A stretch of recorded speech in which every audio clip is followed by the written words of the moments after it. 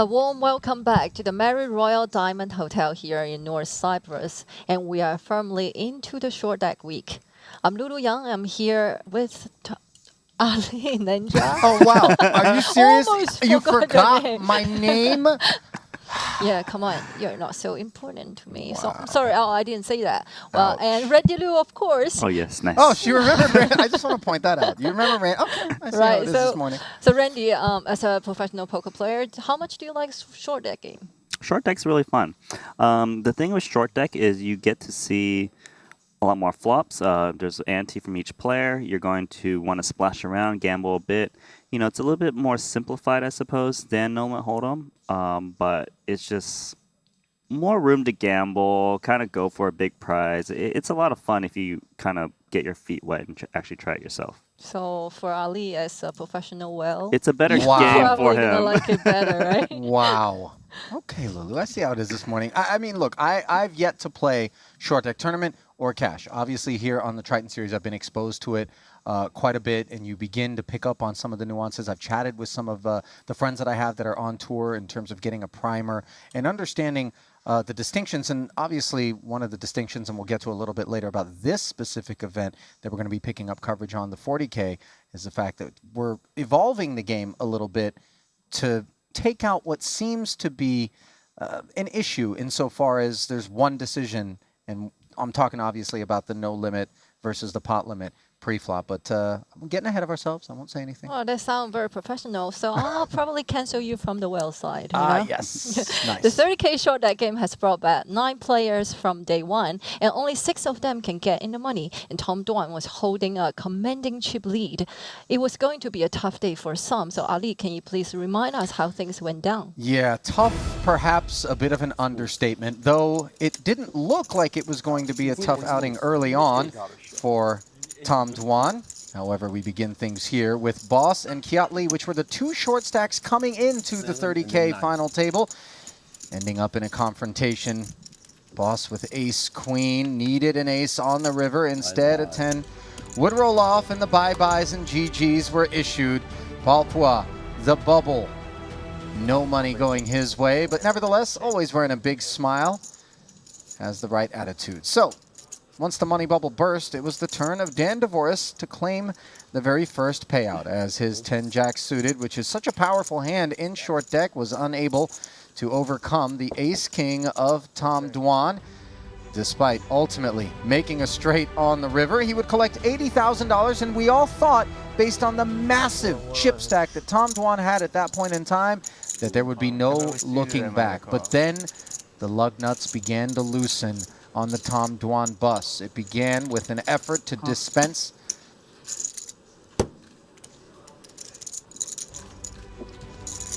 Phil Ivey. Apologies there. Who ultimately, we missed all of the action. I thought we might be taking some of it where Dwan actually had unraveled. By the end of it, he just had that 145K in chips. He would finish in 5th, claiming 103,000. Ivy had actually doubled through him along with others on the road to that point in time, and then Ivy took aim at Mikita Badziakuski, who had ace-king but ended up being outflopped by aces and queens, could not improve on the river, and was denied a shot at a 5th title. So, Mikita taking home 131,000 after Dwan before him taking home 103. Left 3 players left, including Kiat Lee, who took King 10 up against Ace-Jack suited. And once the turn rolled off, that King 10 would draw dead. Sam Greenwood, who had been so patient to that point in time, began to take action after Kiat Lee claimed the 171,000 for 3rd place. Greenwood, with 2 red jacks, would get a spin of the wheel against Ivy, who gave him some action with King Queen off suit. And after flopping trip queens and keeping it clean on the turn, Ivy needed to fade 6 outs to pick up the trophy. He landed on quads, and just like that, he would pick up his 3rd Triton title, leaving Greenwood to claim $268,000. And I'll tell you what, guys, Phil Ivey, This is a short deck beast. Don't get it twisted. His reputation was forged, obviously, in the full deck streets on the western side, not playing in the Far East. Then spent some time out in Macau in these cash games. You know all about him, Randy. Lulu, you're familiar as well. And cut his teeth. And now I really think he's one of these guys who maybe is a lot more dangerous than people give him credit for. In spite of the fact that he has multiple titles in short deck, there just isn't that sense in the room, as far as I've detected, that people bring his name up when they're like, who are the best short deck players out there? You hear Rui Cao a lot, other names, but he's the one that really deserves way more respect at this point, and he's proven it. Since you said that, I really want to cut in for a little point, because when we were in 2019 London Triton, I was doing an interview with some of those Asian players, and most of them think that Asian players has advantage on this short deck game. But now we are seeing like more and more often European or American players winning the title. So I think the advantage is no longer there, maybe. Yeah, I would say so, because back in Montenegro, the first time we streamed the short deck events, all the people from the Asian contingent were pretty much crushing the tournaments. They were making the deep runs. A lot of these tournament players were taking a shot at it, like Greenwood and Davies and things, but they weren't winning the tournaments at that time. They were paying tuition. It's been they've been paying their tuition. It's been several years since, and throughout that time, more and more Western players have been making deep runs and shipping titles, and I believe it's because of their tournament experience, understanding the ICM pressure. And I've seen the game evolve a lot. There was a lot more gambling in the beginning in Montenegro, people just calling off Jack 10 suited pre-flop, 9-8 suited, just going for it. But now you see these hands starting to hit the muck when there's faced all-ins, understanding that you need to kind of conserve your chips. Your chips mean a lot with ICM implications. And, it's really nice to see Phil Ivey, one of the greatest. You're right, though. Oftentimes, people ask, who are the best short deck players? Rui Cao comes to mind, Jason Kuhn, and Makita all the time. Yeah. We've got to start saying Phil Ivey, because he's got 3 titles at Triton. And after yesterday's heads-up performance, I think he put on a clinic against Greenwood, really just grinded him down, was very patient, didn't force anything. Sure, he got the fortunate flip at the very end, but I felt like he maneuvered very well and doesn't really ever push really narrow spots and looks for opportunities to grind, which is what he's known for. I do think, just before I forget, that in terms of suggesting that the evolution of short deck has maybe departed from the gambly style that there was once upon a time, that Tom Dwan's demise, Lulu, was very much a product of a feast or famine, go for the glory approach that he brought to the game that is more reminiscent of that sort of original approach to short deck. And on this occasion, obviously, it proved to be quite costly for him. Yeah, right. Well, beside that, the third trophy from Ivy, it also ties with the Viking Guns third trophy in Triton. Would you guys be surprised if maybe Ivy gets 4 first? I mean, look, obviously, if we're going to talk about him as being a threat to short deck, and we're in the short deck portion of the program for the rest of the run here at our North Cyprus Festival, I mean, no, I wouldn't be surprised. If for no other reason, because I saw Wykin at lunch and he said he's going home for his son's birthday. So that's another reason why I think Ivy might be getting the 4th before Wykin. He's not even going to be here. But that notwithstanding, I really do think you do have to give him a little credit, if not a lot of credit, and acknowledge that he is going to be a threat for a 4th title, especially in these coming events. Well, all of those players has wasted no time, but hopped straight into a slightly different format, the 40K PLPF short deck, one bullet. But Randy, so since you know it better, can you please explain us more about the different format? Sure. So normally we play no limit, pre-flop, and post-flop in short deck, just the way it's been evolving. But now we've kind of thrown one more twist. It's more of a trial run where pre-flop is just pot limit pre-flop, but it's still no limit post-flop. So there is a bit of a difference, because now you're going to see situations where you see a bunch of limps and you got a strong equity hand like ace-jack, ace-queen, or king-queen. You can't just go all in and expect a bunch of folds, because now people are able to kind of limp call hands like jack 10 suited, 9-8 suited. That might not call a big jam, but now they can take you post-flop and really put you in a really tough situation. And I think it maybe is demonstrated a bit with the post-flop stuff, is because we're seeing more post-flop spots with the pre-flop pots being contained with the chip leader. And more multi-way spots as well, right?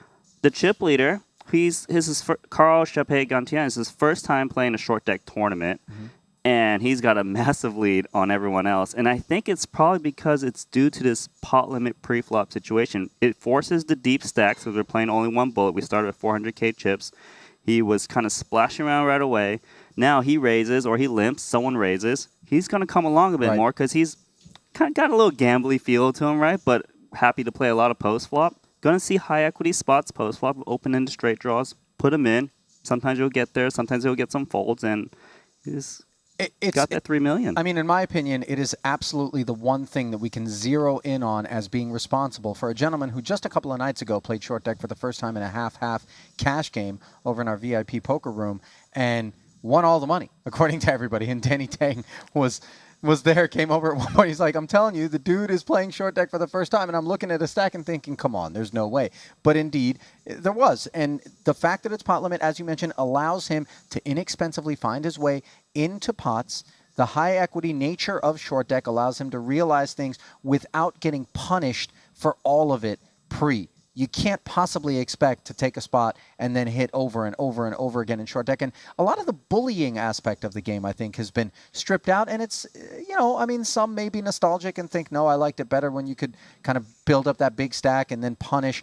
But it's different. It's evolving. And again, it's another reflection of how all of the staff here at Triton are constantly listening to the players, Luca Vivaldi and company, and thinking to themselves, what can we do in order to make the experience the best one possible? And this is an experiment. Maybe it works. Maybe we stick with it. Maybe we don't. Still to be determined. Yeah, right. Good point. That's also why I was thinking that you're spending almost 20 hours a day in the studio. You even spy on the private cash game. I'm not spying, Lulu. I'm just seeing if maybe somebody drops a 5K chip on the ground and isn't, going to be bothered to pick it up. I'm there, to help. Oh, keep it, Ali. Thank you. Thank you very much. I appreciate that. Right. So as you guys mentioned, after 10 levels of play, 14 of the players from 45 entries from yesterday would find a bag, and there was a clear star of the day, the highly likable Carl Chape-Cartier. He had accumulated over 25% of the chips in play at one point in the evening, with only 7 paid though. So, Randy, what do we have in store today? Well, we saw how he played the No Limit main event when he had the big stack. Yeah. It was just raise, raise, raise. Was a little gambly on some calls, calling the shoves, and he did get there. The same thing's probably going to happen here today. He's going to raise. He's going to call those big raises, but it's pre-flop, so he doesn't need to put in the 2 million chips that people are trying to put at risk. He only needs to put a couple 100K, maybe get a little open in the straight draw, maybe flop some random 2 pairs, put it in, crack some aces, crack some ace kings. He's going to put the pressure on. He knows he can put the pain on these people.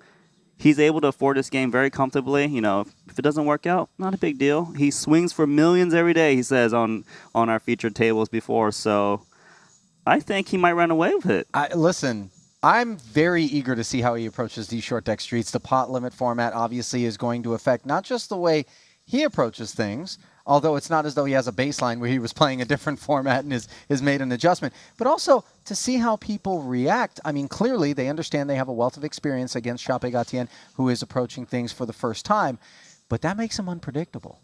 And you know that when you get involved in a pot with this guy, he could put you to the test and is going to do it with a range of hands that he may not understand is inappropriate to do it with or appropriate to do it with, and then you're left playing the guessing game, which isn't always going to work out great for people. Elton Singh had a great spot yesterday with an ace-queen. Managed to find the call when Chape-Gatien had a 7-8 on an all-diamond board. I mean, just a hand that just played in a way that no one else would have played it. But, those are the interesting spots that are created by the more novice players in terms of this specific discipline. So when I woke up this morning, I opened up the app and I saw that this man was the one with the chip lead. I knew we were going to have some fun in store, that's for sure. And you're looking here at that chip lead, a little over 3 million for Chape-Gatien. Second place is Michael Zhang, who I actually had a lovely conversation with prior to today's broadcast, half an hour, 45 minutes, about how he had kind of decided to leave poker for a little bit, recenter himself. He's spending time out in Thailand right now studying Buddhism. Very much has the sort of mindset, reminded me a bit of Espen Jorstad, who's been out here in the series. As we watched him navigate his way to the main event championship in Las Vegas, it became clear to me that this guy was on to something as far as the psychology of the game. So keep an eye on him as a threat to Chape-Gatien, no question about it.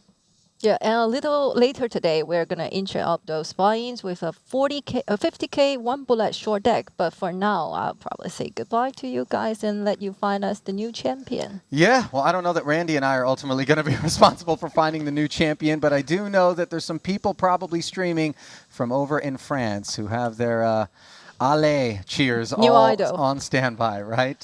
So Randy and I will take the coverage. Thank you, Lulu. There's the chip counts. Michael Zhang, as mentioned, second overall in chips, so obviously going to be the leader at any table that does not include Chape Gatien, like this one. Winford Yu, very experienced short deck player under the Hong Kong flag, 1.5 million plus in front of him. Greenwood, after that second place finish, still doing well for himself. Once again, 1.259, and then Haxton with just 16 antes, rounding out this pack of 4. 14 entries remaining out of 45. The ante is currently 12K. Double ante on the button is 24K. Top prize will be $565,000, and seventh will pay 95K. So Greenwood with ace queen suited. Macau, you know, you stay in one central, you go down to win. Yeah, that's exactly what yeah. Believe we heard him say that he was potting it. Oh, is it? Seems correct. Yeah. Oh. 36. Way off. And for those who are less familiar with pot limit, I know that we had to do a bit of a crash course for a lot of our dealers, in fact, because it is something that is so foreign to them. The first aspect of a raise is the call, and then you tally up all of the money in the pot, and that is what you can add to your call to create the raise. And Michael Zhang does defend with a couple of sixes, Randy. Not exactly the greatest hand in short deck. Even when you're flopping sets in this game, it's often tough to get runouts that leave them feeling comfortable, in particular if you don't fill up. And even when you do, obviously, somebody could have a bigger full house. Yeah, it's mainly one of those hit a set or I just fold every single flop, don't really barrel away.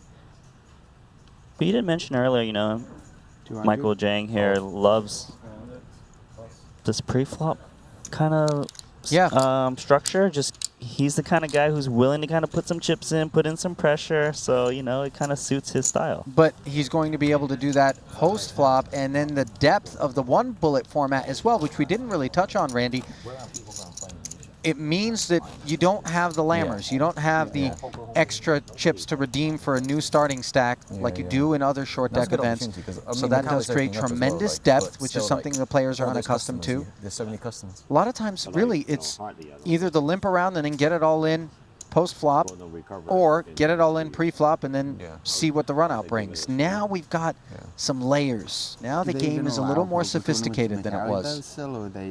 Yeah, you can see that, you know, there's a bunch of guys of 100 antes and more. Normally, I believe in this scenario, we would maybe have like 60 or 70% of those chips. It's just very, very different with the post-flop ability. Of course, yes, Haxton is short. Yeah, 85 behind.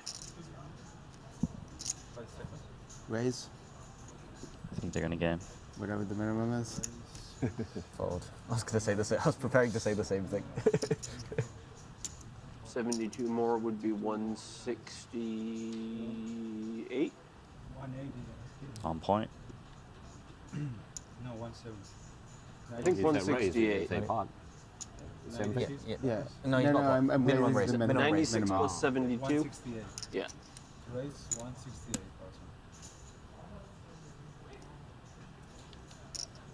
Let's just put it in. Yeah, I'll let you have Seems him. easier. Players still really getting a feel for this, Randy. As Greenwood with the min 3-bet Oh, live cards. does ultimately get Haxton's good. chips in there.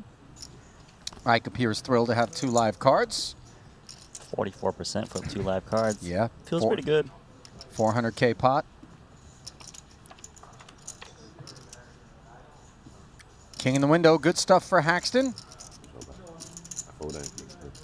Clean cards revealed behind. 7 is fair. Oh, and then the ace on the turn Oh, yeah, now for a presents a seven. problem. Better to ask. You don't want to ask for an ace. You ask for a 7 and the Yeah, I'm ace not a comes. You know how it greedy. I'm works. not a greedy Haxton man. needing a king or a Oh, jack, we know hits how the it works, jack it's short on deck. the You win, I river. win, you win.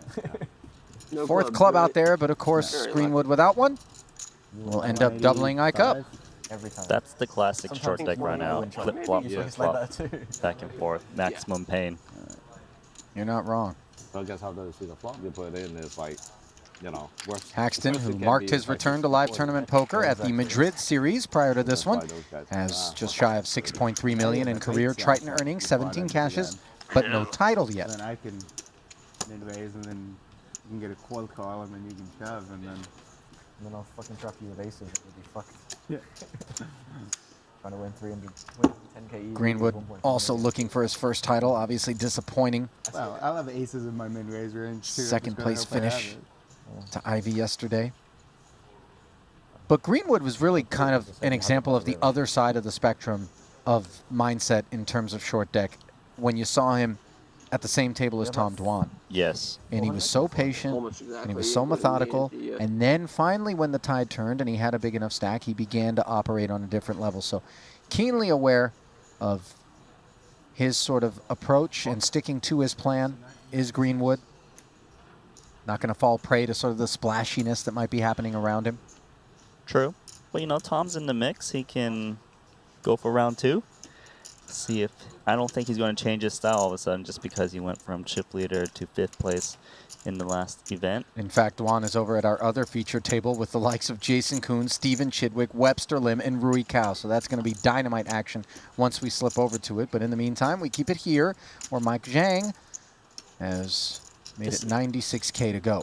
Now, this is actually a pretty good example of where the pot limit really kind of changes things. Yes, I know Haxton's going to get an ace-queen, but let's just say Haxton had a hand like Jack 10 suited. He might not call jam, but he definitely will see a flop in position, closing the action.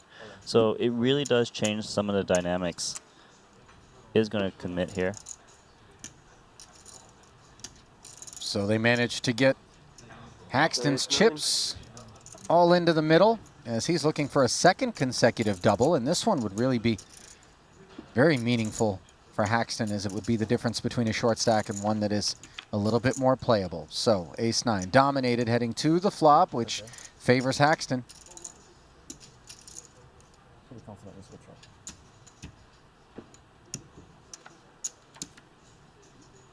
Turn card, though, is a heart. So now Zhang has a flush draw, straight draws. This is a stressful game. Oh, and the 7 on the river will deliver the straight to Mike Zhang. And Mike Haxton, just when he thought that the day was going to start exactly how he would have scripted it in the early goings in our first orbit, finds himself dispatched. You guys did a better job than you should do. I'll chip over here. With your ace queen. Yes. You pretend you played your ace queen. It could be my little behind in the middle. Ace queen off is a shit. There was nothing here last night. Well, like, Yeah. the only thing is like most people that you still can accept right when Yeah, no, the other thing is they saying might have that left them at against the ace time queen, you ace left, jack. Yeah, It wasn't that much favorite. yeah, yeah. Holy shit. All right, thank you. Why alone so Luca, we played Everyone hates three-handed kings. just because we're 14. What? But going back to that is like after pandemic and I, Oh, you know, never mind. kind of stuck in Hong Kong for 2 years. Yeah. Yeah. So I go back to Vietnam. Resort. I'm excited because I'm really. Well, look who's joined the party. Elton Tsang, who is a breath of fresh air at any table, let alone a short deck one, Randy. He loves his short deck. He loves the short deck cash games. He also likes the Jack 6 offsuit game, but we're not going to be playing that today. Everything what? At least not at the tournament tables. Maybe in the VIP cash game areas. Oh, yeah. For me, I lived in Vietnam for a bit. I love the country. Morning, Elton.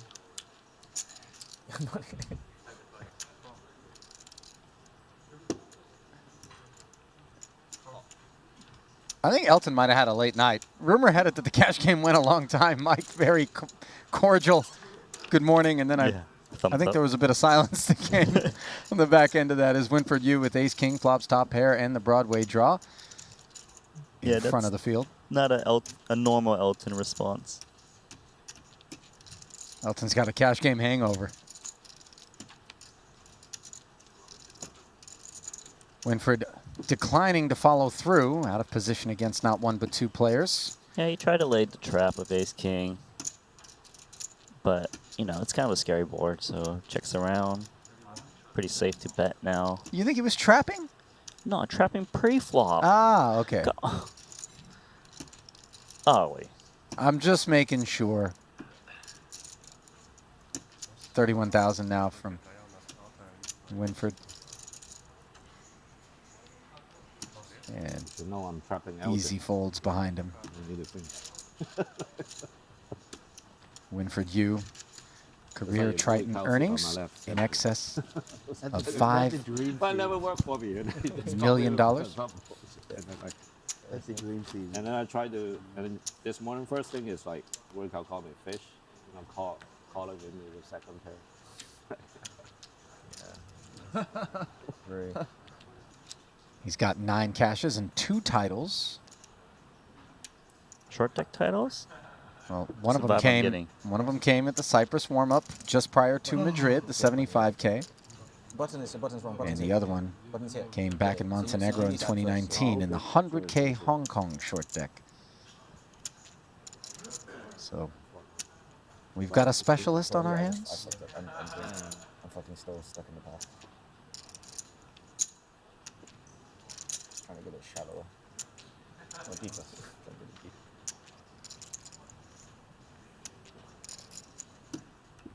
Oh yeah, that's a cash game hangover right there. Seriously, you didn't look like you're thinking. I thought Elton had cards.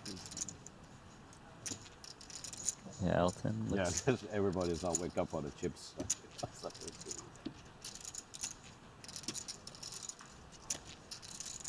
All right, so folds to Michael Jang here. Queen 7.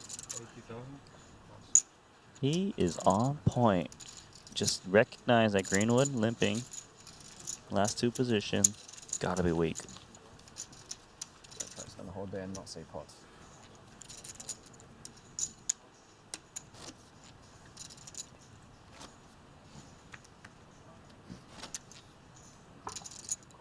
Well, once you get through this level,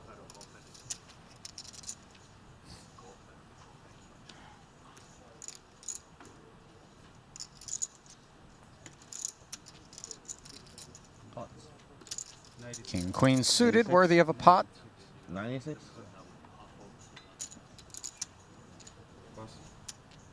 Yeah, you can see people just potting it pre-flop.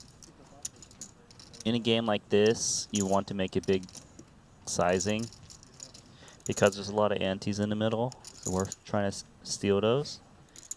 And also because equities run close, so you don't really mind giving up a slight edge if you can just take it down uncontested pre. You know, whereas in No Limit Hold'em, full deck, you know, you might be going for the 2.2x raise. You do this in this game, you would probably get some very weird looks.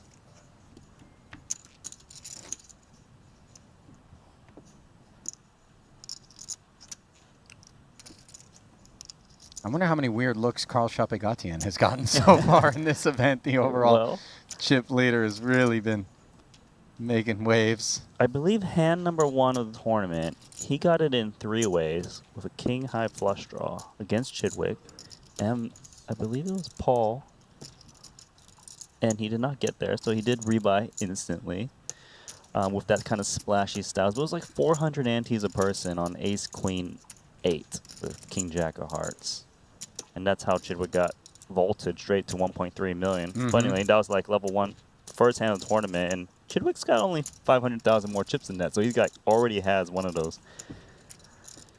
He deep front final loaded table all of stacks. his run Yeah. good, right? He is super deep though. Queen 9 is ace king and ace jack. Limp pot, paired board. Sometimes you often see someone kind of throw a little stab out there. I was gonna say they've both been outflopped by Elton Sang's 9 here.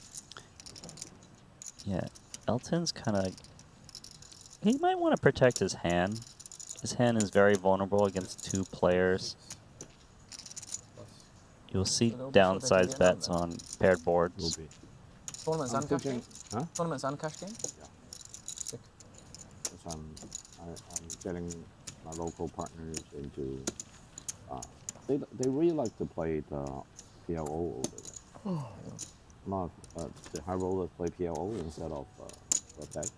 You can get short deck in and it's like, it's so much Because fun. I say like, why don't we play start to learn, tell them big game, Exactly. like half an hour, half Exactly. an hour. I think. And then I tell them it's like very easy for PLO players to adopt it because I think it's like I think so too. I think we played half and half with Carl. His first time playing short deck, 30-minute short deck, 30 minutes no limit. yeah. And then eventually they like, now he's in the So tournament. Now he's in his first tournament. They're like, It's taken Carl 1 day to realize he likes short deck. And then you bring in, like the PLO players, they like the gamble. You bring in insurance as well, and it's like, same thing like you know, a lot of dwarves they want to get it in. yeah. Exactly, they want to gamble call off Jack 10 off.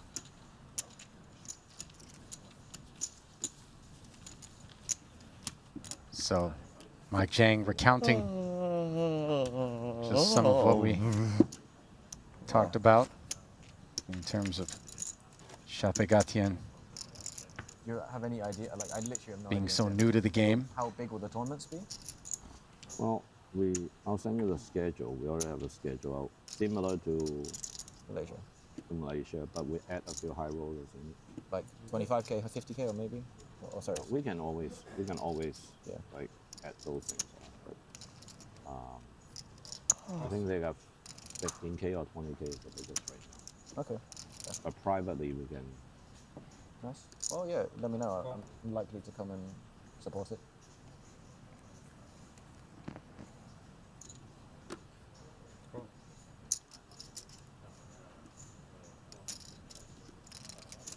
Limps from Tsang and Greenwood.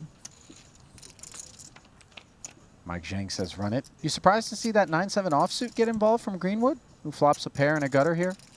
A little bit, but he was the second guy to act closing action. So I guess he felt that Michael Zhang wouldn't bump it up too often because when someone limps ahead of time, they kind of protect your over limps a bit.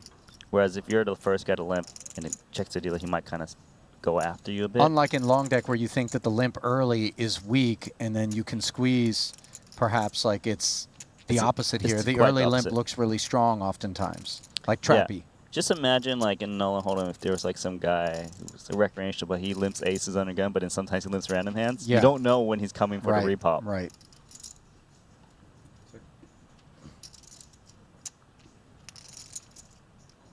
Got some straights here. See, I can see Greenwood betting this. I don't really see why he wouldn't want to try to protect his hand. No, okay. Trapping. I mean, this is a man who likes to throw in chips, repping on dealer button.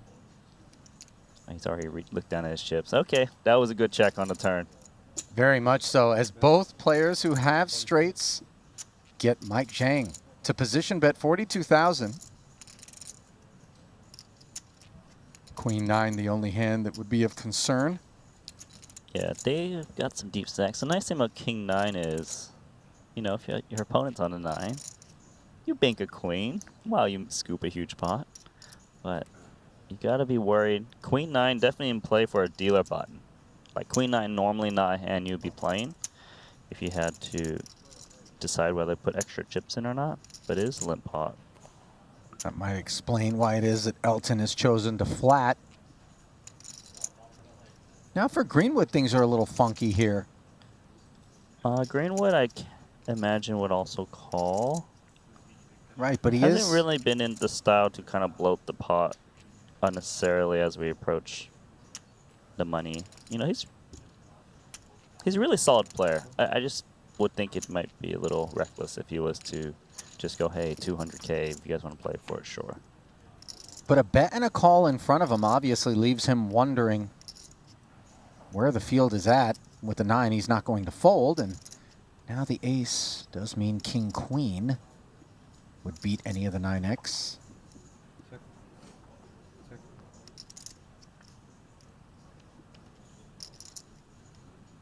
think we're gonna have to tap that table, Michael Jang. It's gonna be. You gotta think someone's got a 9. You got. Oh no, he's reaching for more chips. This Listen. seems ambitious. Bet 56. Well, Something. the sizing here into 210,000 I don't think is going to be enough. So this sizing is designed to fold out 2-pair type hands. Because him betting twice into 2 people called saying I've got a 9, he's the one who doesn't have the 9. Right. But there's no way he's thinking a 9 would be folding Yeah. for this sizing. Yeah, agreed. Maybe Elton's thinking about some other plans. Alright, makes the call. Michael's gonna be like, oh man, You guys what did win. I do? Everyone's like, what do you got there? Good bluff, Michael.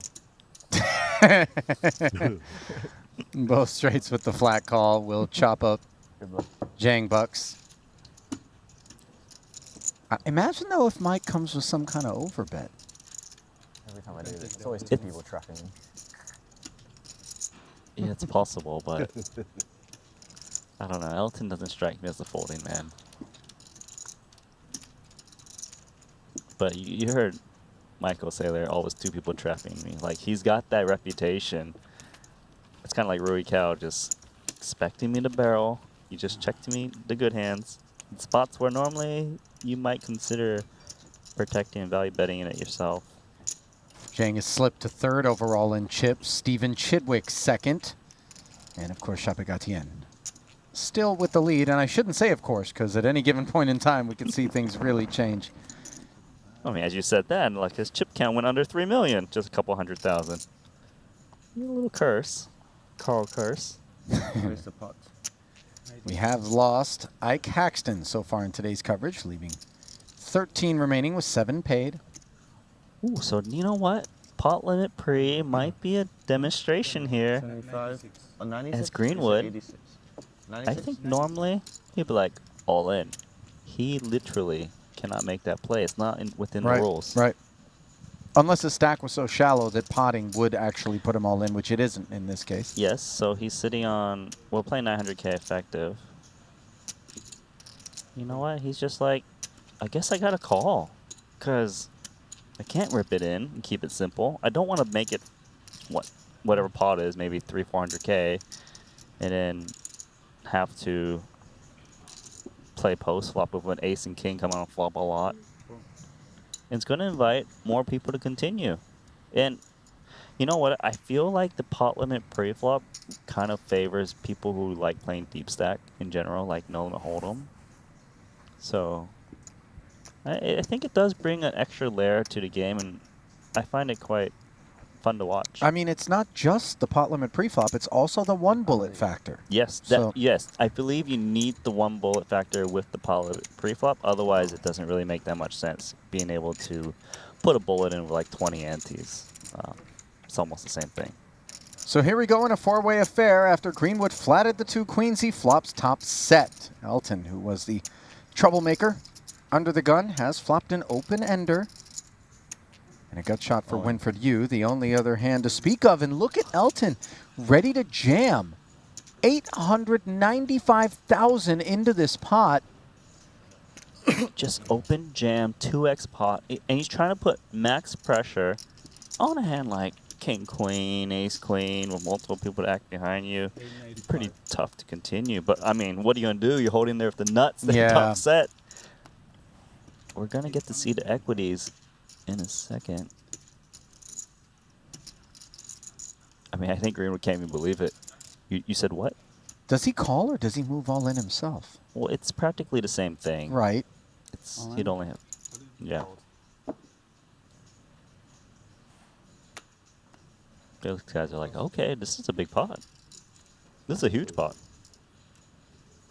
There's a queen I of have the clubs I nuts. call. Me too. Jack 10. Greenwood knows And the just jack how over. perilous, with 2 to come, his prospects are. As Elton has him covered and is looking to send him to the showers here. Turn card. Pairs.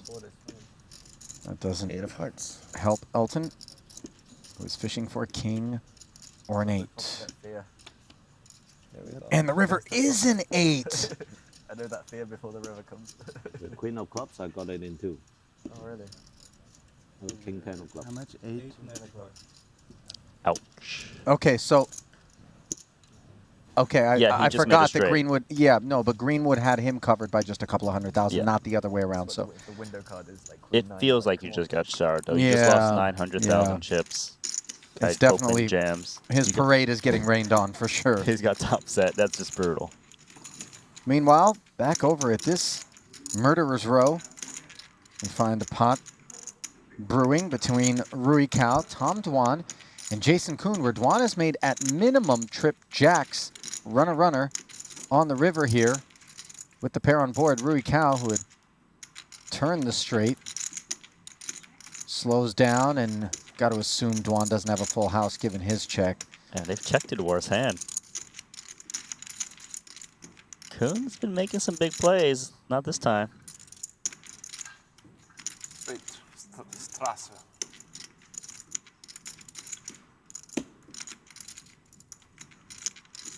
Height clear, check. For the hull, I've played too much for the hull, I checked.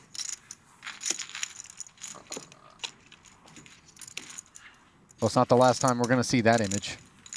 Rui Cao hauling in a short deck pot. Ah, there you And Tom Dwan not enjoying losing a pot. Yeah, right. Day 2 of that. Huh? I said I couldn't call. It's pretty hard for me to bluff you. Good. Big stacks at You're this creative. table belong to That's never Stephen stopped you Chidwick and before, right? Webster Lim. Yeah, the problem is that. And they still call me and I have no bluff. No call. They have 176 and 123 antes respectively. Then the drop off to Dwan, who now has 88. Rui Cao and Jason Kuhn neck and neck at 79 and 78 antes respectively.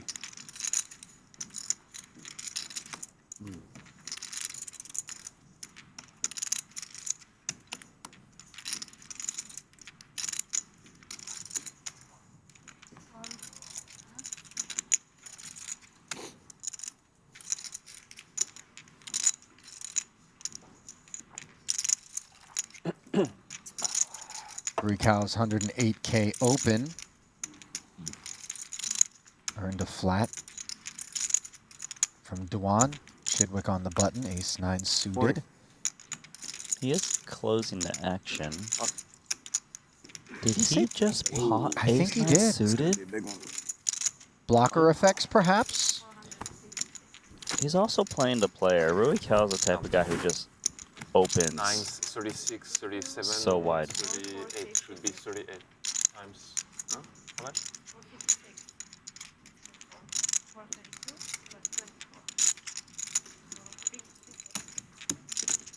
294. Rui Cao's got so much gamble. You're calling, right? 9-10 suited, though, is one of those hands that just performs so well. In particular, if he is Five. ranging Chidwick toward the big pairs. Yes, and the big cards like ace, king, ace, Right. queen. And pot limit is just showing you right now how it's coming into effect, where if it wasn't pot limit, maybe Chidwick just decides to make a bigger play, put in more chips, and force out these 10-9 suited and jack-10 suited. Dwan now.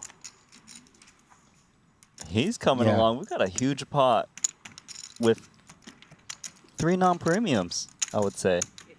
Now, they're good hands.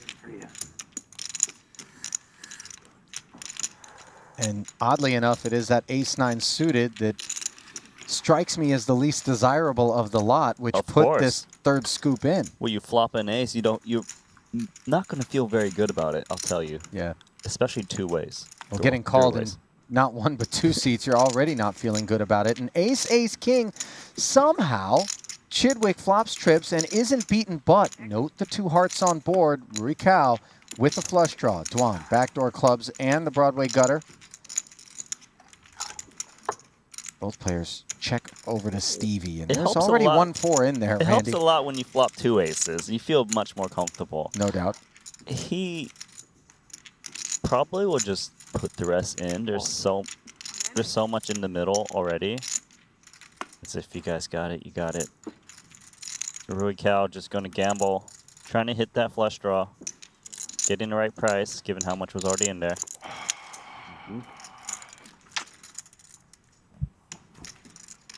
Nice throw.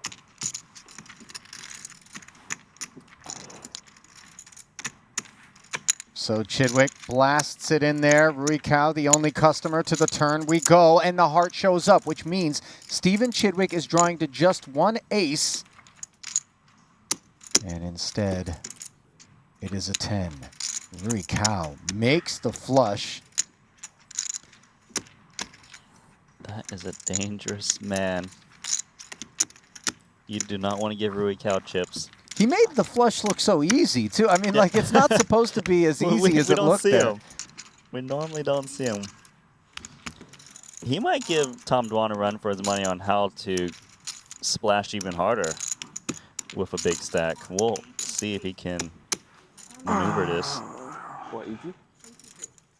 Yeah, Dwan's the kind of player that could end up looking tame when Rui Cal's out there. And when you arm him with chips, like that pot has, you just made life difficult on yourself.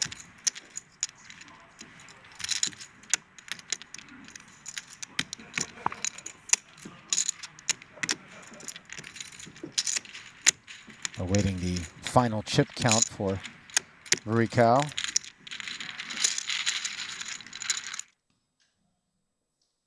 The back end of that pot.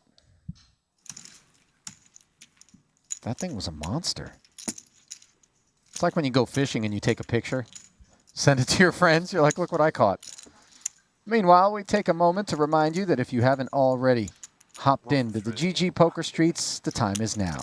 2022 World Series of Poker Online raging on. 33 bracelets being doled out in total. And of course, once you got that account, stay tuned for opportunities to qualify for future Triton Poker Series. Yeah. Is it mine? No, it goes you raise, I pot. I mean, I call then for you you to check get your flop. away with 10 jack or 9 10, you know? I'm like, hey, I have the same shit as you, Tom, go away. And you don't care. Jack 10 suited, obviously I can't fold. Come on. It's for sure annoying. It's better for you if I shove. than if I flat. Yeah, or if you fold, it's But fine too. it's a bit annoying. Yeah. No, I'm not super happy about it, but I'm not folding. But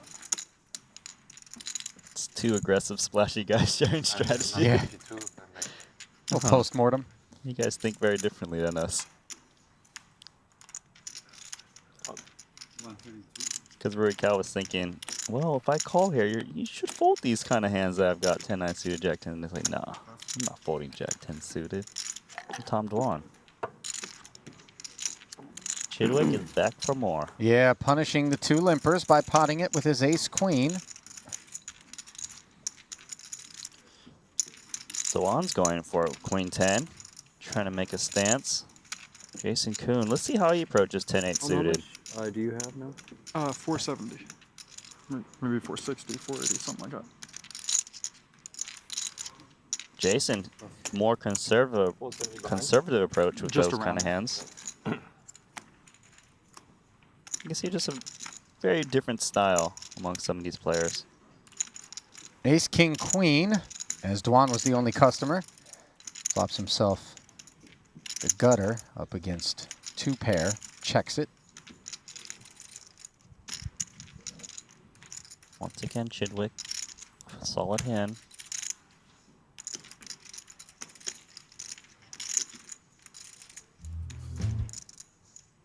I mean, he's got a C-bet here.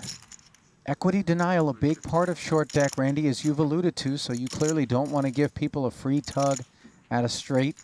Yeah, lots of Queen Jack suited would peel, Ace 10, Ace Jack. Look, if he has Jack 10, he's got Jack 10. You know, it didn't get re-raised pre-flop. Don't got to worry about Ace King. Don't got to worry about Queens, Kings, and Aces. You have the practical nuts. Unless he's got Jack 10. How much of the apprehension out of Chidwick right now might be assigned to the fact as, did we hear him say all in? All the chips. Yeah. All out. How much of it might have been assigned to the fact that, well, he has an ace and a queen. There's an ace and a queen on board and a king. So if that part of the deck feels well represented, where do I place Duan? And a lot of it might be the 10-jack if he's willing to limp and then call a pot-sized raise. It's uncomfortable, but if you start trying to assign the worst-case scenario to every hand, you're just giving up way too much equity. Yeah. You're going to bleed and not do very well in this I game. don't think so. Yeah, 15 days. Yeah, 15 days. Yeah, no. Only. Yeah. Oh, is it? Yeah, no need visa. I'll bring Danny over there. Oh shit. Okay. No need visa for 15 days. Okay. 15 days, no visa? Where are we going? Me and you, Ali? I mean, does it matter? We got 15 days to hang out wherever it is.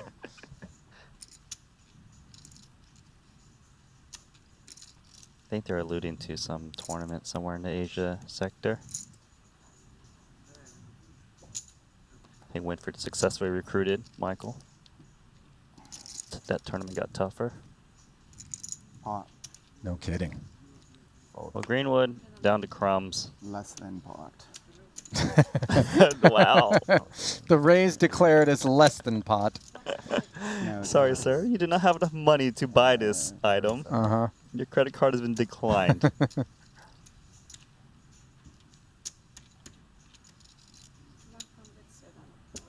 How much pot? Elton might give him a run. Oh, that Elton. There's a decent amount of chips in there. 9-8. So that's 42%. Yeah, all the Part- antes coupled with Greenwood.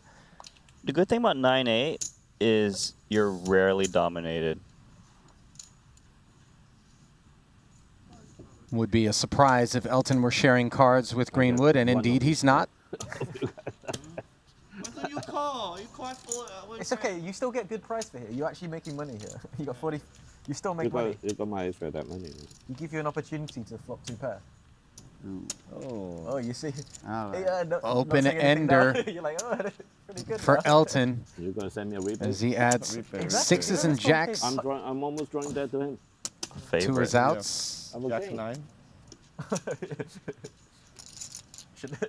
King on the turn hits King Greenwood nine, for a one pair, so we Appeal. take the 8s Oh, and I have 9s king off as the well. board. And Sam anti-sweating the jack or the 6. Here we go. And good thing he hit that king on the turn, as Sang ends up with 9s. Not good enough, and That rebate. Keep it down. Greenwood King 9 wins. is going to hang out a King while. 9. Okay. I had king 8. Oh, you had king 9 of spades. I had king 9 of hearts. Oh, King 8 of clubs. I had king 8 of hearts. King 8. Well, these kings King's in his And still this one. Case King. could have hit a queen or a jack, but no, you just hit a king. I should have folded. That's not stupid. You've been on tour a while now, Randy. Obviously, your time here in the booth predates my participation in Triton, and you've watched Sam Greenwood play for a while.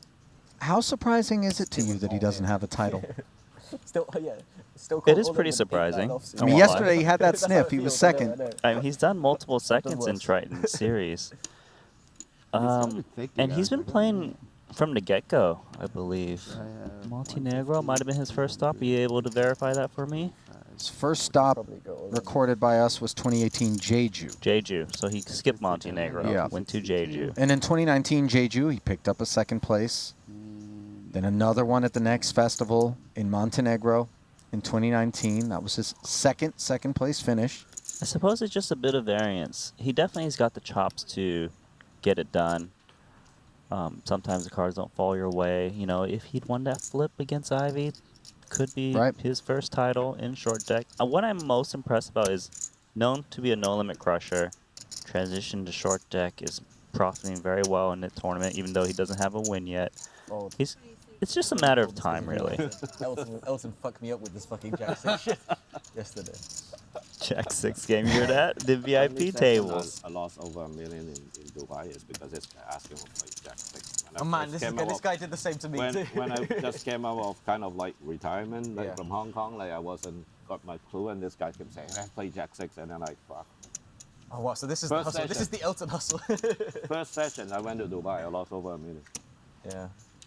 Just because of the Jack 6.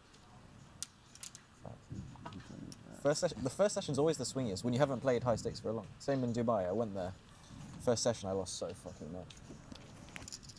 You just try to reposition yourself. Exactly. Yeah. But I got out of it. I was down 1.8 I million. heard you make money like that. I won a lot, but I was down 1.8 million. I ended up losing 5k. You said 98? Losing 5K after you're stuck 1.8 is what I call a win. The 5K he lost was a chip you picked up off the floor. It needs to be a multiple of 12. Randy, you work your side of the street, I'll work mine. 96. Meanwhile, Greenwood working with the newfound chips. 10-9 suited. It's Up needs to front. be a multiple of 12. Well, it is, bro. 98 is it? 96, yeah. 96. She said 98. Oh, okay. So you're having a key up moment. Well, we were tallying Sam Greenwood's second place finishes. I kind of left off there. He has already finished second on 2 separate occasions in this festival. Of course, the 30K short deck against Ivy, who picked up his 3rd title yesterday. But in the 75K 8 max, he would end up finishing in second as well. So 4 shots at a title, and he's 0 for 4. No shame in it, though, right? Because at least he got to a place where he had 4 shots at a title. Yeah, I feel like you should be winning one of those by now, right? Mm-hmm. Sometimes you're that guy, Mr. Second Place. Kind of like what Paul had for a while. A bunch of second places, eventually shipped that tournament.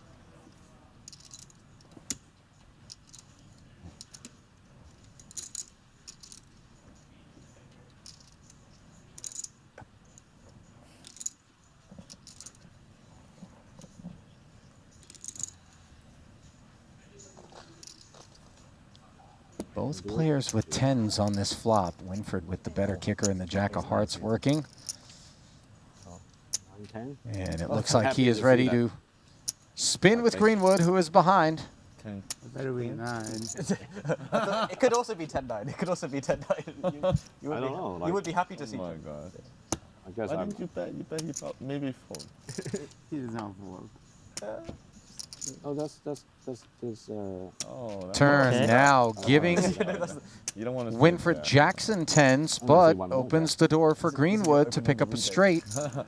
More chances. Does a 10 shot Can he stave off elimination? He can't. As the queen pairs, and Elton saying has dashed Sam Greenwood's hopes of a second straight final table in short deck. See you later. And subsequently, his shot at a title. I don't know. I should put him off. And then what happened? Huh? You got a jam. All is fine. Because I have a jam and then he go on like he done again and I then force You it. can min re-raise. Yeah. You can minimum re-raise, but not with Jack 10. You'd rather have like Ace Jack or something. Yeah, that's why. Jack 10 is fine. On You that take note, control, you know? we will have just 12 players remaining, which means that we will redraw to balance with 2 tables of 6. Elton, courtesy of all those Greenwood bucks, now sits in front of Michael Zhang with 142 antes. Zhang just a couple of clicks back of him. And overall chip leader right now is Rui Cao, followed by Kiat Lee. So curious to see where the big and the short stacks find themselves. Shortest of all stacks right now with 12 remaining is Santosh Suvarna. As we welcome you back to the desk, Ali Najad alongside Randy Liu, continuing coverage of day 2 of the 40K short deck ante only. And there it is, the top 6 in chips, ahead of the bottom 6 with the average stack of 1.5 million. And of course, our tables are going to get rebalanced. Well, so far from what you've seen, Randy, we did a lot of speculation on what the impact of these adjustments has been in terms of pot limit pre-flop versus no limit pre-flop, and of course the depth of play when your stacks are what they are in the 1 bullet format, in line with what you anticipated, and tale of 2 tables a little bit too, in terms of it didn't play out the same way in both spots. Yeah, definitely was demonstrated how the pot limit pre-flop changes the game on that table with Rui Cao, Tom Dwan, and Stephen Chidwick. You know, Chidwick was in a situation where he repotted ace-9 suited, but he couldn't put them all in pre-flop. So they had the opportunity to continue with hands like 10-9 suited and Jack-10 suited. It came ace-ace-king. Rui Cao committed the last of his chips, hit that flush. You know, if it was a no-limit pre-flop game, I don't think he gets to see that flop. Yeah, no, there's no question about it. And obviously the depth of the stacks as they are right now can create some wrinkles as well. You saw Elton saying with that big overjam on the flop, taking his chances with the Jack-10 up against the top set of Sam Greenwood, who ultimately, despite winning that pot and hanging on, was unable to hang tight. His elimination now leaving us with 12, so we do have the redraw upon us. We will step aside as we hunt a champion. $565,000 will be awarded. Top 7 will pay. $95K will be on the right side of the bubble. Don't go anywhere. Plenty more coverage of day 2 of the 40K short deck ante-only pot limit pre-flop one bullet event will be coming your way after these.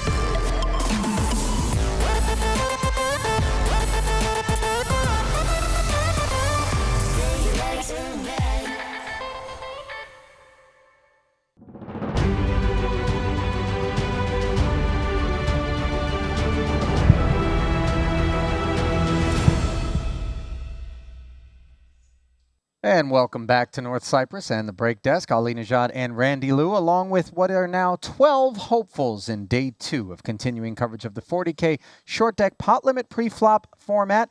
Touched on that big prize pool, $565,000 going to be awaiting our champions. 7 places will be paid, which of course will be the official final table. And the redraw is complete. So let's sink our teeth into it right here and right now. At the blue table, we are going to find 2 of the bigger stacks overall in Kiat Lee and Stephen Chidwick, although Stephen's down to 86, so I guess he slipped to 9th while we weren't paying attention here.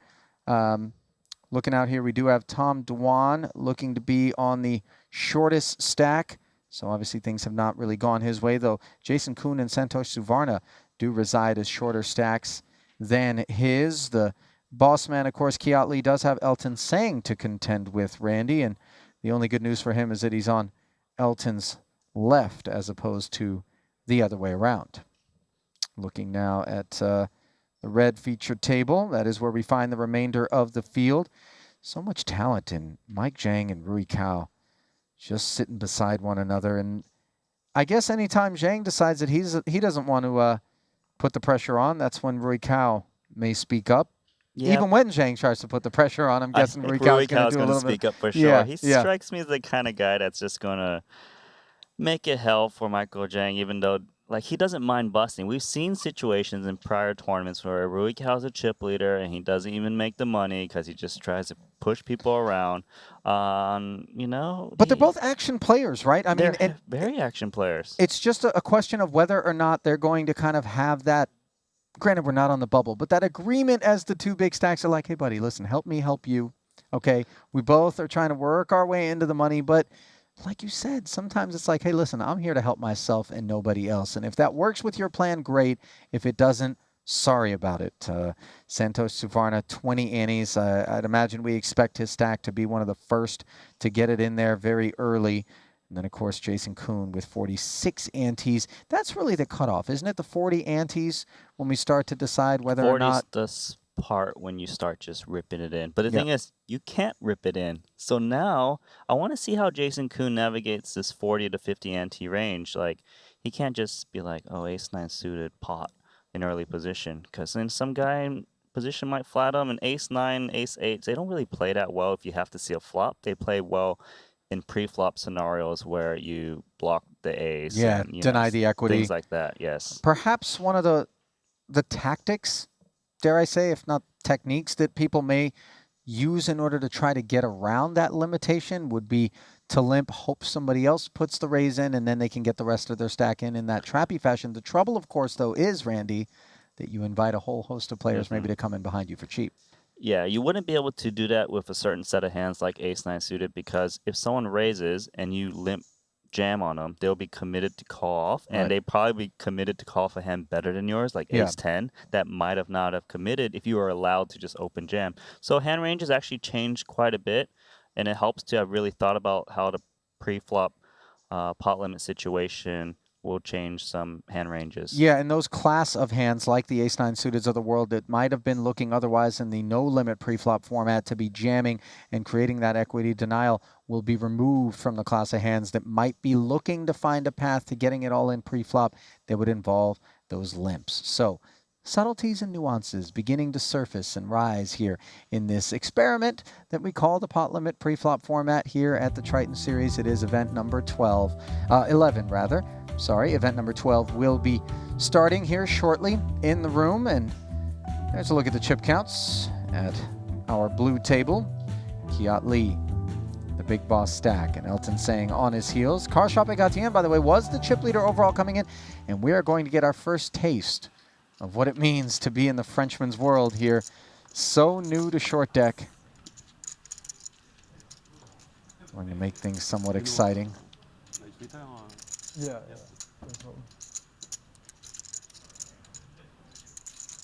Chapegatien currently 5th overall with just north of 2 million in chips. Are you really active?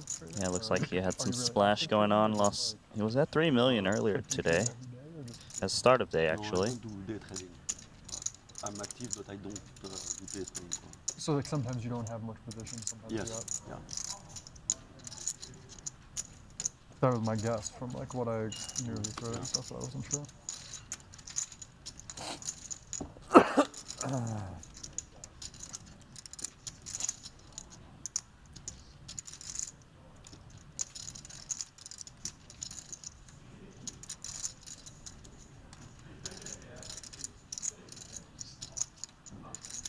Queen 7-6 here. Top pair for Elton.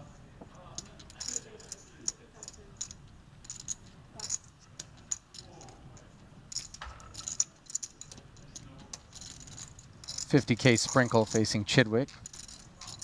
Let's have some back doors.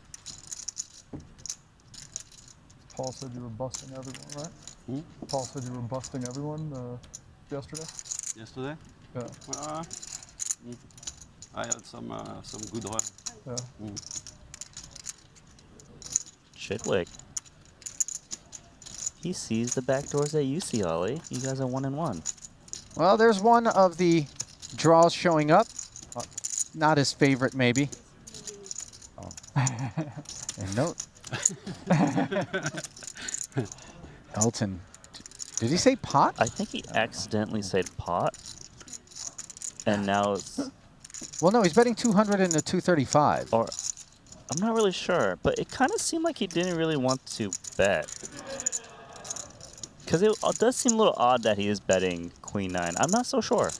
I'll tell you what, it isn't lost on Stephen Chidwick what he's going to make of it to It be changes determined. things for sure. Yeah, I don't know what he was doing, raising to the shove. Imagine how strong it looks all of a sudden if Chidwick decides to do something heroic and raise it, right?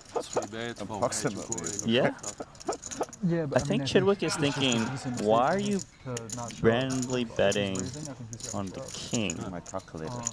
My hand range looks pretty weak, like a queen X at best. I didn't really want to call, obviously it's a shit Does have a hand, draw but to the nuts. I mean, Jack 7 suited, come on. It's pretty bad hand. yeah. But he just made it such a crazy size. Like,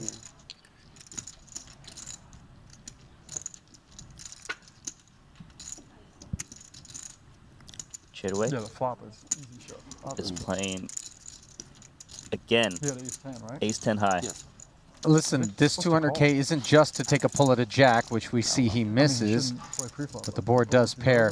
It is also to kind of inquire as to what exactly is going on in Camp Elton, and we see Elton shutting it down here, opening the door for Chidwick with 635 in the middle to steal this pot. Yeah, I guess Chidwick should be. Oh, he actually checks, and the queen is good.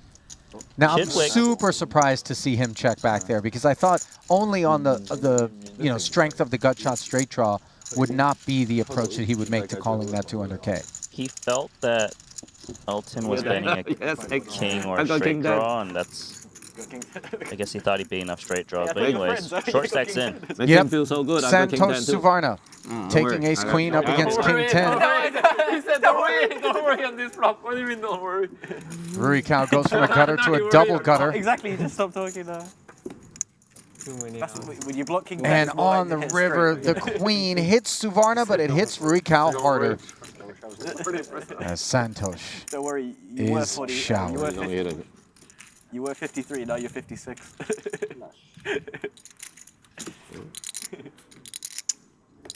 I think Rui just loves this game because it just makes him chuckle so much. Just people getting runner-runnered, unlikely wins. You bring him? They play Theo? Oh, here. It's hard to shake that No, I mean like.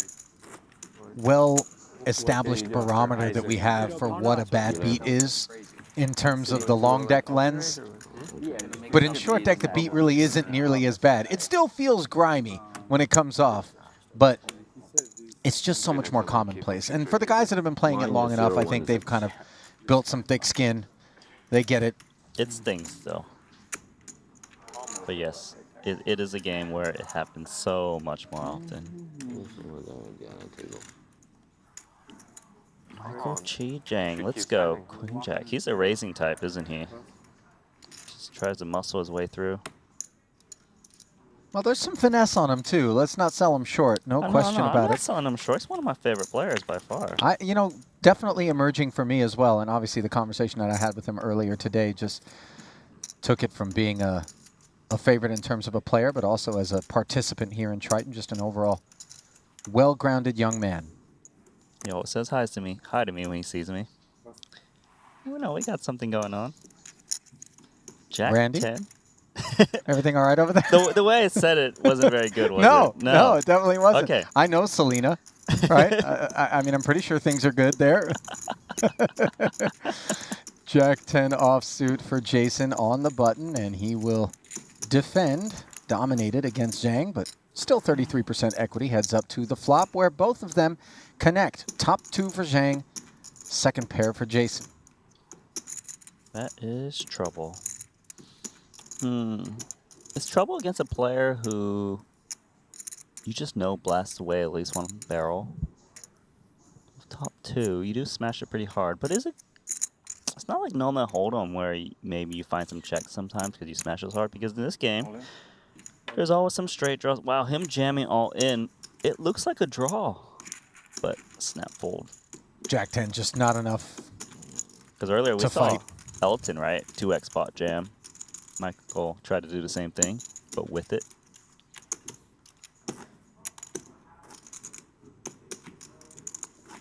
I think what's important is, sure, maybe it looks like a draw, but you can't really call with middle pair just because if you're behind, you're way behind. Yep. If you're ahead, This guy's probably on an open-ended straight draw and can get there like at least 40% of the time. Or exactly that.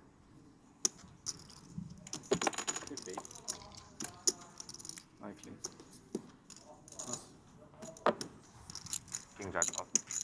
Here's Mikita Badziakuski, Can have everything. 4-time Triton title winner. I see 2 4-time Triton winners in this little shot right here. That's right. One hand that isn't on the floor. Kuhn, also a 4-time winner. Mikita with almost 15 million in career Triton earnings. Jason, Ace King. Should see some pot action soon. Jason with 16.5 million in career Triton earnings is repotting it. It's the original pot. Okay? It's Not original repot. pot. Sorry. It was a limp from Bads. No, it's confusing everyone, me included.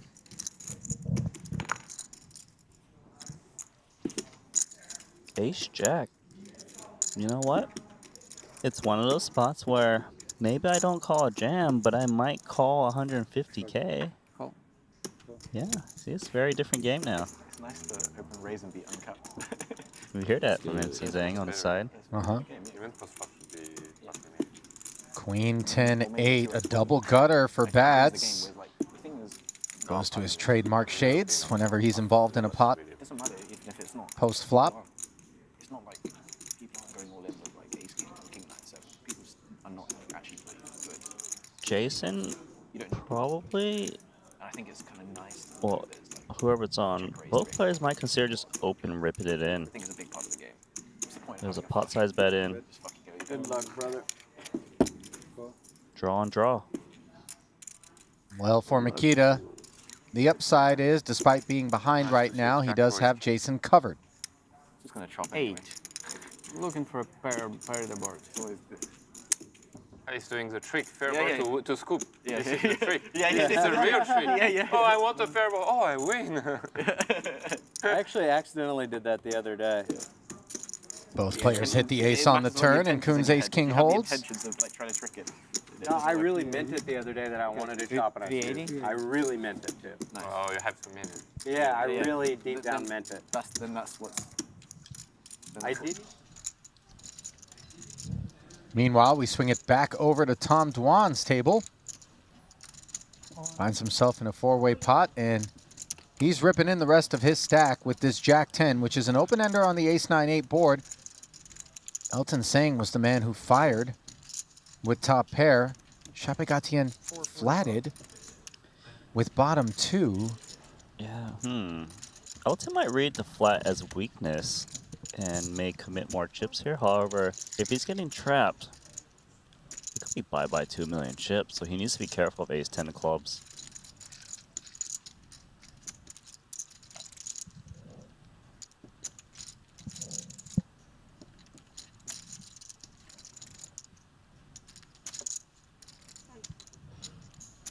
The presence of Chapegatian behind him is obviously of concern as well. It's a big concern, and he's not really sure what to make of his range because he's a less experienced short deck player. You can't put him on ranges if he hasn't played it that much. And Elton's thinking, look, I'm definitely calling against Tom if I didn't have to worry about Carl, since it's only 30 antes total. This is actually a very annoying spot. Elton's out. It's going to be Carl and Dwan. Yep. KCG with bottom 2 up against the open ender, and he is a small favorite. We're going KCG now. Okay. Yeah. I like it. I'm trying it on for size. You can see that the open end straight draw has so much equity. Unpaired, 46%, even against 2 pair. Well, now the Jack on the turn adds outs to the mix for Dwan. You tell me he still has 46%. Yeah, that feels weird, but I guess with just 1 to come, as opposed to 2, the equities remain static, and on the river, the king will seal. KCG as the winner in this pot. Pretty good for me. Dwan on the outside looking in, finishing in 11th. I'll call if I didn't have someone behind. Yeah, tough. Uh-huh.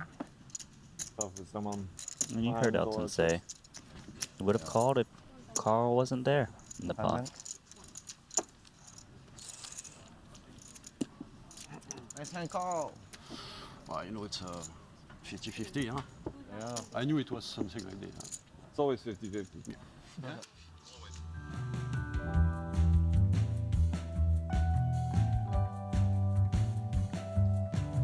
So KCG back on top in terms of overall chip count, and always on top is Jacob & Co., the official timekeeper of the Triton Poker Series, responsible for some of the most gorgeous timepieces around. On the far left there, you see that Astronomia Casino piece with a functioning roulette wheel inside it, and of course, the likes of Henrik Hecklin, Stephen Chidwick, and now Punat Punsri are recipients of the Triton Epic X timepiece that is given to our main event champions.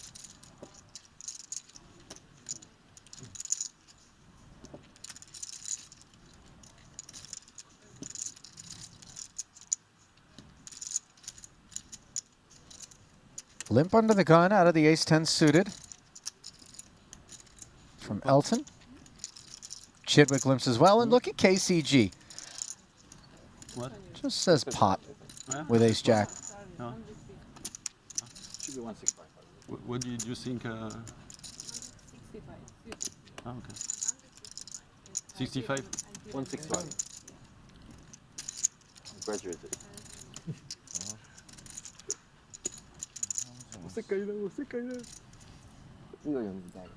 Kiatley was having so much fun yesterday trying to calculate pot. I think the Actually- fist bump there was because he was right. I think he was doing it in his head, and he was right. Actually, earlier on the other table, I was like, oh, you did the Kiatley, like, just got it wrong. Like, it's a term now. It's a That thing. was MC Jang was saying that? Yeah. They know. We can slight his pot odd skills. Well, you can't blame him. It is complicated when you first, you know, start trying to do it. Look, I'm not going to be able to do it. I'm glad the graphics can do it for me. Chidwick, Jack 9 of clubs. He's out. Elton wants to report. How much is it? So Elton will go up against the other deep stack here. Dominated. 4 or 5? Still with 33% though. And that's a troublesome flop Oh, for no, ace-10. That's wrong. That's wrong. Plus 160. Yeah. 5. He will check it over to KCG. Ace-Jack is... You know, it's always uncomfortable holding Ace-Jack on a hand on ace-high board, but it does fare to be best often. Ace-King will repop you. Ace-Queen might open raids itself. Yeah, the texture's not disastrous. Yeah, it's not one you're trying to get 2 million chips in, but I wouldn't expect much action too crazy against you. Plus 30, plus 15. Might see some slowdown on a turn. Is Kiatley actually still calculating right now? You might have missed it, but Kiatley said, if Elton repotted it, what would it be? It's like he's just trying to figure this out. 30 and 15. This is, he's playing his tournament for tuition on math lessons. Well, it wasn't a pot. It was 250 into 405, but obviously Lee is fascinated by the idea. And now, 4 to a straight on board as the ace plays 4-5. But an 8 doesn't rate to be in the range of Elton's hand. He does pick up a straight draw, of course. Yeah, 8 is discounted a lot when you play raise pots. But then we sprinkle in the Elton factor, and it kind of goes back up in frequency. It wouldn't surprise me Elton plays a hand like 8-9, ace-8. So the check back from KCG allows him to hit a jack on the river, and that should make things considerably more comfortable for him. Put the amount of the call in the pot. We'll have to see Carl value bet this. And it's the kind of bet that could get called by Elton, considering the check back on the turn. Yes, and Carl's, he's got that crazy image. He really does. They've been talking about it in the late night cash games. Like, you've been stacking everyone, and 300. It's actually a nice sizing here. He realizes he's up against a one pair, kind of weak hand. Doesn't want to bet too big to scare him. You mean the pot things? Like, It's like pretty much targeting ace Yeah, 10 you can exactly. somebody told me like Maybe ace queen. count everyone and then add 3 antis, and then if any limper is add 1 more antis. I feel like if there's someone who's most likely to get value in this spot on his board texture, it's Carl. And then count everything. Different ways to get to the same point. Mikita way is the way is worth. He told me, whenever you get 2 to 1 odd to call, yeah, correct. Yeah, that's right. That's also right. That's a tough one. Yeah. Now I know why Mikita thinks so long. So What's that? KCG Now I know why Mikita thinks with so a long. nice little value bet on the river. Leaves Elton shaking his head.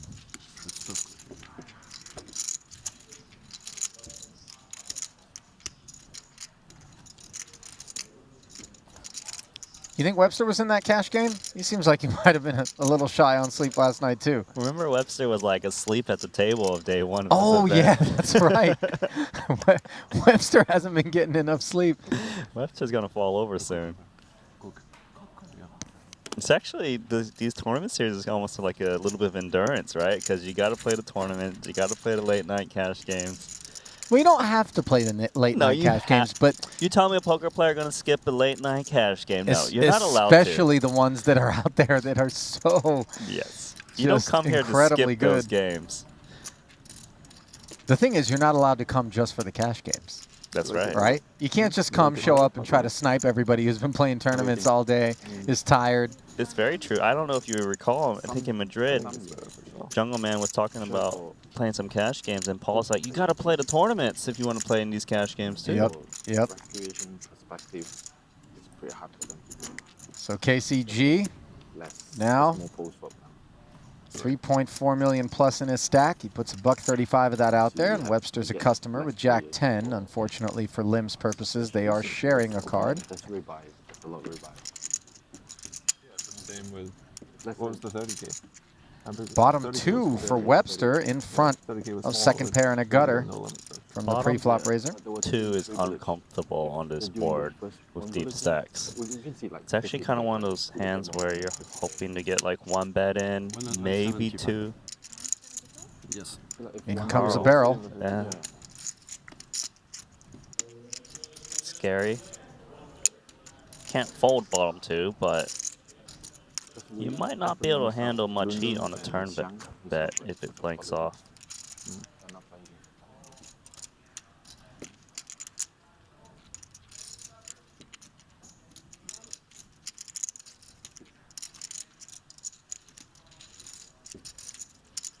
Kind of excited. So much better. Brick turn after the bet and call. Bring the pot to 680,000. More post flop. Yeah. Then you can Carl find another barrel. 10-9, just 10, then just fold it. Maybe pot limit 3 bullets. And this guy likes to put I was thinking pot her limit chips 2 to the bullets. test. Going to give up. Feels like Webster's strong. Two 200K bullets. It's tricky with Jack 10 because you kind of want to bet then to you don't protect get it, against the it's not- Queen Jacks, the Ace Queens, the Ace Kings, the 1 pair gutties.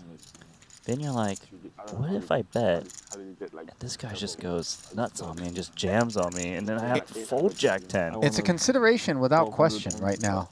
Yeah. And number 3. I saw that. Crazy. Happens. Who's the last caller? Is it Paul? Paul.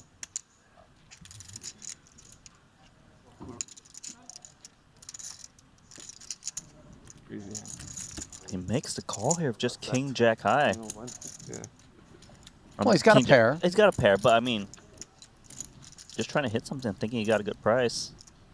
Now the board pairs on the river, which counterfeits Webster's Jackson 10s, and of course he'll be thrilled that KCG is checking it to him. But does he think he needs to turn this hand into a bluff? Yeah, that's a good consideration. He does. Feel that. Oh, he's counting down his stack, at least. A lot of times players will do that, but they'll also keep a little watchful eye on their opponent to see what reaction, if any, But why becomes of it. Why don't the recreationals like Button? See here. You Just block two pairs. I'm not used to it. You block the flushes. It's important because you don't want no crying calls from ace 10, ace jack. You can kind of gamble more here because you see, actually, it's not like you just have to fold kings. This is the bubble to a shove, you know. And like you can just peel, like you can see flops. It's more gamble, right? It's not really gambling. Checks and jack 10 is good. Find quite lost in the post flop when. Oh yeah, I mean it's really, everyone's lost post flop. That's a relief. No. Oh, yeah, fair enough. Jack 10. Jack 10, Jack 10 one. Jack 10. 6 Jack ace. Jack 10. Jack 10 赢吗？ Huh? Jack 10吗？ Oh, Jack 10. KCG bucks are hard to win, buddy. Jack. They're always in motion, though, aren't they? I think Webster thought he chopped it. Yeah, Webster thought it was a chop. He let you. It sounded like. Okay, he definitely hasn't had enough sleep. Yeah. He almost gave half the pot back to Carl.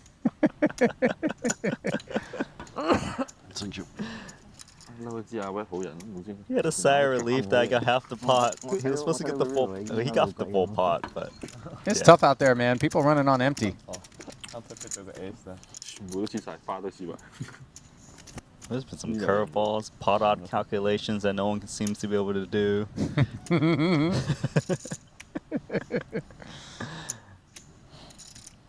This event's making all of us look bad. Yeah. It's wild out there. The pros are like, some of the pros are looking bad.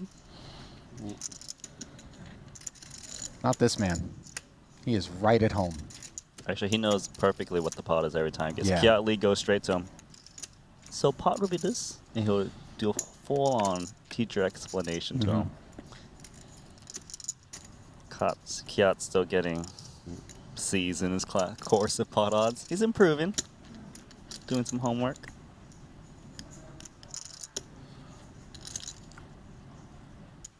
There's something about the short deck. Kind of always has this little friendlier vibe. I suppose it's the nature of the game. A little bit splashier, more pots, a little more chatting. It's a fun game to play.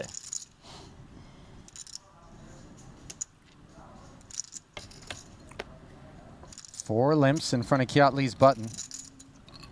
And he will attack with the ace-8. That's a big attack. Ace-8 offsuit. And we're playing some pretty deep stacks, so.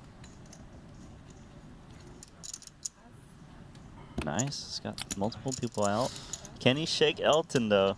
Suited queen. 180. I mean, another 150 and you're out of position. It's not ideal. This hand is a very trouble hand. And Elton can't re-raise him because it would just be so weird for him to have tried to trap from this position. Elton is the type of guy who likes to see some flops, though. A little bit more gamble in him. And so he does make the call, and we'll play a 450K pot. Kiat Lee thinking, I almost had it. And now he really does have it. Ace-8-7, top 2. Yeah, the dreamy flop for ace-8, just because in the raise pot it's so hard to get something you want a continuation bet on. Here though, now you're just hoping you're up against the ace-10, ace-jack type hands. Maybe ace-9, 8-9s. Time to value bet.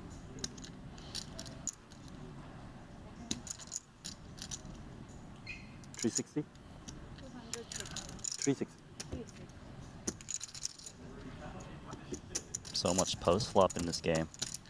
God, it's so hard to just take a queen 10 suited and flop something that gives you no interest in continuing, and that really was the type of board that did just that.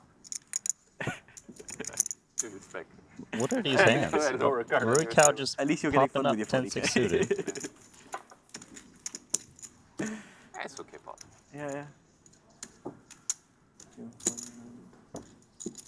I feel like it's just those two guys just splashing around, everyone else just waiting, trying to pick up a big hand.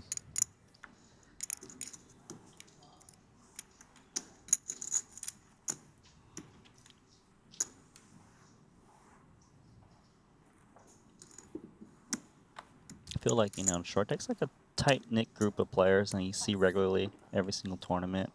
A little bit less entries, of course, than No Limit, but it's you get to see a lot of history. 135.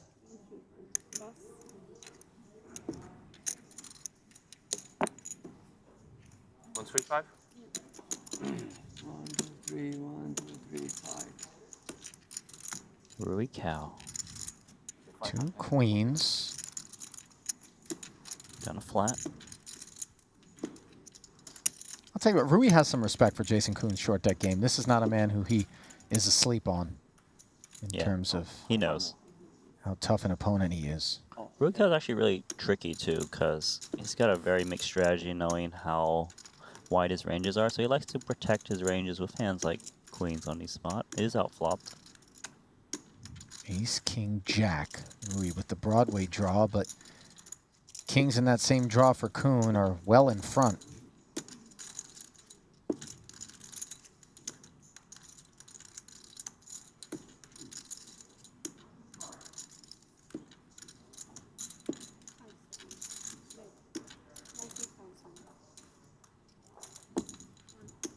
Stop.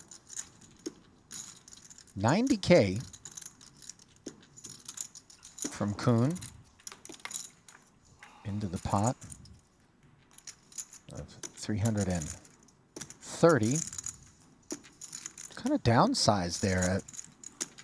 Obviously just He wanted to wanting to follow through. He wanted to follow through, maintain control, thinking if I check the ace, king, jack, there's no way you can put me on a big hand, because if I had ace, king, you want to throw. You can see he's actually reaching for more chips, maintaining that control.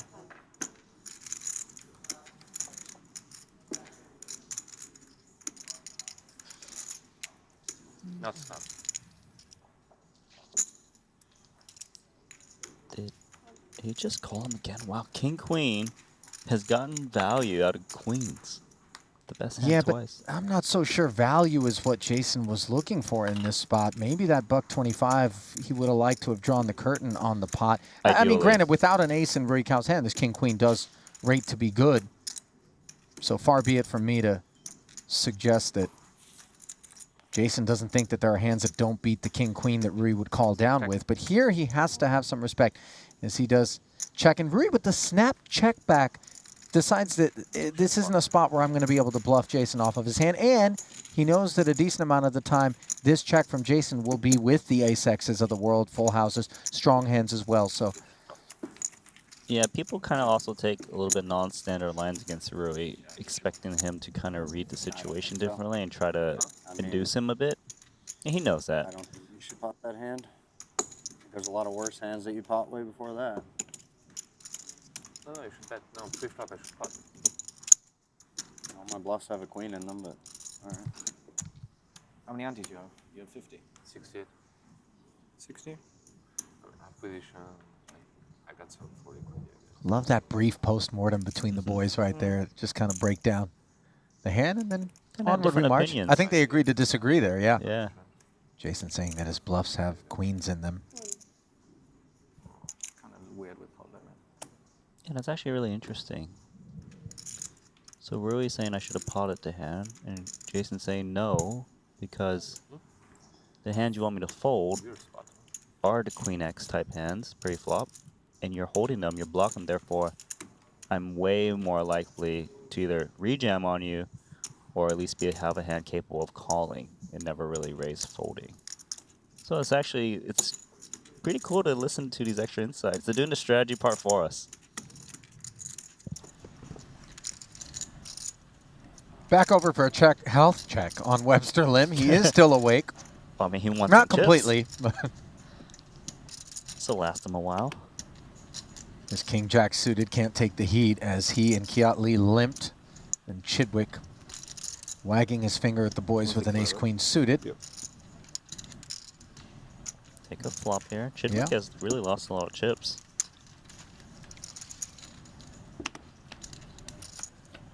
405 in the middle. And Kiat has flopped a set of 10s up against a Broadway draw and a flush draw. This one is going to get expensive.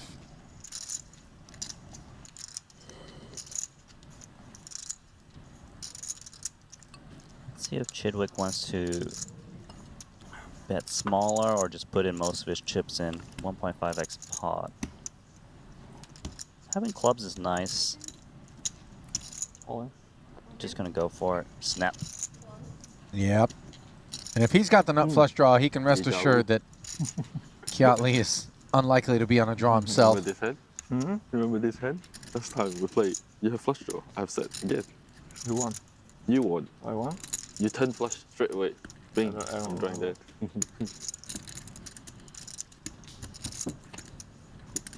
So to the turn we go. The board pairs and it's 10s full, but that doesn't ice the pot, as Chidwick can still win with a club.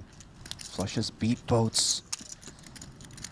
And the river is not a club. Kiat Lee will dispatch Stephen Chidwick.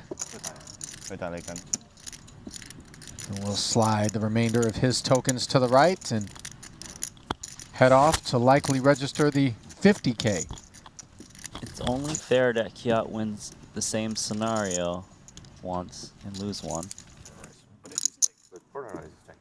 Meanwhile, picking up a pot where Badziakuski has flop top pair and the gut shot against Jason Kuhn, who's got bottom pair and a gutty of his own and is checking it.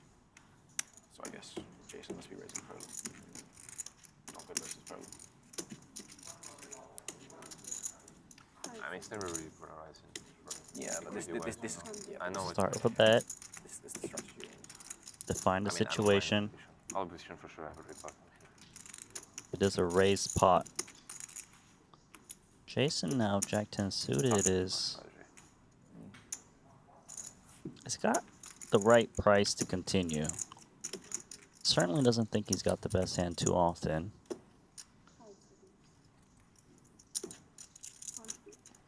Got the little inside straight draw, trip draw. Backdoor spades. Blank. Super blank. Everything's the same. Under a 10. I think Makita should strongly consider putting the rest in. There's just way too much in the middle. Him betting small invites calls from those one pair type hands, like ace jack, king, queen, king, jack, jack 10, queen, so many hands. Pre-flop action here, Randy, was a limp from Jason. MC Zhang, Winford Yu also limp. Makita shot it up to 165. Jason, the only caller. And of course, we saw him check call 100,000 on the flop, and now does fold to the jam from Bads. Have all the chips now. Okay, did good. Who he got? He got Chidwick. 3 million now. Let's keep in mind, we are 2 away from the money right now, He first won Ali. one. So let's see if there's some little bit of adjustments from some of the shorter stacks in the tournament. But there's kind of only one. Carl raised. Why is it one against The shortest stack right now is Makita with 62 antes, so lots of room for play. Reasonable hands. Sure. Jacks. Yeah. Trickle dog jammed it. That's boss. Sorry? Pop.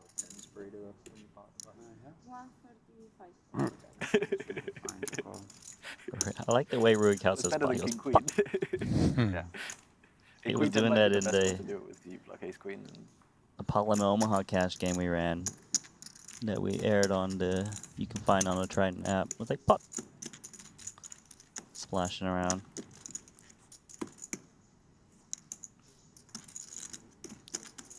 Makita Badziakuski, 10-9 suited position against a man who likes to just raise. And look what Kuhn picks up. 2 queens on the dealer button. I'm curious to see how Jason approaches 2 queens. Because remember he said, I don't think you should pot it with 2 queens. Now he's got the 2 queens. What do you have? Are you going to have a different approach? Raise pot. Wow, he's going to pot it. I know it's a little bit different positions, but he was kind of saying you shouldn't be potting 2 queens earlier. Yeah, but that's because you shouldn't pot 2 queens against me, but I should definitely pot 2 queens against you. So, Kuhn punishing Rui there. Sure, no worries. I think it would have been perfect if he showed the 2 queens right now. And then Rui would just be confused. Better. He'd be like, why are you misguiding me? You don't practice what you preach, bro.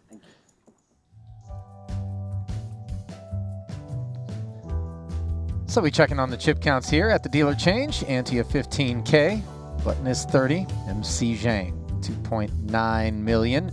A comfortable lead over Rui Cao, who is likely to be chip leader and short stack all in the same orbit. 1.7 million roughly for him. That's Yakuski, the 910,000. Shortest of the stacks here. When was the last party? As 9 remain and 7 will be paid here in event 11.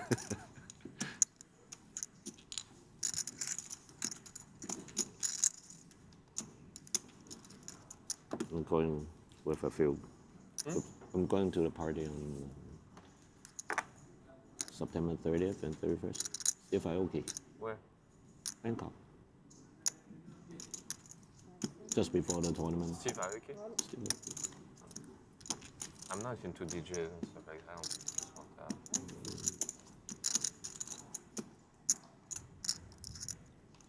Last time when it was in Dubai, we were going to go with Danny and those guys, but we missed it. It's, yeah. Okay.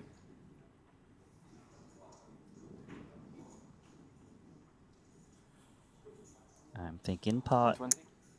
Oh, no. He doesn't use that. He knows the number he wants to make it. And King Queen, definitely a hand he will be limp calling. Michael has been really raising pretty wide on a dealer button. Or no, you know what? Makita's folding, I think, because we're 2 from the money. I think things would be very different if you weren't so close to the money. It's different. It's very different. You're suggesting that he doesn't want to get involved right now in an altercation in a spot that might be a little bit dicier? Yep, that's exactly it. But he is the shortest overall stack remaining right now, so it's not like he's trying to outweight anybody else, Randy. He's looking for an opportunity where he feels very comfortable putting in chips. Where I say he limp calls their 10 antes or whatever the number was, check calls 8 more antes on the flop. It can be very expensive. And speaking of expensive, the ante just went up to 20K, 40 on the button.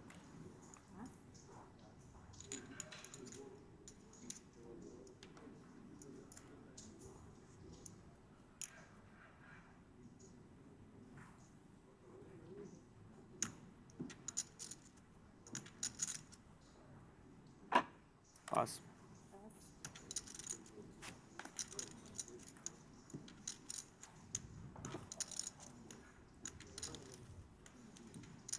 So Badziakuski with 44 antes now. As Rui is trying to encourage MC Zhang to get out of there. Okay. Non-compliance.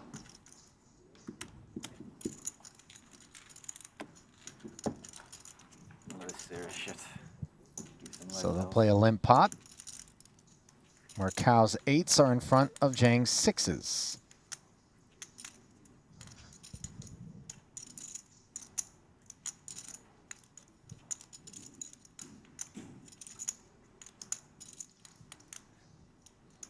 See, it's battle of marginal hands.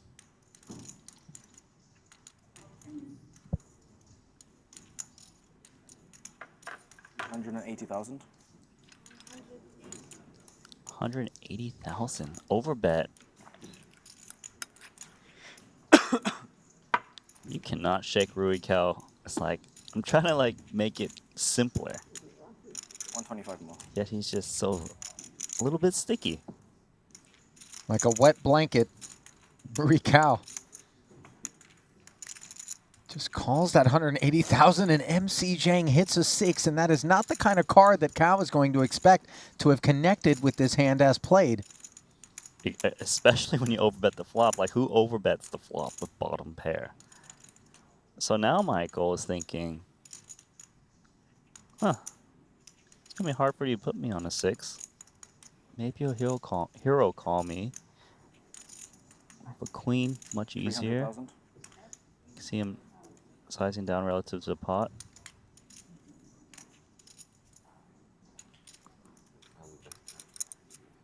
He's Now out. this is weird, right? Mm-hmm. King queen. You went from the big bet to the small bet. Bluff. And Rui's out of there. Yeah. It's also odd how he decided to still bet with the board pairing there. Like some people be a little bit cautious against the dealer button. What's the flop? King. Oh, yeah, Queen 6 bid. yeah, you should fold flop. I think you should even fold him. Rather a gut shot, I think. Like these guys sharing some strategy with each other. Slashy people get along.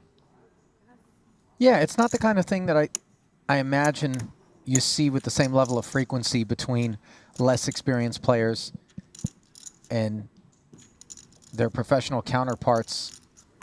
But here at the Triton Series, it's a friendly vibe. Friendly, but then like absurd stakes. Yeah. Like it's still. But they're still out here gunning for each other. You know what I mean? But there doesn't need to be a hostility, I guess, that sort of is attached to that killer mentality. Rui Cow on 2 jacks. Gonna play it slow. Well, that 10-9 suited from Kuhn, obviously. Didn't have to be a limper. Early position limps make you kind of want to limp behind a bit more often. You don't want to get bloated when you're holding 2 jacks. It's actually very uncomfortable if you don't flop a jack.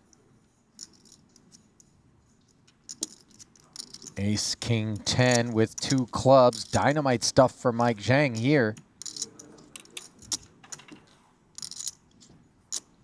Let's see how Mike approaches this. He might be inclined to try to rep something, or he can play cautious. Go check. He actually got the best hand with a pair of kings. Unlikely, but it is. Is it a little bit of pocket queen jack blockers here? Yeah, the card removal factor, we've touched on it before, so significant when there are less safe cards, or blanks rather, out there to choose from. Michael is going to be worried with king 9 of clubs, unless he really wants to rep it.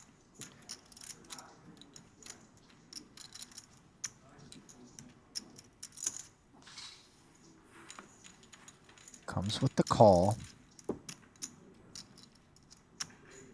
Board pairs, which is of no concern to Zhang in terms of the flush draw. Yeah, the 10's interesting card.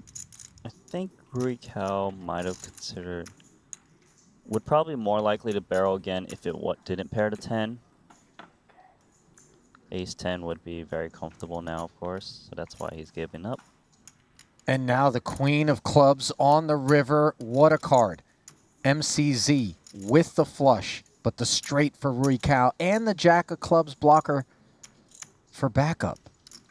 Yeah, this is trouble. Let's see, Michael Zhang here. It's hard for Rui Cow to have a boat, so I think he's going to value bet this himself rather than go for a check raise. 645,000. 645, that. Ooh, an overbet. And yeah, that's a little discombobulating with 2 jacks, because the likelihood that this bet with this texture out there comes from the likes of another straight is just so reduced. And then we're looking at the clubs and we're looking at the pair on board. Folding jack of clubs does not help. Ooh, maybe bluff. I think he showed the jack of clubs too. I'm weak. That's a good read. Well, this isn't Huh? Rui Cow's Huh? Got it? first rodeo. King of clubs, queen or something. I mean, Yeah. it's pretty hard to find a bluff. King of clubs, queens. I always. I mean, I have jack of clubs. It's not a good card. Jack of clubs is okay. I'm not gonna do that with many Jack. Yeah, maybe It's you just don't do that. mainly King of Clubs. King of Clubs, yeah. You don't have technique. King Queen, I guess. Yes. There's still a lot of combos. So cool to be a fly on the wall during the post-mortem exchanges, isn't it? They're always asking around, and they're giving the info away.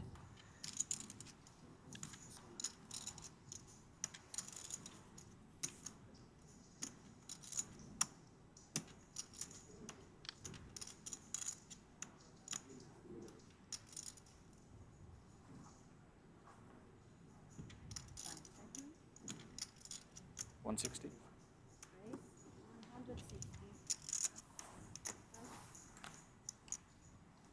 Ace-6 decides to pick on the limp. And what's important here is that he's Maybe. attacking the undergun limp, which looks extra strong, and he's undergun +1.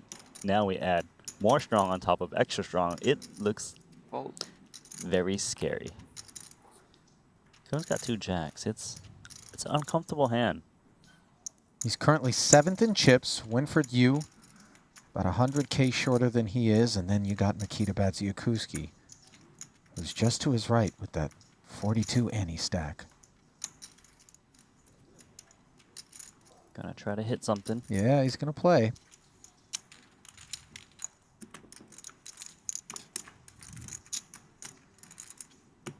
Oh, and a jack in the window is a beautiful development. Coordinated board texture with 2 hearts out there, though. So Kuhn gonna start by checking. A limp call on this texture definitely screams some kind of piece, whether it's like king jack type hands, queen Yeah. jacks, jack tens. No doubt. I'd be a bit worried if I was Michael. Unless he really wants to target those ace-10 suited, ace-jack, they might have trouble calling a bet, given the circumstance, but you can see he's worried. Check back with the Broadway draw. Hearts roll off, neither player with the flush draw. I think it's time to protect your hand, Jason. 3 hearts, straight draws. Hands that can continue. Ace king. Oh, just gonna check.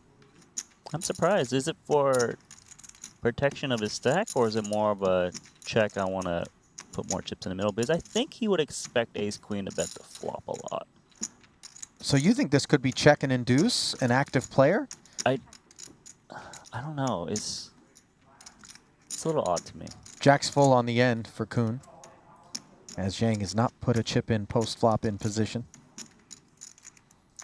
after being the pre-flop aggressor. Let's see. Is Jason going to start value betting now? Try to get crying calls from the King X. That might not even value bet it himself. Just a small little bet. He's like, well, if you got 2 queens, I don't want you to fold.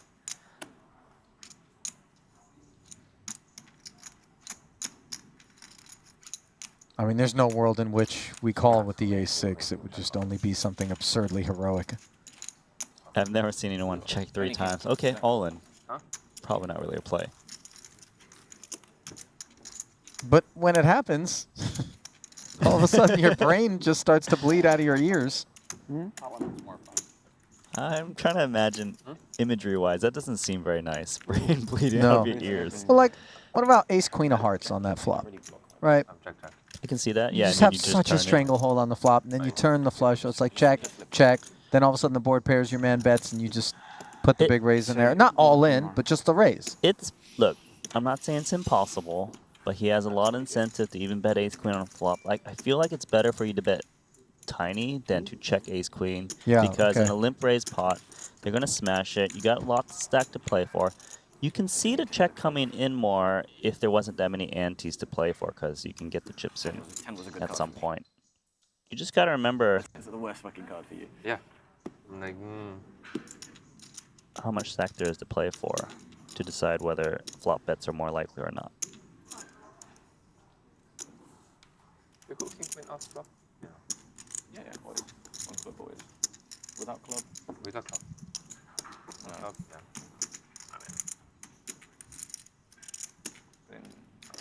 Rui Cao limping ace-7 off suit. He's in that mood. I was just going to say, this is signs of boredom. But it's not like he hasn't been playing pots. Where's our clock go? Remember, he lost that hand. And they're still discussing that hand about the club, the king of club, jack of club kind of thing. Well, he was incredibly curious. And MC Zhang said, I'll tell you, not here at the table. Don't want to give up too much info. Yeah, these guys at the other table aren't telling me anything. They're telling me how to play queens differently. Bads flops the flush draw here as Rui has the ace of diamonds and aces up. So he will fire. I like his splashy style of throwing in the chips. Look, I'm glad that you bring it up because it does affect, like, just, you know, obviously these guys have moved beyond that, but we've all been at a poker table, and the way in which somebody conducts themselves has a very potent effect on our subconscious in terms of suggesting that they are maybe out here with any two and just gambling it up and whatnot. And it's tough to shake that. Yeah. Yeah, something like that. Ace low. 6 on the turn, and now Bads adds a gutter to the mix. I think you have leads there, maybe. Is that one heck of a trap or what? A7. Jacks and ace queen all day. Even king jack. Well, to be determined.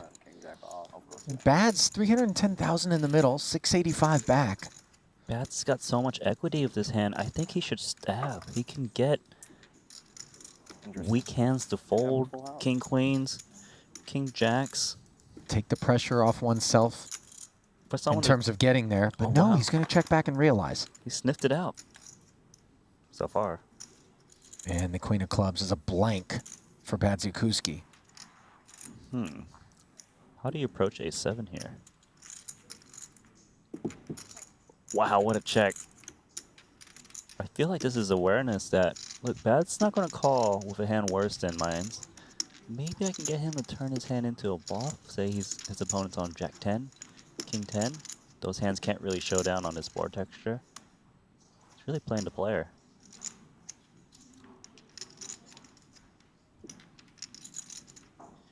For Bads, it would appear to me that Rui Cao looks like he's got a random pair. Like queen jack, king queen.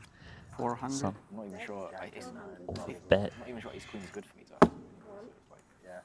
It's like, And disgusted is Makita as he does get lured into that barrel. You can turn as it And Rui snapped him.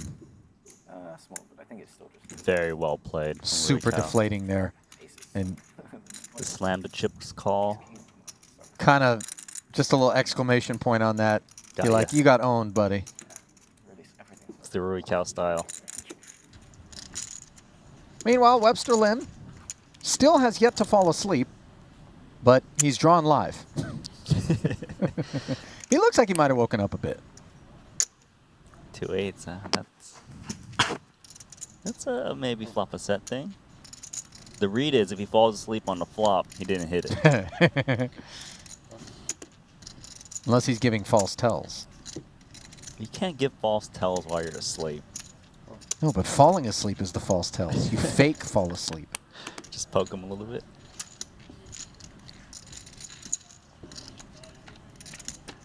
King, Jack, and 10-6 join Webster, who flops Okay. quads. Time to fall asleep, Webster. Let's put that fake tell in. He checks it over to Kiat Lee. KCG does have a gutter here. Well, the hand you wouldn't expect to bet, it's the one betting. Just 30K, taking his chances here.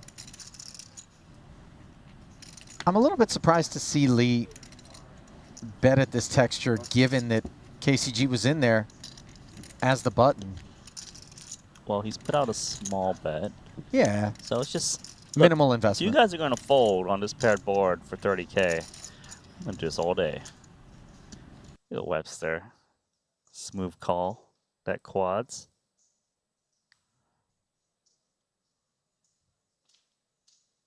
Well, okay, I thought Webster stopped time briefly Something about those quads just really got him. Our apologies for the slight technical hiccups.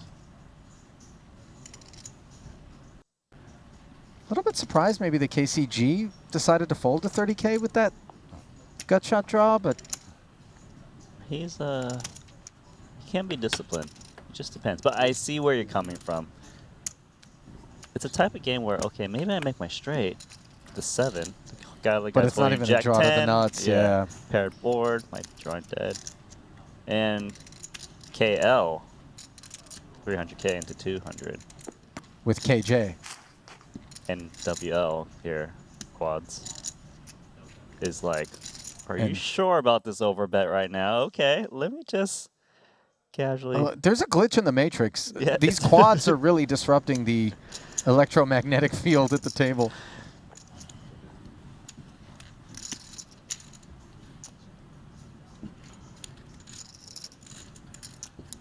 Of course, he's going to flat. Now a beautiful development for Webster in terms of the possibility that Kiatley was on a straight draw and is now backed into a boat with a 10x. Yeah, it's actually like the dream card, in a sense that, you know, if my opponent has the 10, I really always win all of his chips, even the full 1.6 million. It's pretty hard for Kiatley to bluff at this one. Webster check calling flop and turn, very Jack 10 heavy. Oh. Sorry. 唔跌十咁頭，唔跌十，都唔頭。 Surprise. 偷不了。 Kiatley avoiding any further losses by shutting it down. And Webster flashing a big smile there.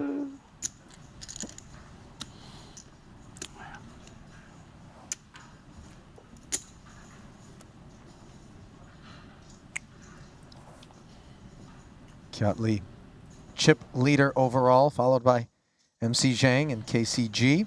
Webster, though, finds his way into 4th place with 9 players remaining and 7 getting paid here. Good. In event number 11, the 40K short deck pot limit pre-flop, 1 bullet. 2 limps in front of Webster's button. He says, let's take a flop. Elton with top pair and the gut shot. Top pair and a better kicker for KCG. Action check to him, and he will fire. 50K. Easy fold for the queen 7 on that texture, but for Elton, I don't think he'll be finding the exits. Enough of a piece to see a turn card. Sure. Pray for the 9. Get the 10. Oh, and That's instead the 10 is big trouble for Elton Sang. Elton debating, leading, will opt for a check. I'd feel pretty good about this king 10. Kicker is pretty strong.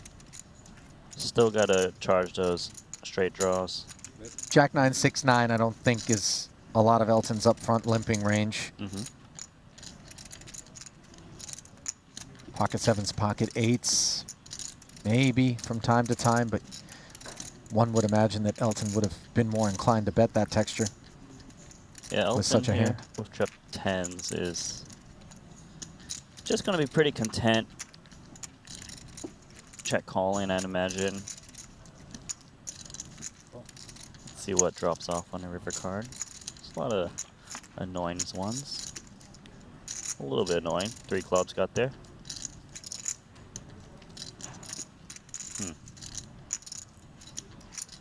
No block bet. I think you can safely still value bet king 10. Your kicker's a bit too strong to start playing passively. Flush is a little bit less likely, especially from a passive play. I'd like to see I don't know. value bet. You like a check? No, but I feel like in terms of that assessment that you made just there, that the flushes are less likely based on the passive play. I feel like I see flush draws play far more passively in short deck, given how difficult it is for them to come in. Yes. I guess flush draws are out of position. Yeah, I mean, I see what you're saying. He didn't have the betting lead, so it kind of makes sense what you're saying. 150. Wow. He doesn't seem pleased. You would think most people would just snap crying call, but he's done some crying calls against Chape Gatien and was wrong already. One more coming in. Yep. And KCG milking a $150 off of Elton's stack on the end. Oh, that's the whole point. That's why we Meanwhile, Nikita Batsiakuski, the shortest stack in the room, has ace-king here, which is good for top pair against Rui Cao. It's not stopping. It's the learning. Makita's practically all in. He's got 65K remaining. Yeah, it seems like he put a raise in for as much as he could pre-flop, and now the other 65 is going in. Rui with the prices. You know, then no limit. 8-8. Short Making deck. the No call. limit short deck on the bubble is terrible.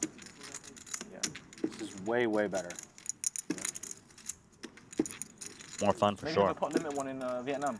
Test it out. See if how. You might have to train some dealers there. Yeah. Trip kings now for Bads, who just needs to fade an 8, and he's done that. Cannot be 10. 570K pot headed his way. Tried pretty hard. And still, that's not by any stretch of the imagination a deep stack. I don't know. You're never safe in this game. Really. Your stack is just always in contention. You're never safe in this lineup. No, this is It's a hell of a table. it's stacked. I definitely wouldn't want to be on this table. Jason Kuhn, Makita, 2 4-time champions with multiple short deck titles. Then you got Rui Cao, probably craziest short deck player to date. MC Zhang, Chang here is obviously intense. We got little Winfred there, just kind of chilling, waiting to snipe you off with some big hands. Rui Cao's crazy, though, is one of those, like I alluded to earlier in the series at one point at the desk.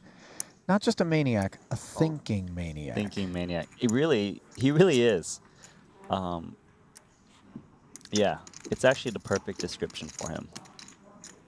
Because I think far too often, you know, we say maniac and we're like, this guy's got no shot. He's just getting lucky. He's running good. Once he, you know, the deck breaks even, he's going to lose all the chips. Blah blah blah. No, that's not the case with Rui Cao. If you listen to him chat in between hands, you'll notice Because he's kind of new too. Yeah, very interesting. how I like it. technical he actually really is. Oh, the depth of knowledge and the understanding that he has about these situations is staggering. There's just a part of him that just likes to put some pain on you. I mean, what he's trying to say is it's new for everybody. Yeah. So it's poker again a little bit. Yeah. You got to think. What does the computer say here? Yeah, but it's nice. You just have one tournament at a time, and no one like wants to study it. You make it everything, but everyone's gonna fucking study. It's better this way. Yeah, you can't make it financially worth it. Yeah. And I think short deck's good. No one plays short deck throughout the year either, so it's like no one really gets better. Yeah. Everyone gets a tiny bit better, but like last 2 years, I haven't seen that much improvement. That's true. It's a short deck dark ages right now.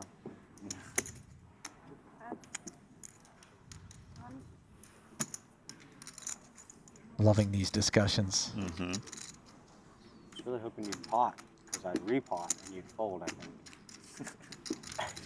Whereas the old format, you just have to fold kings. Yeah.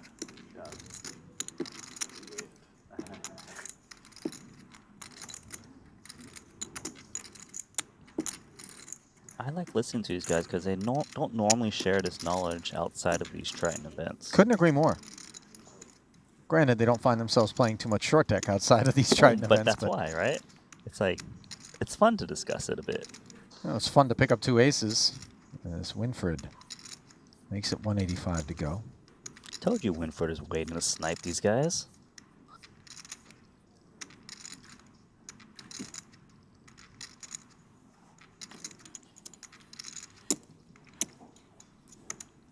Is Rory Cow gonna try and take him out with 2 8s?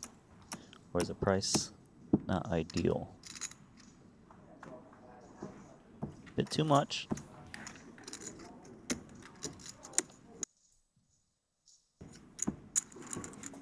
Rory made his 40K contribution to that one. Hmm?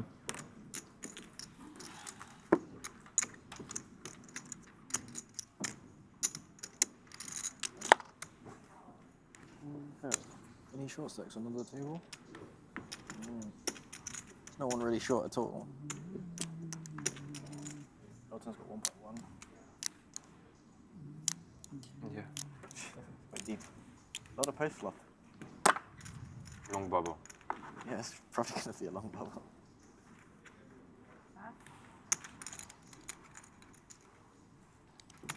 I think this phase of these short deck events is the one that was really being taken into consideration when the proposal was made to transition to pot limit pre-flop. You heard Jason Kuhn talk openly about how much better this is than when we're playing no limit in terms of still getting some poker in instead of just everybody wait around, fold absurdly good hands because of ICM considerations. Now, you know, you pot it, I can still make a call, force you to make some post-flop decisions. Yeah, there's definitely a lot more play of the pot limit structure, and it's pretty, I would say, more fun to play and observe. But it will also, you know, when they get those 2 hands that could clash, they kind of don't clash as often. So the bubble could take longer, as you did hear one of them say at the table.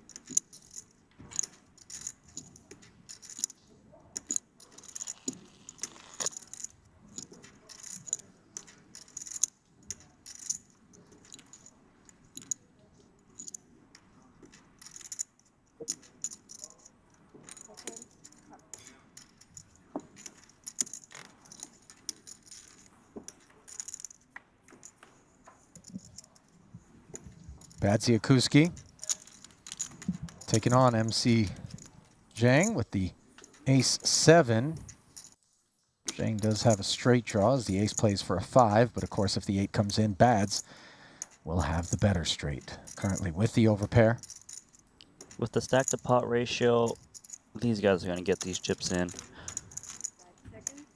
There's only 18 antes remaining. It's uncomfortable with ace-7, but it's just a bit too much of a hand. And so the call is made, and MCZ will be disappointed that the straight draw is not an available path to victory. No. Still 5 out. Good little spot here for Mikita, 73% in a 1.12 million chip pot. Turn pairs the board. And the river is a jack, so the 2 10s will hold on. And that will be a disappointing outcome to all but Badziakuski, who is fighting No short stacks. to avoid being on the wrong side of the bubble here. No short stacks confirmed with that double. Man, I'm going to get stop and go at every fucking pot. Flipping it back over to our other featured table.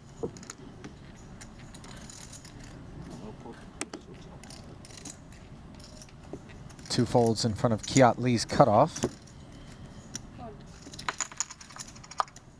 Limps in, looking to play a pot with KCG, suited and connected. Daisy. 175. Takes it upstairs. I feel like KCG has been the VIP we've needed. He seems to splash around, willing to put people to the test, but has a pretty strong understanding of the game, just a little bit less experience. So some of the smaller, you know, technical spots is kind of you know, splashing a bit, and he really just pounces. And I don't know, you know, I've only seen so many few tournaments of him so far, but he plays for it all, right? He's got the big stack every single time.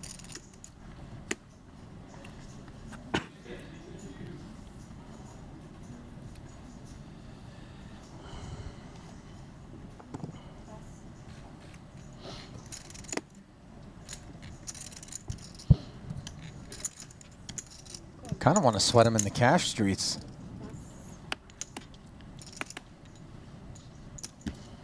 Ashley ran into him earlier today. He's a friendly chap. He said, I did good commentary. He did not mention your name once, Ali. Is that so? You know, when this job is done well, Randy, you are unnoticed. It's only when you do something that's kind of out of whack that they remember you. King, Queen, 10 here as Kiat Lee bets a little 40K, takes it down with ease.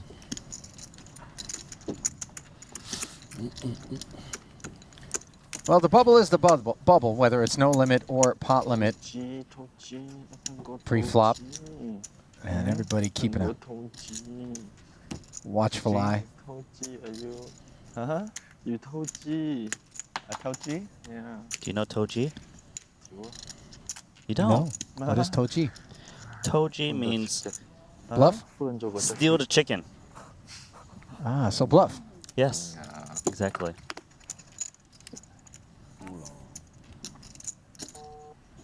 We had a phase at the Triton series where everyone was saying it. It's coming back. 125.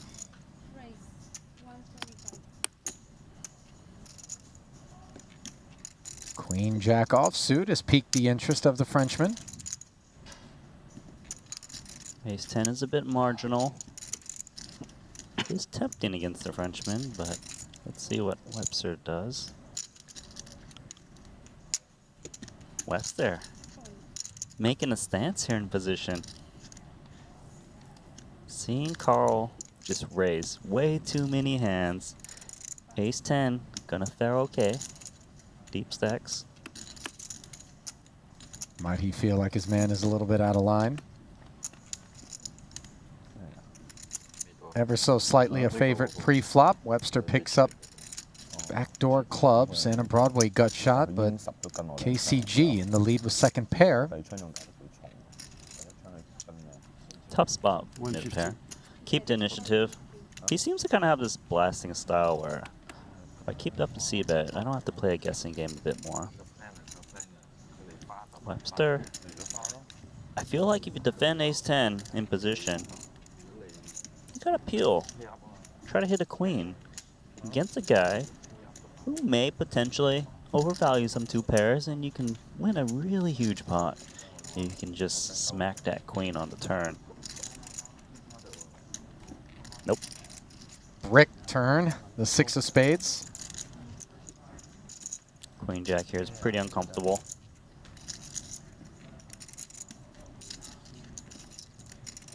Is it time to slow down, or are we going to muscle our way through this one?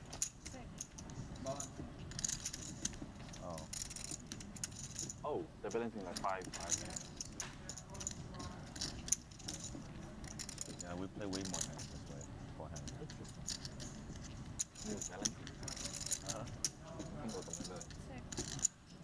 Well, second pair was content to shut it down on the turn, but now all of a sudden the arrival of a king might leave KCG feeling like he could squeeze value. No, instead he checks and see what Webster wants to do here. Interesting spot for Webster. He does beat some straight draws. He might not expect the Jack X to c-bet the flop for most players, but he might not be able to make that assumption against KCG. Huh. Gives up.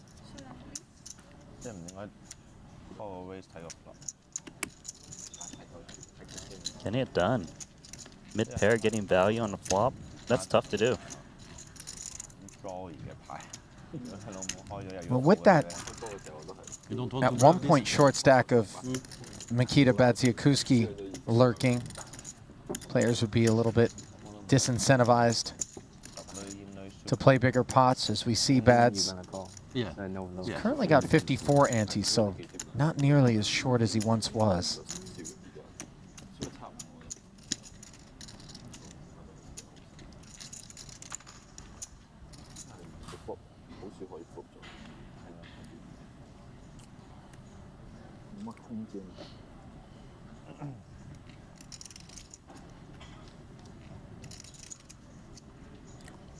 Folded around to KCG.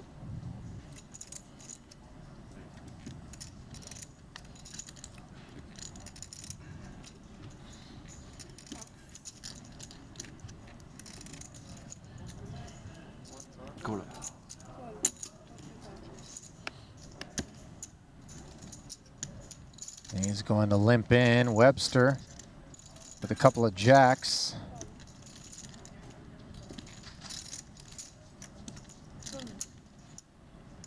Deciding to limp as well.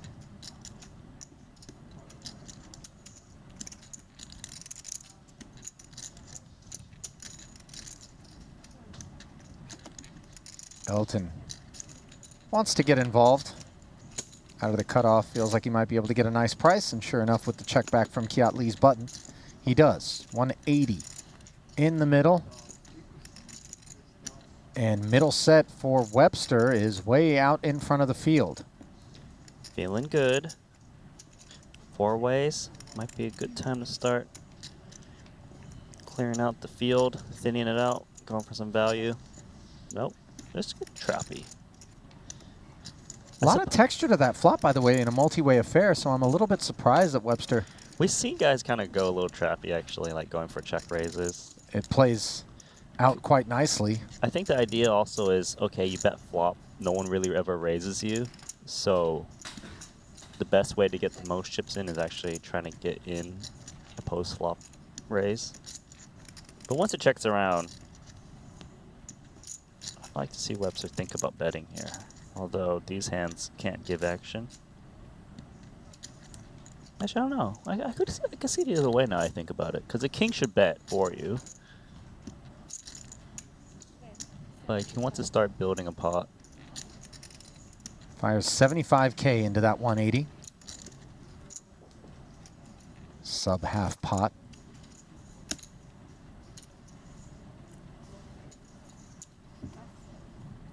And he's not going to be able to get any customers as everyone's hands hit the muck. Brick right now? 15? And it looks like the boys are going to be headed for a break. There is one look at their chip counts prior to that break. KCG back on top, 3.275. Kiat Lee slipping into second, the only other stack over 3 million remaining in the field. MC Jang over at the other table is currently third, and then Webster Lim rounding out the top 4. Average stack of 2 million, which is good for 100 antes, 20K ante, 40K the double ante, as 7 will be paid and 9 remain here in event number 11, the 40K short deck. Pot limit, pre-flop, 1 bullet. It is a big mouthful. Ali Najad alongside Randy Liu. Randy, just quickly before the break, KCG had a chance to look at him. We were kind of curious as to what we were going to see out of the Frenchman, and I think he's shown that he does have more than one gear. This guy, you know, you want to say he's a blaster, you want to say the guy's just going to be ready to play these massive pots, but no, he's got some discipline. Yeah, you can tell he's got the experience of playing, just understanding how Hold'em works, and short deck, you can apply some of those techniques over to that game. He does have that image where he can get the value he needs because he's willing to put in chips, but he knows how to slow down. Really, he's the guy who's very comfortable with the stakes he's playing, and he understands the game pretty well. He's not, it's going to be hard to kind of put him on some ranges as well. He's a bit of a wild card, but a very experienced one. Yeah, well, new to the game of short deck, obviously, so it's going to be interesting to watch him as we work our way toward the money bubble, where 7 will be paid. Mikita Badziakuski, currently the short stack, 53 antes. Rui Kao there with 54, and onward and upward we go. So we'll take a quick break, and on that pause, Randy and I will leave you guys with, I guess, some commercials. We're not going to go to highlights, but we will be back shortly with continuing coverage of event number 11 from North Cyprus. Stay close.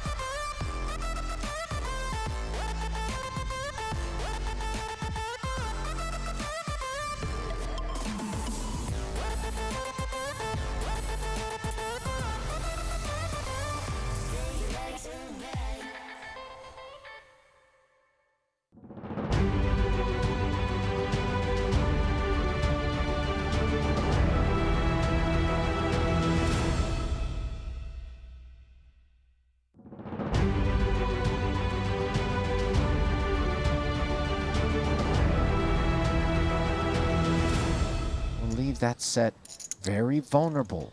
You know, this is actually a really interesting card because Tom has the ace X's, or no? It's, Because I he want to limped. say it's almost impossible for Badziakuski to have an ace. It's not impossible because ace king would raise, ace queen, ace jack.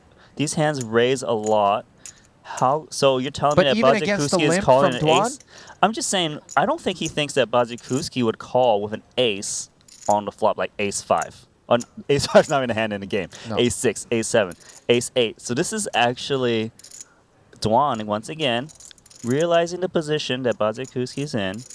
And barreling 300 into 450, which is 2/3 pot. And he's going big because he wants to get like the 9x hand to get out of there.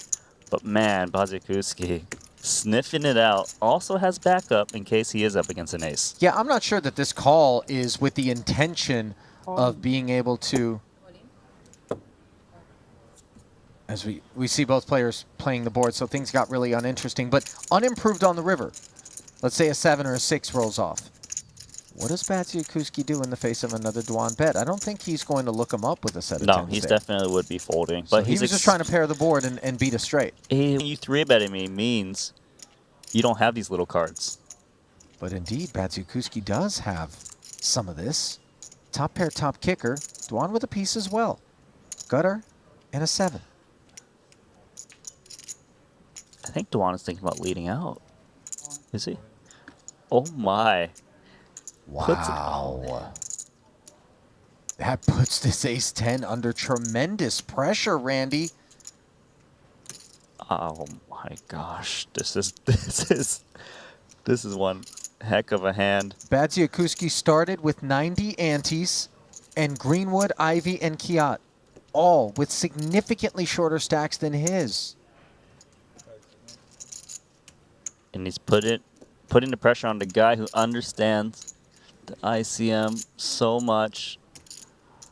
Oh, See, Dwan is thinking, look, of course, if you have ace king, which would probably 3-bet, you're not calling. But if you've got a hand like aces, kings, and queens, are you really going to call off 2 million more chips with these short stacks, as you mentioned earlier, when I could have a big combo draw, like 8-9, 10-9. I could even have 2 pairs, some sets.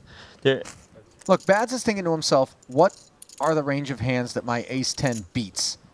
And of those hands, how will it perform for all of it? True.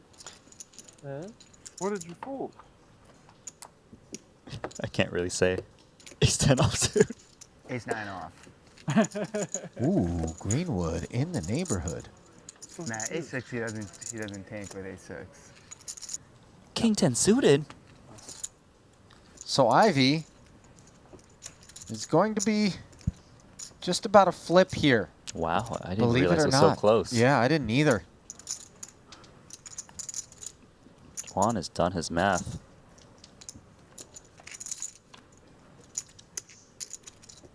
And a 10 in the window favors Dwan as he makes the pair. Ivy with the gut shot on the Jack 7-10 board. And now aces for Ivy. But Dwan's got a Broadway draw. Instead, it is a 9 on the river. Aces up for Phil Ivy. And if he seems stoic and motionless, that's because he's not going anywhere. Double up one more time. This time with ace-9 offsuit. Greenwood, 2 10s into the muck as you see the power of the big stack leveraging. Kiat Lee, though, is ready to go. Off of 34 annies, just about 1 million to start the hand. Who's going to take the dominant ace up against Tom, who has 31% equity. 6-6-8 board presents some chops.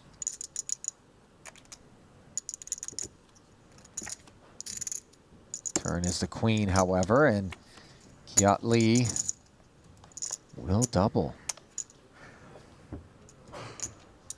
Man, so Dwan's been kind of going for it a bit. It has been cut down to 3 million in chips. Sure has. This one, but just barely. Yes, this could be the... And this is flippy here. This is very flippy. Oh, and the ace now could complete the demise of Tom Dwan.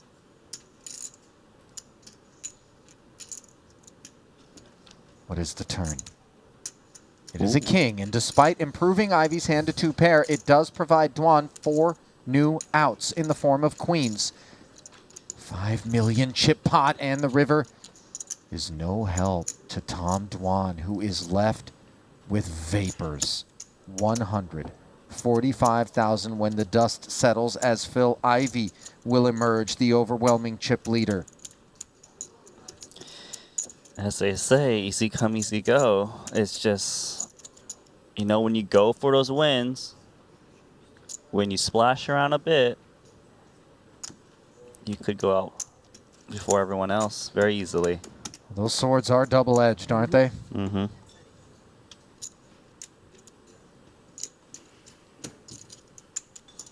Sub-premium hand I shouldn't have played. That really wasn't the path to this 4 annies. I mean, he took spots with very small edges, right? Like the King 10 suited against Ivy's jam of ace 9. Okay. Like, I think a lot of guys wouldn't take that spot. But, you know, it's the way Tom plays. And that's how he got to the big stack, right? Pre-bubble was going for it. And notice Ivy doesn't waste any time. Newly minted as the chip leader. Blasts, and now Dwan decides King 7 offsuit is worthy. Yeah, and I think Greenwood's laying down this ace queen. Yeah, he doesn't want to, but just... I mean, he's thinking about it, though. But this is a ton of chips. I'll tell you what, it is the kind of spot where if all of a sudden he makes this call and ends up doubling through Ivy and showering Dwan with 4 left, he is a huge favorite to win this thing. Yes, and that's definitely crossing his mind. He probably thinks, man, I'm dominating Greenwood Ivy so often in his spot, but if I'm up against Jack 10, that's a disaster. If I'm up against King Jack, laying it down. Yeah, he said call and I win the tournament. Call and win the tournament. What was it?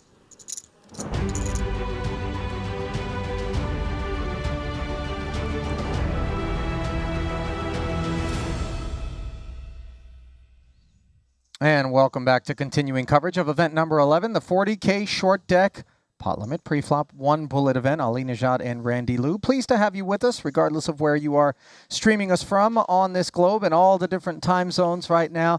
Obviously, we're coming up on the late afternoon, early evening from here in North Cyprus. And right now, the story has been the Frenchman, who we were talking about just prior to that break, where we did indeed leave you with some highlights of Phil Ivey's championship run in the 30K short deck, the first, as we are on the back half of our festival. No limit in the books. That's all done with.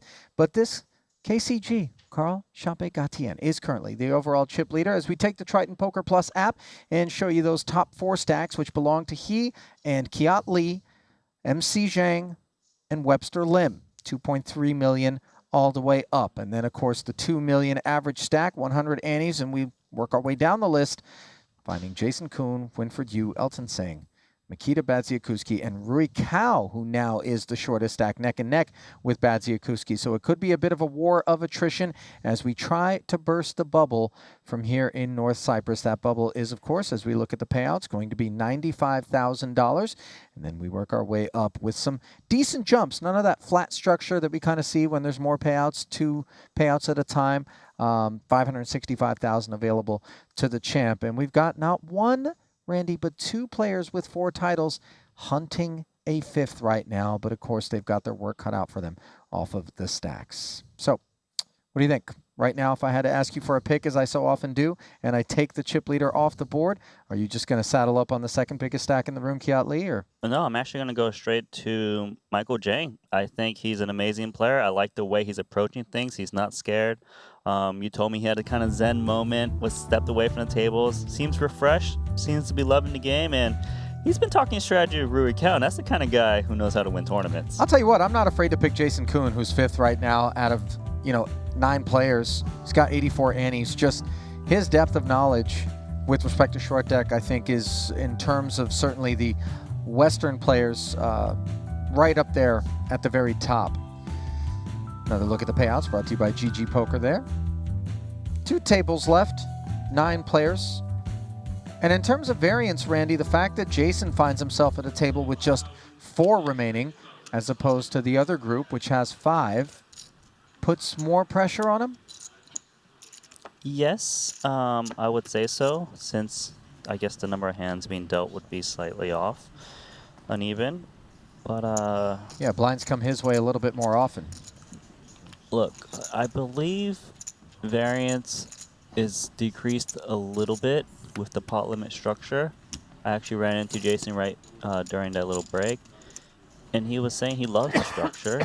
Allows room for play and allows maneuverability. You don't have to worry about just getting in pre-flop and seeing if you happen to win that 60-40, 50-50 type scenario. So it is going to be our first time covering an event, if I recall correctly, in a pot limit bubble situation in a short deck. Will be interesting to see how that manifests itself here as we see Elton limping a Jack-10 offsuit. Kiat Lee greets him with a raise to 250K off of Ace-Queen suited. Badziakuski on the button, trying to determine whether or not this Queen-9 is playable. Queen-9 usually is not playable. At least you cannot push us all in, huh? Got the Jack-10 out with that big raise.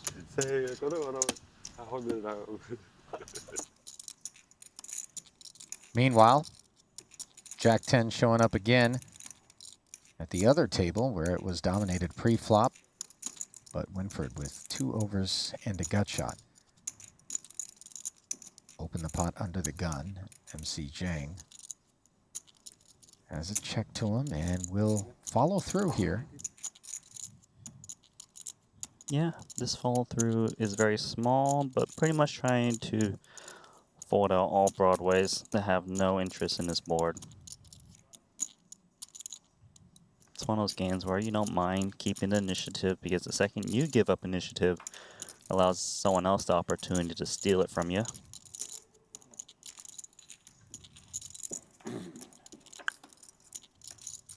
Now the spade draw arrives for Winfred, who flatted, and he also adds a king to the mix in terms of outs. Yeah, against that small bet, of course, Winfred was going to come along with it. Not straight draw. If Jang bets this card, he's just trying to exert pressure.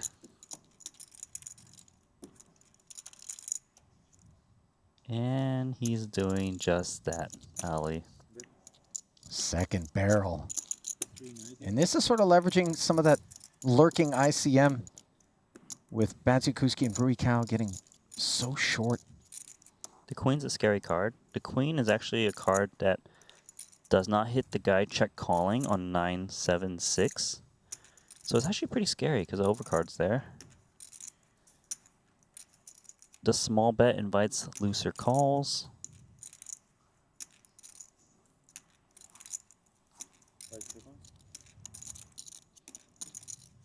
Winfred with...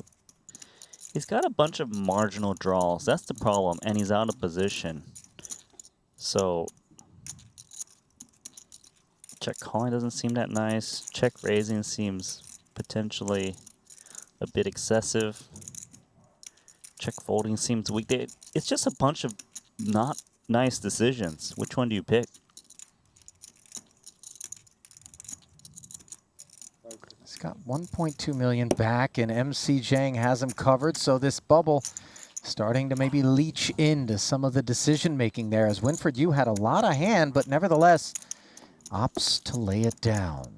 Nice application of pressure there from the 27-year-old, currently living out in Thailand, living the beach life in Phuket, studying Buddhism, and just demonstrating tremendous balance and poise. Action player, by the way. There's nothing zen about the way he goes to work in terms of, you know, the way his chips will get in and out of a pot. I mean, look, this isn't his first Triton series, but I remember he was playing the 100K Triton main event back in London, and he was blasting away with like queen highs and king high boards. Are we getting way in front of them in hands? That's important what Jason's talking about. 525. Cool. Two kings here from MC Jang. They are in great shape against Rui Cao, who has decided to 3-bet with these jacks. He's targeting the player that he thinks is opening way too wide. Unfortunately, he's got two kings. 525. Okay. All in. Two most aggressive players going to war. Yeah, the king-queen goes into the muck, and MC Jang is going to be thrilled. It's going to be a hard one. To be in such great shape A6, against 7, 8, 9. That one happens sometimes. Yeah. A6, 7. I have 2 pictures too. Oh, yeah? Well, I had queen 9 of spades. Yeah, which pictures? I have diamond too. 7-7-10 board does not bode well for Rui. He could hit a couple of runners to a straight, and there it is, the 9 of clubs. As he adds 4 8s to the list of outs that he needs to hit, and instead, it is the jack. Yeah, ladies and gentlemen. Straight draw be damned. Fuck ICM. FICM. Did you hear that from Rui Yeah, Cao? yeah. I think 1 million straight. One cool million. 1 cool million. He's funny. Well, it might be a steamy million if it's coming off of my stack, my friend. Red hot million. Have mercy on my my stack now. It just wouldn't be the same without Rui Cao in his final 9. Right? Disappointing outcome there for the rest of the field as Rui now will move to 5th in chips, leaving Badziakuski all alone on the short stack. But Winfred Yu is down in that territory as well, as Elton sang. Them live reads, Rui. Just play. Oh my god. Just play my hand. What do you want me to do? Just gotta win all of it. White didn't hear. The greedy guy. The greedy guy. The greedy.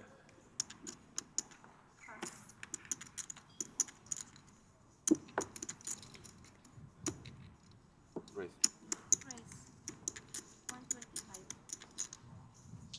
Oh, I guess that was a big flip. I don't know if that was a flip, but it was a big all-in.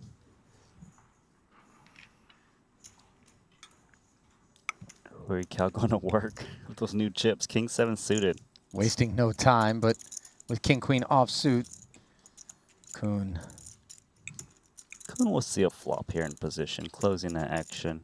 Feels that way, doesn't it?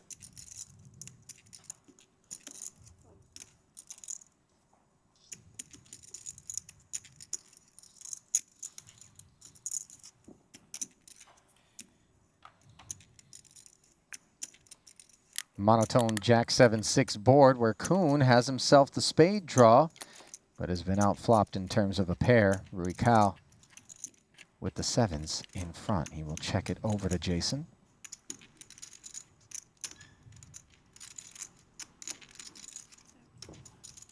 Well, we're going to take one off. And that's kind of a trouble card. Yeah, it's kings now for Kuhn after the check back, but it's kings up for Rui Cao. 300,000 in the middle, and you see he just plays with such pace. These speedy, seemingly not thought out moves. You and I know it's anything but though, Randy. It's just those synapses fire faster than the average here in the short deck streets. Yeah, they're wild. It's got the auto randomizer too in his brain. Let's see, King Queen. Let's play cautious. Look, we've got a lot of outs. Maybe I'm ahead. Maybe I'm behind.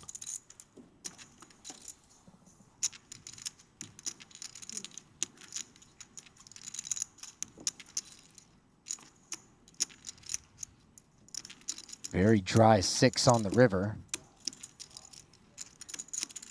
Let's see if Rui Cao can find value. I think he can. 6 is not relevant card. Yeah. King 7? Snap. He's like, what? King Yeah. 7? Double look at the board. Did you say 7?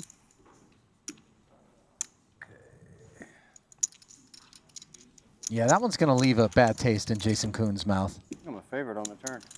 Yeah, I am, I think. Sick. King, Queen, Queen of Spades. King of Spades. Wow. Yep. He is locked in.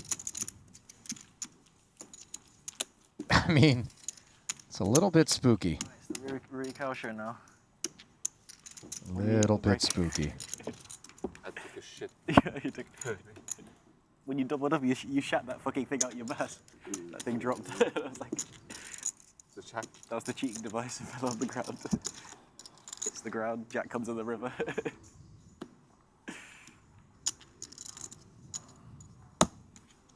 Oh. Look steamed. You didn't raise my button.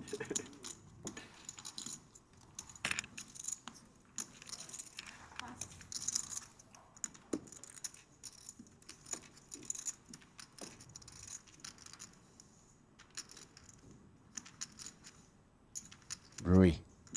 Open limp with the Queen 10.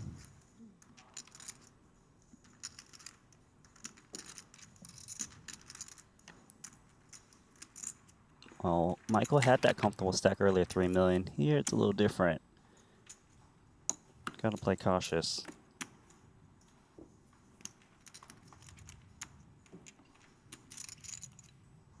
Queen Jack and King 9 failed to connect with the Ace 8-6 board. Same story for the Queen 10 though.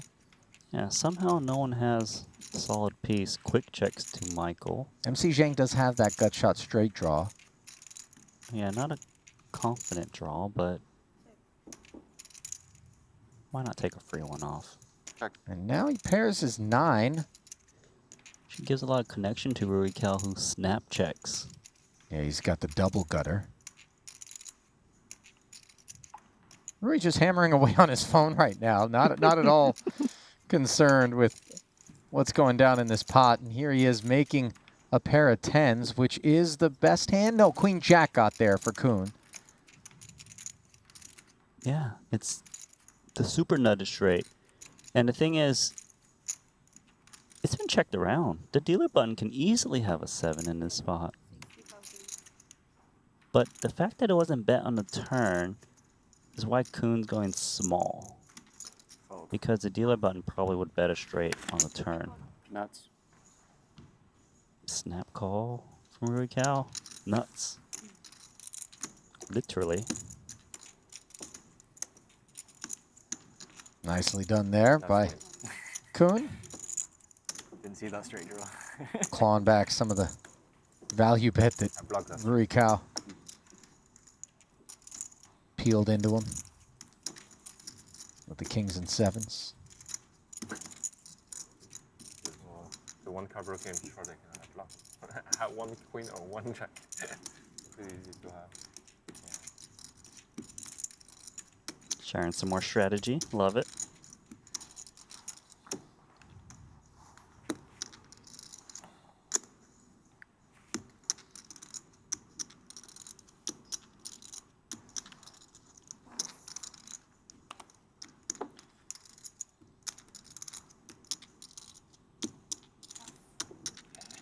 I really hope they count these hands. We are playing so fast.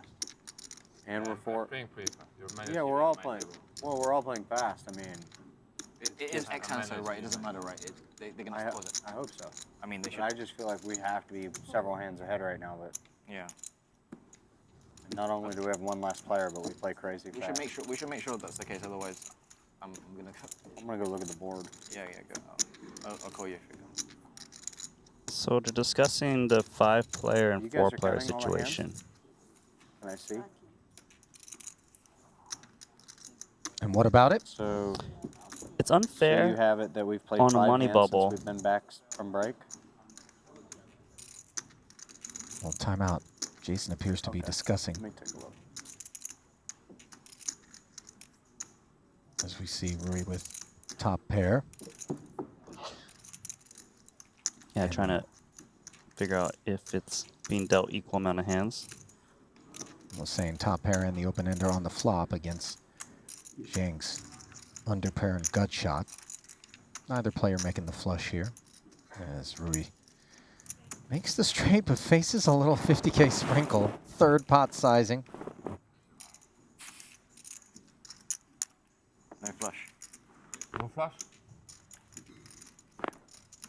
Just straight flush. And do you value it straight? Probably. Not sure. No. King of hearts.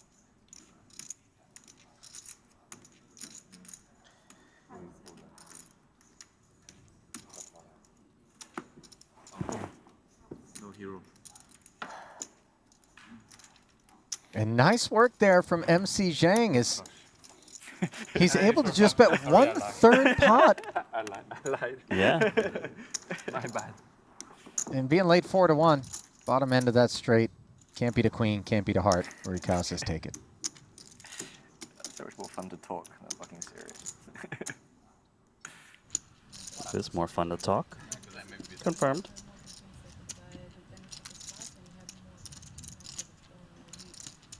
Luca Vivaldi at our other feature table.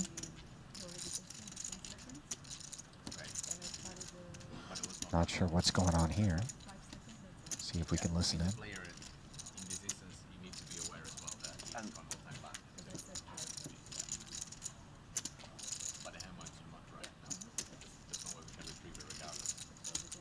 Live stream. It's kind of funny, you know, in this end, like, Elton wanted it to be all in, Carl wanted to go all in, and everyone else wanted them to go all in. All in are just a didn't call. happen. I understand, but there's no cards. It's funny. I can't make a ruling, but there's no cards. I can't say. You don't know what will happen, my friend. Hola. Yeah. Maybe you got Beppy. Huh? Maybe you got Beppy. Yeah. Yeah. Yeah. 好想你贏佢啊！我想你削佢，我想你削佢少少 At 啊。 final 7 players, 咁 you 我 get 就 one 開 more 始做 time. 嘢。 Ah, yeah. Mm. 我想你削佢少少啊。你削佢少少，誒咁係200幾萬，咁我就可以喐啦。棘高住喎佢嗰度，唉，阻我發達。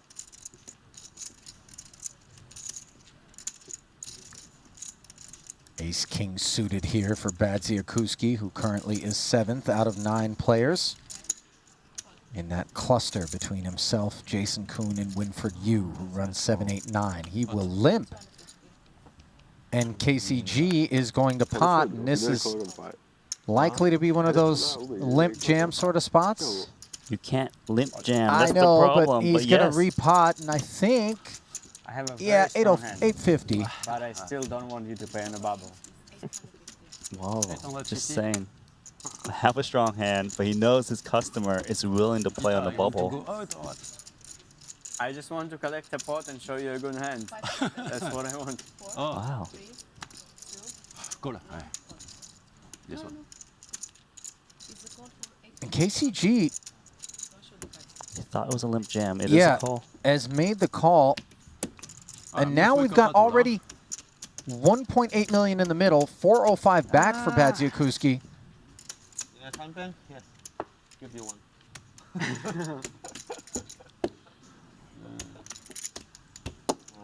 I wish you could just fold, and I have no risk. But now let's see. Well, considering the situation, Mikita appears to be pretty lighthearted, and he is in the lead. Ace, Queen, 7. Wonder whether or not he's just going to try to maybe check and show down, not risk the 405. You're looking at me like that would be insane, Randy. I think... I feel like he should deny the equity.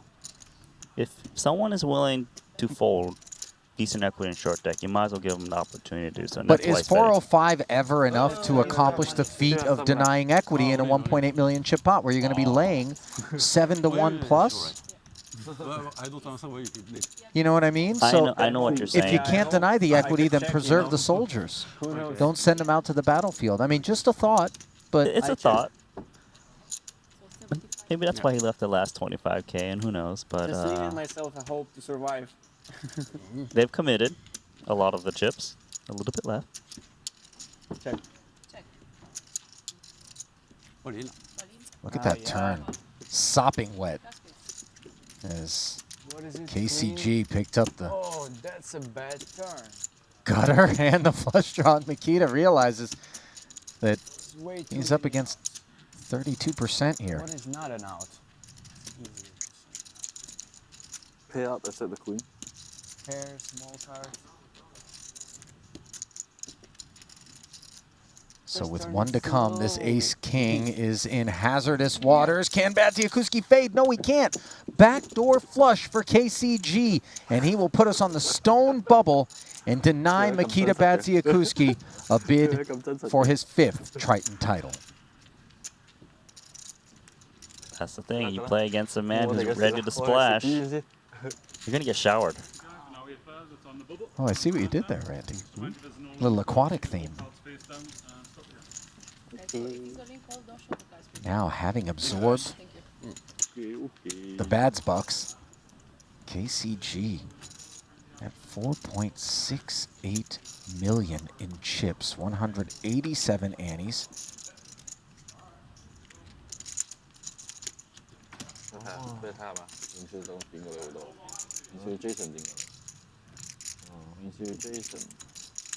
Jason 同你差唔多，明少，14萬。要好撚等得嘅咧，自閉。係老尾我喺度咁樣俾佢等啊等，我啲馬都冇晒，我贏冠軍啊嘛。唔夠佢捱嘅大佬，佢真係鋪鋪唔嚟好撚捱㗎。啊 Kiatley is going to wake up with aces here.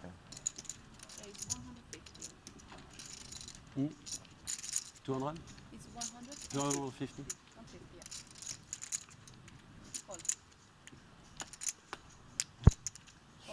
Overwhelming chip lead. Gonna try to take out aces now. 其實正話佢接唔到你都幾好啊，都唔使 bubble power。 His flat call puts 375,000 in there on the stone money bubble, and Nobody loves seeing this more than Winford Yu, who is the short stack, and he's flopped quads, Randy. When a man wants to win, he's going to make it happen. Yeah, let's check those. Wow, I just smashed it. What could you possibly have then? 150. But 150. 150,000, 2 aces playing passively. Understandably, on the Stone and Money bubble, where Kiatli wants to keep it clean against the only player that could send him packing. Queen of clubs now on the turn, and the texture starts to get worse and worse for Kiatli's purposes, Randy. More coordination, a lot of the sort of stuff that he would imagine KCG would be flatting.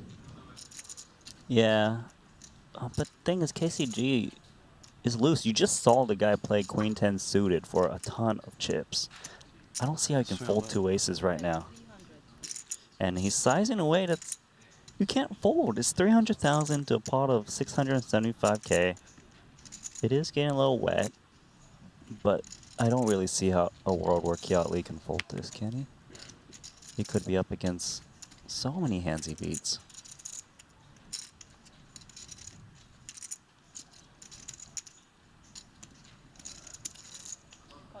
Comes along. Sure enough, the check call of 300,000 puts the pot to 1.275 and a very dry 7 of spades.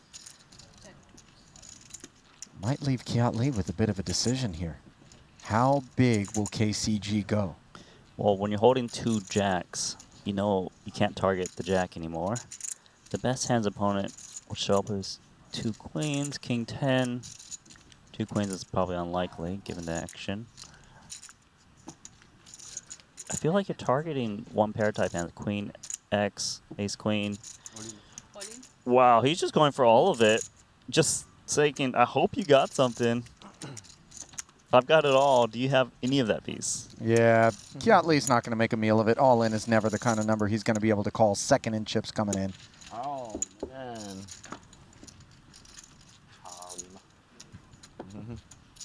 I wonder what... Man, imagine if Kiatli had like 2 queens. Just be showered. Yeah, I was thinking to myself, the ace better not roll off here. It's curtains. Yeah, well, if he's going to put all the chips in, certainly. I mean, that's one of those spots where ICM is just completely irrelevant. The guy has to have quads exactly. I mean, we've seen some huge laydowns over the years, right? And I mean, once remember having a conversation with an old veteran who told me, really, it's all about knowing when to call with jack high and when to fold quads. There was some merit to that. Therein lies some of the art of the game.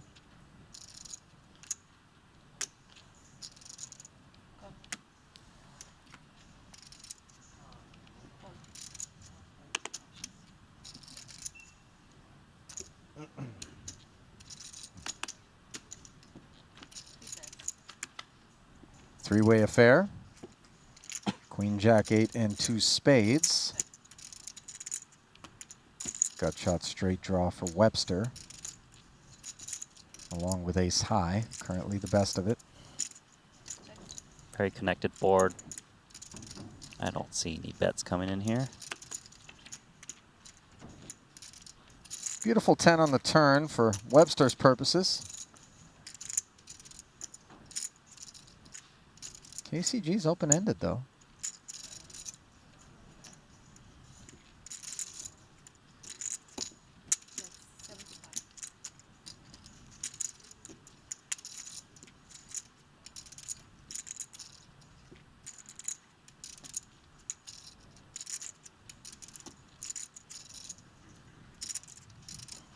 Well, guess you're just going to call against a man who's been winning every single pot lately. Not unheard of that Undergun could have ace-king going for some big traps, although uncharacteristic. Yeah, especially KCG doesn't strike me as the kind of guy who's going to want to be doing too much limping with the ace-king. Yeah, he likes to shoot it up, right? Although he will be keeping an eye on the fact that other players out there have been limping the ace-kings. And induction. Yeah. So Nice flat there from Webster. Induced KCG to barrel on the end. Yeah, and Carl has been showing down winners over and over again with value bets, so try to rep it this time. Was credible. His sizing was a little milky. Could have definitely got some hands to fold like King Jack, King 10, so I actually don't really mind his bet. 9x is kind of hard to put in people's ranges in general in this game.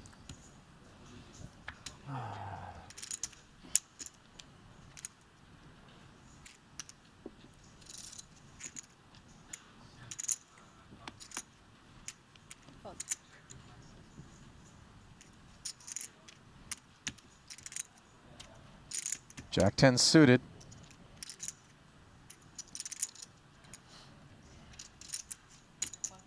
One of the prettiest people at the party.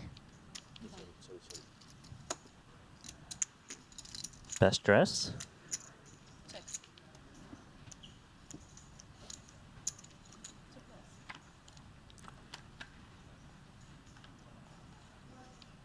And the 8-9 board does provide the open ender to both players. Advantage Elton in terms of Jack high being ahead and of course the better of the two draws.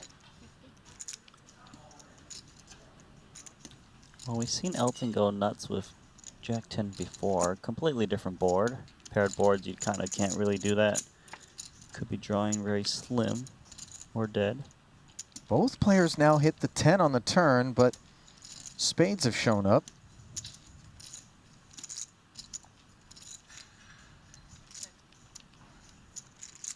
Let's see if KCG's a type to bet this turn. He is. In betting mood. Half pot exactly.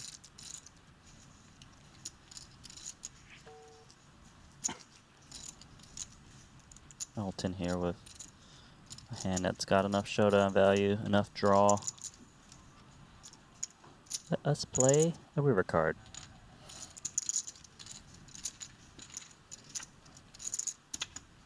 With $500,000 in the middle, the King of Diamonds doesn't rate to be of any concern to either holding.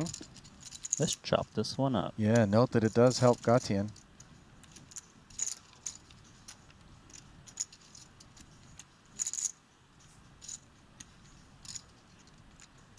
I'd be pretty happy showing down his 10. Guess he's debating whether he needs to rep that king or not.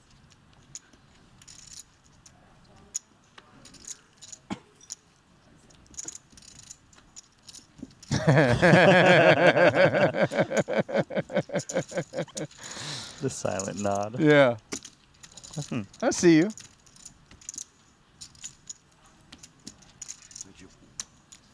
I like that. Not a single word was exchanged there. No, no. But a lot was said. That was the best part of it. Yeah, yeah, exactly. Totally loaded exchange there, wasn't it?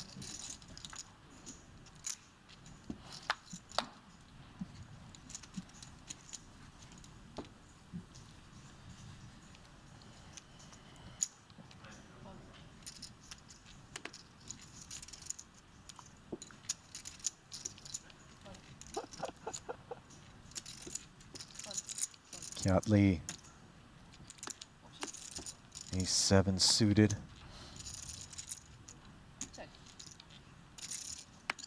Going to be sharing a card with Webster.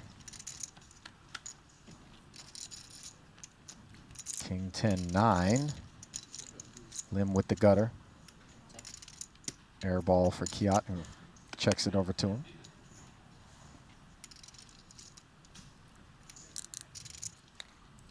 Hard to bet this one. Really hard. Can Webster do it? Nope.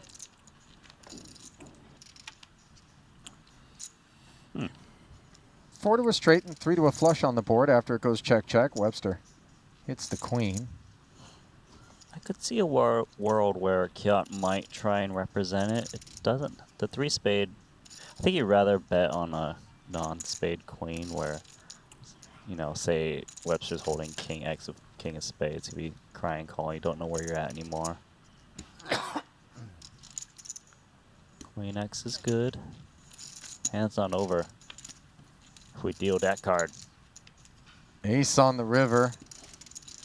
Now lead with the best hand.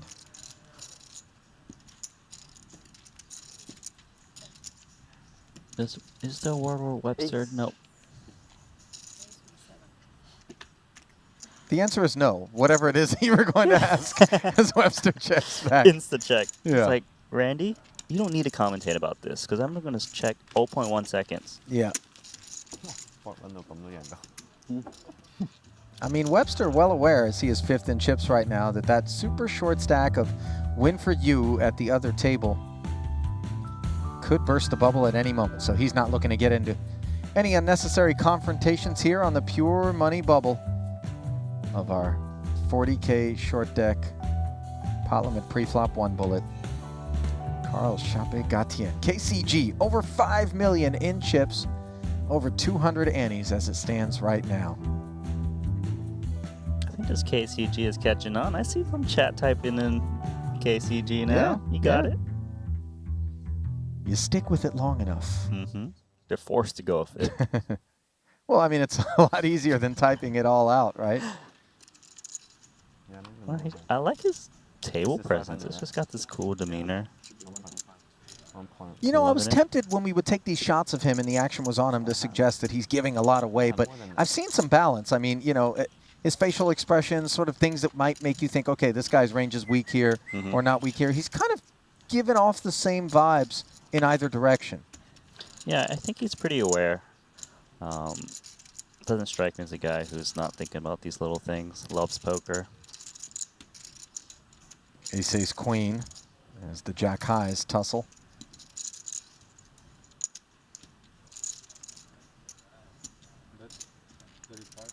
Webster sensing the range advantage, just sprinkling 35 into 150.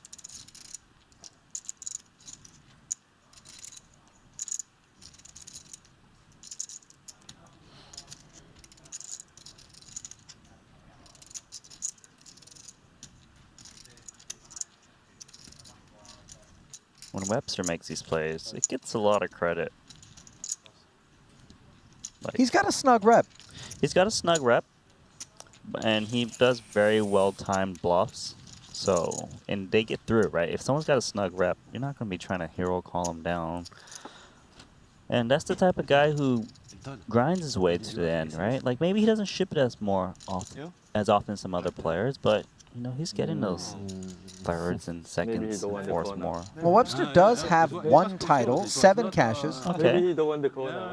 Almost 3.2 million in career earnings. Back in Madrid, he did win the 50K short deck event. Experience. I told you, yeah. I don't know. Suited? Suited? No. Maybe better. Suited. Double suited. Yeah, but I Double suited? didn't see the countdown, so it's yeah. Double suited.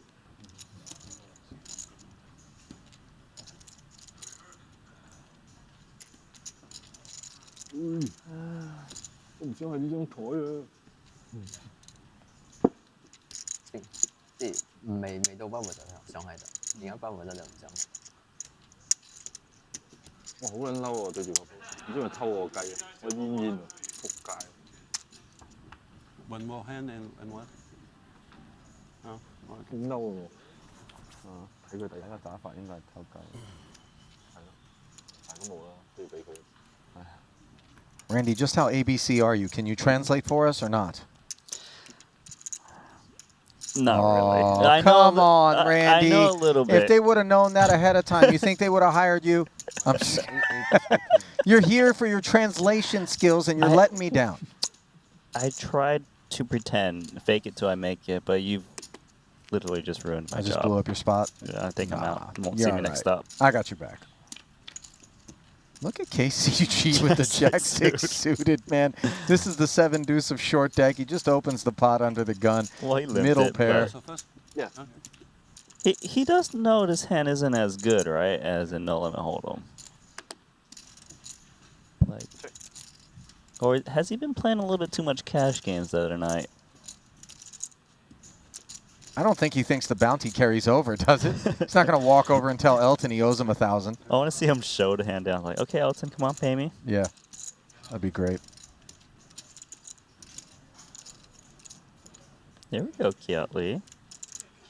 Rep that royal flush.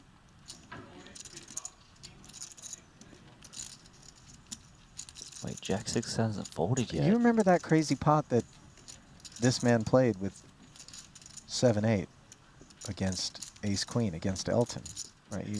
You heard about this one with the 4 flush on board. Yeah. You just had the. It was monotone on the flop rather. It had 7-8 just 250. undercut. Yeah. See, this man right here. I try. Just. Me too, I try. Just when you think Try, but I fail. he's waving the white flag. Why you bluff the chip leader?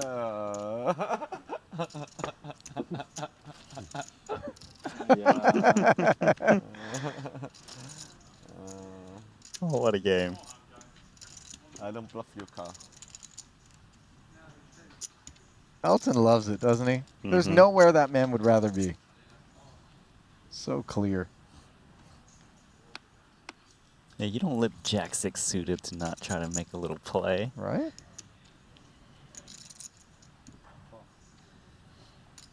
Webster getting limpy.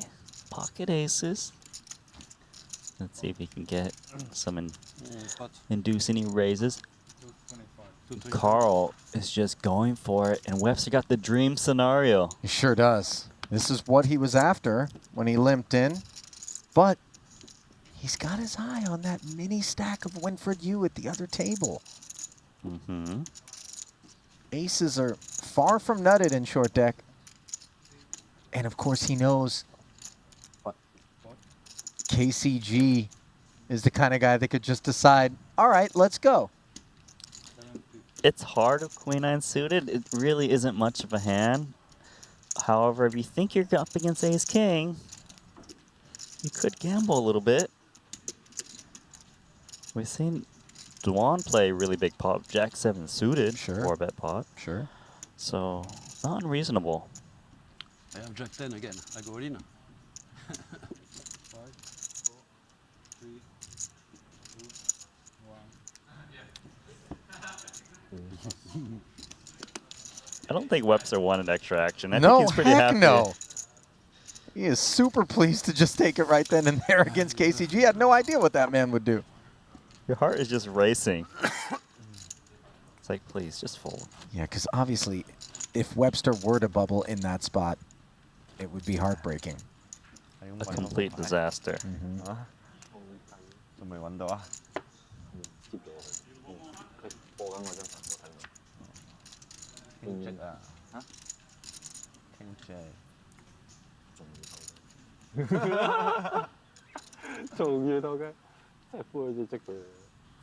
This table's got the home game vibes. Yeah, it does. 2 jacks for Elton. Limping in. Kiat Lee with ace queen suited.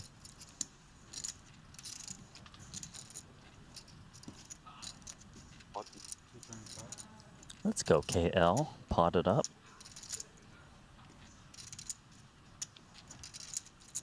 You can't use an acronym for a man who has 7 total letters in his name. 2 syllables, Randy. He's from Malaysia. Yeah, I know, but it's Kiat Lee. It's simple. What if There's Kiat no efficiency needs here. Like Kanapang Tanaratakul, we call him KT because it's a mouthful, right? There's 97 letters, 62 vowels. Is 10 letters enough to go ET or no? That's not a thing. No, that's not a thing. It's 3 syllables. I don't know what the technical thresholds are, but it doesn't pass the acronym test. Meanwhile, Jack 10-8, double gutter for Kiat Lee, top set for Elton, and he is jamming. Max pressure. What's important here is Elton did this open jam. 2x pot, remember, with Jack 10 open and straight draw. Now he's got top set, balancing it out. Kiat Lee here, ace queen. It's got KCG lurking behind him too, by the way. That's actually a big problem because he's covered by KCG, who could have smashed his board. Black calling to raise. Kiat Lee does beat king queen. He's up against Jack 10, probably not performing too bad. Well, it's a tough spot. uncomfortable. I think the big factor is KCG behind of 2 million. If KCG had 1 million behind, probably would certainly be pushing us in very easily. But here, it doesn't feel too nice. 1-1, sorry. 1-1-95. 1-1-95, thank you. We got Winford on the other table with 20 antes. Keep that in mind on a direct money bubble. Changes things a lot. Chip EV point of view, this hand goes in. Throw in some ICM and 20 ante stack on another table? Maybe not. Yeah. I don't know. I put the chip leader on. He's pass. out. Oh, thank you. Rabbit hunt. No rabbit hunt. No rabbit hunt? I want a rabbit hunt too.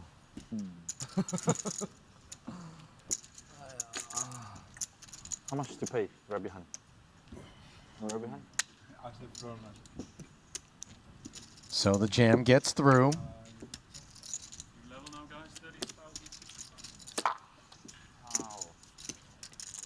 And that new level news is bad for Winford Yeah. as he continues to try to fight off elimination on the stone bubble. 就算佢冇喺後邊，我都唔知個 call。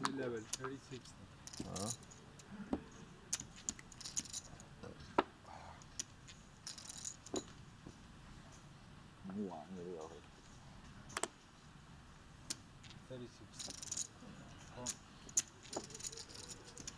Oh, 30-60? Cool.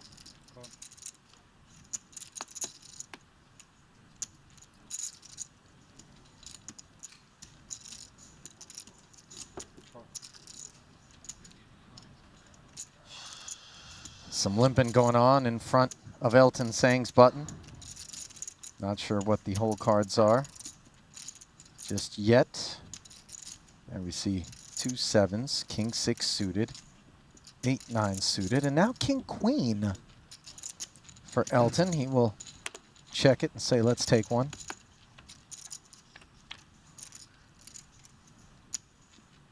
Jack 7 6. It is a set for Kiat Lee. The two-way straight draw for Webster. Only 2 hands really worthy of discussion at this point. Webster's pretty tempted to bet. Gonna check.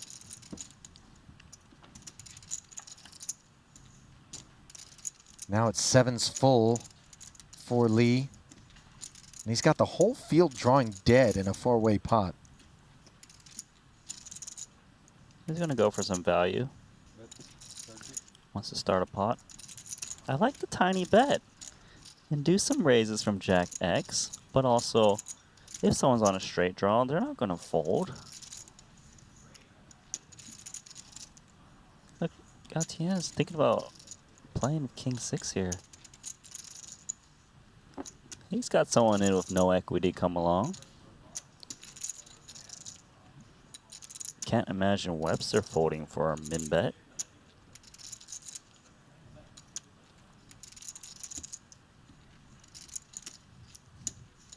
Suppose Webster sometime is thinking about making a move here, but he's a bit conservative in that aspect.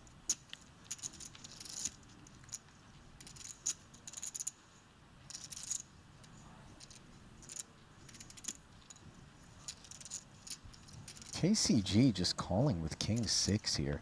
He was like, I don't know what you got, but this price is too good. I mean, but 2 players behind him. It's not as though he's closing the action in position and then hoping to maybe have it checked to him on the river where he can make a decision as to whether or not to turn his hand into a bluff.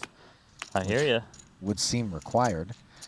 Webster also likes the price, so he'll call, drawing to the straight. And fortunate not to hit it, but he does bink the 9. I think Kiat Lee here is probably going to size up a bit. Once he got 2 callers, he can see a weak jack, maybe just calling there.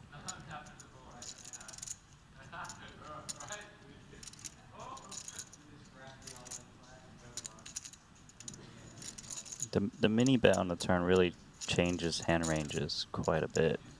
445. Yeah, it's actually going over the bet. Yeah, no more mini.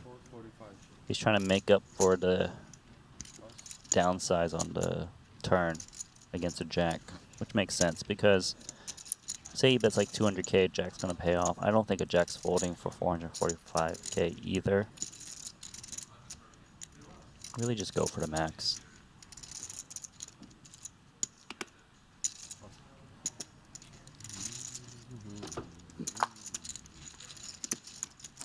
Ultimately uneventful pot there. Bluff 2 players. He did not bluff Kiat Lee.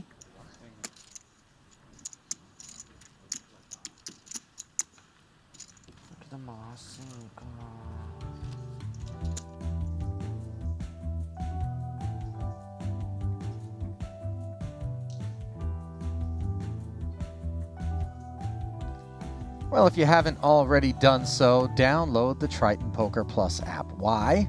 Because it allows you to get the sort of depth and insights into the action that we use here at the desk and all of the players use in real time while they're out there playing. Available both on iOS and Android platforms.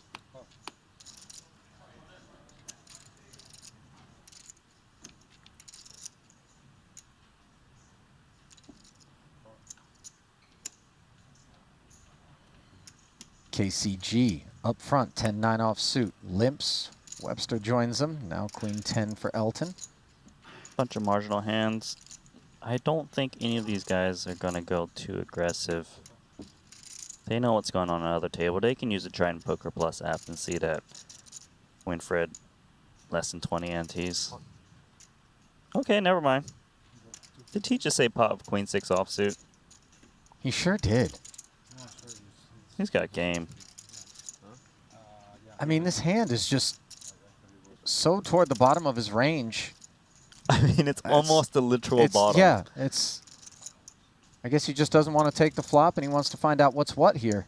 I think it's a bit of a read that, okay, Carl's been opening hands that are pretty strong and wants to play enough chips. So the fact that he limps seems weak. The other two over limping also seems weak, and knowing those guys don't want to risk their chips.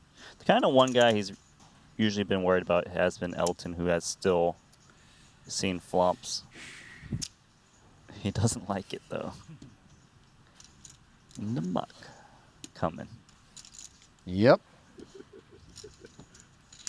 Look at Kiat just knows that he was way out of line there. Yeah, Elton's the hardest one to get out of there. What's going on over here? Well, the players may be being held up in order to allow the five-handed table to catch up in terms of hands played. Obviously, they come around a little bit faster when you're playing four-handed. Fair enough. Inverse, bro. Inverse, bro.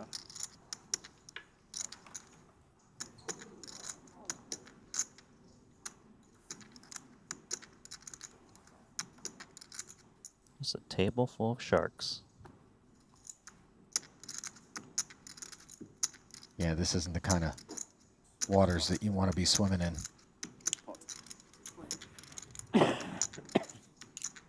These guys are not playing small ball. 2.3 mil. Not the right cast of characters for that, right? Mm-hmm. MC One Zhang of us is going down. makes it 240 to go. Well, you know, they have Winfred at their table here, who is just hanging on.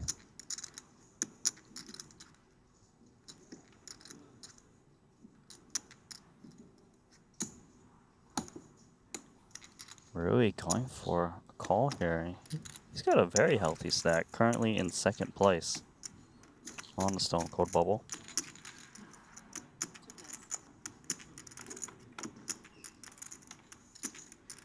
King, Queen, Jack, the nuts for MC Zhang, and for Rui Cao, it's top two. So strap in, 570 in the middle.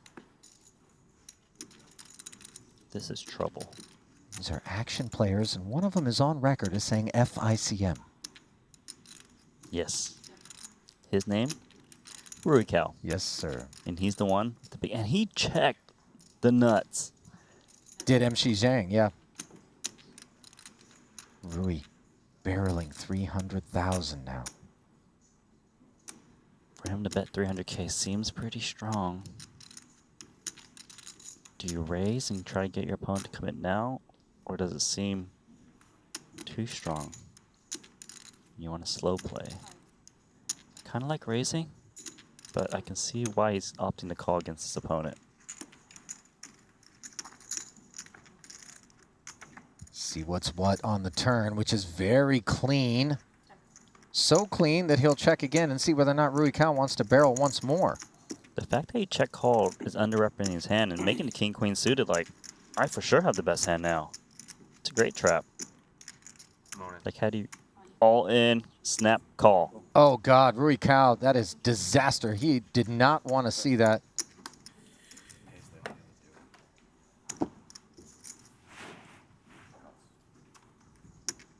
A sneak preview there. As players were advised not to show their hands until the timing is right. And now Rui Cao with one to come needs to fill up. Wonderful execution by MC Zhang, recognizing the opportunity before him against a very aggressive opponent. And he is rewarded handsomely. Now we've got a contender for the bottom. Winfred and Rui Cao. 1.5. Very shallow. 580. 1.80? Yeah, 3 whites and a green.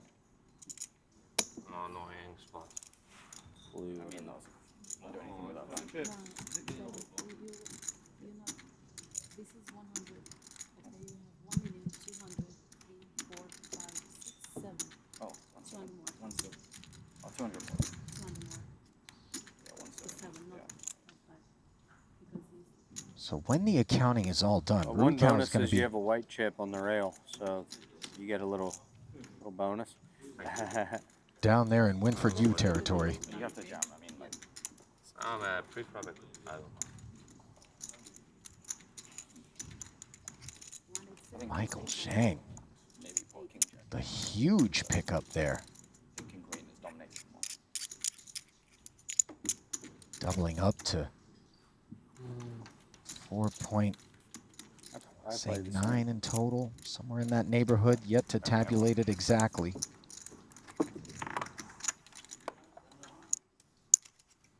It's an off, huh? I didn't think that it's an off. Maybe. No, I got 1 per off. It goes fast. Oh.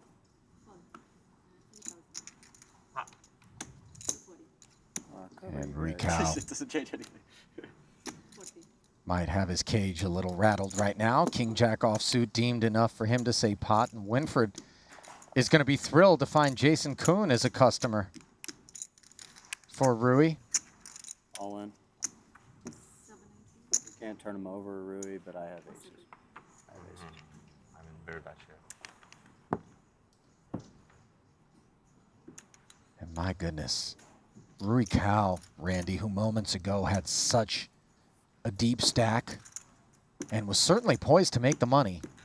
He was in second place with 3 million chips. I mean, he's going to be at risk of getting eliminated as the bubble boy here.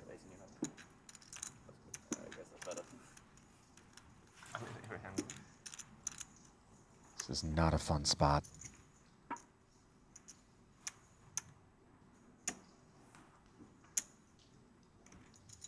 Could it all come crashing down for the legendary short deck player from France? Time will tell. Oh. You got your hand, and you got my hand. 1.3 million in the middle. You got your.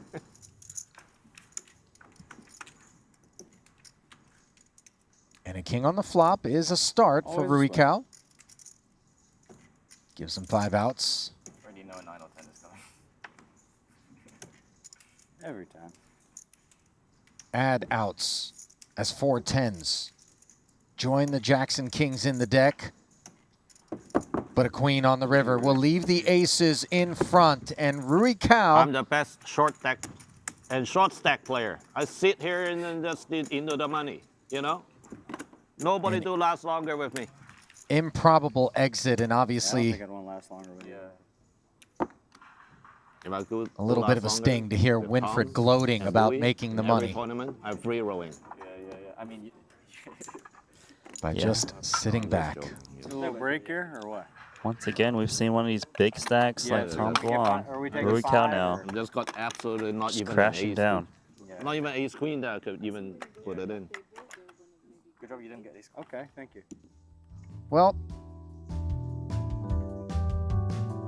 with 7 remaining, we will not play 4 and 3. Instead, we will combine to our final table. And as we do, we give you a look at the chip counts. MC Zhang up to 4.8 million. I was speculating it was somewhere in the 4.9 region. And that is going to be good for the overall chip lead, ahead of KCG by just a few thousand. As we come back to the desk, Ali Najat alongside Randy Liu. And listen, you mentioned it earlier.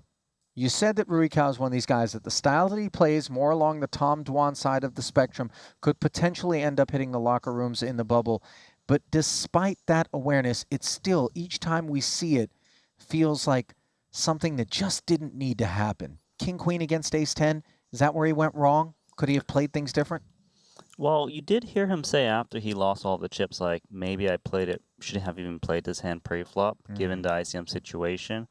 Unfortunately, he did say FICM some point before that and decided to take a flop. Perfect trap for MC Zhang. Maybe if MC Zhang had raised the flop, he would have found a fold, potentially. Not saying he would have top 2, but definitely would have crossed his mind. But the second he perfectly slow played that flop, Rui Cao was committed to trying to get what's in there. He did put 2 million into about a million chip pot, but he just lost it all. I'll tell you what, MC Zhang was particularly impressive in the way he navigated that pot. Real situational awareness. The average player, he might have thought, given the ICM considerations, would never be willing to get all of their chips out there, but he recognized that Rui Cao is the kind of guy that's going to want to leverage that ICM, put the pressure on his opponent, and instead, he ended up putting himself right out of the tournament. So, going into the final table, by just 2 antes, the lead for MC Zhang, KCG in second, and it is those two alone at the top of the leaderboard. Little cluster between Kiat Lee and Webster Lim in 3rd and 4th respectively, and then Elton Sang and Jason Kuhn neck and neck, while Winfred Yu will sit all alone in 7th place. But the silver lining is that he has locked up $95,000 in payout. The jump from 7th to 6th is $25K.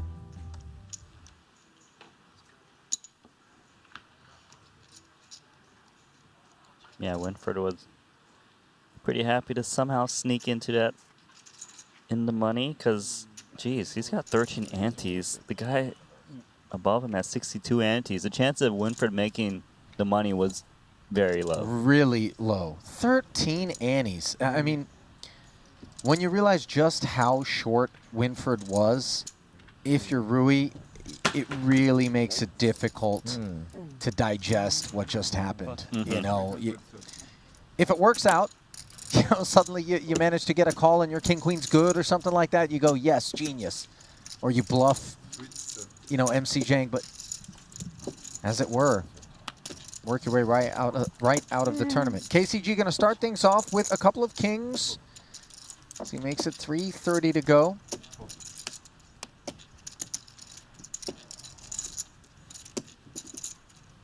$9-10 for Webster. Unintrusive cards that tend to perform well.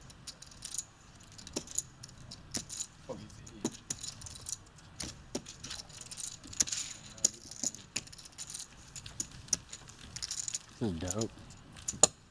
I like his pot limit stuff. So much better. So much Not better? going to compete. And like you 3-bet, you can still see a flop, right? Yeah, You you like can just 19 call and straight. open. Yeah. Whatever, you know? From the bubble, I actually got to play hands I never get to play. Jack 10 suited, just limp call or raise, you know? Well, Randy, is this just going to be the MC Zhang and KCG show until Winfred gets eliminated? Yes. I can tell you that for sure everyone else is aware that they need to play snug, let Winfred get it in.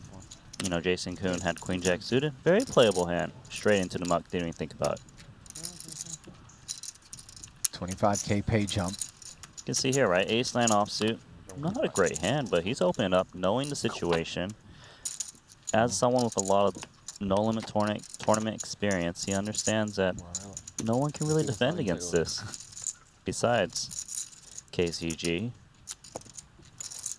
Queen 10 suited. Decent hand. Let's see if he can get Queen 10 suited out. I just feel like I'm not doing anything until he's going for it. Winfred gets out of there. Now, you know, I like the go for it more than I like a flat just because you're able to flip the ICM pressure back onto your opponent. Well, he's going to flat it.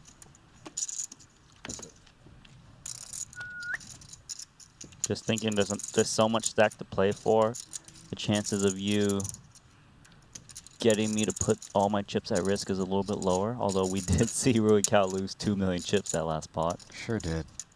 Two-way straight draw here on the 10-Jack-Queen board where Webster has himself queens up. If Michael wants to get really crazy on his board, he can. Webster's range is very capped. It's so unlikely for Webster to ever have ace-king, whereas Michael has so many ace-kings. Michael could multi-barrel this if he wants to. Webster's in a very uncomfortable spot here. Just like, please, vote me up.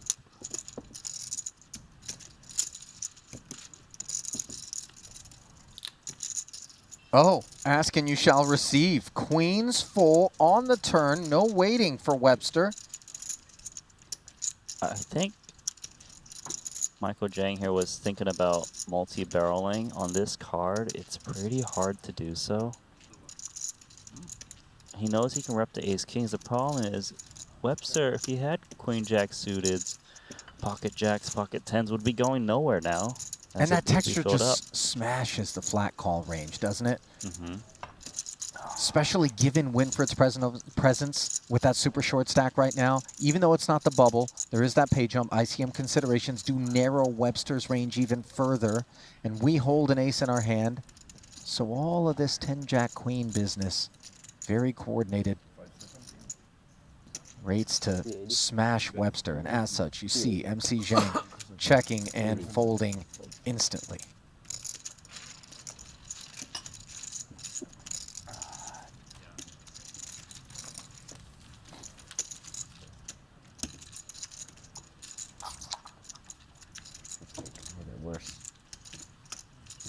You surprised to see Webster willing to get in there with that Queen 10 suited, given Winfred's a little bit sitting on those 13 I antes? was. Kind of unnecessary, right? I thought he was re-raising.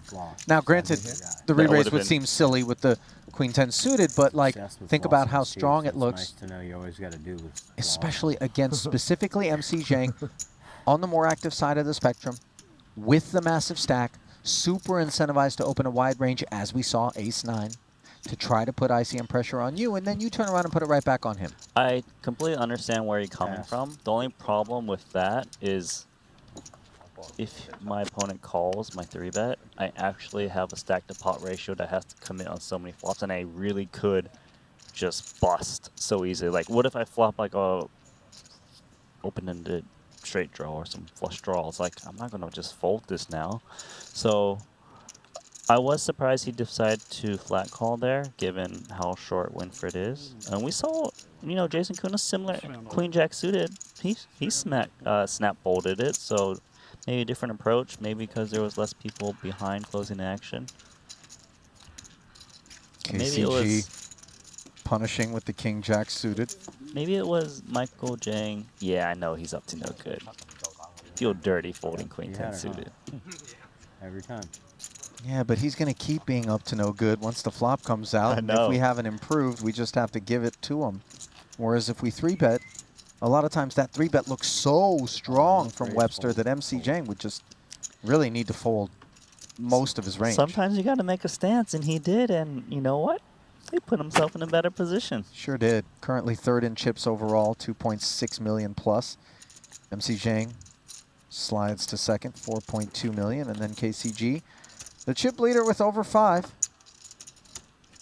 He's been waiting for this moment. 2 queens. Yeah, that's going to be more than enough for Winford Yu. Webster wakes up with 2 red 10s now. Actually, kind of annoying. There's multiple people to act behind you. You're not closing the action. 2 10s. If you're closing action, I think you could see a call. No, I say fold. Oh. All in. He's not playing King 7 suited. No, not twice. Yeah. Little misunderstanding. No worries. It's okay. Kind of a big misunderstanding. Well, okay, it would have been a big misunderstanding if Yep. he was forced to put those in, but No, nobody's out here trying to suggest that that's what would happen. Although they'd be like, what are you talking about, KCG? Of course you would move all in with the King 7 suited. We know you. Kiat Lee, A6. No way. What a laydown for 10 you're a legend. antes. Everyone's tilted at the table. He almost doubled up. Basically. You see Jason say, no way. Because I need 5 more thousand to go to the main event. And the 50. You can That need the was 50k. outrageous. And then you get the 50k and the You name. needed 20%. Jason a little bewildered given the price that Kiat Lee was getting. Look, he only needed 20%, but do you remember the pot odds Kiat Lee was calculating? Do you think he knows it was 20%? I don't know, man. Don't make me answer that. He's like, who said that in the booth? Let me get him. This weird thing happened earlier. I limp, raise, button. I pot, and then You cannot fold 2 hands in a row. tanked for a while, and then went all in, and I called. So when he said all in, I'm not going to call you. Snap call. You don't want to hear that. And the player didn't tell him to come like last 10 seconds in mind. But they declared it ended. Oh, they did? You know, that's unfortunate because yesterday for Stevie had a simple spot where it was like 4 or 5 seconds after. No time essentially. But he didn't. Stevie didn't want to be a dick and they let him go all in. 4 seconds after his hand the dealer should have killed his hand. I wanted him to go all in. That's a problem. I mean, I don't know if I want or not because I had aces. But it was also kind of during the bubble, so the question, I guess, is, would you want him to... Elton limping the kings, and Webster wakes up with queens. He got away from the 10s against Winfred. Over limp with queens. That is sneaky. Was it better that he must Sure have is. Elton, you have 1.8? Yeah. 1.4, 1.6, 1.7, yeah. You're only like... It's 300. Worst hand raising. I guess I'm back to starting stack. You entered in the money. You entered in the money. You definitely want to play that. Yeah? So it was kind of, it worked out to me, right? I repot. So MC Zhang gets frisky with ace-6 suited and is immediately greeted by Elton Sang's 2 kings, which have potted. 1-1-10. Nelson's not shy of potentially busting out first. He's going to go for it if he thinks he's got the best hand. Webster actually in a tough spot here. I think he's going to lay it down. It just seems you got to worry about the guy who potted it, the guy who repot. 2 queens probably doesn't fare too well. Can you imagine busting 2.5 million chips right now? Going out in 7th place? I was like pissed off. I was like, I want him to go. Yeah. But I don't know if I had the right thinking. It just never feels good to fold 2 queens pre-flop. Yeah, but those queens aren't the same in terms of value as they are in No Limit. And, you know, you got a guy who already made it 300. It's not like MC Zhang is guaranteed to have a bad hand here. We know that he's on the more active side of the spectrum. And these limp jams often come out of the ace-king minimum sort of stuff. I certainly agree with you here. Yeah, I have no idea. Yes, he is up against two very active players, but the problem is he's covered by one of them. So I don't. ICM very important. After the hand, I still wanted him to call. I was like, don't fuck his cards yet. I was like, let him call, you know? I wanted the action. But I guess I was wrong. Like, huh? A6, of course, an easy fold. The real decision was only Webster limbs, and comes up with the right decision. I had it. You think Webster is in it? Uh-huh. He took your move, huh?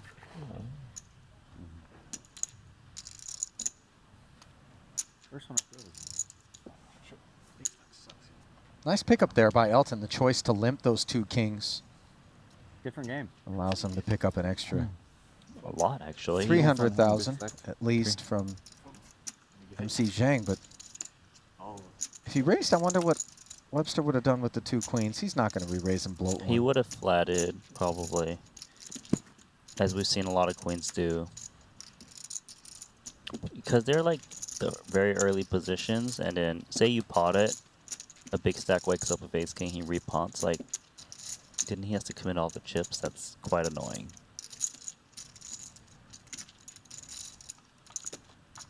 Winfred. Maybe get a chance to get a free flop, cheap one? Nope. Ace think queen so. suited on the button for Elton. Okay, these guys know that Winfred's hand is relatively weak to over limp 60, 71. with 12, 13 antes.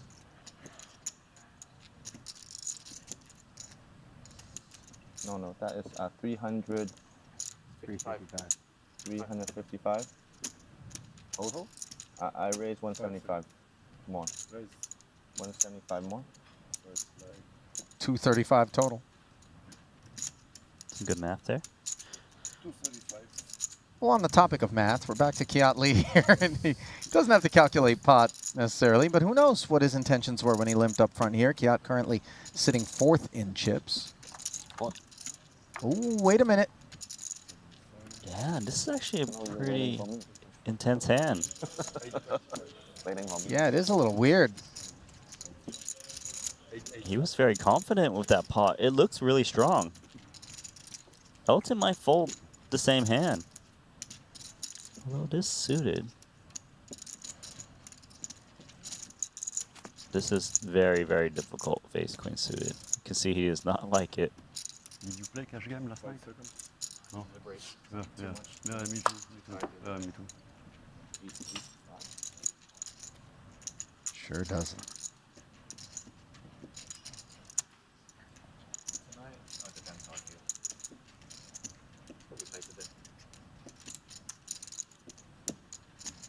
Kiat Lee's hand screams strength. Yes, it has to be a hand strong enough to commit against Winfred's tiny stack too.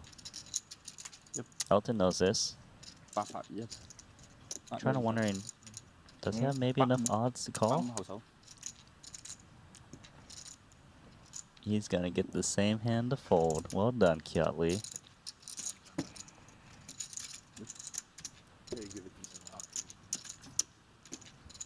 Yeah, Elton really didn't like being faced with that situation, but as much gamble as that man has, he's still looking at Jason Kuhn and Winfred Yu with less chips than he has, and understanding that there are pay jumps to be realized.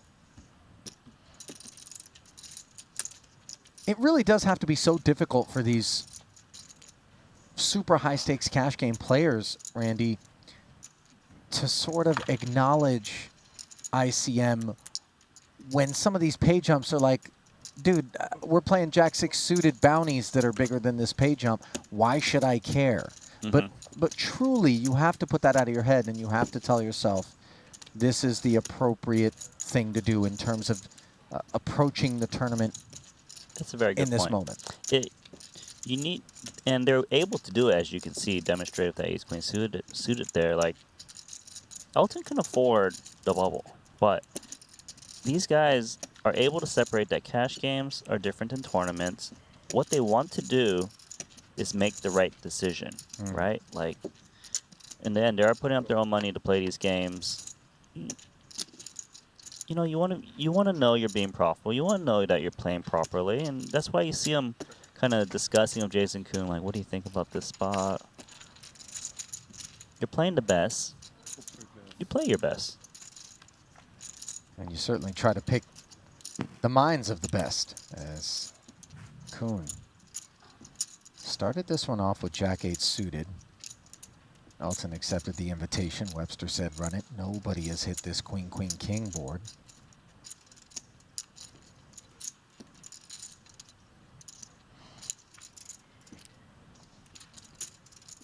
That's 60,000. Jason Kuhn getting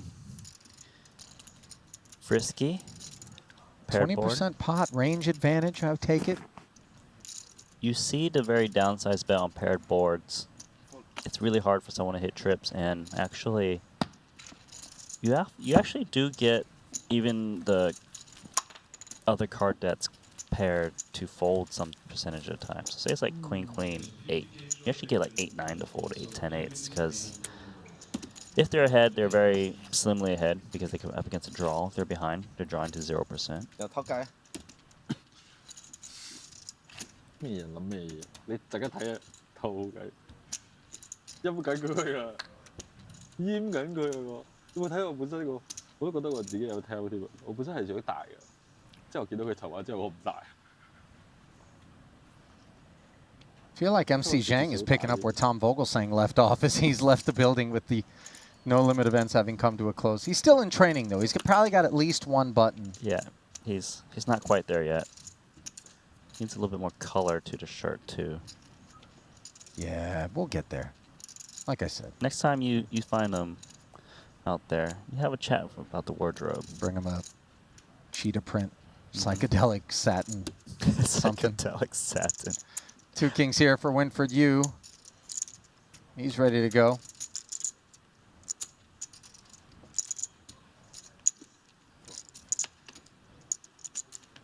And something tells me Zhang might be in a spot where he wants to give him a spin, although JCG on the button.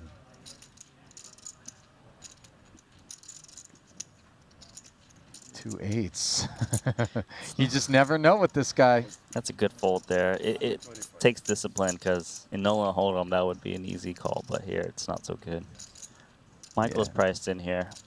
It's not that he thinks he's got the best hand, but look at the equities with ace-9 suited. 44%. Okay, I'm calling. Yes. Oh, that's okay. That's King's Cracker. So, Cracker. 830K in the middle. Winford Yu, who was so fortunate to outlast Rui Cao and get himself into the button. Has 2 kings. Is in good shape with 55% equity. And the ace shows up for the crack, but so does a king for the crack back. Middle set.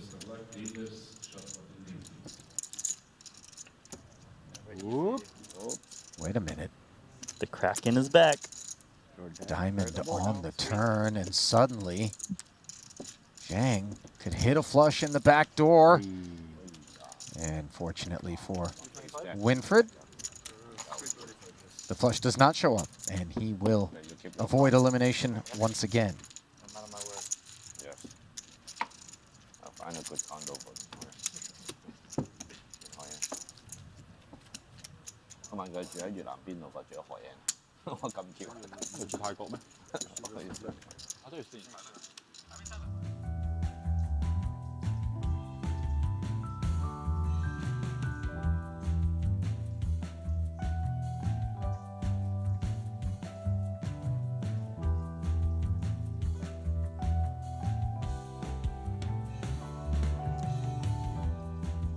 Triton Poker Plus app, available for download on iOS and Android platforms, is the place to go for archive footage of our cash games and previous events. All of the stats your little heart could desire. And a glimpse into exactly what the players are using as they work their way through all events. And Randy and I, along with Henry and Brian Rast, are using at the desk. Okay.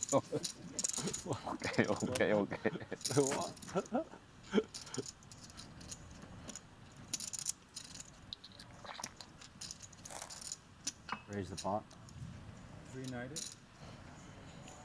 Why am I not surprised that Jason Kuhn's deep in this structure? He loves the deep stack short deck. Mm-hmm.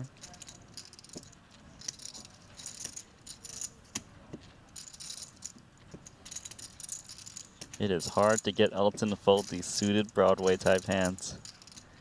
You can see he does not want to fold, but there's a lot of other people to act here. It'd be pretty gambly to play.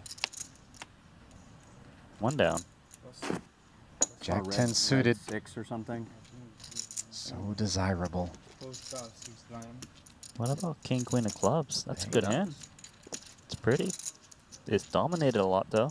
That's the problem. It just doesn't perform well necessarily against the range and class of hands that Kiat Lee might expect Jason Kuhn to be willing to make it 390 to go with. Jason potting against under gun is extra strong as well. I mean, that's why he's Yeah. landed down. Yeah. Too much domination. Position is just so key. Reading the ranges, reading what kind of strength you're exerting.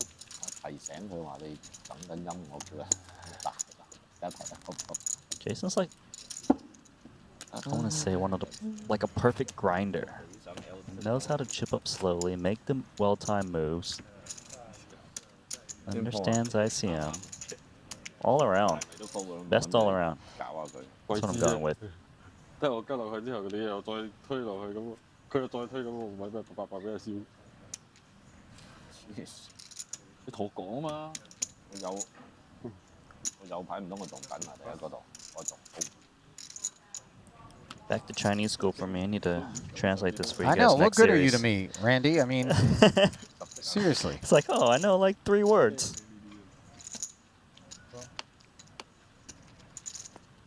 I know all the bad words.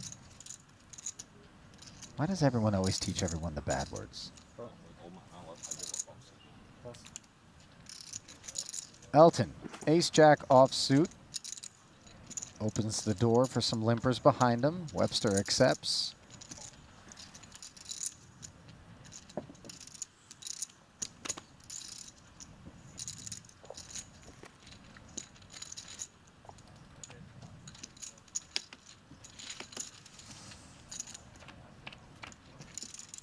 MC Zhang joins and Kiat Lee says run it. Ace Queen 8. Got shot straight draw for Kiat Lee and Webster. Shall we start to clear the field, Elton? Ace-jack, early position.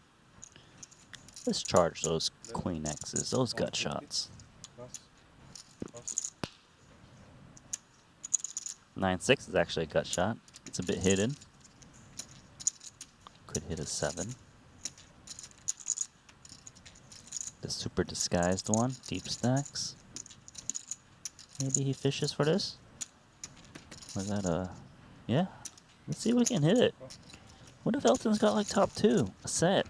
Not gonna get away on a 7. 9 on the turn.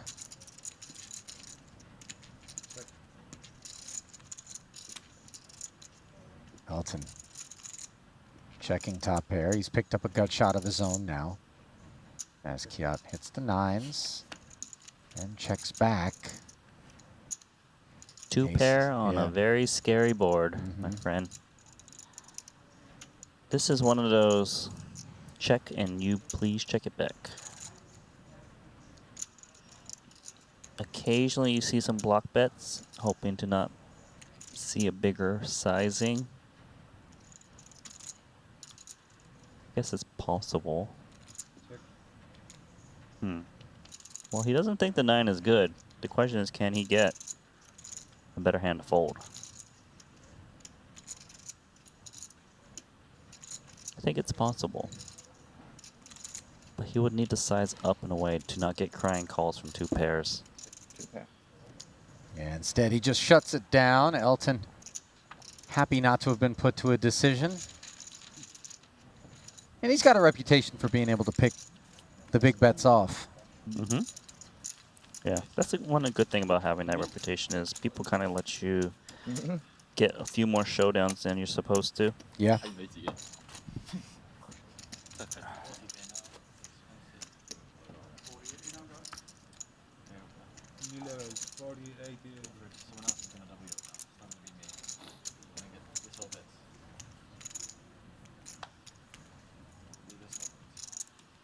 So the ante up to 40K. Button is 80 now.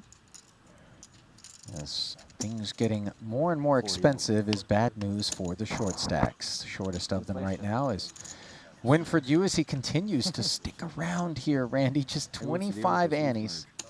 Yeah, he's that guy that they kind of want to go away so that they can adjust their ranges again. Oh, not just kinda. They want him out of there. Maybe. Winfred alluded that he's going to hang on there to try to get that extra pay jump so he can afford the short deck main event. Right now, he'd only get 95,000. It's not enough. You know, I don't know how to tell you this, Randy, but Winfred's going to be able to afford that short deck main event regardless. KCG shoots it up with Jack-10 offsuit. Winfred's got to play for this. Maybe he's thinking about some kind of stop-and-go style instead of jamming it in. Or is he going to lay down? Chape Gattien's under the gun? That's a pretty big fold, considering he's so short. Gonna call. Just see if something really poor comes out and maybe he can lay down. That's a good chunk of his remaining stack that he's sticking out there with the ace-10, as he was dominant, but KCG flops the jacks and jumps out in front. Love the wave the hand motion like a boss. Calls for the rest of it. What do you do here, ace-10? Looks like he's trying to throw into the muck. He actually has 39% equity. Problem is, does he ever have the best hand? It's just a more of a pot odds situation now. I remember KCG opened under the gun. He's going to get Winfred to lay down a massive equity hand because Winfred didn't jam pre. Well, even with that equity, was he getting the right price? He needed 40%. 2.5 to 1 he needed? I don't remember what was in the pot when he had to call the rest of the 440. Was it over? It was after the bet of 440? It was probably like 700,000 if I was to guess. I said Right? 441. He made It's it close. Actually, it's almost 3 to 1 that he's getting, right? So from a money standpoint, price was right for him to take his chances with the ace-10 there. Yeah. That's the thing. If you happen to not put the rest of your stack in pre, you can potentially make some mathematical mistakes post-flop. You know, second guess yourself. But you do get to live to fight another day. You can annoy the other people with your short stack. Indeed.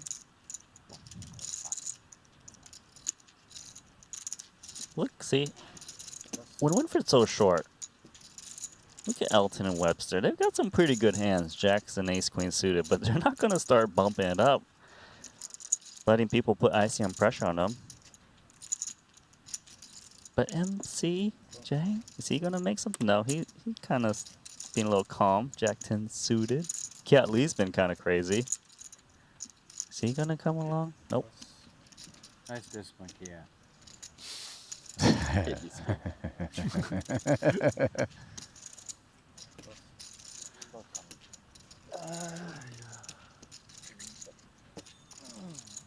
Tempting. I like to check. Yeah.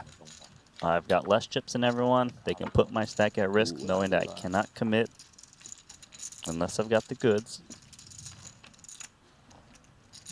Everyone's sharing cards. So let's throw every single other card out in there in the deck. King 10-9 with a couple of clubs. Elton staring at one overcard with his gut shot. Webster's hunting a jack to make his. Of course, all 4 are accounted for. Okay, look at Elton going for it. First position. Figures he can rep the ace king the best. Well, not only that, but yeah, blocking the queen jack. Sorry, you were obviously going to finish the thought. Blocking queen jack's important because that means someone is unlikely to raise this flop. If you do get continued, you can try and rep that hand or realize more equity. Webster got a nice draw. Gonna peel. Backdoor spade's important to continue here. And Jason Kuhn gets to close the action on a Broadway draw. Probably gonna continue too. Good price. You hit your straights so much more often, even if they're inside straight draws. Calculate the situation.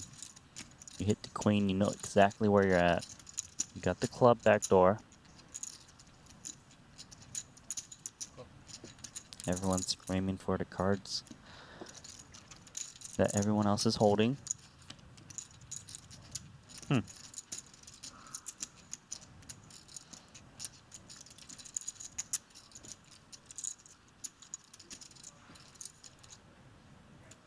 see, does Elton want to sell the story? That he's got queen jack, that he's got ace king. It's so unlikely that someone else has got ace king, given no one else raised behind. But it is also equally risky to put in more chips. With this card dropping off, it sure seems that everyone's trying to get the showdown for cheap. Betting is kind of bloating the pot. For kind of like no reason. I would expect weak 2 pair to also check. But let's see if Webster... Okay, so he's kind of think my kicker's good enough for some value. I want to set the tone.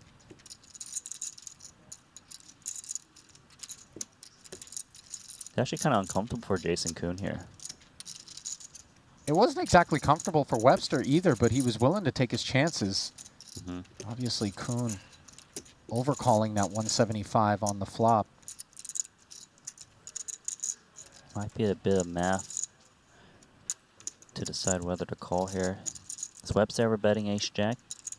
Depends on what you perceive your opponent to do. He might not think Webster would bet ace-queen right now, which is important.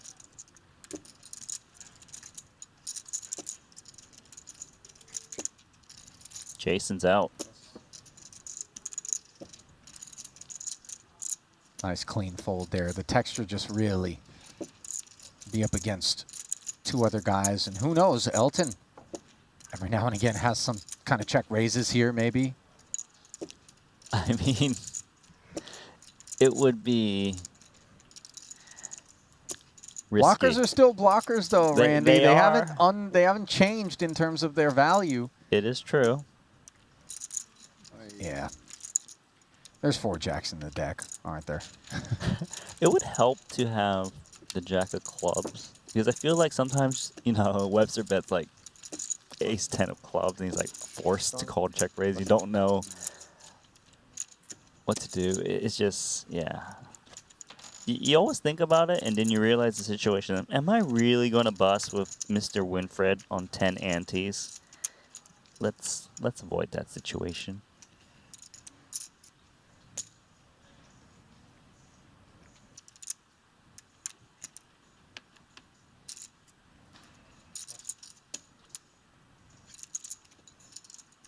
Red aces for KCG, who has been fairly quiet.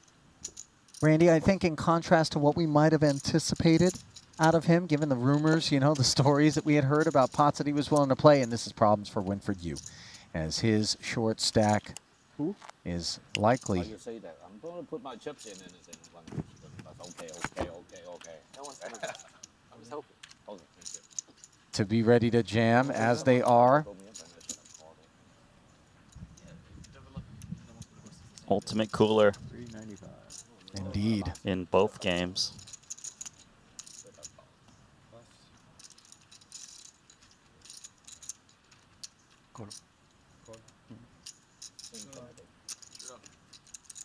KCG calmly says call and then spews 2 red aces on their backs. Oh, king again. 10 antes. So many king. It's like 2 big blinds in there. I like my jack 9 suited. 3-1 favorite Tight fold. is KCG. To get us to 6-handed play is Winford Yu. I like my hand there. Bluff, man. Looking to stay alive. Is there a king available? No. Instead, it's ace-8-8. And, well, Double clubs. We might have bluffed the outside. backdoor clubs, backdoor quads. King. The only available options for King. 6 of spades seals Winford Yu's fate as a 7th place finisher. That's a big win. Huh? Winford Needles coming in. Oh, I would look at it. I think Elton means it, but sure. Nah, they're friends. Yeah. They're big friends. So Winford Yu did all he could to stick around as long as he could. Managed to outlast Rui Cao, who ended up on the bubble, and he will finish in 7th and collect $95,000.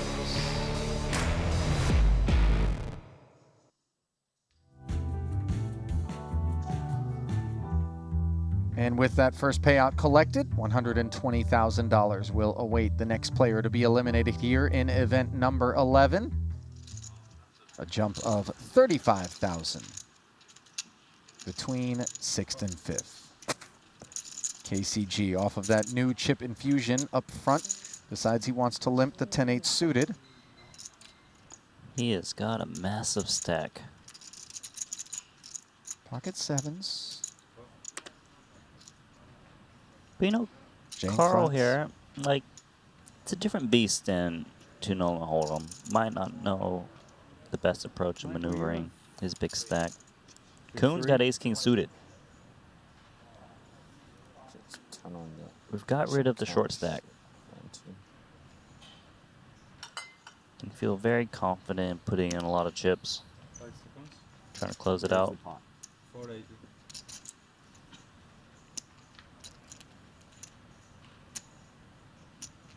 I think maybe Carl feeling a little frisky of 10-8 suited. He likes these kind of hands.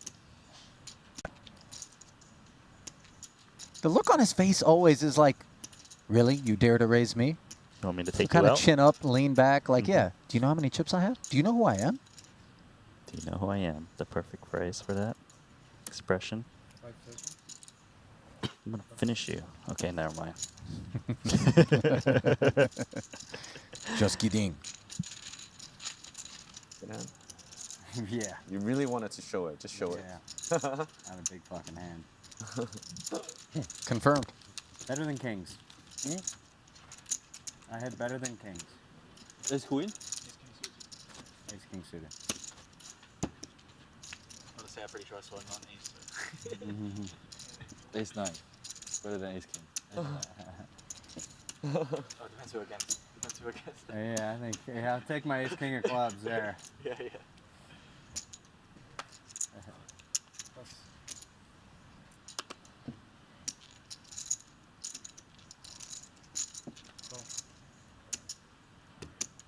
Alright, perfect.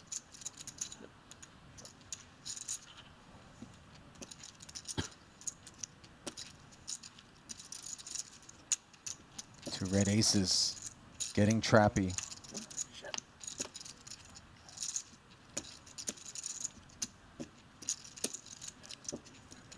I see a potential collision here. Aces and ace-king. Chip leader. I think they just get this in. Kiatley currently 4th to start this hand. This thing might take a while. We might all miss this tournament. Yeah. This is truly the guy that Kiatley didn't want to be facing this with, and I mean, he's in great shape against yeah, ace-king. You know, he's gonna put the 3-bet in. And 180 times 3. 1660. 1,660,000.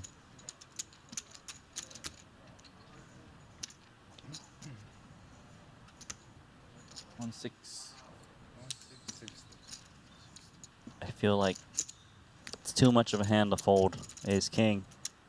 But you know what? He hasn't committed yet. He's kind of like, you're strong, aren't you? Wow, this would be an amazing laydown of ace king. Come I've never on. seen it though. No, come on. He's not supposed to be able to make this laydown, is he? He's thinking about it, Ali. That is impressive. Okay, we're going for it. He looked again, it's like, no. He was just teasing us. Oh. And instead, suddenly, Kiat finds himself in Anything can wonderful happen in short shape. deck. The best way you can get it in, literally, in this game, I feel. Aces against ace king, 12% equity is about the bottom end of what you can possibly have in short deck heading to the flop. Even Jack 6 feels like it would be performing better. Possibly. Probably. 2 10s and a 7, and the hearts are covered. So KCG just 4% from this point forward, running Queen Jack, running King King. Well, wait a minute. There's a Jack, and suddenly it's a 4-outer. As we go back to 14%. The dealer just peeks and Can I get a Swiss? River is an 8. So Kiat can exhale, and while he does, he can haul in a whole lot of KCG stack as the man who was sitting up at the top of the leaderboard to start things off during today's coverage and had been resting there for quite some time looks to be dethroned. Will be still sitting in second place with 3.5 million in chips. MC Zane, though, is right behind him. Webster. This is actually, we got some deep stacks, to be honest. I told them they should make the dinner break 2 hours instead of 1. I think they're going to. Dinner break? Yeah, so to give us a chance to play that. Nice. We're such sickos, you know? Your final tables, you're just like thinking about the next tournament you want to play.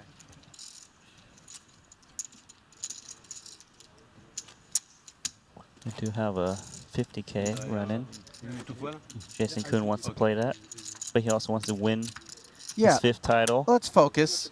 Let's focus. Priorities. Got a new chip leader, Randy. 4.77 million in front of Kiat Lee. Will put him 1.2 in front of KCG, who has slipped to 2nd. MC Zhang, just north of 3 million, sits in 3rd with 6 players remaining here in event number 11. New chip leader limps the Jack 10 up front, and Jason Kuhn, currently 5th of 6 players with 51 annies, will call as well with ace 9 suited.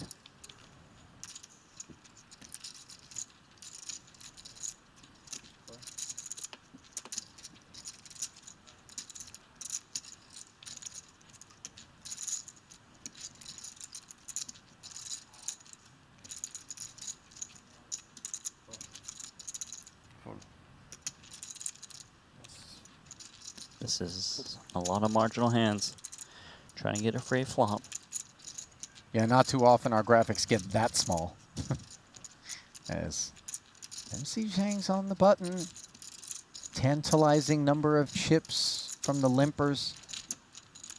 You Seem wanted like to they're do up it. for grabs. Yeah, you know what I mean? It feels like somebody's just begging you to pick their pocket there. But instead, the check back will leave Zhang with top pair on the Queen 10-6 board. Unfortunately for him, he's up against top 2 pair for Elton Zhang.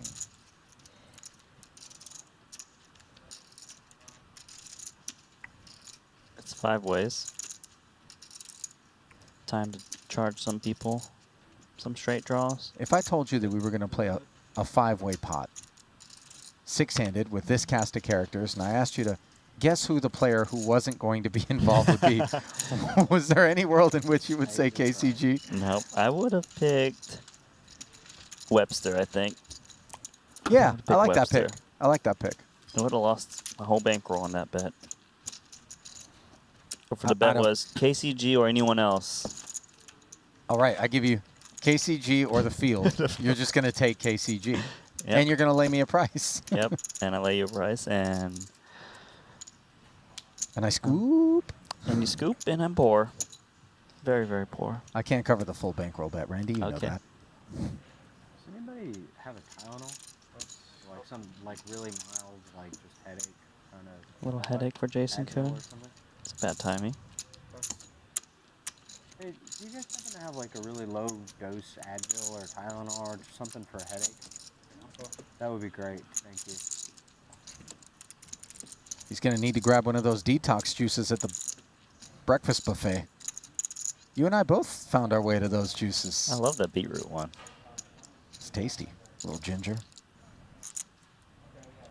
Ace Jack. Upstairs, and Kiat Lee from the button with ace queen. How might he react? How much you playing? This is actually tough because ace queen fares really well as the best hand. Annoying part is MC Jang here has got 3 million in chips. You make a play and you're wrong. That 75 ante's gone. But he's just not, he's never scared. Kiat Lee is just blasting away. When he thinks he's got range advantage, he's going to go for it. I like the way he plays. That's the style you need if you want to ship tournaments. And the benefit of being the boss stack on display as he is able to 3-bet the MC Jang Open. And you see a little bit of a wince there on the face of Michael. Yeah, whenever an aggressive player has to fold, you know, like ace jack, ace queen, these types of hands, it really does bother them. Usually a line of questioning comes out in the interview with the player. Based on a different relationship with Kiat Lee and Rui Cao. Rui Cao is sharing information left and right. Different styles.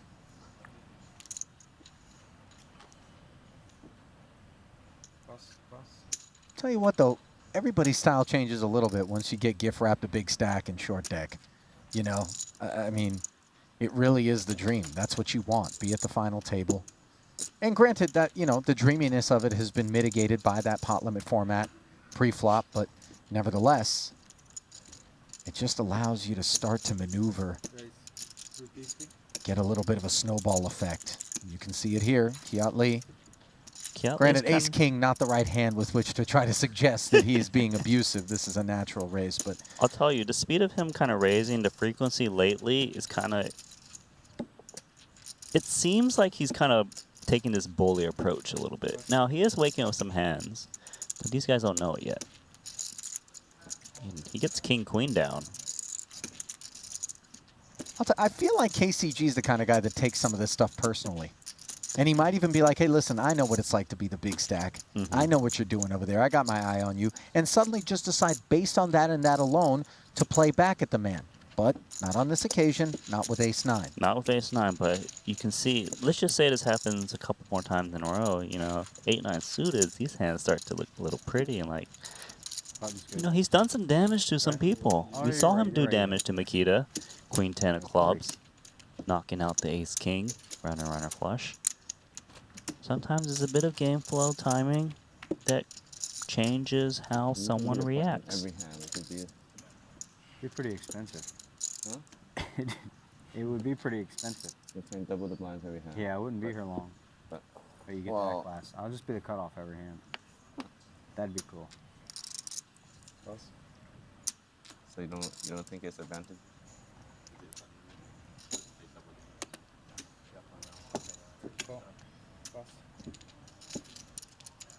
Another ace-9 for KCG, this time diamonds. Flats. Be relieved to see the Kiat Lee. We'll be happy to flat behind him. Jason Kuhn. Jack 10. Elton with Jack 7.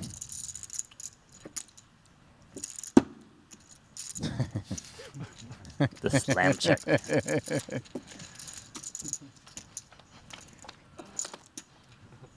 Get some chuckles from KCG there. Ace, king 8. KCG. Top pair. Checks it. Second pair for Lee. Does the same. Gut shot straight draw for Kuhn. Not interested.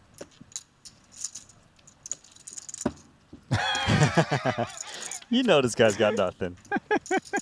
Well, now he's got a pair of 7s as two-tone texture arrives.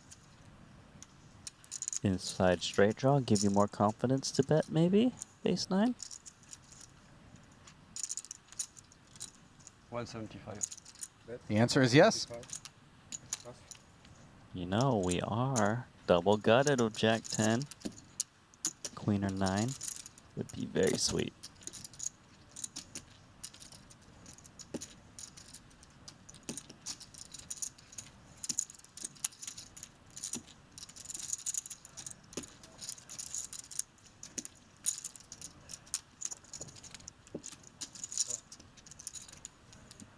And that double gutter deemed worthy of a continue by Jason, who calls 175 as 350 more slide into the middle. And Kuhn will also have the benefit of a potential opportunity to try to take the pot away, though, of course, having made trip aces, doesn't appear all too likely that he will be given that opportunity. But now, I love this check. KCG Didn't work. checks a snap check back from Jason, who just shut it down with the jack high. That was a really nice check there. It's like, it's hard to get 2 barrels from a king 4-way. So you're better off trying to pick off a misdraw, but didn't work. And I think also KCG, one of these guys that, you know, even without the ace, could find his way into a sticky call against that Jack 10. See just how big Jason would have been willing to go. And Jason, a GG Poker ambassador. That's the site where the likes of Daniel Negreanu and Elke Grospellier can be found rumbling. Qualifying for Triton events. Just one of the things you can do out there. Win a World Series of Poker bracelet. Also one of the things you can do. Tremendously successful mystery bounty event already in the books as part of the 2022 Online World Series. Head over to GG Poker today, get an account, and hopefully we'll see you at our next Triton stop as a result.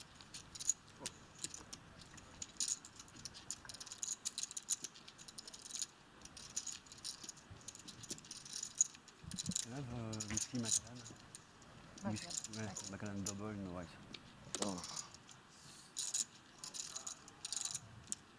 Ace-9 suited. Dominating Kiat Lee's Queen-9 suited as both players will limp. 9-6, too dusty for the price.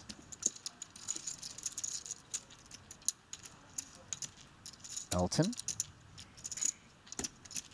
2 8s. That look on his face is like, I've got a marginal hand. I'm going to let everyone know and still continue. Yeah. Lucky bump. The lucky call. The lucky call. The lucky call. He's basically telling everyone he needs to hit something lucky. Like Oh, that. Bottom set, anybody? Ace, Queen, 8, rainbow. Top pair for MC Zhang, middle pair for Kiat Lee. And then the gut shot for Webster in this 4-way affair with 400,000 in the middle. We gonna try and stab here. Ace-9. Clear out the field. Yes. You make it sizable enough to fold out those weaker hands like mid pairs. Maybe some ambitious straight draws might fold.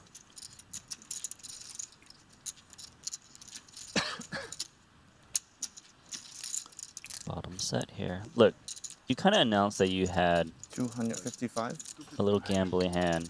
If you were to raise all of a sudden, it would scream like a set. So that's why he's just calling here. It's like too suspicious if I raise. I'm not supposed to raise on Ace Queen 8 rainbow.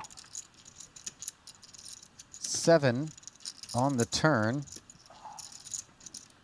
Now a gut shot straight draw added to the mix for Zhang. Having fun? Good. I'm a bit tired right now, but okay. Good. But, I mean, we can take 2 queens maybe out of it for Elton, given his hesitation And before the he cutoff. made the call. Yes. We're blocking the ace-x, and maybe the ace-x doesn't hesitate either. The way he kind of side called pre-flop makes me think ace-10 is kind of thrown out the range too, because ace-10 you're like, oh, it's okay, I'll just see a free flop. Right. Seems like something a little goofy. So MC Jang here does play cautious. Yes, remember, he sized up on the flop, which clears up the field a little bit more.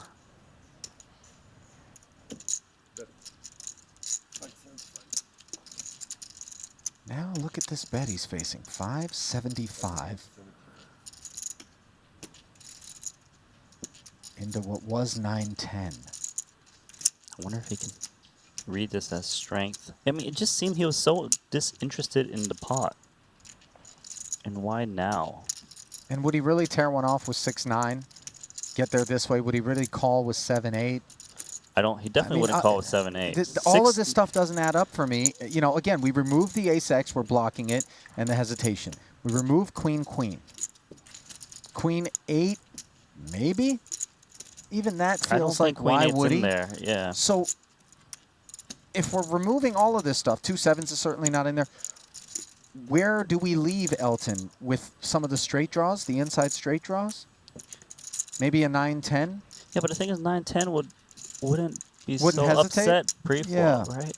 It's just, it's odd. And he's thinking about this. Got to throw that little live aspect to this hand on how maybe it adjusts some of the ranges. And you can see that Michael is actually quite confused himself that Elton is able to fire 575,000 on this card. Because you remember, MC Zhang, he made it a little bit bigger on the flop, so 9-6 might not peel here. 9-6 might not even see a flop. This is good to lay down. Eights. Wow. Yeah, you got me. I mean, that's nasty right there. That he just zeroed directly in on 2 8s. 6-6 being the only other option because it would have had blocker properties, although we're not so worried about being up against Aces. Yep. What he had. any sort of 6x. Who's going to get there? I think Elton's too lucky. Yeah. Not letting him get there. I would be scared when my hand gets called out like that. Elton always find bluff.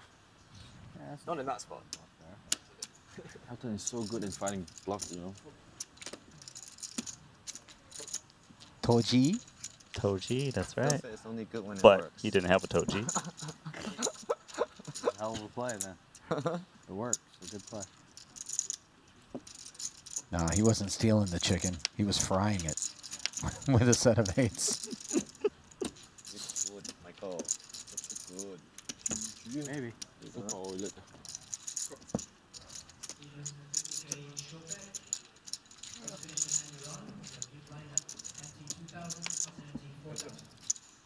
KCG. King 8 against King 6. And both players flopping second pair, although Webster's hand is, let's call it, a touch better, as he has the diamonds. Yeah, pretty looking hand. It's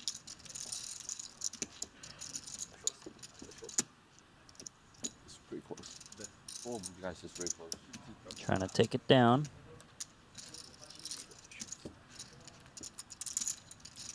Webster's loving this. Cheap price.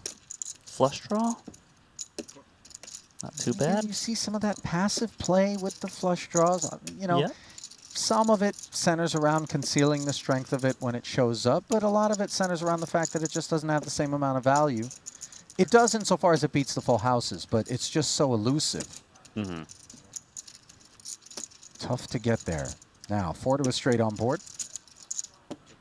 KCG. hits the brakes along with Webster. They both make trips. It's not a bad card in the sense that now you beat the ace X's, but I wouldn't imagine them wanting to bet. Just feel safe. What time does the buffet open? 6:30? I don't know. The check back Dinner buffet? on the turn from KCG might leave me hunting value if I were Webster. We just take the 10s out of his range. Neither of the flushes got there. We are blocking another king. I don't think he's got a set. You and Webster on the same page. 110,000 into 420. Wow, can he blow off a chop here? I wonder if we could ask for 10 minutes more to eat. I don't know if we want to eat now. It's kind of annoying. Just looks a little value heavy. Milky? Skim milk. You know, he does not like it, but you know what? Maybe he's got 2 diamonds.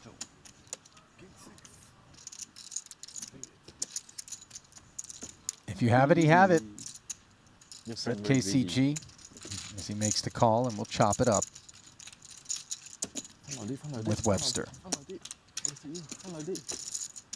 分唔分到45秒啊？即係咁你做咩啊？食煙咯。我逼啊！我成日睇緊嗰個 clock 屌，嗰個唔係嚟嘅喎。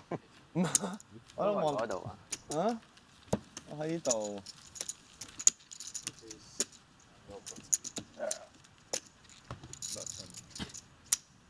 Last 10 of the day.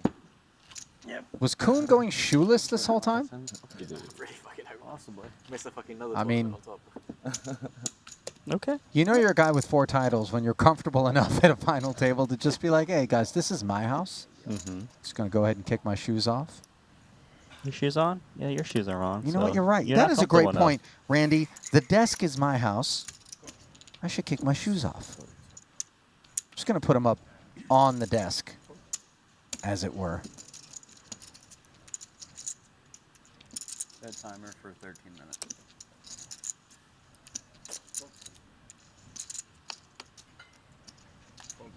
Two 9s for the chip leader. Time for a pot. KCG picking on that under the gun limp from Kiat Lee. And again, these short stacks love the fact that KCG is just willing to throw some of that ICM out of the window, get himself involved in big pots against big stacks. Nevertheless, everybody headed for the exits early as we're going to the break. Nobody wanted to stick around to see what was going to happen in that pot. Kiatli continues to reside on the chip lead, which he acquired during that last frame from KCG, who sits in second. It was aces against Ace King. Neck and neck are Elton Sang and Webster Lim, followed by MC Zhang, and then Jason Kuhn, the shorty, with 42 antes. Ali Najad and Randy Lee welcoming you back to the desk here. Event number 11, rolling on day 2. The 40K short deck, pot limit pre-flop, 1 bullet. A lot of caveats there versus the regular short deck. From what we saw during that last frame there, Randy, anything standing out to you as far as themes that are surfacing or a player to watch as we head to this break? Sure. The first thing that happened was eliminating Winford Yu, which was that micro stack. And ever since he's been gone, it's been pretty grindy, right? Like people are limping a bit more, not taking as aggressive lines. I do notice that Kiat Lee seems to kind of make a stance a bit more, is repotting, getting people to fold some pretty big holdings, but it is grindy right now. I think going into the next level, they'll probably grind a bit more and see if someone falls into that 30 and lower stack that needs to kind of just push it in. Yeah, currently under 40 antes is Jason Kuhn, so we'll have our eye on him as the price of poker goes up. Randy and I will step aside, but we will be back shortly with more coverage of event number 11 after this.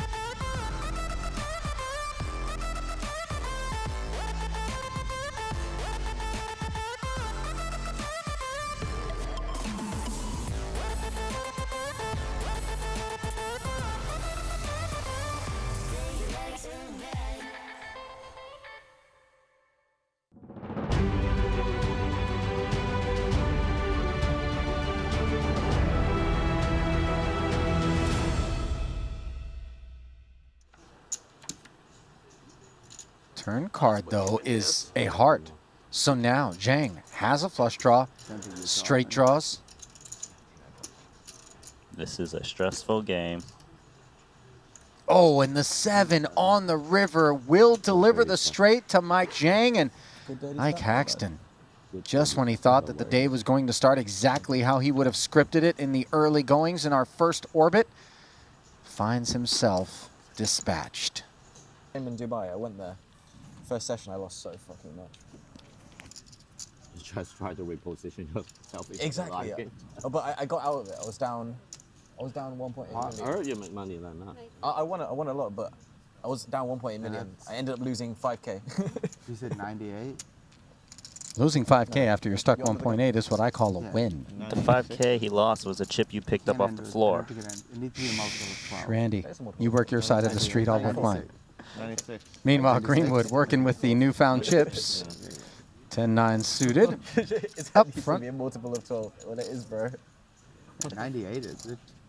96, yeah. 96. She said 98. Oh, okay. So you have your key up moment. Well, we were tallying Sam Greenwood's second place finishes. I kind of left off there. He has already finished second on 2 separate occasions in this festival. Of course, the 30K short deck against Ivy, who picked up his 3rd title yesterday. But in the 75K 8 max, he would end up finishing in second as well. So 4 shots at a title, and he's 0 for 4. No shame in it, though, right? Because at least he got to a place where he had 4 shots at a title. Yeah, I feel like you should be winning one of those by now, right? Mm-hmm. Sometimes you're that guy, Mr. Second Place. Kind of like what Paul had for a while. A bunch of second places, eventually shipped that tournament.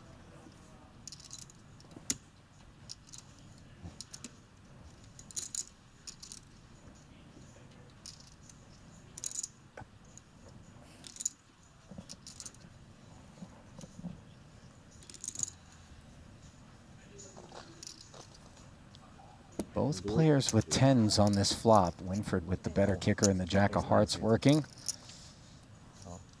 And it looks like he is ready to spin with Greenwood, who is behind. Better be 9. It could also be 10-9. It could also be 10-9. You I don't know. Like, you would be happy to see. Oh my god. I guess Why didn't you bet? You bet he thought maybe fold. He does not fold. Oh, that's Turn now, giving You don't want to Winfred Jackson 10s, but opens the door for Greenwood to pick up a straight. More chances. Can he stave off elimination? He can't, as the queen pairs, and Elton Sang has dashed Sam Greenwood's hopes of a second straight final table in short deck. See you later. And subsequently, his shot at a title. I don't know. I should have put him off. And then what happened? Meanwhile, we swing it back over to Tom Dwan's table. Finds himself in a 4-way pot, and he's ripping in the rest of his stack with this Jack 10, which is an open-ender on the Ace-9-8 board. Elton Sang was the man who fired with top pair. Chapegatien flatted with bottom 2. Yeah. Elton might read the flat as weakness and may commit more chips here. However, if he's getting trapped, he could be bye-bye 2 million chips, so he needs to be careful of Ace-10 of clubs.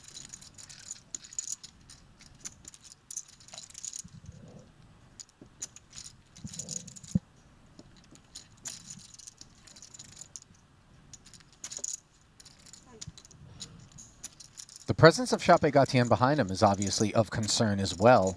It's a big concern, and he's not really sure what to make of his range because he's a less experienced short deck player. You can't put him on ranges if he hasn't played it that much. And Elton's thinking, look, I'm definitely calling against Tom if I didn't have to worry about Carl. Since it's only 30 antes total. This is actually a very annoying spot. It's gone better than. Elton's out. Cool. It's going to be Carl and Dwan. Yep.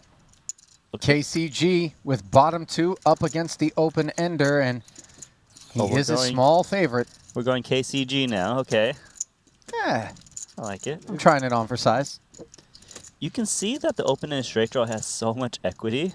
Unpaired, 46%, even against 2 pair. Well, now the jack on the turn adds outs to the mix for Dwan. You tell me he still has 46%. Yeah, that feels weird, but I guess with just 1 to come, as opposed to 2, the equities remain static, and on the river, the king will seal.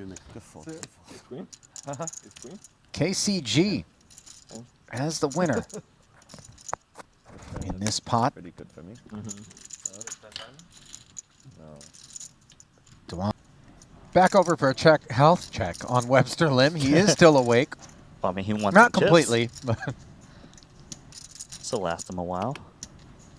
this King Jack suited can't take the heat as he and Kiat Lee limped, and Chidwick wagging his finger at the boys with an ace queen suited. Take a flop here. Chidwick has really lost a lot of chips.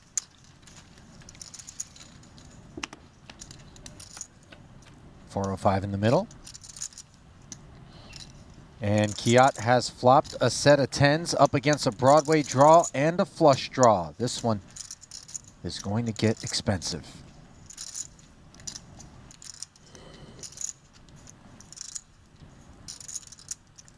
Let's see if Chidwick wants to bet smaller or just put in most of his chips in 1.5x pot. Having clubs is nice. Just gonna go for it. Snap. Yep. And if he's got the nut flush draw, he can rest assured that Kiat Lee is unlikely to be on a draw himself. Remember this hand? Remember this hand? Last time we played, you have flush draw. I've said again. Who won? You won. I won? You turn flush straight away. Bing. I'm drawing that.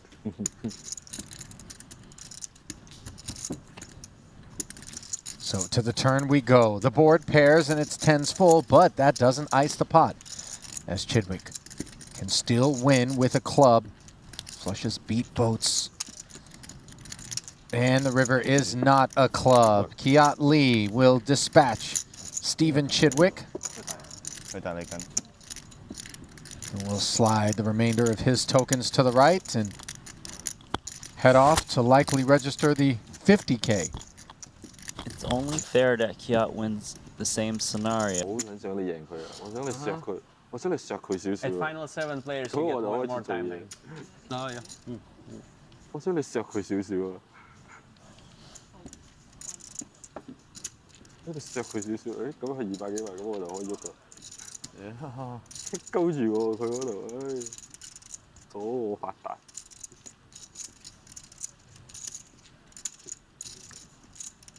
Ace King suited here for Badziakuski, who currently is 7th out of 9 players in that cluster between himself, Jason Kuhn, and Winford Yu, who runs 7, 8, 9. He will limp. And KCG is going to pot, and this is...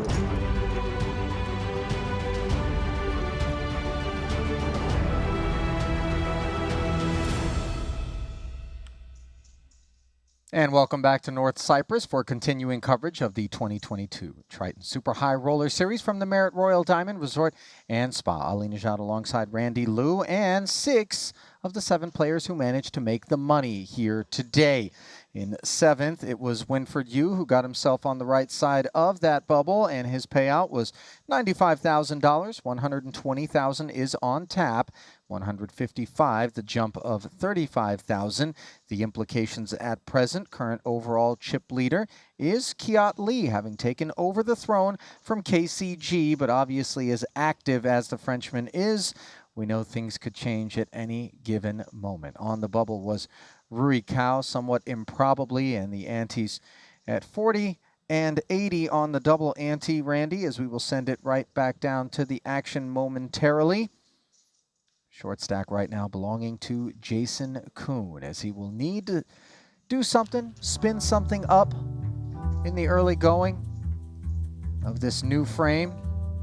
Ante is actually 50 now, but double ante of 100, further diluting his stack to 29 antes in total. And sub 40, Michael Zhang kind of in that territory as well. Randy, we could start to see some of these stacks finding their way into the middle, but with the pot limit pre-flop factor, they're not going to go sailing all at once. Yeah, the parliament preflop's pretty important. Where 40, 50 antes, you often see those guys just jam it in, but now there are situations where they just raise and get called. Ooh, Kuhn puts it pot in there, and queens. Hand's gonna play itself. I'm gonna put him all in. So pot is 1,750. I'm gonna put him all in. All right, so 1,750. it's about pot. 1465. I'm gonna raise whatever he has. All right. I'm gonna fold. I call this, man. I got tens. On in call? Very All lucky right, so hand. Elton saying, Sorry, Elton. looking to Both 3 my bet. chips are live. Elton, you look like you've already lost. Like, yeah. I mean, it's tens, or what am I? I'm 92%? Wanted exactly enough Good luck, good luck. I think I'm about 93% favorite here. to put the remainder of Kuhn's chips on the 88, quest. something like that. That is optimism. All this talk's actually you feel the energy. I'm hyped, bro. Got the clubs. You can find me in the club. King Jack 8. Everything gives you extra outs. Yeah. This is where you don't want to hit that. Yeah, you don't want the Tens. set. Yeah, you don't want to hit that queen. No. Climbing uphill here. Anything good is probably pair the board. Yeah. Let's not do that. Ah, Elton, you're too strong. You're gonna You're the too same strong. answer. How does it the board pair? I mean, You should play more short deck. bro, 7, 8, 9, 10, queen or ace. 10. Now the river card. Kuhn hits the 10 of You hearts. almost beat me on an 88%er. And his bid for a 5th Triton title 8 continues, 1.3, Randy. 1.4, How I does he believe. know? Make sure I'm getting He that said it was right. like 92% to start pre-flop. Yeah, Our graphics just wrong. Tens is that good? when you factor in Sorry, Elton. the Jason Juju. 1, 4, 65. 6, 5. Short deck. Short deck, short deck. Short deck. That's what they say when they get lucky. That's the good news. I'm still alive. You're still live in a short deck, so you might have like 8 million in 3 hands. Yeah. We already know Jason's good. Add Lucky to the mix, and he's super dangerous. Yeah. Why do you think he has so many short deck main It's event like titles? Right. It was too safe. And that double puts him into 3rd behind Catley and KCG. And it leaves Elton on the short stack. So some roll reversal.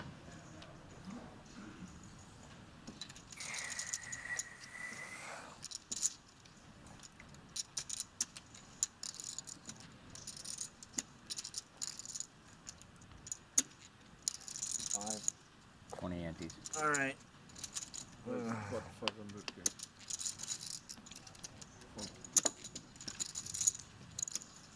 As Elton under the gun with Ace Jack will immediately do what he can. And KCG is 3-betting him off of the strength of a Jack-10 offsuit here. Something happened in that break. He was like, all right, let's go. This is the sort of Fucking handbag. You have the best hand? Huh? You have the best hand? Could be. I don't want to ruin anybody's sweats. Yeah. I'll tell you post board. I like that from Jason. King, Queen, 7, and the 10 Jack is open-ended. Elton's Ace Jack still in the lead.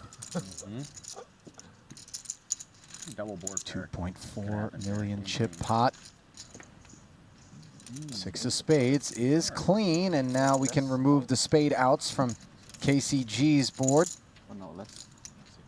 He has 6 outs once to send. Elton saying packing in a 1-2 punch situation, which Jason Kuhn started. Can he do it? No. The board pairs, and Elton will enjoy a double up.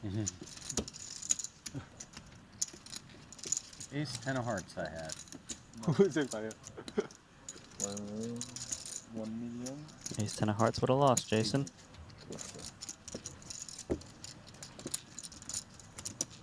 Definitely have the best hand. I have the winning hand as well. 1,080,000. 3 pay. I can see that. King 7? 7-6. Oh my god. Alright, 3 hands back to 8 million. I told you, bro. 3 hands, 8 million. Yeah. Are you impressed by my like really sick double up math there? Yeah.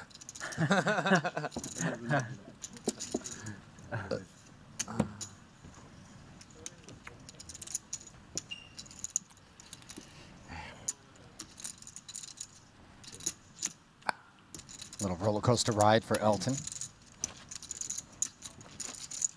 Giving us some of the most memorable cash game moments in the history of the Triton series, but he's just been delivering a lot of memorable cash games. More recently, the Jack 6 game. he has yet to cash here in the festival, Randy, and he has played 7 events. Ooh. Bet you. It sounded like he wins a lot in the Jack 6 game off the streets, though, so probably makes up for a lot of those buy-ins. Possibly. Last time we were in Cyprus, he went 4 for 4 in terms of cashes. A 6th, a 9th, and a couple of 4th place finishes. Then in Madrid, he had 3 cashes. 2 in short deck, 1 in pot limit, Omaha. But thus far, yet to add to his 8 career cashes and 2.2 million in career earnings.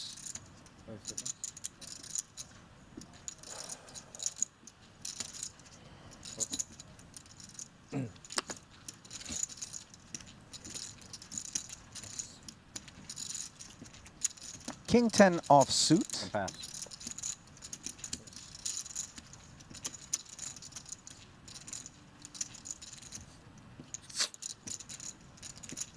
KCG. The limp finds himself heads up against Elton's newly doubled stack.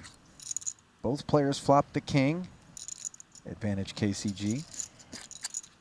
Not too bad with King 10. Let's see if he wants to pot control or maybe throw a little bit out there. Protect against the random cards with a dealer button. Jack X, 10X, Queen X. Smart. Actually pretty hard to continue King 7 here.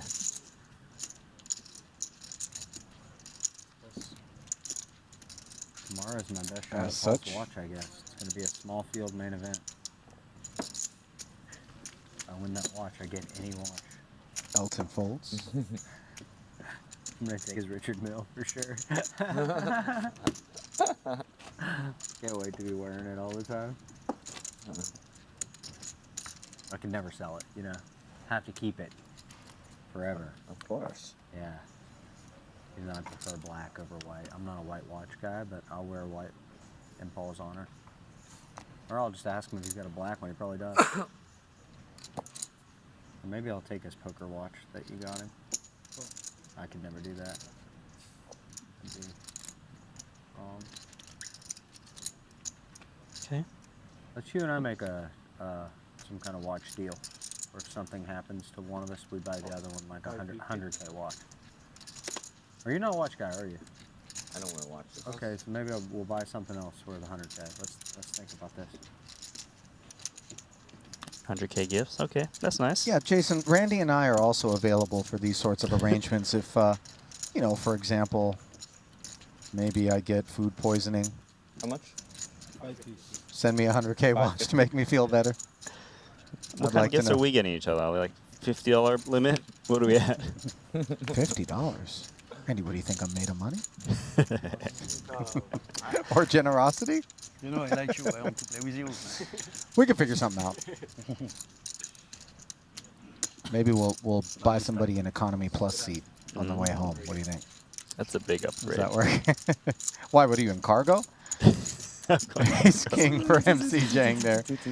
I could fit. I'll make you my carry-on. Yeah. I don't get the check bag. You don't want the check bag, man. You want to be down in the hold? What's wrong with you? Well, I mean, it's a trade-off. I can get the bigger space, but get thrown around, or the tinier space, but upstairs. Never mind that you freeze and suffocate down below. Why can't I open the zippers a little bit? You don't lock it on me? Jeez. Buddy, you're at 40,000 feet. There's no oxygen. I don't know. What do you breathe? Okay, I don't understand these things. Did you not realize that, Ollie? I like what this pot is to Kiat Lee. Human airplane. respiration science is to Randy Liu. Another ace king. Hey, I understand these situations more. It is a pretty big race, 500,000. Elton hijack, not comfortable with two people behind him. Like he kind of wants to play it. Just winces out. Glancing over at the Triton Poker Plus app, no doubt.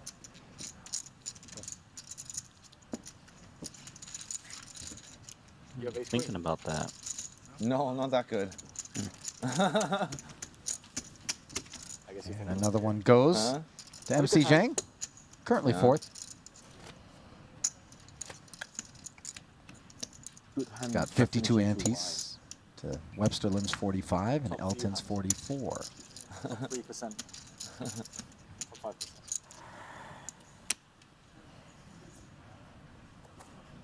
Bottom 5%.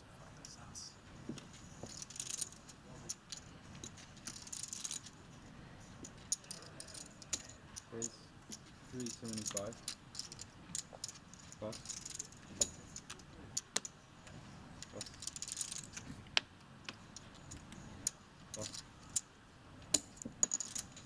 Some very decent hands. Decent's not what we're looking for. Yeah, that's what I really want to see a flop with. There's a lot of those in this game. On the bubble, it was sick. I had like jacks. Like I had that 375 to hand go, over says the and chip over and over leader. again with the two chip leaders on my left, so I just kept limping and calling raises. I mean, I won like every hand. Oh, I wouldn't do that. Crazy. I just had like 10-9 suited, Jack 10 suited, Jacks, King 10 suited. No takers. That wasn't strong enough to repop. It was like really good. It's like you really want to play, but then it's like also annoying. But that's what's cool about this format. At least you get to play. Yeah. Whereas no limit, they just hold. You know. Oh yeah. Not much.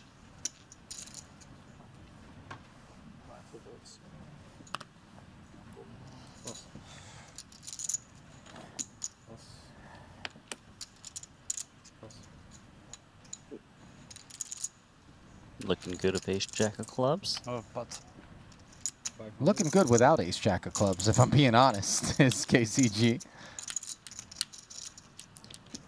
Michael Jang. What's he going to do with king queen? Straight in the muck? Indeed. I think my hand is best at yours. no, really? Kind of missed the no limit there. I'm not so sure. No. Yeah, you do right now, huh? Yeah, change it now. You wouldn't say that earlier. Run so bad, yeah. He misses no limit because this Run so format bad. fucks the big stack. When it's Big no stack limit, can't I'm just soft rage. stack. Bro, I came in. I'm the one. Remember, I come in chip leader in the tournament. It doesn't matter. You still can. Yeah, you can depends on your lose post every flop. pot. Yeah. You know? Yeah, for sure. Let them see a flop and then flop them after. Yeah. So you don't get better for you when it's 5 4 hands. Still doable. It's just hard when Less people the are playing better. like 5% of hands, like they just have a good hand, so yeah. You gotta Wait, not that's run this into is. a set, basically. Oh, this is right. Yeah, sorry. This is right. What's button now? Not here. Now an ace 7 suited for KCG.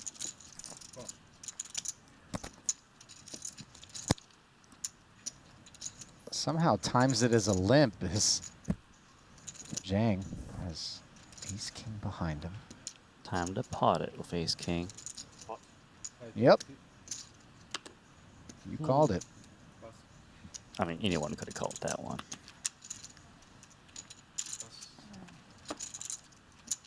Let's see. Does KCG want to get a little frisky of ace-7 suited? Yeah, not just anybody can call the pot size raise. 11 antes. It's quite a bit. Don't you got that feeling? Nope. Same hand against you. Every 3 times in the row? No, in like 5 hands. Since Every single yeah. time. What's this?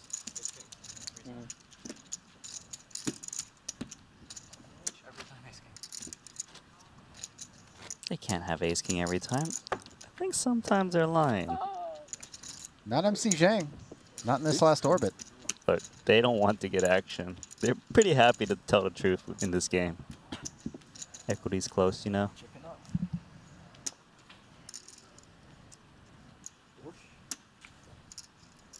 Ace kings, please. No, I don't think because I'm not doing.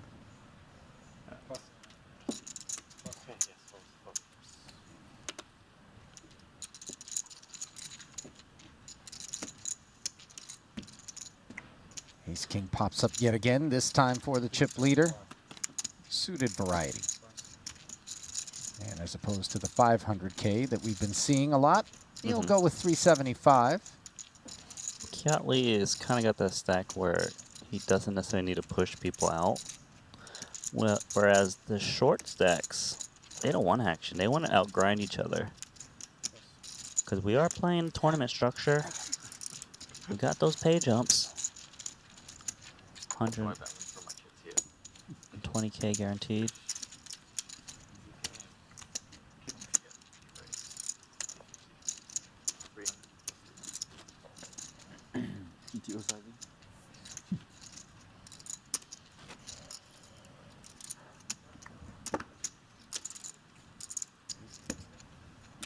KCG currently second in chips with 64 annies behind Kiatli's 108 annies.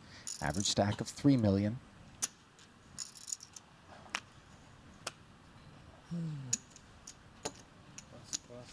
As the shorter stacks get absorbed into the remainder of the field, the depth will be even greater.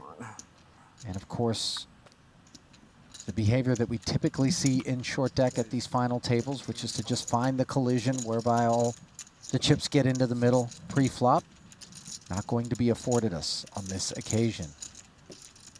And look at the hands that are still waiting. It's Elton that's doing the potting. He's had enough of Kiatli opening 375. When you open a 375, you are inviting people to try to play back at you. And Elton's taking the bait. Webster with these 2 kings. Kind of a weird one. It seems too strong to not Yeah. go with it. Can I get And he is going to move all in. Kiat asks for a count. Somewhat unsettling. Actually, it could get really interesting if Kiatli wants to rejam over here. I think Elton can find a fold potentially. Given the stacks who are covering who, can maybe get a pay jump potential. It's really hard for ace-9 suit to win 3 ways, but heads up, a different animal. He's out. Wrong time to do this. Well, maybe not. It's never the wrong time. Oh, not too bad. See? Oh my God. There we go. And you see Elton already committed based on his decision to 3-bet. Lamented it. But things could be worse. This is where you want the jack ten. Webster doing Elton a favor as he clears Kiatli and actually leaves Elton in a better spot than he would have been in. King Jack 10, and I don't speak a lot of Chinese, but I know what that word meant. Kiatli with the ace queen would have flopped the joint. Instead, it is top set for Webster, and he is looking to fade a queen. Only 3 actually remain. It's already done. Oh, and now suddenly the sevens are added to the fold. As Elton Elton fought. Elton doesn't fought, he fought. needs help. Yeah. Is it there? No. Done. GG's, as Elton saying, Can't do anything else with that. is eliminated by Webster Lim, who has been so patient here at this final table, really not getting involved in bad spots, playing discipline, Best time to go all in. You have to go all in. and now absorbing the remainder of Elton Sang's stack. His energy will be missed, as will his laughter, but the smile and the chips temporarily wiped from our final table, as Elton will take home $120,000. Yeah. So we are going to move up Webster with a bunch of chips. He's Yeah. been pretty quiet Put it in at bad. this final table. Something good Hops in front of KCG. But maybe things change. myself put it in bad as well. Yeah. Cash game you could have called. Snap. Yeah. Yeah. My pocket. Oh, yeah. Everything in. Cash game, yeah.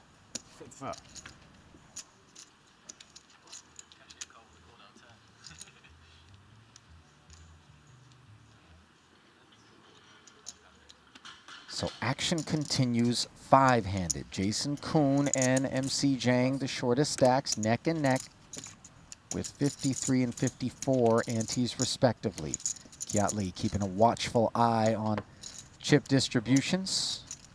Glancing over at the Triton Poker Plus app. Oh. A reminder that those of you that are following along on the app, we sync that app on the delay that we are broadcasting our coverage on, so as to prevent any spoilers or strangeness as you're staring at the screen and then going, wait a minute, why are there 5 players out there? But And you I'm do seeing also kind of get the 6. same experience as the players would, right? Like, in terms of what data you would see. Yes, absolutely. So you can kind of follow along. But the players are given a barcode that they can scan to then unlock the app into real-time data. Yep. Which helps a ton. Oh, yeah. Especially with shot clocks, right? Wasting time counting chips. Some people slower calculating than others. Some unaware of what they've got. KCG aware that he had a straight draw there. And the opportunity to fire and take it down, which he did.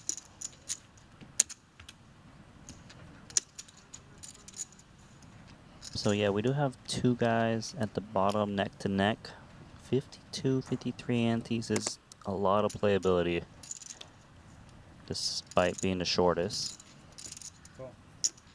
Maybe a bit of a grind right now. You notice that Kiat Lee's actually kind of reduced the frequency he's been raising and limping now. Maybe with Elton gone, there's less pressure on the shorter stacks.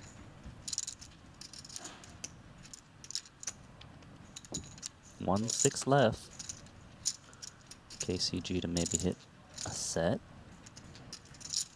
These are 4 very marginal hands. Not even say marginal. Not so good. Marginal was being nice. Yeah, that's kind. Well, the Jack 10 is... Jack 10's good. But good. what about pocket 8s? That's even better. Certainly on the King Queen 8 board, where those 2 hands are likely to continue. The snap check looks weak from Kiat Lee. Setting the trap.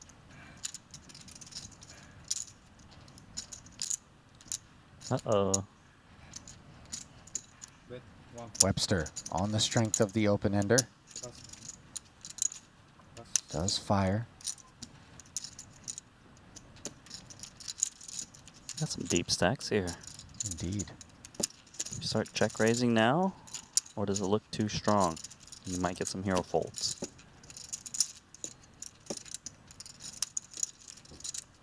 The hand you can get the most value from is King Queen, Jack 10. 525. Because he's out of position, I do like that he's check raising, because oftentimes you check call, turn comes some card, it goes check check. Give your opponent a good Good price. As played, Webster likely will be calling here.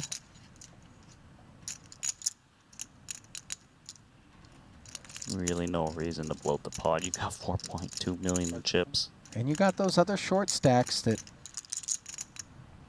may find themselves on the roadside sooner than later, allowing you to realize some pay jumps. And the ace, no waiting for Webster as he makes Broadway. Now for Kiat Lee, do have this set of eights. And really it is 10-Jack alone that we are concerned about. Queen, Queen, and King, King don't rate to be in the range of hands that Webster would have played in this manner. Yeah, Kiat Lee is like, Jack 10, very big part of your range. Don't want to be put to the test for all the chips when I've got lots of outs. Webster also knows 650. it's so hard for me to be bluffing here. So he's actually kind of going this halfish size so that he doesn't get heroic folds from like King, Queen.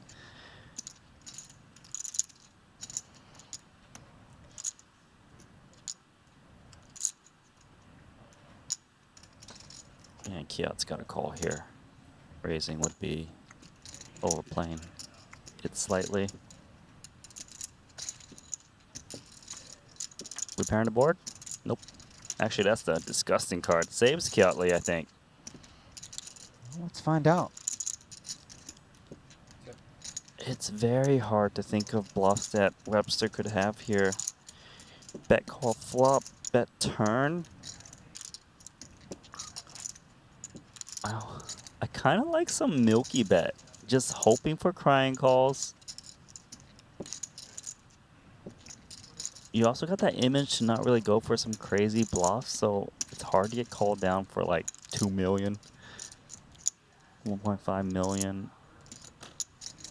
Let's see what he thinks.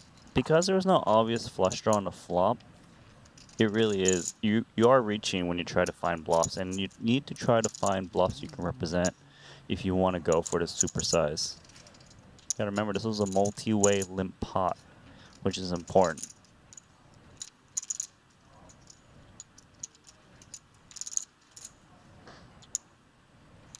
What are we cutting out here? Milky is coming. It's about a quarter pot. Hand doesn't want to fold. Yeah, I mean, he knows. Even for this milky size, he's not going to call 2 8s. Cheat game. Well done. Stupid game. Stupid game. It's not a stupid game, Kiat.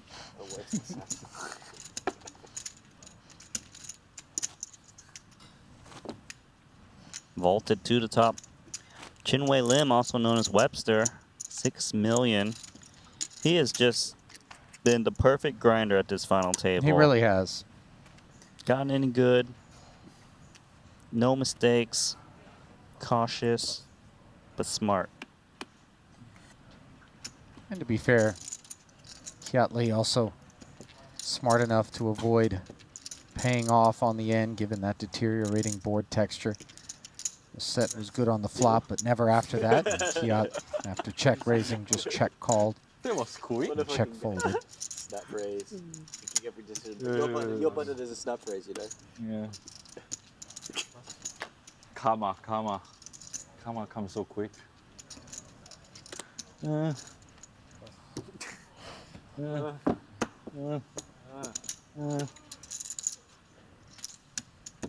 Webster will take another one. And obviously he's dethroned Kiat Lee as the overall chip leader. Now has 124 ante, 6.2 million in front of him. The only player above the average of 3.6 at present. Kiat in a tight range with KCG. Then the drop down to MC Zhang and Jason Kuhn, who continue to run neck and neck.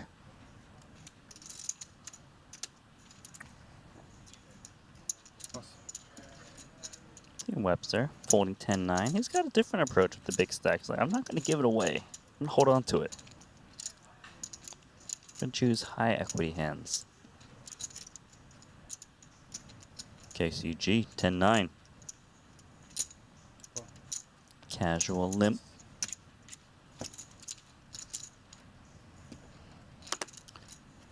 Okay, dealing the garbage behind us. Oh, one man's trash is another man's treasure, Randy. Your treasure, maybe. You like the Jack 6 suit or you like the King 7? They look like your type of hands, Ollie. They're both just raggedy. I'll take that 10-9, though, as it turns into an open-ender on the ace-8-7 board.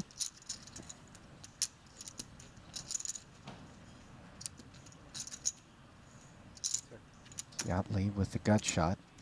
Kuhn with a pair of 7s. Note that right now 10-9 is the equity favorite, despite being just 10 high. In this game, that's what happens. You know, you just hit your cards so much more often. What do you think about that card? Well, I call it the nuts. if I'm KCG, I love it. If I'm Kiatley and Jason Kuhn, I'm not a fan. So the little turn bet there from KCG earns him the pot. You know what I just realized? I forgot about this. Jason Kuhn, he's Maybe in rest of contention. with King Queen. Number 5. Yeah. With only 5 remaining. You're not wrong, my friend. Shit, yeah. Hey, language. Which set do you have? You obviously have a set. Go.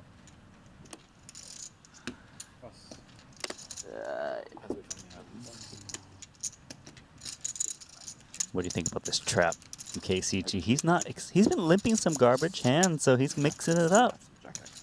People gonna go for it if they've got some suited ace. What about if they have King 7? Chip leader or not? When they have King 7. I'm just happy to check back and hope that they don't hit a king, which Webster hasn't. Jack 8-7 here, bottom pair.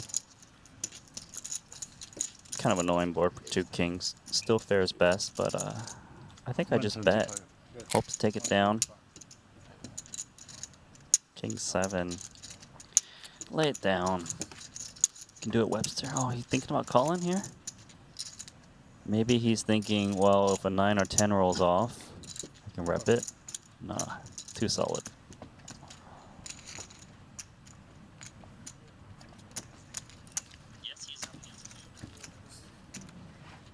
Bet and take it. Oh, that's why everyone is there. Like, I see everyone. I think everyone's playing video games, but they're zooming up. I heard us on the app just there. I could have sworn. Who was it? I think it was MC Zhang. In any case, a brief pause allows us to point our attention to yet another one of our partners here, the Triton Super High Roller Series. Shambhala jewels handcrafted in Copenhagen, Denmark, incorporating precious stones, diamonds, and 18-karat gold, worthy of those on the Triton Tour. Check out their products at Shambhala Jewels today. You guys aren't in the game. No, I don't want to be part of the game. I'm just. Maybe we both get aces. Happened. I think I'm gonna go to the Shambhala Jewels website. I kind of every time I see the ad, it makes me want one more and more. They do look good, don't they? Yeah. It's great. I like that casual kind of look, but you know it's still worth a lot. It's nice. Understated opulence. Well, it's 400.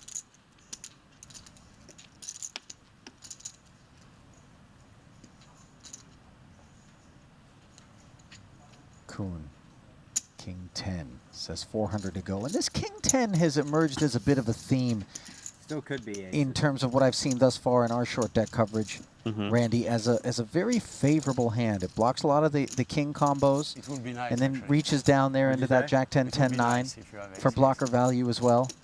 I think it's also because this I know hand you don't have. is not like the dream hand, How so much? because of the blockers, you don't mind taking it down. If you do get called, much playability. It's got some reach. And also, like, if it comes 10 high, you're actually pretty confident with it because for you to not get re-raise and you get flatted and it comes 10 high and some chips are going in, you get often up against those Jack 10 suited, the 10-9 suited, it's domination. No aces. No 10,000.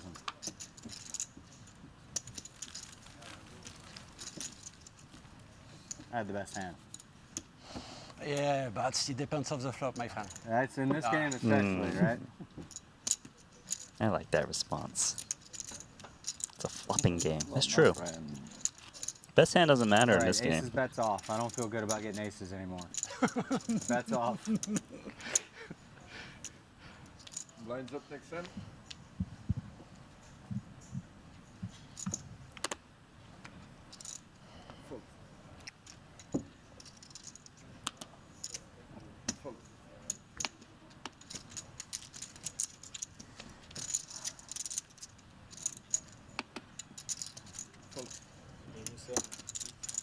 Just me and me. Well, Randy, I understand that you've made your way over to the Shambhala Jewels website. Walk in and find a table. I got it. The beautiful bracelet that we saw there in our promo just moments ago, the one that you had your eye on. And multi-way poker, I fucking love it. cash or credit? It's like four-way, It's really the five-way. only question remaining. I'll tell you what, you knew it was never going to be cheap, something Yeah. befitting our Triton players. 25,000 euros plus, though. I'm going to have to do a little more work to get one of those. Might need to downgrade to a David Yurman, if I'm being honest. Meanwhile, Webster Lim currently at the top of the chip counts. His patience was rewarded as he sits with almost 6 million in front of KCG, who was the chip leader coming into today. Two players have already collected payouts. Winfred Yu did very well for himself to avoid being the bubble boy. That honor, if we can call it that, went to Rui Cao, who truly had enough chips to avoid that calamity. Elton Sang finishing in 6th, and now 5 remain.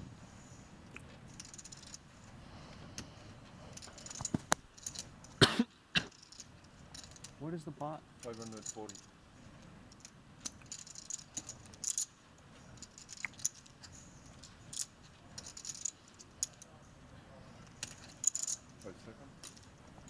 A7 suited. Kuhn will open. He's getting aggro, but he's up against jacks now. The thing about Kuhn's being, as you stated, aggro, if we can call it that, I think that might be a bit rich with the Calculated. A7. Calculated, and he's so sound post-flop.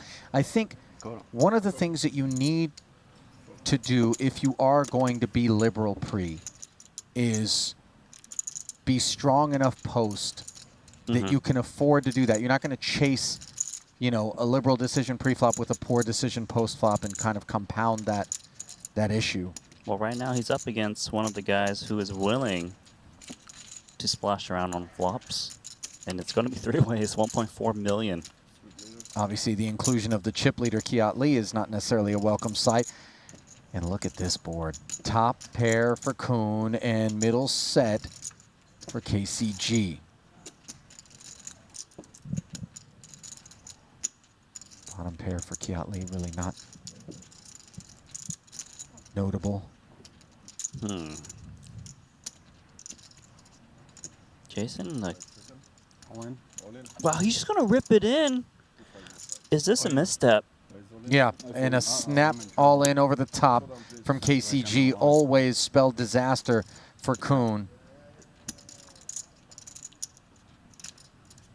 Does have backdoor diamonds and straight draws available to him, but the prospects are grim as Jason Kuhn, just 13% from this point forward to pull a rabbit out of a hat.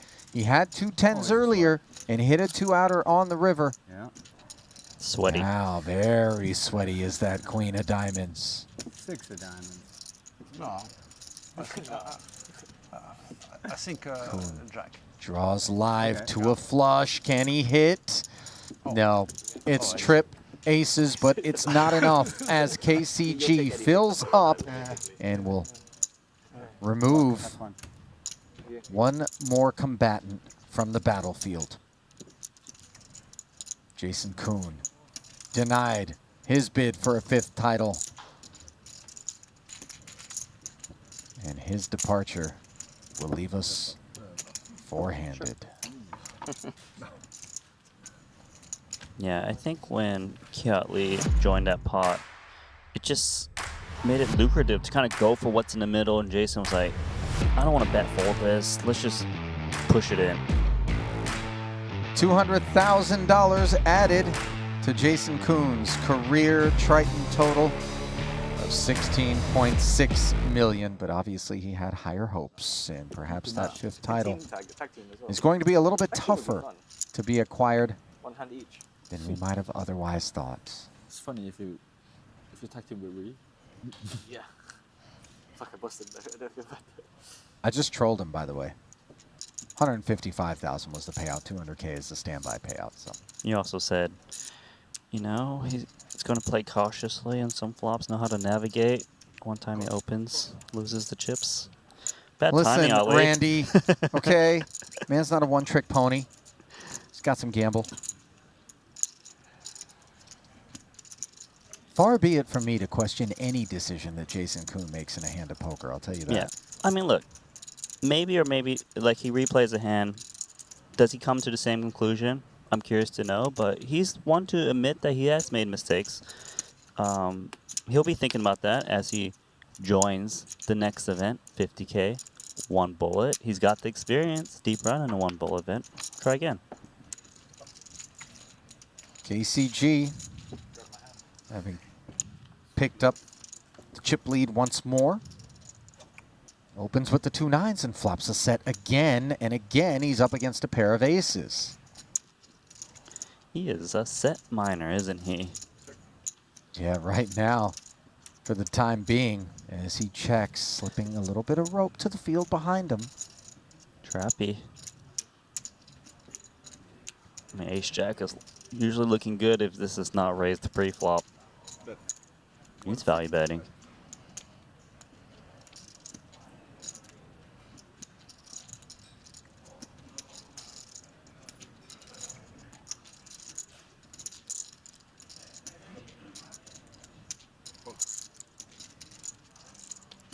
The 165K bet from Zhang was enough to get rid of Kiatli's kings, and I believe KCG. I don't know. Is he? 450. Yeah, Wow. he is going to check raise. He likes to play big pots, you know, when he's got the goods, and when he doesn't. Yeah, he just full stop. He likes to play big pots. And by the way, this man here does too. He's not afraid at all. These guys play side cash games late at night, so they've got more history than what we've seen at this final table. And we'll see what kind of impact that history has as this hand progresses. Zhang makes the call. Very dry. 6 of hearts on the turn. Doesn't rate to obviously interact with any of the straight cards. 1.3 million in the middle, 1.9 behind. What's he thinking? 1 million too.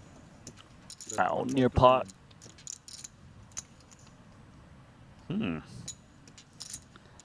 Okay, what are the hands that we beat with ace jack at this point? Limp, open, check, raise, flop, full pot turn. Really, honestly, an overplayed ace-10.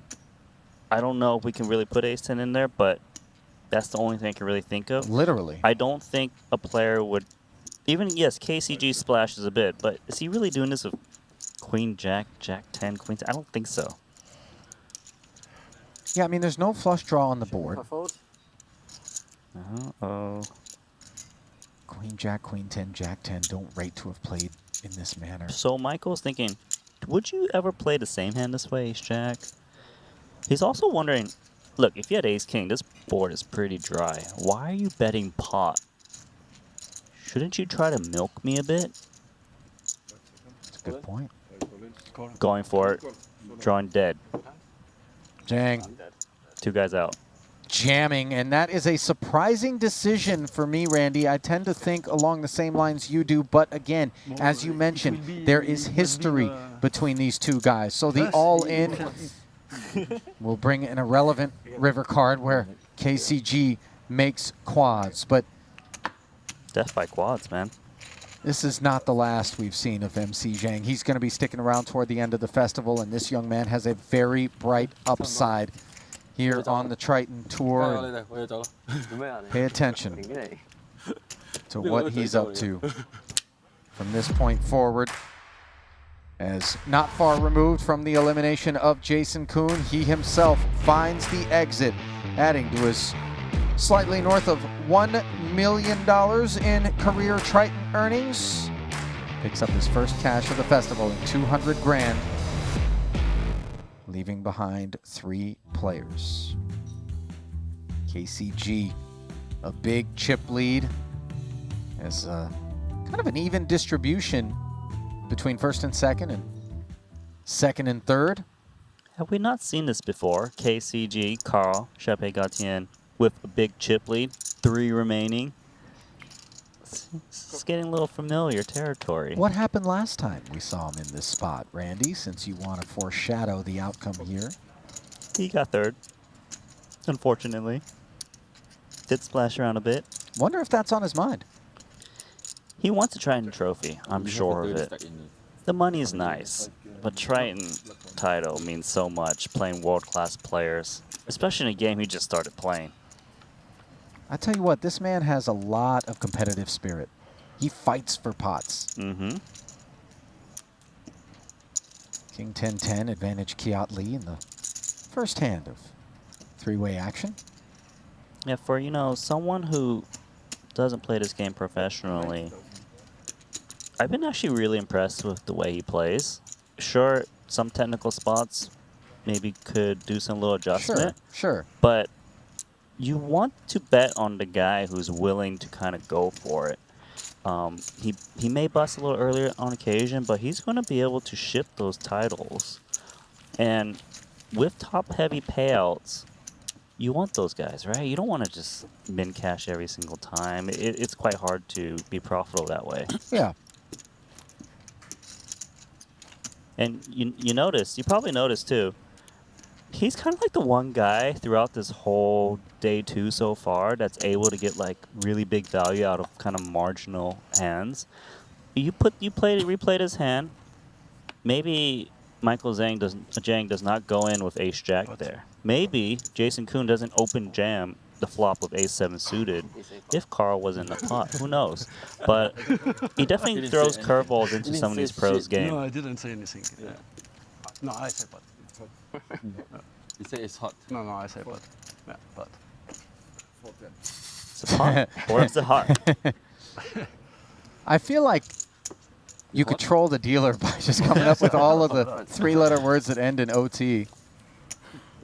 Oh, you know, it's really hot. I like to play poker a lot.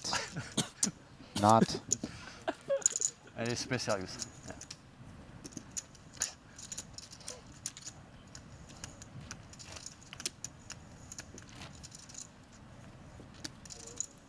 Who was your pick? Kiat Lee? No, the guy who just went out, Michael Zhang. Michael Zhang, okay. Who was your pick? Oh, he also went out. Back to back, by the way. It's not like you beat me by that much. We have gotten it wrong every single time, I feel. I'm totally okay with it. 8-9 suited for KCG.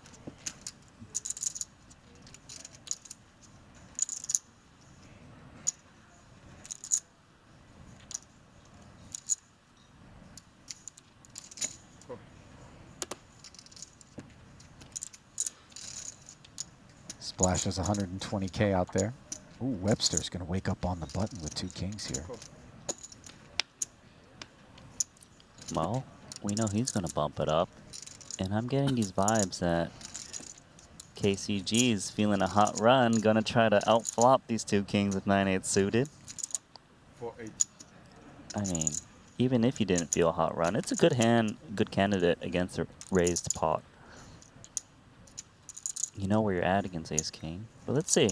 He's suspicious because, to be fair, Webster has been a little bit conservative.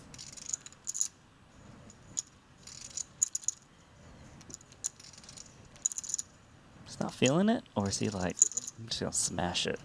Oh, wow. Good laydown from Discipline. I'm telling you, the more reps that he gets under his belt, the more that he has a front row seat to what other folks are doing. Mm-hmm. And not immediately apparent how much of the stream delay he's soaking up and having some questions answered in terms of, well, what did this guy 3-bet with? What did this guy flat with? What was being folded? You begin to get a sense of the flow of play in the game. And while you don't necessarily need to understand all of the technical aspects of what's going into those decisions, just a little bit of monkey see, monkey do will go a long way. Yeah, I think we're seeing this a little bit of this monkey see, monkey do, just kind of understanding. He's clearly a thinking player. You can see him actually adjusting throughout this day too so far. Was a little bit splashier earlier. Now choosing his spots more conservatively.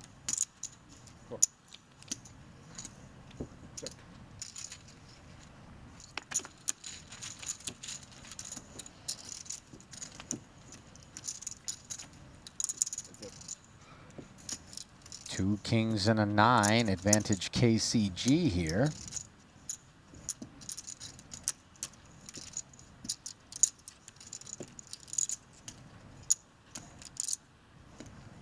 Kind of texture that Webster, is going to get after with this Jack 7. Favors his range. I'm not going to shake him off this 10-9. Try to take a stab at that dry board. Once you see the call, you know to put the brakes on. Or you can hit that. Oh my goodness, Webster just binks a jack on the turn. Mr. Solid gets there. KCG does pick up a gutter. These are the type of hands you want to get to showdown with. Unless you want to keep initiative. I feel like it would be a little bit uncharacteristic for Webster to bet.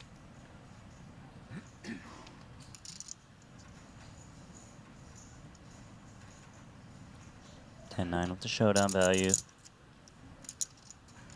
Draw to a solid straight. Really thinking it through. 225. Ooh, 225. Bit of a protection bet. Thinking, don't want to let the Queen X, the 10X get a free shot. Maybe I blow off a 9 occasionally.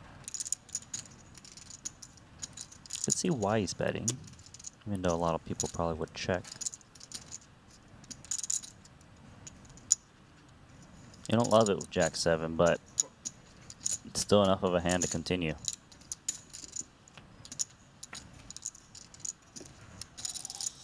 Now the 10 on the end puts a 4-liner out there, and we'll see whether or not KCG is going to decide he's got some showdown value or if he thinks he needs to turn it into a bluff. Check. I got a check. Huh? Check. Jack. The answer is the former, as Webster shows the kings and jacks.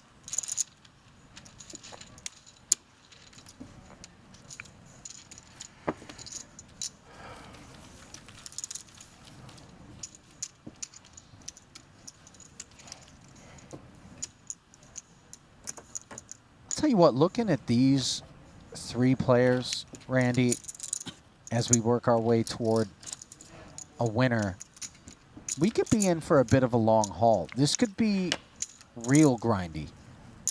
Yeah, we've gotten rid of kind of the more splashier, aggressive players like Michael Jang, Elton Sang, Rui Cao. So, depends on how they view Carl, the other 2 professionals here. I mean, they may take a more cautious approach, having seen Carl go for big value with those sets, right? He stacked 2 guys back to back, so it's something to think about. And Webster's the type of solid grinder. But yeah, I can see him getting a little out of line or just being a little bit more... More so than Webster. Yeah, willing to go for it if he feels that his hand is good enough. And I think it's the tale of two KCGs. Early on, obviously, he had a really strong first impression on the field as the maniac, the guy who's just learning the game. You never know what to expect. But, you know, this man didn't arrive on his successes in life by virtue of not being a quick study and kind of keeping his eyes and ears open. And as this tournament has progressed to this point, we see him with 2 red kings, he has kind of woven together a bit of a different version of himself as a short deck player. I feel the like one that he burst onto the scene with 2 nights ago. Yeah, wow. I can't believe Kiat Lee got away with the minimum here pre-flop. 2 10s, 40 antes. Definitely could have got stacked. 2 6s and a 9 as Webster outflops both of these pocket pairs.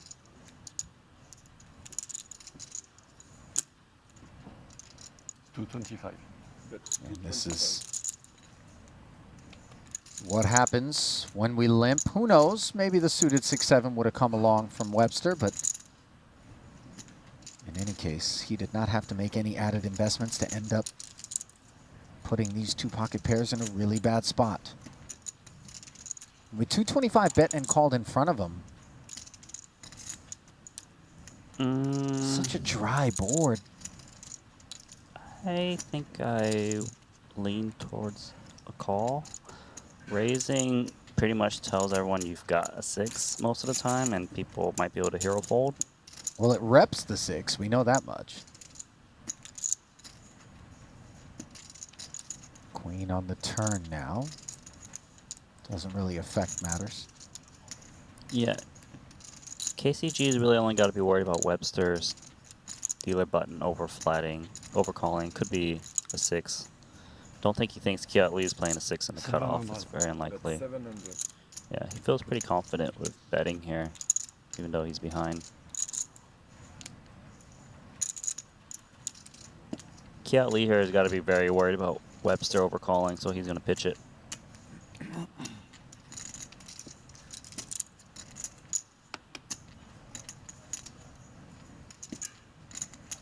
The 700 wasn't exactly bashful sizing either with 1 to come, so Lee did find the muck. And Webster will just flat.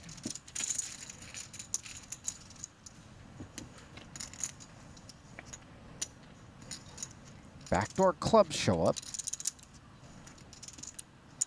Yeah, it's a decent run out. Yeah, I think it's actually a pretty clean card. Yeah. As played. I mean, like, yes, Jack 10 also got there, but you got to assume Jack 10 bet that flop. Maybe a blocker bet from Casey? No, he's a bit worried now. I don't blame him. I would like to see Webster go for a value bet that's trying to get some crying calls. I feel that... Like 500K? A little bit more, maybe 7. What I'm trying to say is, you can't rep any bluffs here, okay? The guy bet into 2 people, he called the flop, you called the turn. What bluff can you actually represent here? Nothing. I mean... You need to go for the crying calls. 7-8? Yeah, I suppose 7-8's about it. 10-8, is that a thing? Double gutter? Maybe. 10-8. 10-8 actually works, yeah. Why not? But then we think about all the other hands you can have. Lots of 6s, maybe some... Yeah, me and him on point. 3rd pot. Looking for the crying call. Laying KCG 4-1 by betting 800K. Give him a good price. Maybe he gets glued to his hand because it's pocket kings. He really does feel like he's beat. Kind of wants to see it though, doesn't he? Well, he's using the time bank. This So could be- some gears are turning here. Yeah, this is really nice that he's thinking about it.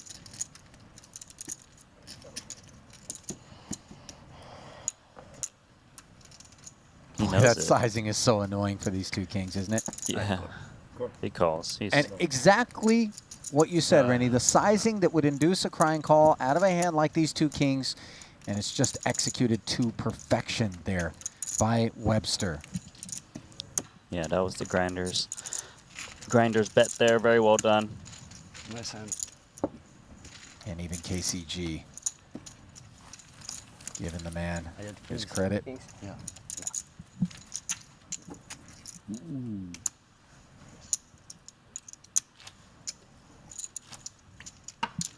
Very big. KCG's got his hands full here Hands. at this Man. three-handed final table. If KCG had actually opened pre-flop, this hand would have been completely different. Webster would have been out.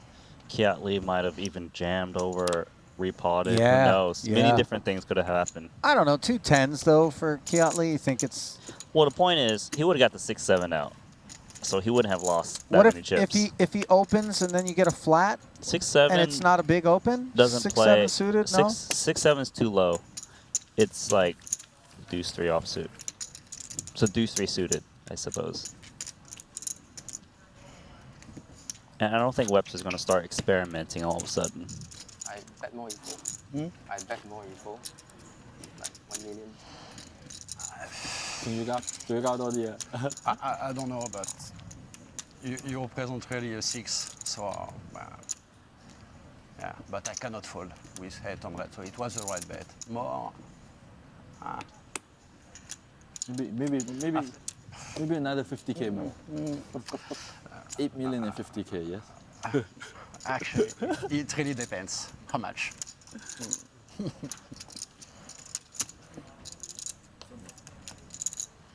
Okay, well, we're sending 2 kings over to Kiat Lee. 1 player to act. I'm not going to tell you everything, my friend. Not right now. Tonight, maybe. Okay, okay. Sorry, pot. Ooh, misstep. 2 kings awaiting this Correct. KCG Open. 420. What? Is that all it, is it? Can I? Pot and repot. 1,320. 1,320,000. 1 million. How much? Nothing. 1,300,000. Yes. And 20. 20.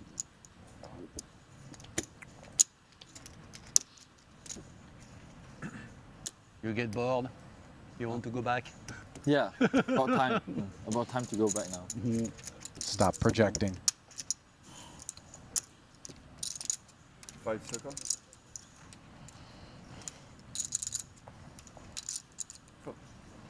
Good discipline there.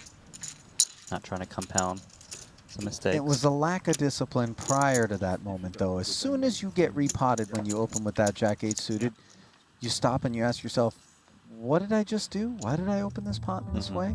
I mean, just a little gift wrap 420. Going Kiat Lee's way as he tries to fight his way back into contention as the short stack with 3 left here in event 11. Ante 60K, button doubled to 120.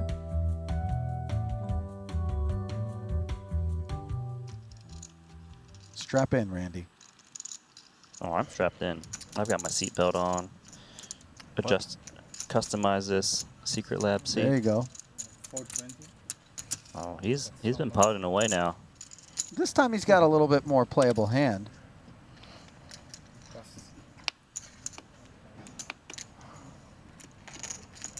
And it'll get through.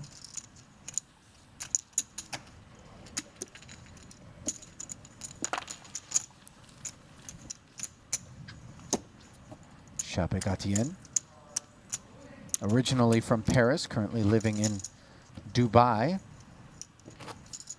A trader by trade. Went to the ISC school in Paris, where he studied business. When asked who his favorite poker player was, he said back in the days, it was Tom Dwan because he played poker like I trade. I like it. When he was asked who the most difficult opponent he has faced is, he said, Rui Cao.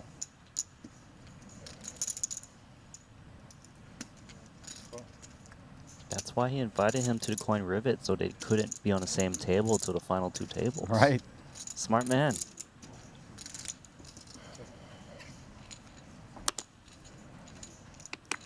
Says he's known Rui for about a year.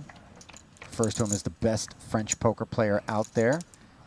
Sometimes they play private games together. Sometimes they'll go party in Dubai. I want to know what those parties are like. Hopefully we'll find out. Rumor has it that we may be taking the tour that way. Yeah. Who knows? I think they both like us. We're in good spots. We'll be invited, for sure. Tell you what, I might not leave after we get there. I got a couple buddies that live out there. The stories that they tell me. I think Dubai is a place that's right up my alley, buddy. It's a place I can go and feel poor. Me too. You know? Not that I have a tough time finding those sorts of places. Things aren't that good. But nevertheless, very unique corner of the world.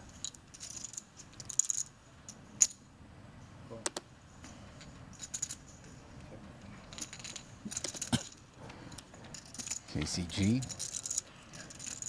Potted a Jack-8 suited. This time he decides to limp the Jack-9 off, flops himself a gutter. And for Kiat Lee, he's got straight draw of his own, hunting a 9. No betting.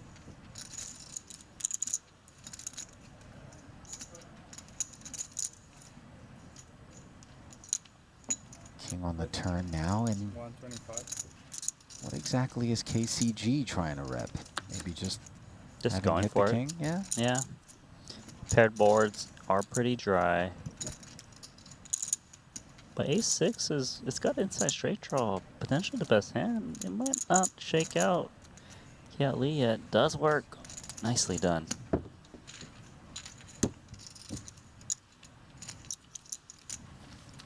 Sometimes when the story doesn't check out, though, you get some guys that just ask you a question, put a little raise out there. They're like, what's really going on? This doesn't add up.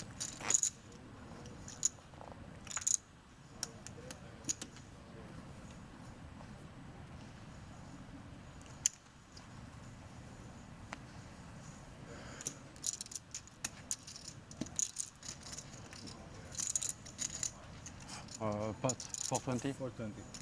Queen Jack suited, more than good enough for an open. Professional now. And it's to pot. 420.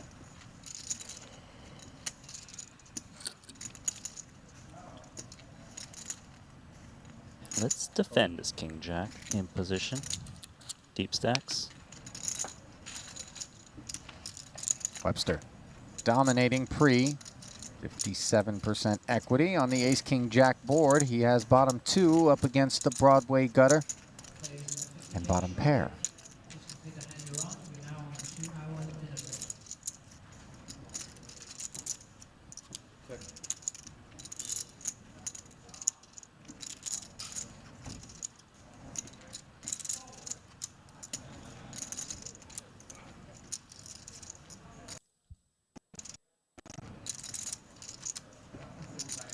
Bottom 2 seems like a good spot for a bet.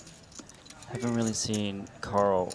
Well, he's going to check. I was going to say, I haven't seen him do some crazy check raises yet. Oh, now he's got queens and jacks. Third diamond, fourth Broadway card comes off. Scary texture. Let's see how Carl wants to go with this one. 550. 550. You know what? This could get King Jack to fold a lot. The fact that Webster's got that Jack of diamonds, it's not going to shake him out. He's got the well flush draw. But imagine if it was King Jack Black. It's really hard to call a bet here. Especially his raised to pre-flop. KCG is obviously repping Broadway. And Webster with that jack of diamonds obviously can't go anywhere. He's got a full house draw, a flush draw, a play the board straight draw. And instead, the biggest brick in the deck rolls off, the 6 of spades. Man, I don't know if Carl can do it, but if he could find one more bet, it should get it done.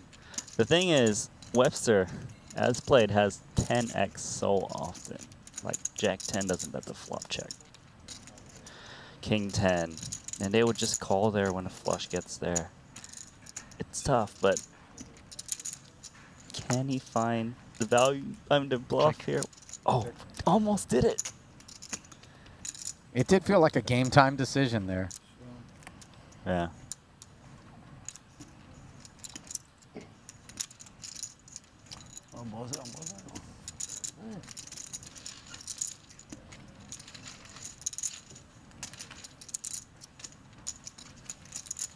And you Webster 1 million try. able to 1 million try. show down. River?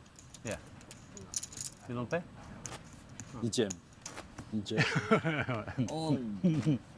No pay. No. Only. Webster's very honest there. I don't think he would pay off a million chip bet either. Is it 80 now? No, right? Yeah, it's a new level. 80,160. 81.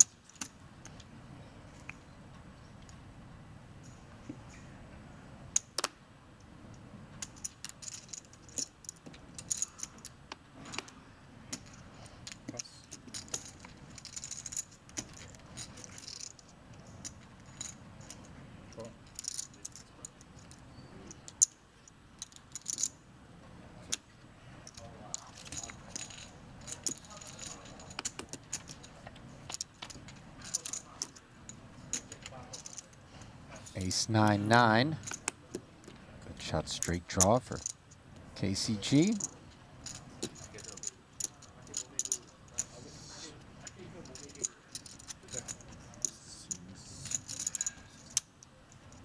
Monday.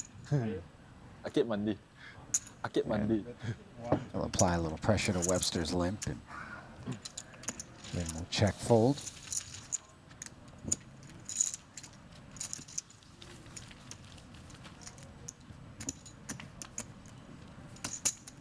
Well, I don't know that at this point the pot limit limitation on the pre-flop sizing is making that much of a difference, just because we've got the kind of guys that are on the grindy side of the spectrum and as such may not be looking to press narrow edges anyway. Pre-flop. Yeah. I suppose, like, if there was no limit, though, sometimes you get guys raising. And then, you know, like, they got ace-queen, ace-king. They're, like, all in rather than repotting it. And another guy wakes up with a cooler type hand. That would seal things a lot quicker. But with this structure, you can kind of see people, if they get potted, maybe take a flop. Then certain board textures might freeze the action a bit. Yeah, it's very, very different. I feel like it doesn't... I mean, even KCG is limping. Yeah. The ace-9 suited. Kiat Lee says, okay, I'll come along. Queen-jack offsuit on the button for Webster. I mean, Webster's the one with the chip lead, so in theory, he should be putting the most pressure on. But it's hard to put a lot of pressure on Kiat Lee, who's not going to pass any spots with such a big difference in chips. Kings and 7s for Lee. Just jacks for Webster. Bet 320. Pass.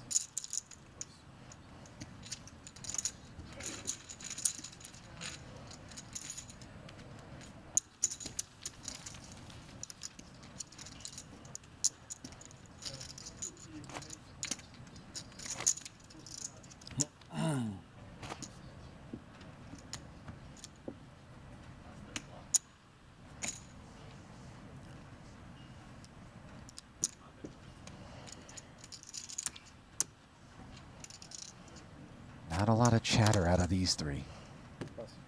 And for that matter, out of you and I, Randy, as we are just quietly soaking in three-handed action here. Yeah, this is where technical ability is very important. Patience. 560. Look at Carl. Trying to blast against the same as I can.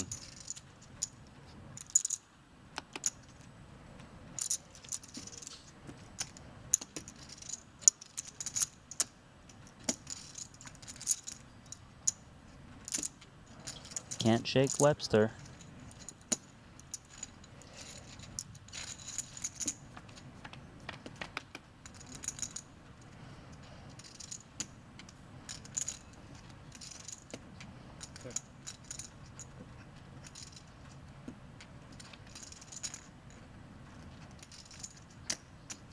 $1,000,000.2.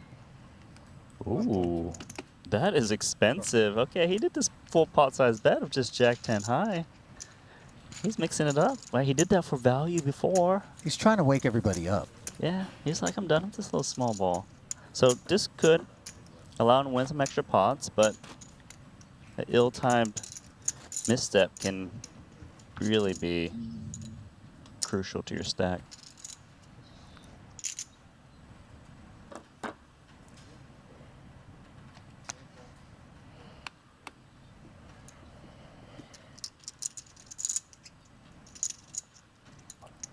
$560. Plus.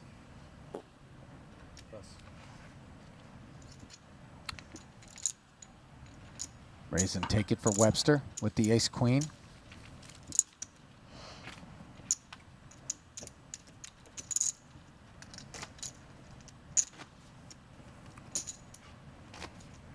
Now let's reset things here. Webster Lim, 108 annies. Yes. 8.7 million. KCG, 6.3 million, 79 annies. And then anytime we talk about under 40 annies, we typically expect that money to get in pre-flop. But here, in the pot limit format pre, you can't get them all in all at once. And that is where Kiat Lee finds himself. And it's going to allow him to milk this stack much more than he would have been afforded an opportunity to do in the no-limit variant pre-flop. So a good example actually would be in this cutoff dealer situation. He is going to go with King 9, but you can see how he might have a little bit less hands that would go for this big raise because Webster could flat a lot in position. Because normally Kiat Lee might just be like, oh, I'm just jamming all in here. So this cutoff dealer situation, which is the last two positions, it becomes an important part of this game that I feel will have different strategies than in the no limit situation.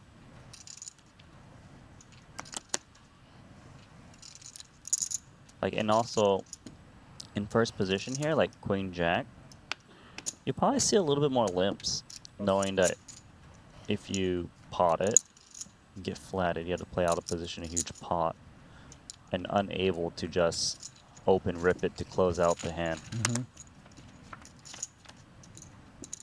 Ace 9 and Queen Jack square off. Advantage Queen Jack in a major way here.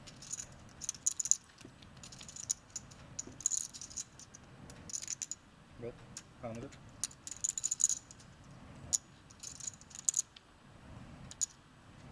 $100K the bet out of top two.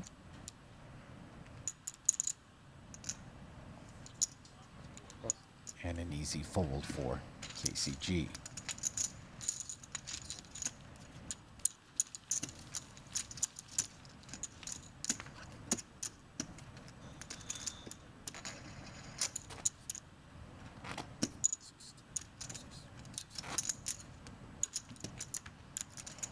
Nobody giving an inch, Randy.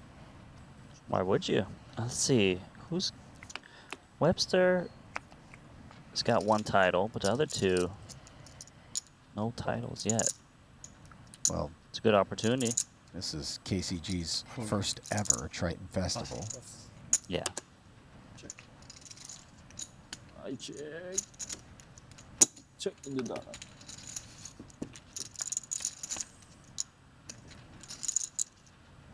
King 8-6. Top pair for Kiat. Both players working a club.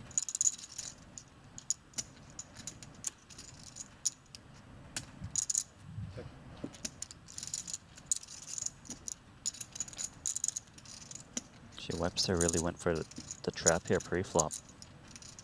Ace Jack. Bet 155. Pass.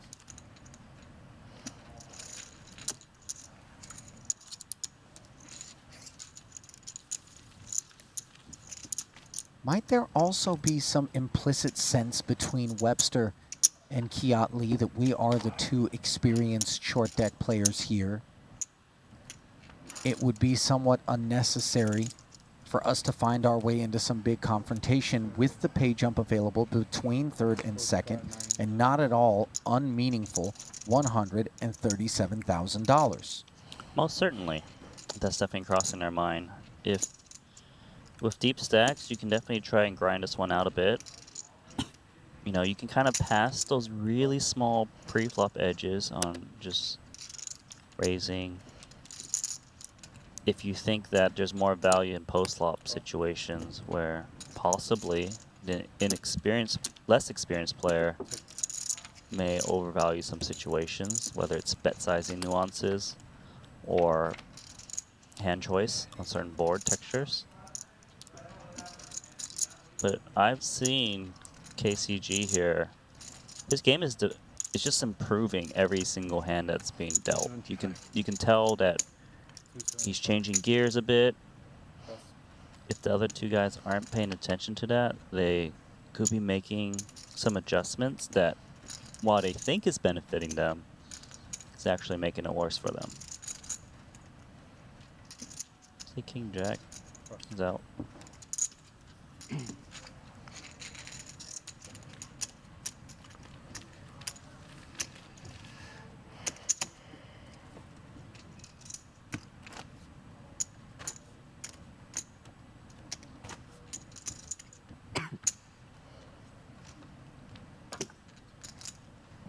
Tell you what, KCG is handling what might otherwise be a pretty frustrating sort of flow of play that's been implemented and instituted by virtue of Kiat Lee and Webster and their sort of temperament right now fairly well. There's been a couple of moments, you know, the Jack 8 suited, he potted, and then he got 3-bet, and he, you know, repotted and folded it. But you know this is a man who craves action. He definitely craves he action. wants, and he's playing short deck because it's a game that's supposed to give you that. And yet, here as we see Ace King against Ace Jack. That was really interesting. I don't know what that was all about, but I'm pretty sure Kiat Lee opened. And Carl just flatted Ace King in position? Seems... Yeah, Kiat made it 500 to go. I don't know why he just flatted with Ace King. It was very weird. Maybe... Like, these guys don't want to get him pre. Let me just try to get him coolered on the flop or something. Maybe he's been infected with the play snug bug. Yeah. This is very uncharacteristic. See if this misstep potentially costs him the pot, maybe. Small bet here, Ace King. 5 seconds.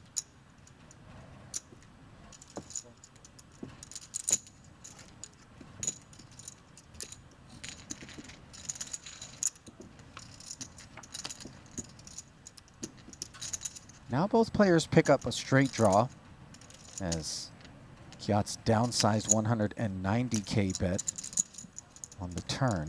Pretty scary. Sorry, on the flop, Pretty rather. scary for Kiat Lee here, though. Like, dealer button calls this flop. 6 texture. It's pretty good for the dealer button. He's thinking about betting? I mean, I don't think so.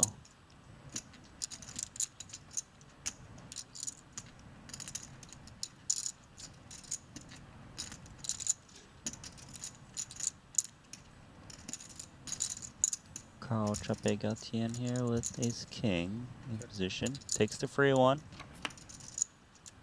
And we have double paired that board. And Kiat Lee very fortunate to be chopping now, courtesy of that second pair on the board in an almost 1.5 million chip pot.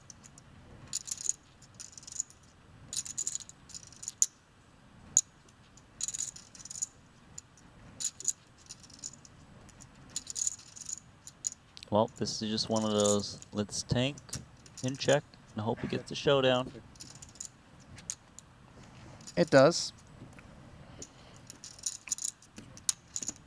And Kiat's got a little smirk on his face. I feel like it has something to do with the fact that he has now realized that he opened and KCG flatted with ace-king. Yeah, that was very interesting. I'm not going really to be sure what lost on happened. It just... Well, I mean, you know, he's one of these guys that just when you think that there's a pattern or some, you know, distinct approach, if he's given this kind of hand composition, he's going to do this, he'll do something different. And I mean, it makes him tough to play against. Oh, for sure. I mean, now you're thinking, well, he's capped. There's no way he's got ace-king. He just called on the other button. Now you've got to think, maybe if I've got like king, jack, king, queen on king high boards or ace, jack, ace, queen on those ace high boards, I could be in trouble. Definitely in the back of the mind, mixing it up. You know, pros and cons, of course, by not re-raising that kind of a hand pre-flop. But you can see he's trying to like, maybe potentially even experiment on how can I kind of take out these two guys. We're just trying to grind me out. Trying to create some EV.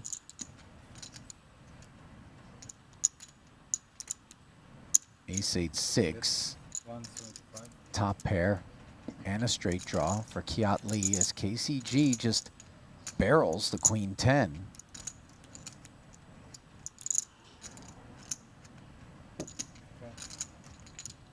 Then pot pre, 175 each post. And on the turn, Kiat Lee makes aces and sevens.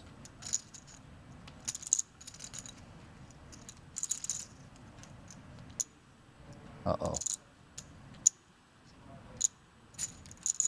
Blasting away. Is betting half pot, is it? Yeah.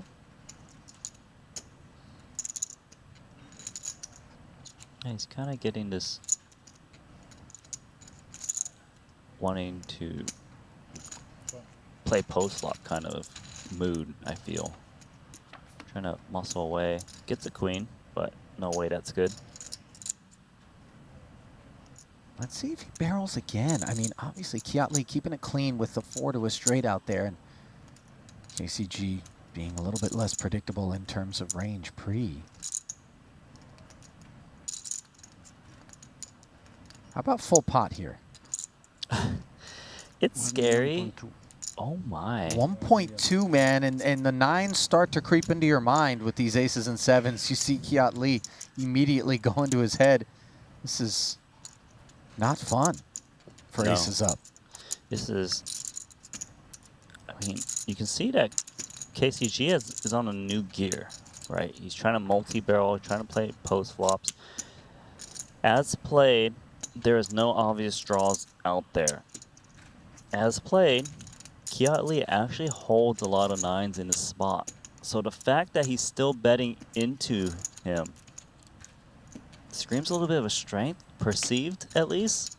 So that's why he's taking here with 2 pair.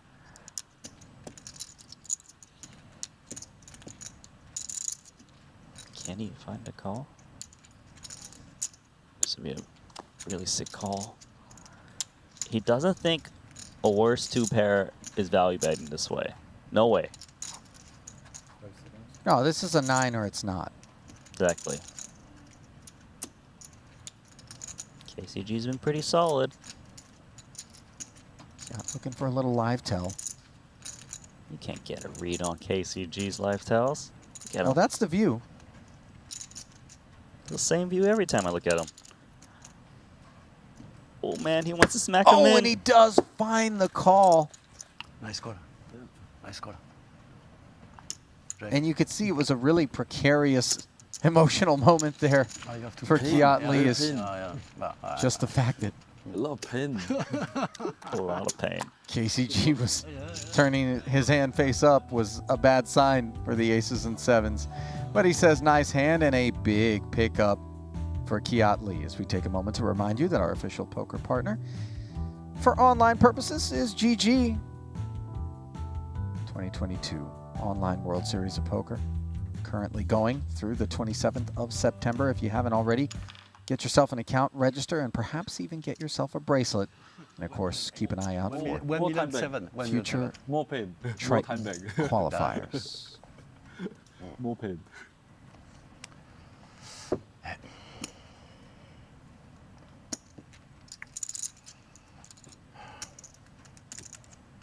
Cool. Oh. Wow, that was such a big call. Yeah, it was.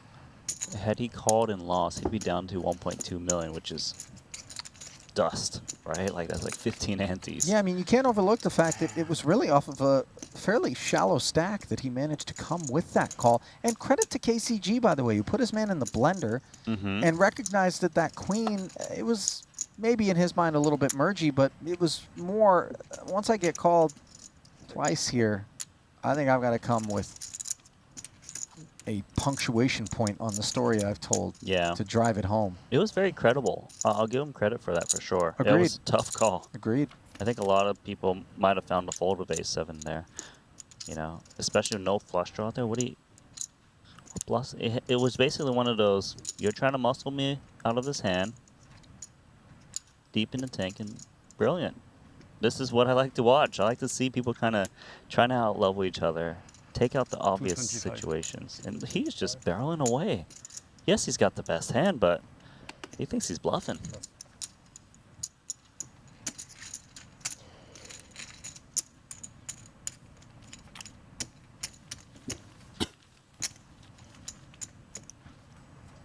KCG bouncing back after getting a big bite taken out of his stack by Kiat Lee,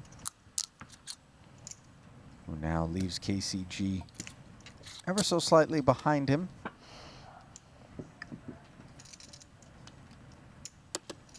But this chip distribution now, Randy, is the type that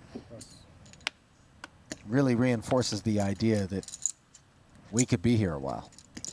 Yes, and you know, Carl actually falls to the short stack. I mean, it's not really a short stack. He's got the same stack as Kiat Lee, but we'll see how he approaches things. Does he maybe adjust things, knowing that he's kind of lost the last few pots? Remember, he was an overwhelming chip lead I mentioned earlier, right? He had like 9 million in chips. Might be feeling it a little bit. I'm not too worried though. He seems his composure is pretty good. He tried to adjust the gears. Seems like Kiat Lee was one step ahead though at the right time, and Queen 10 and 2 aces. Let's hope this doesn't go too crazy.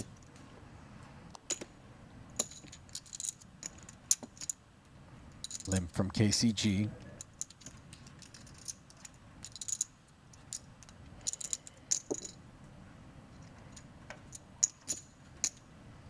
Raise 450. Lee makes it 450.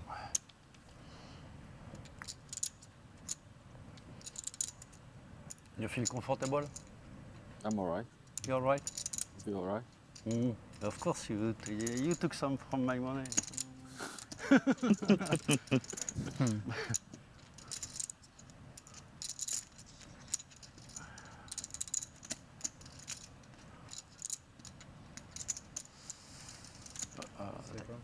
you.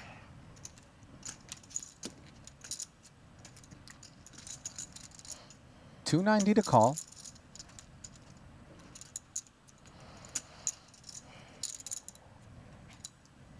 I call.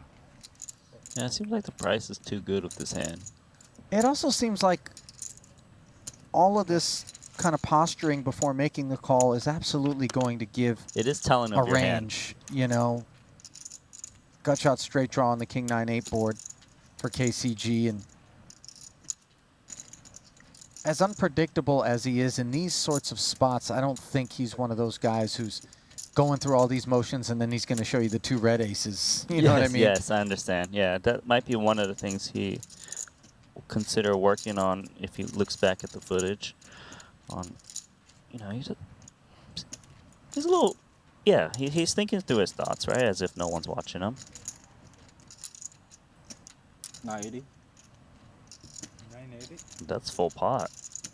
Next time to draw. Kiatley. Yeah, just trying to Leaning. end things in case he's up against a king jack, king 10, king queen that doesn't want to get away. Whatever it is, you're going to have to pay to see it. That is annoying though, of queen 10, because you're like, oh, I'll just check call, try to hit that straight. 34% equity. Yeah, but that's with 2 cards. This is calling 1 card right now. 5 seconds. It's not looking so good out of position. Can we rabbit hunt that turn card? That's what he wants to see. Well, the price deemed inadequate by KCG, despite picking up a draw on the flop, so he puts it into the muck. And Kiatley continues to compile.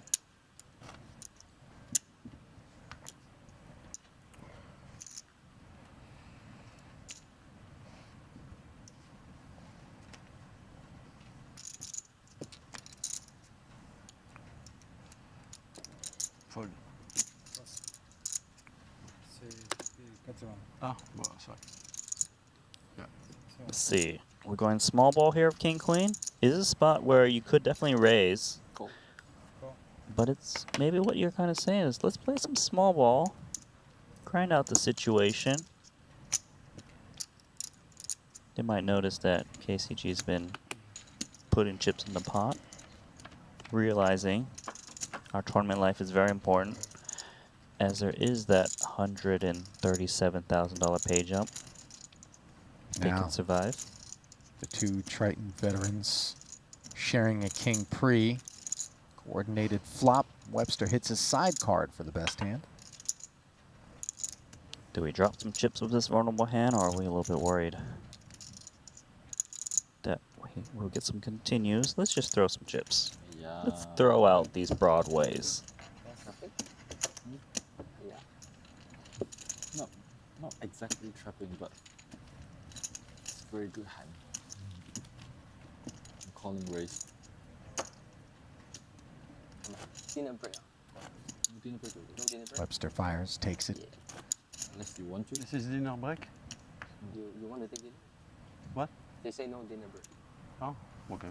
You want food? You want food? We can arrange. But actually, I didn't eat all day. But Yeah, we can just go eat together, like 3 of us. Anytime, like when you guys feel hungry, we just go eat. We can pause anytime. We don't have to wait for the breakfast. Okay. That's a friendly gesture. An authoritative gesture. But King 10 suited. Limps, and KCG does not hesitate to say pot, shooting it up to 560,000.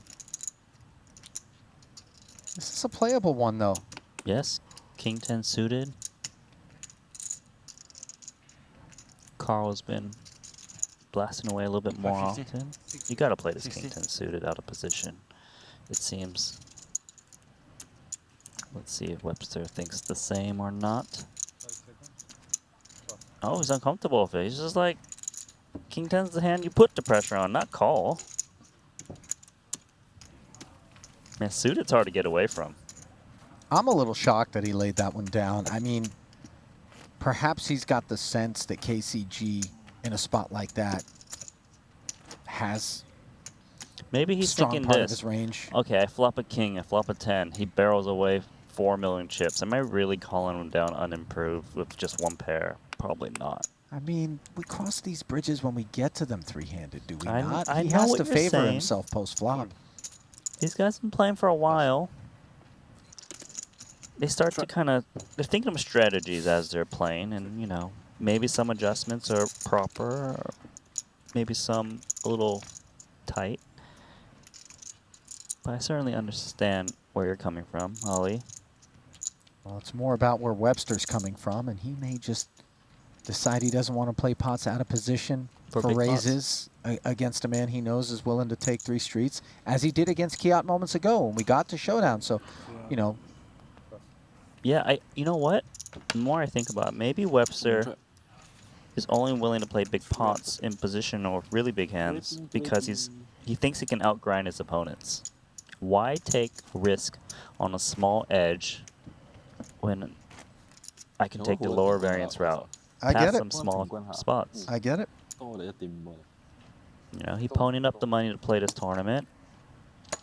He knows how to navigate. He's got a title under his belt. He's only one of these 3 players in a short deck event, right? He shipped it. A 50K short deck in Madrid not too long ago. I think he knows what he's doing.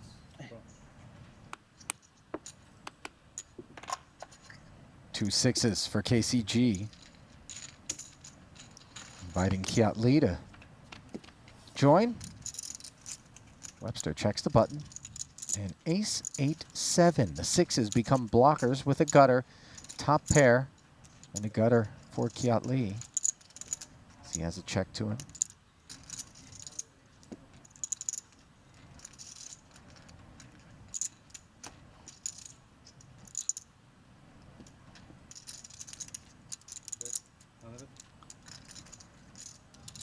Value bet time. Inside straight draw for 2-6 to straight in the muck. And Lee 15 minutes? will take it. Do you want to eat? You want dinner break? Oh, yes, a little bit.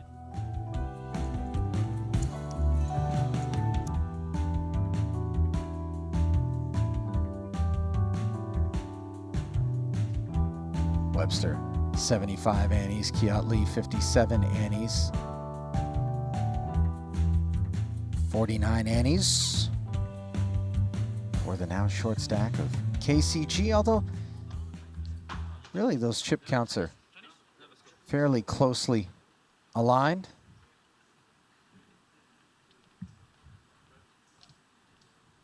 See them kind of deciding to get some food. Is that right, Ollie? I'm not sure. It seems like the players are sort of negotiating whether or not they want to take a 15-minute break, whether or not they want to take a dinner break, but they've certainly doesn't appear that they're coming back to play, Randy, so I suppose that is our cue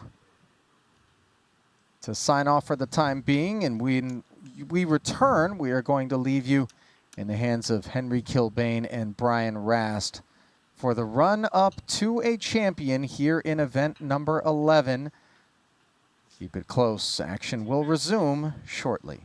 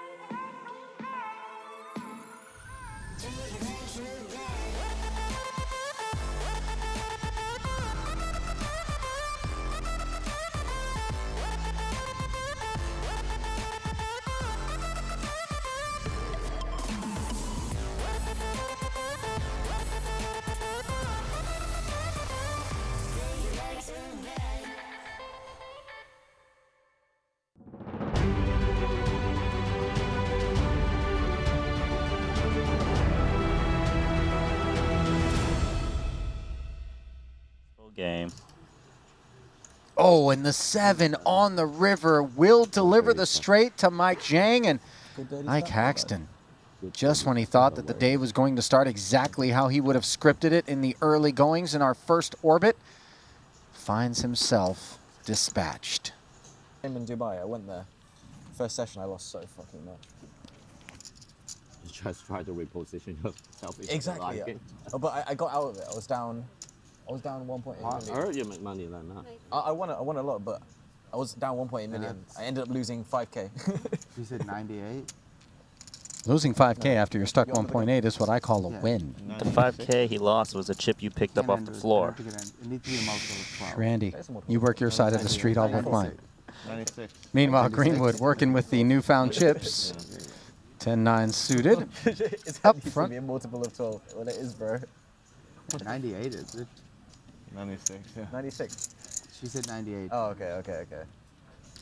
So you have your key at moment.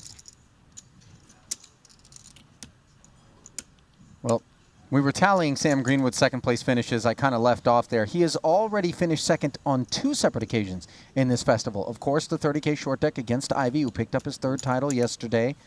But in the 75K 8 max, he would end up finishing in second as well. So 4 shots at a title, and he's 0 for 4. No shame in it, though, right? Because at least he got to a place where he had 4 shots at a title. Yeah, I feel like you should be winning one of those by now, right? Mm-hmm. Sometimes you're that guy, Mr. Second Place. Kind of like what Paul had for a while. A bunch of second places, eventually shipped that tournament.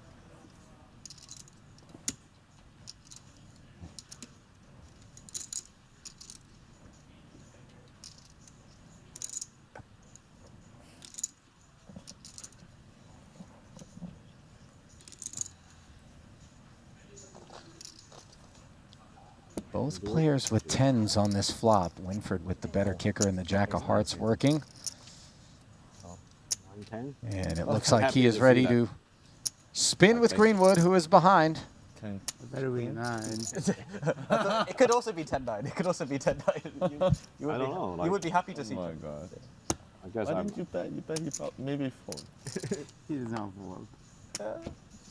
Oh, that's Oh, Turn okay. now, giving you don't want to Winfred Jackson 10s, but opens the door for Greenwood to pick up a straight. More chances. Can he stave off elimination? He can't. As the queen pairs, and Elton Sang has dashed Sam Greenwood's hopes of a second straight final table in short deck. See you later. And subsequently, his shot at a title. I don't know. I should just put him off. And then what happened? Meanwhile, we swing it back over to Tom Dwan's table.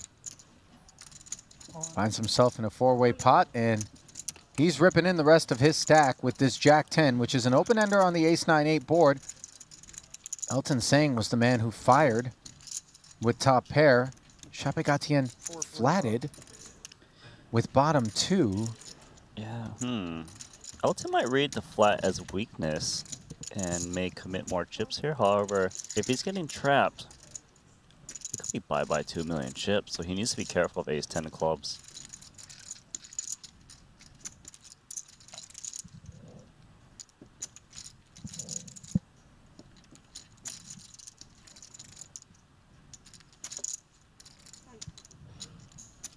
The presence of Chapegatien behind him is obviously of concern as well. It's a big concern, and he's not really sure what to make of his range because he's a less experienced short deck player. You can't put him on ranges if he hasn't played it that much. And Elton's thinking, look, I'm definitely calling against Tom if I didn't have to worry about Carl. Since it's only 30 antes total. This is actually a very annoying spot. Elton's out. It's going to be Carl and Dwan. Yep. KCG with bottom 2 up against the open ender, and he is a small favorite. We're going KCG now. Okay. Yeah. I like it. I'm trying it on for size. You can see that the open and straight draw has so much equity, unpaired, 46%, even against 2-pair. Well, now the jack on the turn adds outs to the mix for Dwan. You tell me he still has 46%. Yeah, that feels weird, but I guess with just one to come, as opposed to two, the equities remain static, and on the river, the king will seal KCG as the winner in this pot. Pretty good for me. Dwan. Back over for a health check on Webster Lim. He is still awake. Well, I mean, he wants Not some completely. chips. This will last him a while. This King Jack suited can't take the heat as he and Kiat Lee limped.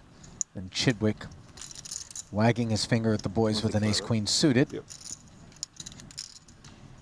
Take a flop here. Chidwick has really lost a lot of chips.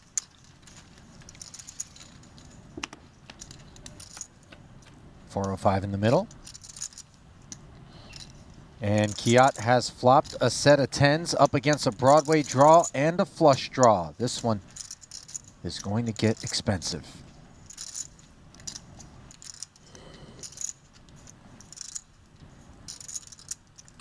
Let's see if Chidwick wants to bet smaller or just put in most of his chips in 1.5x pot. Having clubs is nice. Just gonna go for it. Snap. Yep. And if he's got the nut flush draw, he can rest assured that Kiat Lee is unlikely to be on a draw himself. Remember this hand? Remember this hand? Last time we played, you have flush draw. I've said again. Who won? You won. I won? You turn flush straight away. Bing. I'm drawing that.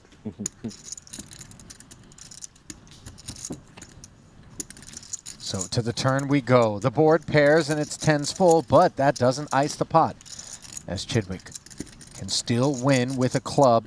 Flushes beat boats. And the river is not a club. Kiat Lee will dispatch Stephen Chidwick. And will slide the remainder of his tokens to the right and head off to likely register the 50K. It's only fair that Kiat wins the same scenario. At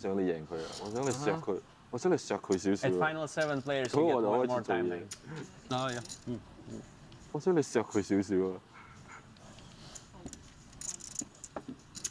你錫佢少少，誒咁係200幾萬，咁我就可以喐啦。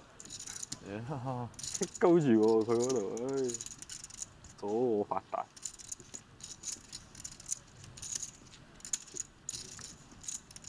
Ace King suited here for Badziakuski, who currently is 7th out of 9 players in that cluster between himself, Jason Kuhn, and Winford Yu, who runs 7-8-9. He will limp. And KCG is going to pot, and this is likely to be one of those limp jam sort of spots. You can't limp jam. That's I know, the problem. but he's going to repot, and I think, I have a yeah, very strong hand, 850. but I still don't want you to play on the bubble. Whoa, just saying. I have a strong hand, but he knows his customer is willing to play on the bubble. I just want to collect a pot and show you a good hand. That's what I want. Oh. Wow. This one. And KCG, I thought it was a limp jam. It is yeah, a call. has made the call. And now we've got already 1.8 million in the middle, 405 back for Badziakuski. Yeah, time pen? Yes. Give you one.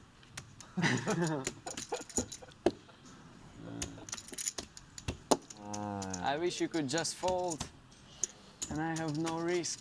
But now let's see.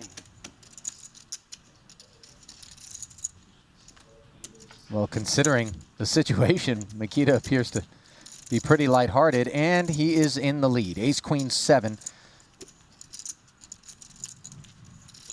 Wonder whether or not he's just going to try to maybe check and show down, not risk the 405. You're looking at me like that would be insane, Randy. I think... I feel like he should deny the equity. If someone is willing to fold, decent equity in short deck, you might as well give him the opportunity to do so. And But that's why is I said it. 405 ever enough to accomplish the feat of denying equity in a 1.8 million chip pot where you're going to be laying 7 to 1 plus? I don't answer what you did. You know what I mean? I know what you're saying. If you can't deny the equity, then preserve the soldiers. Don't send them out to the battlefield. I mean, just a thought, but It's a thought. Maybe that's why he left the last 25K, and who knows, but Just leaving myself a hope to survive. they've committed a lot of the chips. A little bit left. Check. Look at that turn. Sopping wet. As What is it, KCG picked up the Oh, that's a bad turn. gutter and the flush draw. And Makita realizes that way too he's up against 32% here. What is not an out? Pay out, that's at the queen. Pair, small cards. So with one to come, this ace-king is in hazardous waters. Can Badziakuski fade? No, he can't. Backdoor flush for KCG, and he will put us on the stone bubble and deny Makita Badziakuski a bid for his 5th Triton title. That's the thing.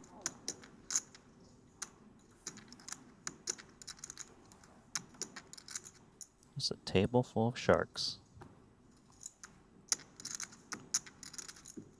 Yeah, this isn't the kind of waters that you want to be swimming in.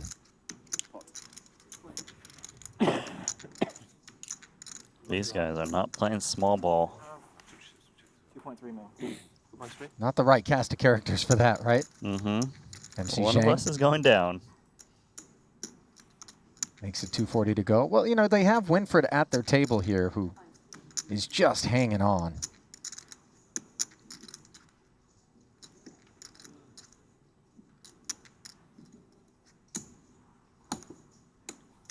Rui going for a call here. He's got a very healthy stack, currently in 2nd place on the Stone Cold Bubble.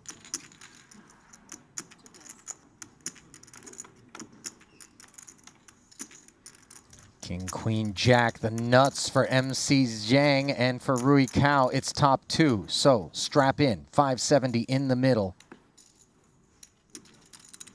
This is trouble. These are action players, and one of them is on record as saying FICM. Yes. His name? Rui Cao. Yes, sir. And he's the one with the big, and he checked the nuts. Did MC Zhang, yeah. Rui barreling 300,000 now. For him to bet 300K seems pretty strong. Do you raise and try to get your opponent to commit now? Or does it seem too strong? You want to slow play. Kind of like raising, but I can see why he's opting to call against his opponent. See what's what on the turn, which is very clean. So clean that he'll check again and see whether or not Rui Cao wants to barrel once more. The fact that he check called is underrepresenting his hand and making the king-queen suited like, I for sure have the best hand now. It's a great trap. Like, how do you all in, snap, call? Oh God, Rui Cao, that is disaster. He did not want to see that.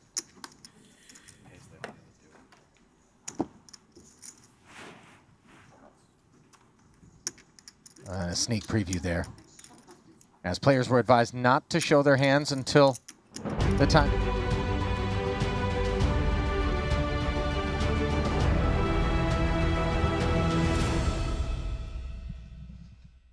Well, another day, another final table. Henry Kilbane alongside Brian Russ. And Brian, we wrapped up play yesterday late in the evening with Carl Chappé-Gatian leading the pack.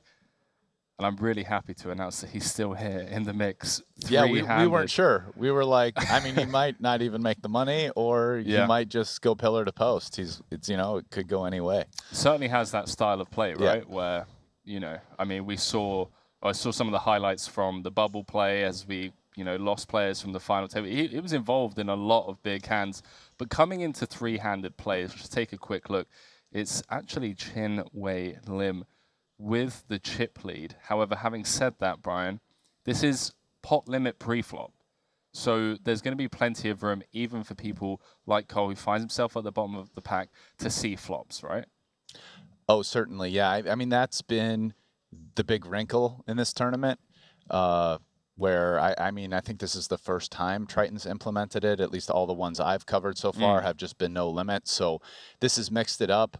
You know, I have kind of enjoyed it a little bit more. I'll say, like watching in the commentary booth, very curious how the players feel. Obviously, they're the ones who probably going to have the most say with Triton, whether they keep doing it. But I like it, and I'm excited for this. And let's see what Mr. Chape-Gatien can pull off, huh? I mean, I couldn't agree more. I think from a entertainment point of view, where we are going to see a lot more flops, it makes it just even that more exciting to see who can navigate the post-flop streets. As we throw it back down to the main feature table, is Chinwei Lim looking for his second Triton title here in event number 11, the 40K short deck pot limit pre. And quick look at the chip counts, as we already alluded to. It's the Chinster out in front, 74 antes, but no runaway chip leader. No, it's pretty close. I mean, if anybody doubles, they'll be the chip leader. Like, even Chape-Gatien with 4.9, I mean, if he doubles, he'll have a pretty big chip lead. For sure. Whoever he doubles through, even the chip leader will be in trouble. So it's anybody's ball game at this point. Yes, indeed. So Chinwei Lim taking down the 50K short deck back in Madrid for 855,000 euros. Kiat Lee came third in that 30K just a couple of days ago. Came second here in Cyprus earlier on in the year in the 75K short deck rather. So he's looking to go a few spots higher than that and claim his first Triton title. 72 antes. All three players currently guaranteed $264,000. We are playing for 565. Run-up will receive 401,000 for their efforts. So $137,000 difference between third and second. I mean, Carl Chape-Gatien is really living the dream here. I just went to his Hendon to confirm this, but this was the first recorded poker tournament that he's played. Wow. The Coin Rivet Invitational, where he got third. And, sorry, it's his first cash. You know, it's possible maybe he's played another tournament. I believe here at Triton, on this stop, he did play the 75K no limit. He didn't cash. Then he got third for 2.6 in the Coin Rivet Invitational. And now this is his third tournament. And here he is at the final table. And the worst place he can get would be third.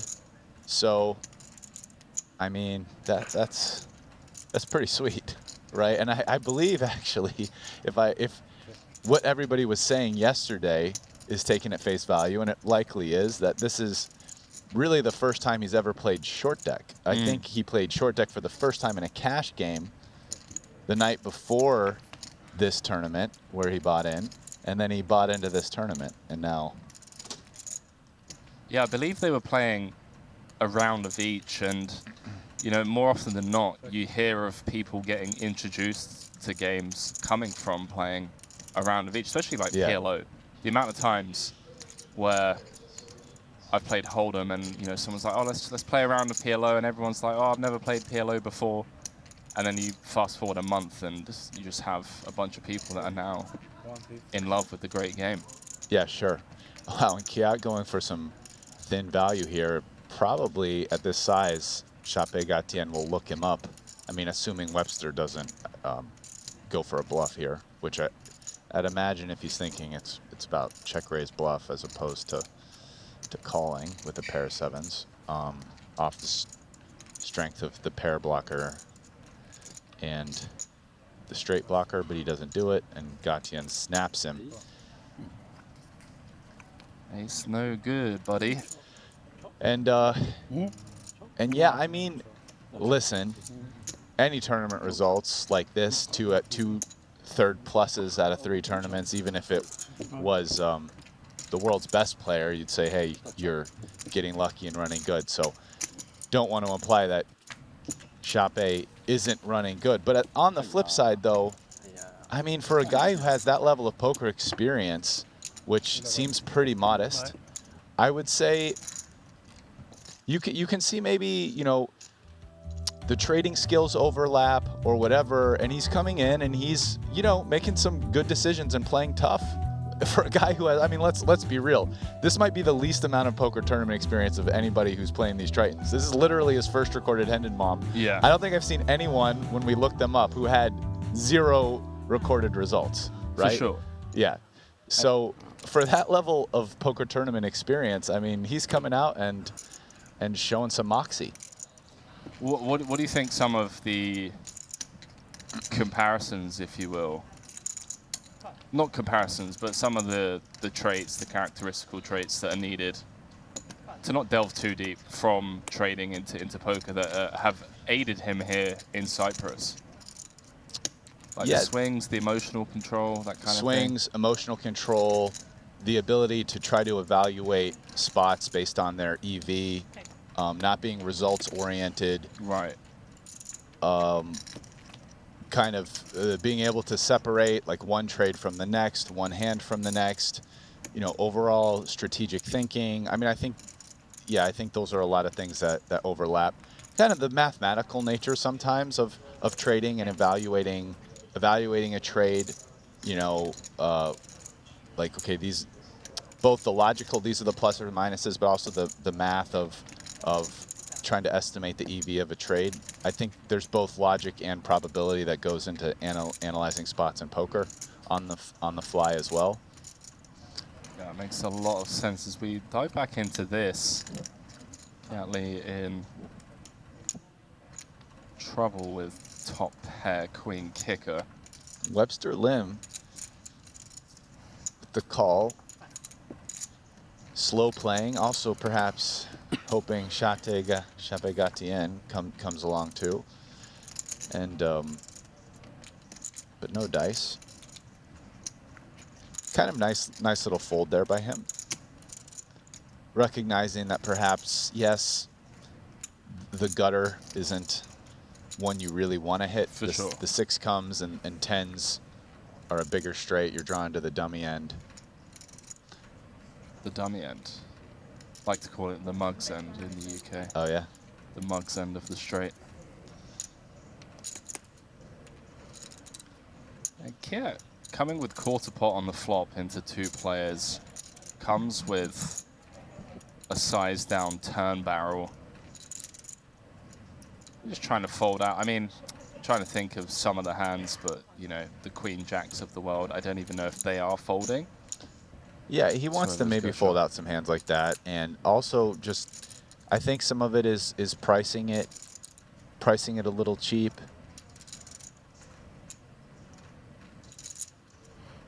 $1.2 million in the middle. Webster with the check mark next to his name. Wow, ace 7. Chape Gatien would have went runner boat here.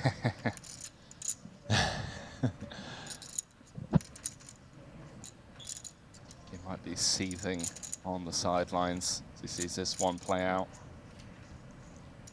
Especially if Webster comes with a big bet on the river.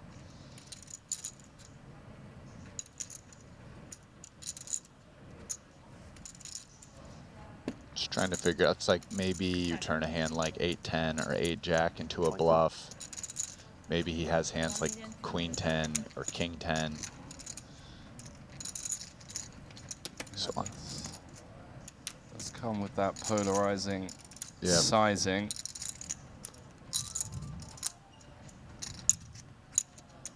It's a big ask for a pair of 9s here, I think. I mean, you can definitely come up with some hands you're beating, but maybe the queen not being great, a great side card.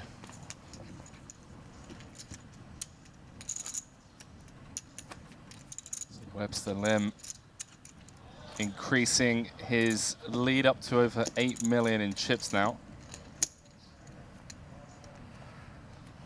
18 in play. All three players guaranteed $264,000 for their efforts.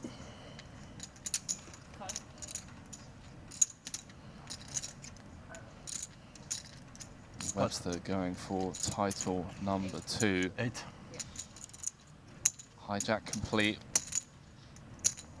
Webster coming along for the ride from the cutoff 10.90. And Carl just bumping upstairs to 800k. Gonna take down the dead money in the pot.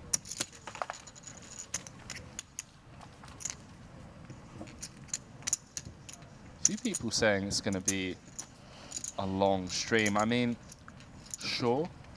I think given that it's pot limit, it's obviously a lot more difficult to get 60 antes in the middle. But having said that, I mean, I was watching the stream earlier on today around that bubble. There were many 3-bet pots, even some 4-bet pots where Carl was just, you know, happy to flick in the call. Queen 10 suited and hands like that, and you know, a couple of 3-bet pots, a couple of 4-bet pots.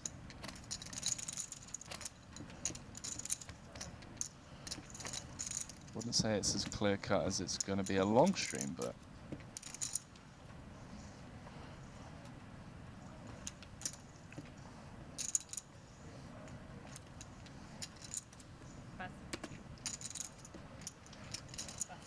the dealer keeps dealing out cards like this, it certainly is going to be.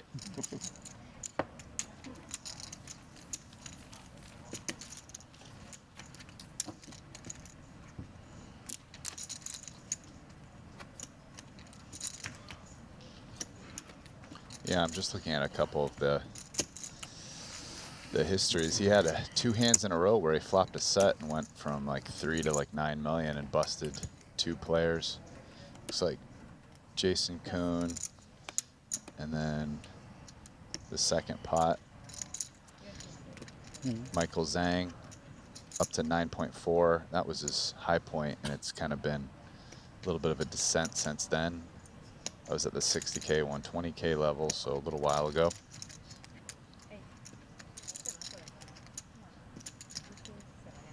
Elton Sang with the min cash, Jason Kuhn. Closing in on Bossman Paul Poit, now on 23 cashes in Triton events. And here we go, 1.5 in the middle, SPR 3. King Queen O against the Ace-7 of diamonds of Webster. Wow. Oh, well, there you go, ladies and gentlemen. Long stream potential. But hands like this can happen. I mean, this is heads up. Already single raise, so 1.5 out there, only 3-to-1 stack to pot ratio. Nut flush draw versus top 2 pair. I mean, it's probably going in on the flop. I mean, yeah, versus a bet. I don't see why Carl wouldn't raise it here, and I don't think Webster can fold. So you can see even against the top 2 of Carl, still has 42% equity with 2 to come. Yeah. I mean, obviously any diamond hits and he 1.8. automatically wins. Can't lose the pot. But even just with the equity of running out aces up, the Jack 10 or the 9-6 in addition.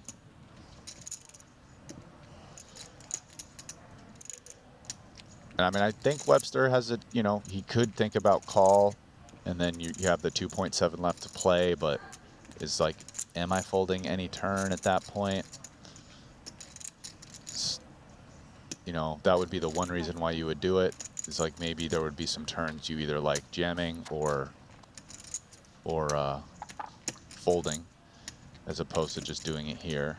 And is there a world where there are turns where we don't have to put in the 2.7 because Carl checks behind and we get to realize in that sense?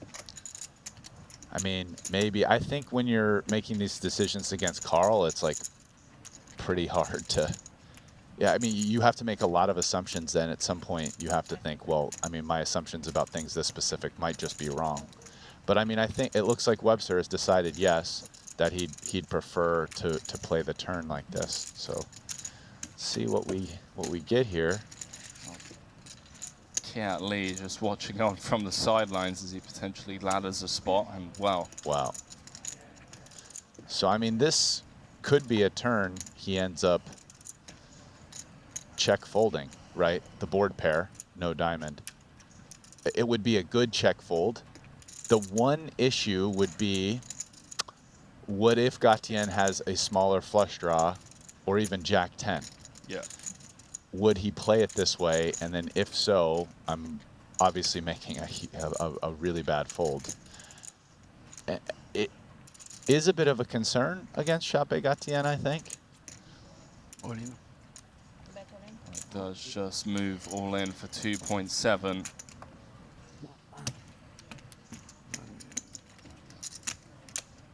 I feel like I've seen Chape Gatien play flush draws pretty aggressively in this game prior to this. Oh, we've seen so many spots where like not just calling, like just raise, get it in with the flush draws. So, which is one of the, this is one of the reasons why on the flop, when I was speculating about this from Webster's point of view, I think it makes it tough out of position to really, okay, so you're going to play it this way. Now you did hit one of your worst cards, like, can you still fold?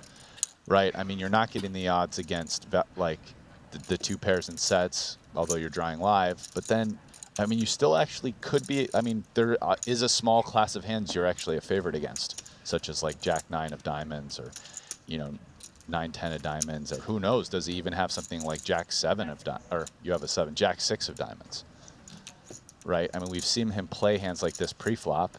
It's the second nut flush draw. So, I mean, this is all stuff Webster's considering, and I think it's a pretty tough decision. So I honestly couldn't really fault him for going either way. As we can see, the cards he would like to fold. Webster truly pained by this decision. Maybe regretting not just getting it in on the flop and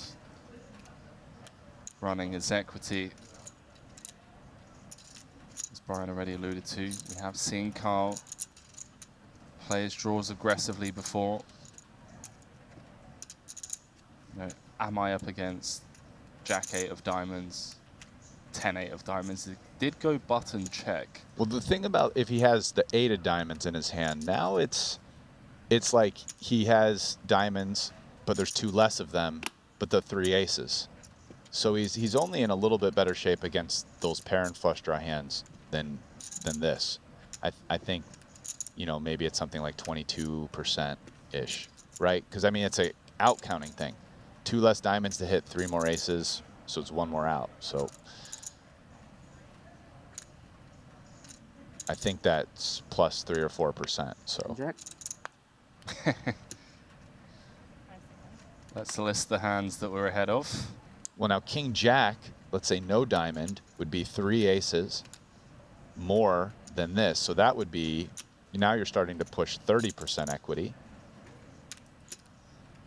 30% equity, and he's getting 3 to 1.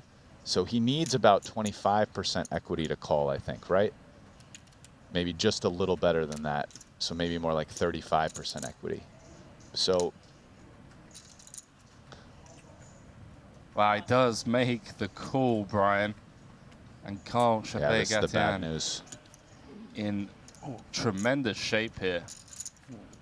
4-1 favorite to have over 60% of the chips in play. Just needs to fade a diamond. 5 outs once for Webster. Nope. Clubs on the river and sip of whiskey to wash things back.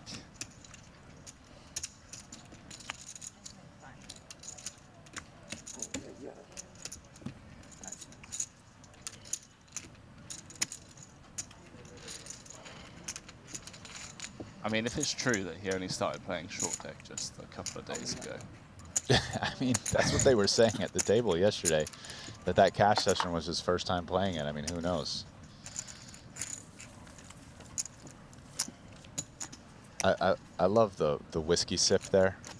Okay, just doubled up at the final table. Chip leader. Kick back the whiskey. Yeah, 18 million chips in play. I have 10.5. Let's go.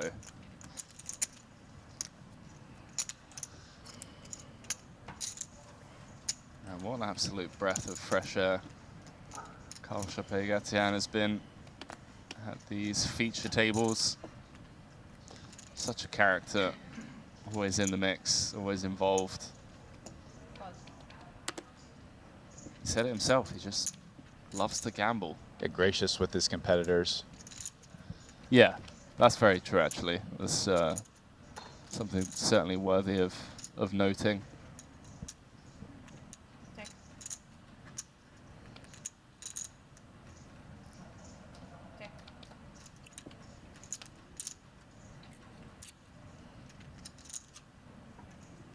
Cole picking up an open-ender to go along with his flop top pair. Yeah, pretty good turn card for him, all things considered.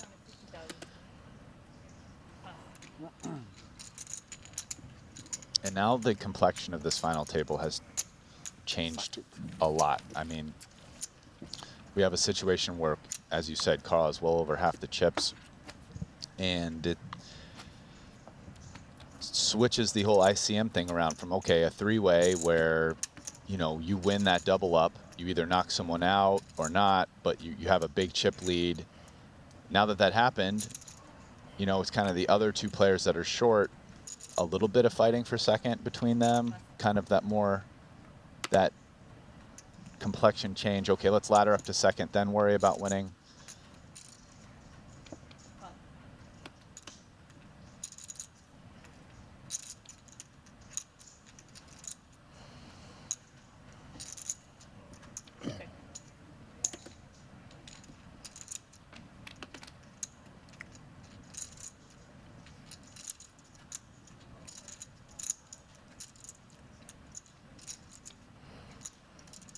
Carl not getting involved in this hand. Gonna let the two shorties battle it out. Webster, the shortest stack after losing that huge pot to Carl just a few moments ago. Flops top two. Milking. Milky.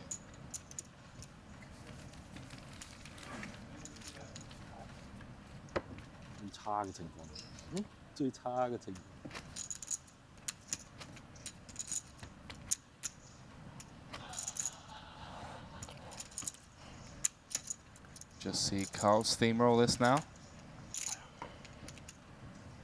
Has the chips to do it.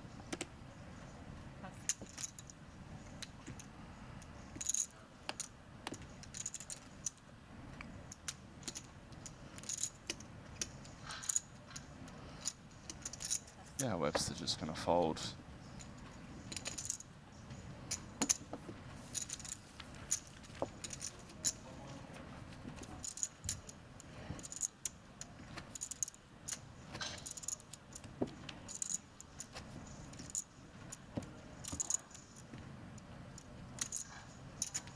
Carl's been spending too much time with Linus and Vogelsang. Yeah. Coming with the button-down shirt.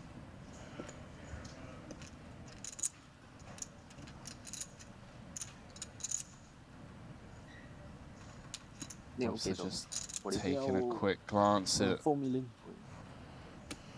the Triton Poker Plus app to see what Kiat's playing. Comes with call. Feel like that's probably because he's gonna call a raise, wants to play it that way. King 10 suited being a pretty strong hand here.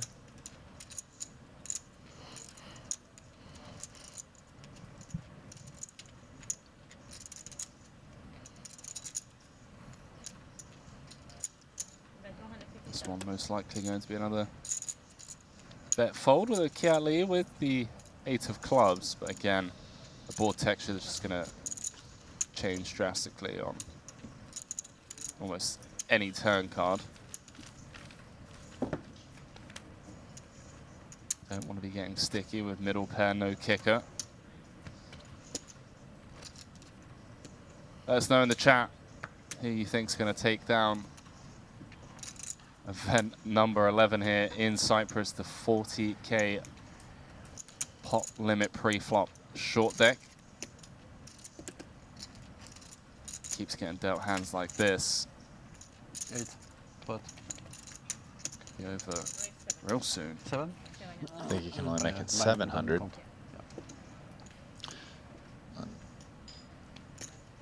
Webster with a decent hand on the button. Decides to let it go. Feel like that was a ICM decision.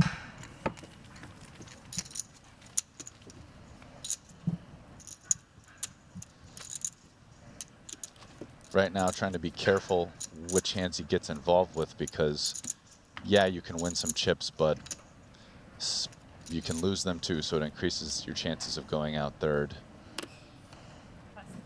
Maybe try to wait for spots where he can just either take the pot down or he figures to be a favorite to win the pot.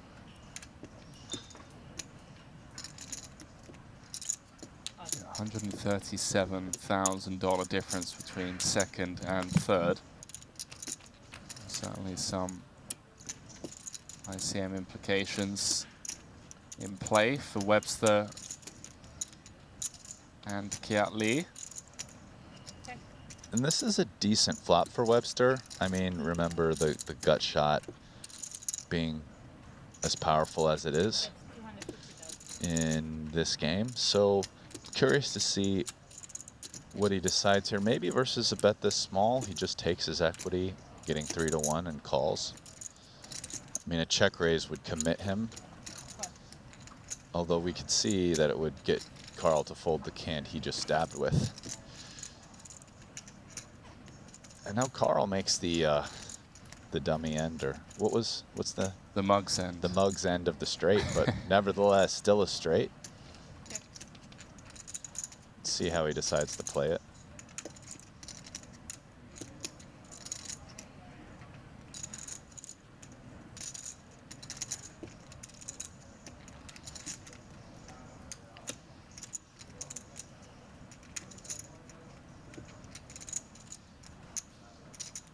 Is reaching for chips.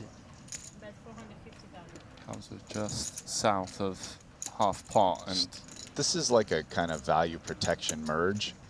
You know, I don't know if Carl will agree with me, but in my opinion, after betting this, I don't really think there's value on the river. But you do charge hands that have equity versus you to continue and get some of them to fold or at least pay. Like, you know, depending on how good it is, like a set would definitely call. Top two pair, hard to say. You know, gutters like this, fold, maybe. So that bet definitely accomplishes something. But, I mean, I think an ace there too weak to bet turn and river.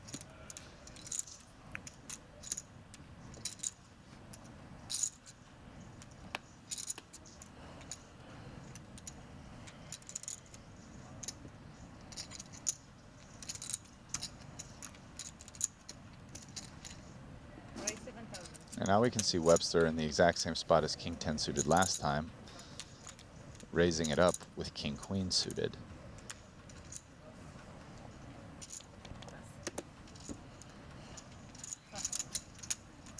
it's a changed man, folding an ace. Flashbacks to 200k coin river invitational where it was just in there, 20 bigs, ace 8. Let's go. Yeah. Yeah, I forget the exact action of that one, but given the action, I feel like that, I remember thinking that call was light. Yeah, I think it went open under the gun, 5-handed or 4-handed. Flat, right? Flat from Fedor in the small with King 10 of clubs. Squiddy jammed like 25. Yeah. Ace Queen, and Carl just like, cool. Yeah. Tanked. He tanked for a while, but you know, did make the call. Yeah, he'd probably like that one back. We've all been there. Oh, wow. And Kiat Lee attacking here, attacking the limp. Yeah, really interesting development and adjustment from Kiat Lee. Takes it down pre, especially given that it does have more chips than Webster and Lim.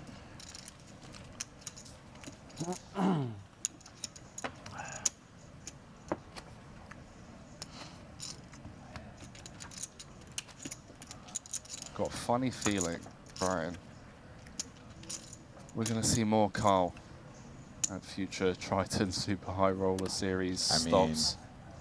It would make sense after all the success he's had, and I haven't spoken to him yet. At least I'm hoping to, but that he would be having a good time.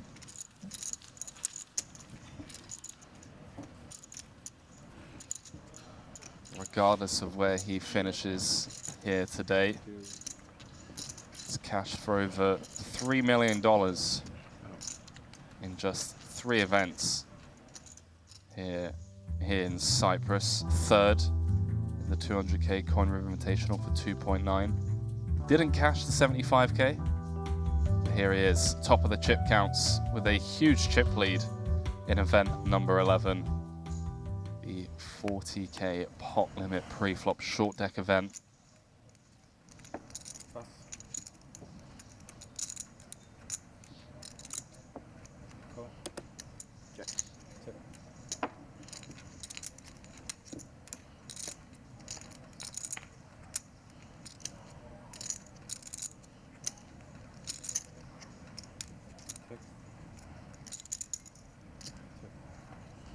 Carl deciding to limp in with the Queen 6 of spades from the cutoff.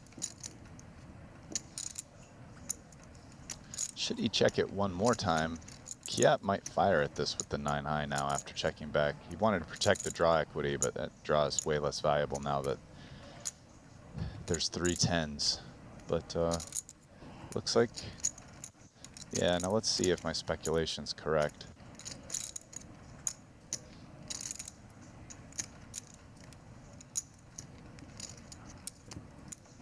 Kiat goes one more time with a check. Carl is going to win at showdown, although Kiat at the bottom of his range. Yeah, it's kind of a weird card to bet the river with, all things considered. I mean, he shouldn't have a lot of ace-x. So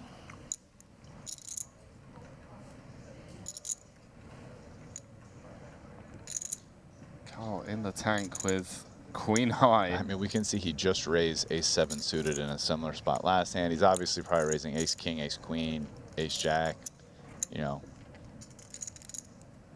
maybe even ace-10. So it could just raise any ace-x versus the cutoff limp, but it ends up working. 11, 125 to 50. Price of poker has gone up 125,000 ante with a 250,000 button ante, and Your friend crushes hard. well, with that, Very hard. He crushed us very hard. Kiat Lee down to just 30 antes. Chinwei Lim down to 20.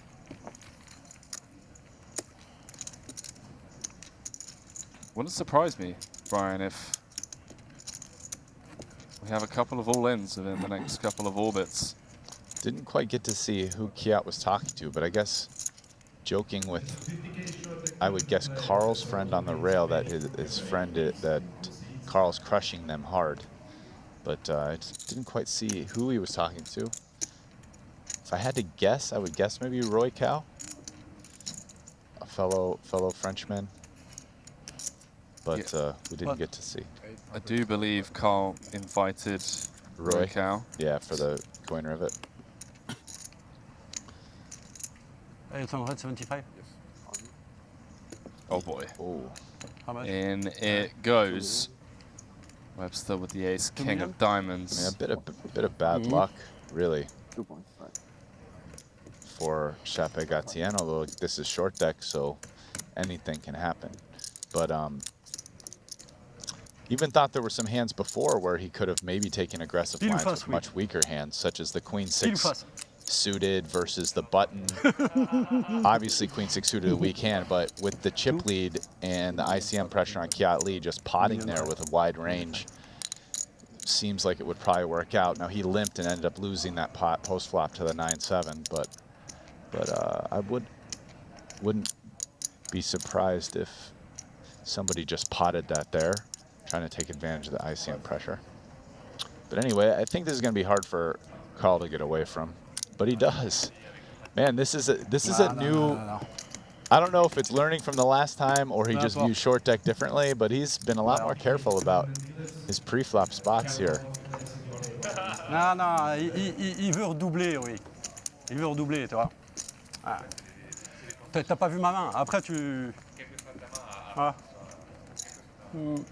Huge pickup for Webster Lim, just being able to take that down pre and Carl's not even get to realize his 30% equity.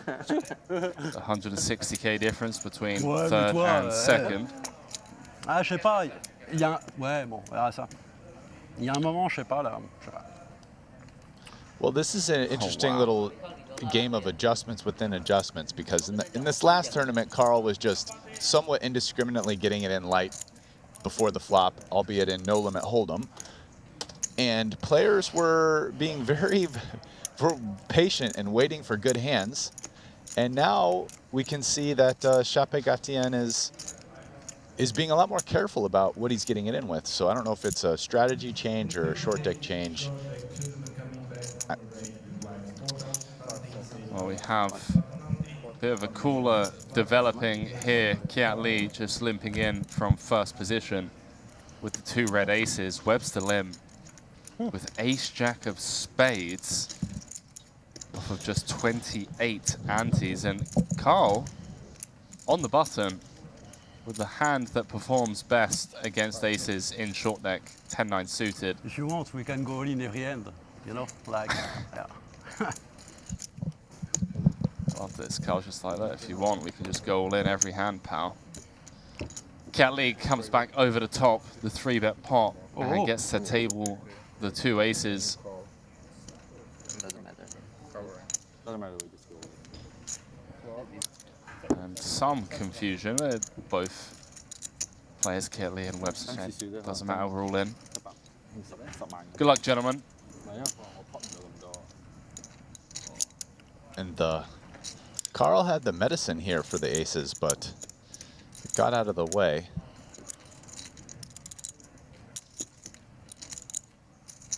Is Webster... With an ace being dead, I wouldn't be surprised if the 10-9 ends up winning this. Some hope. Oh, here we go, King, Queen. 10-7, 1 spade for Webster Lim. Goes from 20 to 30% equity. Yeah, you can see this was actually a good flop for him. Ooh, a lot out. Does have a lot of outs now. I say a lot of outs for short deck. 8 outs once to the river. King of clubs gonna lose Webster Lim in third. And aces would have held 3 ways as well, so 500K. Just like that, in the space of what, 20 minutes or so, Webster Lim goes from chip leader 3-handed to out in third for $264,000. And we got a bit of a heads-up match on our hands, Brian. Carl Chape Gatien coming in as chip leader. We'll take a quick look at Webster Lim's journey to this final table over the last couple of days. Event number 11, a 40K hot limit pre-flop. Got his first taste of victory back in Madrid in a short deck event. Couldn't get it done here though in Cyprus. Oh, I love short break, 5 minutes, we smoke a cigarette. Up to 3.4 million in Triton earnings. But Brian, this man, Carl Chape Gatien, has just, I don't really know how to describe it other than been highly entertaining on our screens over the past few days. comes in with a slight chip lead, Brian. But looking at this, you know, we already alluded to the fact that he is very new to the game of short deck as we welcome you back into the broadcast booth. 20 antes more than Kiat Lee, but Kiat Lee with the short deck experience. So given that information coming into a relatively deep heads-up match, and it is pot limit pre-flop, what are some of the adjustments we can expect from Kiat Lee coming up let's just call a spade, a less experienced short deck player? Yeah, I think Kiat will try to take lower variance and play more post-flop. So I would expect, yeah, just waiting for big hands to, you know, aces, kings, ace, king, but maybe not just say raising it up out of position in the small blind, doing a lot of limping there, and then yeah, going for the limp re-raise with the bigger ones. But just in general, yeah, lower variance, take it post flop, especially if there's certain things maybe he can figure out about Carl's game. But I think that would be the pretty standard adjustment to make, and not inflate the pots pre-flop so that you're just more likely to get all in. Now, I have to ask you, because looking at Kiat Lee's Triton track record, he has a 3rd place finish in the 30K just 2 days ago, and he came runner-up in an event in Cyprus back in April. Is that, you know, coming short of a Triton trophy not once but twice in recent history also going to potentially play a part, where it's like, I've been here, you know, twice before, I've had a hand on the trophy and haven't managed to get it done. Now's my opportunity to kind of finally win one. Are there going to be any seeds of doubt in his mind? I mean, that's the type of question it's kind of impossible to give an answer. Everybody's going to treat that differently. I mean, there are some people who, you know, when you look at the payouts, and I mean, these Tritons aren't ones where it's like first is $1 million and second's like 450K. Right. Right. I mean, you know, first will be 550K and second will be 400. Yeah. So yeah, you didn't win the trophy and you didn't win the most money, but you did get a very large percentage of what first got ultimately in a lot of the tournaments. So, you know, for a lot of guys, like, they're not that upset with that. You know, you start a tournament with 80 people and you come in second and win a bunch of money, you know. So yeah, other people might be more upset, even if you do care a lot about winning and the Triton titles as opposed to just the money. Like, is it something that'll bother you? I would guess for most of these guys, the answer is no, but there might be a few of them who get a little nervous or have anxiety about failing in those spots. But again, these are, you know, I'm not a psychologist, and much less I'm not their psychologist. So, you know, I can't know. I don't know Kiat Lee well enough. And I guess if I did know him well enough, I don't know if I would publicly say, yeah, like, my man's scared and going to play worse. Scared money because he wants to get the... Because he can't go 0 for 3, you know, especially with the third one being against a guy who just started playing short deck yesterday. There we go. So, yeah. Well, both players are guaranteed 10 buy-ins, 401,000 locked up. We're playing for 565,000. When we get back from break, who's it going to be? The newcomer, Carl Chappé-Gatian, or Kiat Lee?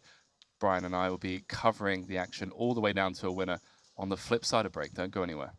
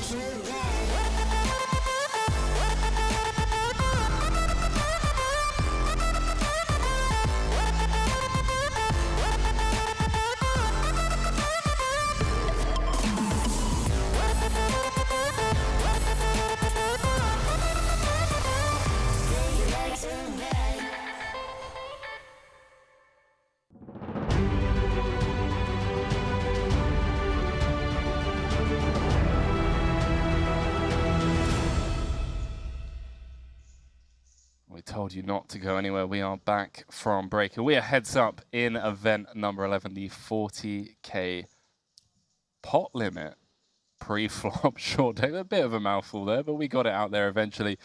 Brian, there's not much to mention that we didn't already cover on the back end of the break, I should say. Carl Chappé-Gatian coming in as chip leader. Apparently took up short deck just 2 days ago in one of the cash games with some of the players here in Cyprus. We're discussing off-air, you know, looking at this 82 antes coming up against the experience of Kiat Lee, who has 62 antes. There's no clear-cut winner here, right? Like, this isn't like runaway chip leader or someone with, you know, a ton more experience, although you could argue that Kiat Lee has a lot more short deck experience than Carl. I mean, I think he clearly does. For sure. Yeah. I mean, there is a big experience gap, which is right now mitigated by, you know, a chip discrepancy. Carl does have more chips, somewhat significantly more, but, you know, they're relatively close. Obviously, you know, a double by Kiat would, you know, he'd probably win the tournament. But yeah, no, so it should be a pretty interesting match that I'd say with the experience versus chip discrepancy, it seems pretty even. It's anyone's game.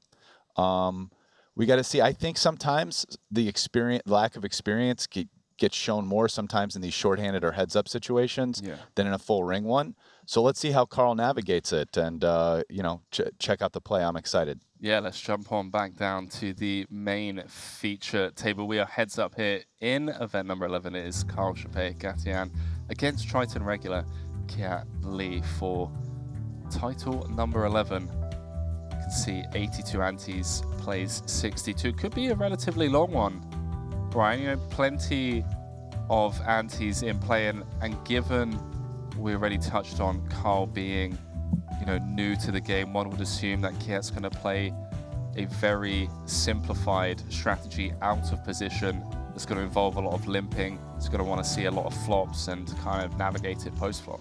Yeah, I mean, maybe even in position as well. Like, he might not be overly aggressive, again, to keep the pot smaller. I mean, some of this, it depends on a number of factors. I mean, it's definitely something that, you know, as you go and you built up your reads to exploit, you work with as a professional. And a lot of that depends on your opponent.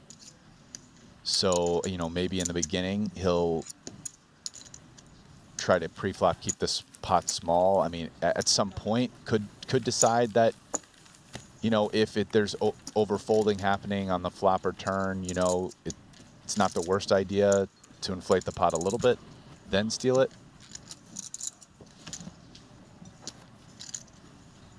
You can see the Shambhala Jewels bracelet.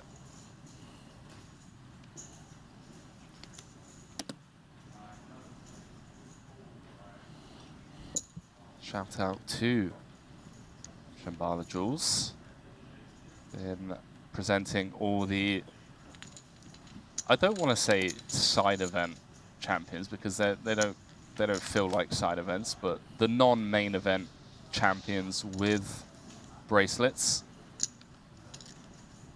Official partner of the Triton Poker Series.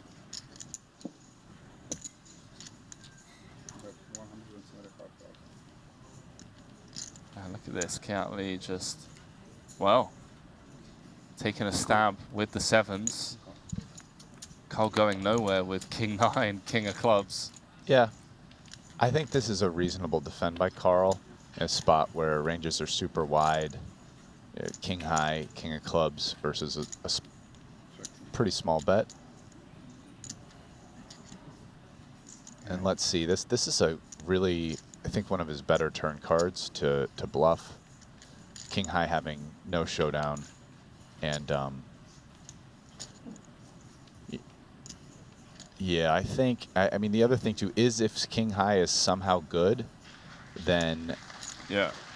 I mean, you have to be a little worried that your opponent's gonna bluff the river. So I think I would have liked to see a bet there. Having not bet the turn, would like to, especially on a club river, see Carl bluff the river. And a Kiat checking here makes sense. Sevens? Hmm?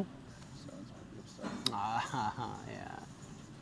Because Kiat can beat a 6, so it's a pretty likely class of I hands wanted that to bluff, he can but, check down I was versus. not sure. Yeah. No, don't put Well, me on pen again. You can never be sure, Mr. Gatien, but I think bluffing the turn or river there would have been nice. Yeah, I couldn't agree more. Well, it's going to be something for Kiat to stick into the memory bank that Carl pilled on the flop with the king-9, king of clubs, and then didn't bluff turn or river on, you know, a run out that you could argue was favorable for him to bluff. Yeah. Although a one-hand sample is obviously not anything to go by, but certainly worth noting. As he closes the gap slightly. So yeah, I mean, this is the type of hand Kiat could attack, but not surprised to see that he isn't based on some of our speculation. A couple of ladies and a jack. Carl flopping best in the form of 2-pair, Kiat. Some outs. That's one of them. Ace of spades on the turn, and man, honestly just like learning from the commentary booth about how the equities shift drastically in different spots. Pretty wild. No reason for Carl to stab at this unless he's trying to get.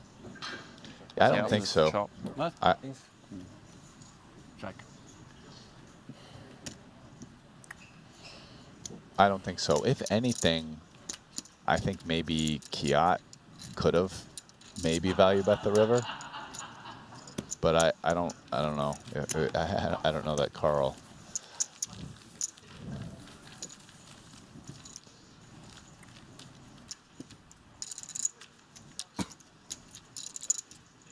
That Carl calls with the king.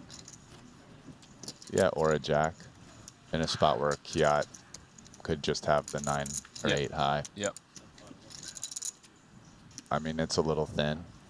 But again, like let's say you are making an assumption my opponent's under check raise bluffing me. It makes like thin value bets like more attractive. Carl getting a walk with the butchers.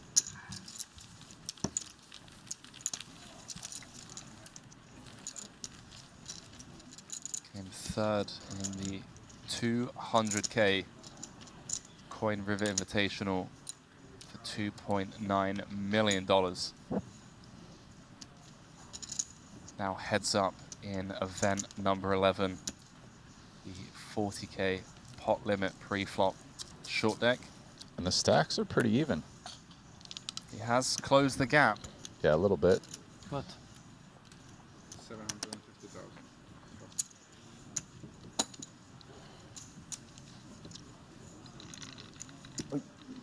401,000 guaranteed.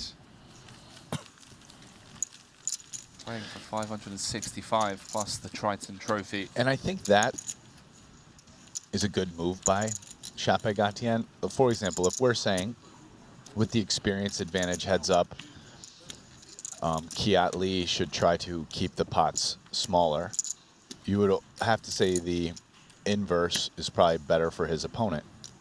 So Chape Gatien not limping all the time and, you know, potting, you know, there in the small blind, lowering the SPR, especially with pretty good hands, you know, it makes a lot of sense.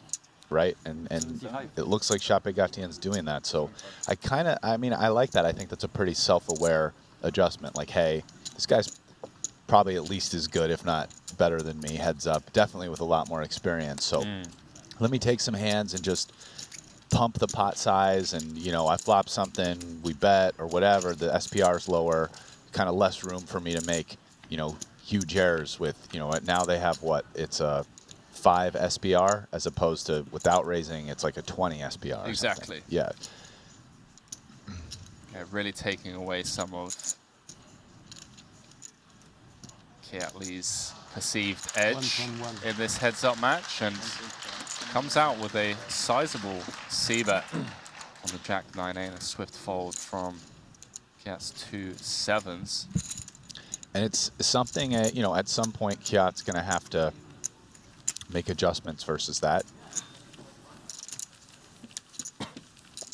I mean, one of the adjustments is to take good hands and push equity and re-raise, which puts up the gamble factor quite a bit. But then again, I mean, you either take the pot down or maybe Carl calls the Jack 10, but you have hands like Ace King and Ace Queen. You have an equity edge of some kind. But yeah, I mean, I feel like stuff like that, 55-45. Kings? No. Gotta assume Carl's Ace? okay with that. One ace. Just one. one. Just one. Honestly, man, this guy.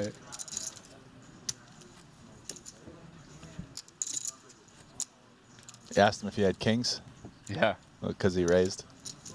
Well, one would assume it's because he had kings when he got a walk. Oh, yeah. Just a couple of hands ago. Oh, yeah, that's right. Yeah. Yeah. Oh, yeah. The old. Oh, there. Good Walk hand. with the queen jack Very suited. good hand. Very shit hand. Yeah. I was more laughing at Kiatlee's "Ayya" when he got the walk. Classic. How do I get a walk when I have a big hand?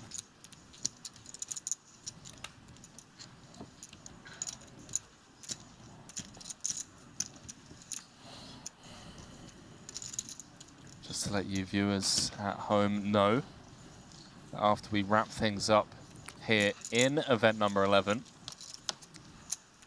the fun doesn't stop. We have event number 12, the 50k short deck, and that one is not pot limit pre. And look at this, Carl limping in from the cutoff, Kiatlee taking the 10-6 suited and potting it pre to 750. One would assume Carl's going to come back over the top. Oh, yeah.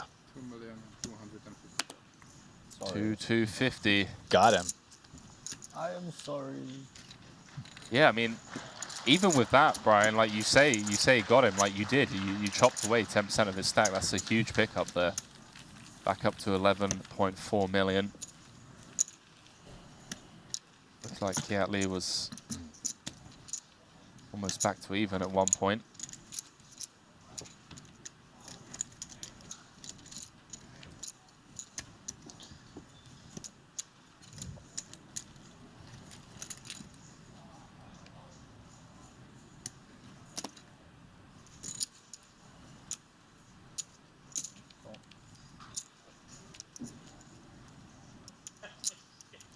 But 750,000.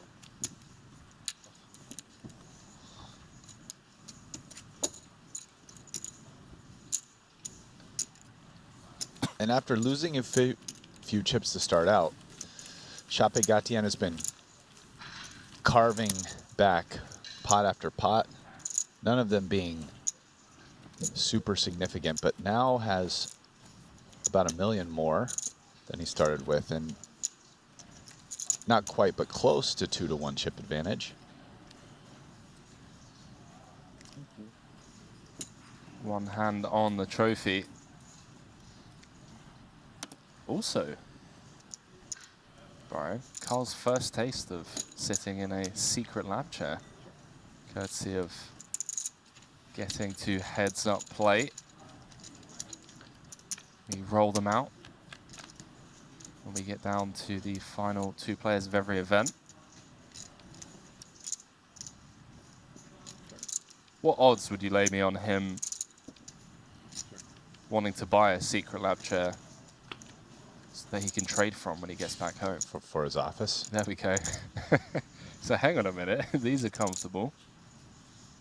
I mean, it's not zero for sure. It seems like he likes them. I feel like he made a comment at some point in not this one, but a previous tournament. So, I mean, I'm sure as a trader who trades size, I'm sure he has a pretty nice little office setup with a chair he likes. But yeah, I mean, who knows? Maybe 20%, something like that.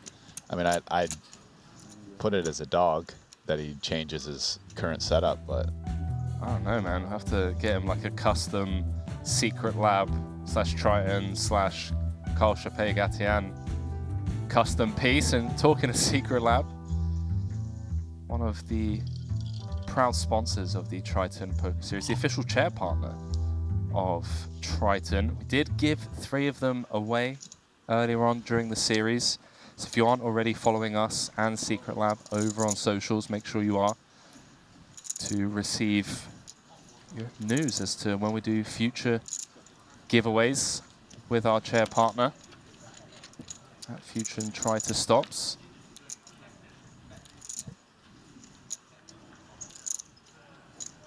Carl bottom pair, Queen High clubs. Catley. yeah, very nice flop for that dusty hand.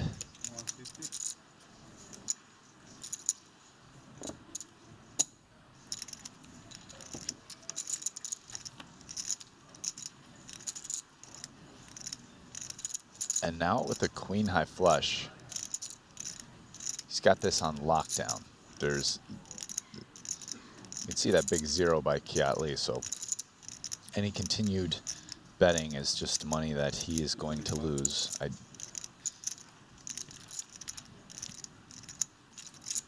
I'm having flashbacks to the 8-7 against Ace Queen of Elton Sangan, where it's like, you just want to get it all in? We can just get it all in, you know? Yeah. Running trips, but I mean, clubs now on board. He might think he has a hand he can show down, possibly win, check it over. Gatien has a monster here. Remember, flushes beat full houses and short deck, so board pairing not a concern.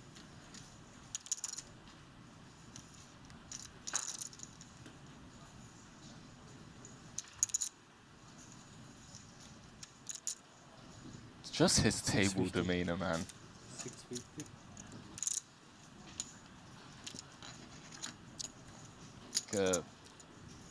Terminator meets Jean-Claude Van Damme meets Carl Chappé Gatian crossover. Plus he's got the Linus shirt on.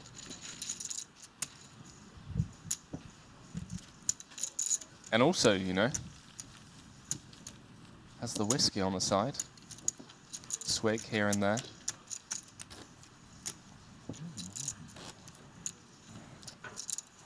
I want to set the market on how many hours he's slept over the last week. What, the 200K started on the 10th, right? So it's been 6 days. Yeah, it's probably been a busy week for him. Market's been moving. Yeah. You know, final tabling tournaments, playing cash games at night. I just want to sit down with him for 15 minutes, man. Just 15 minutes. Be like, yo, you talk, I listen, go.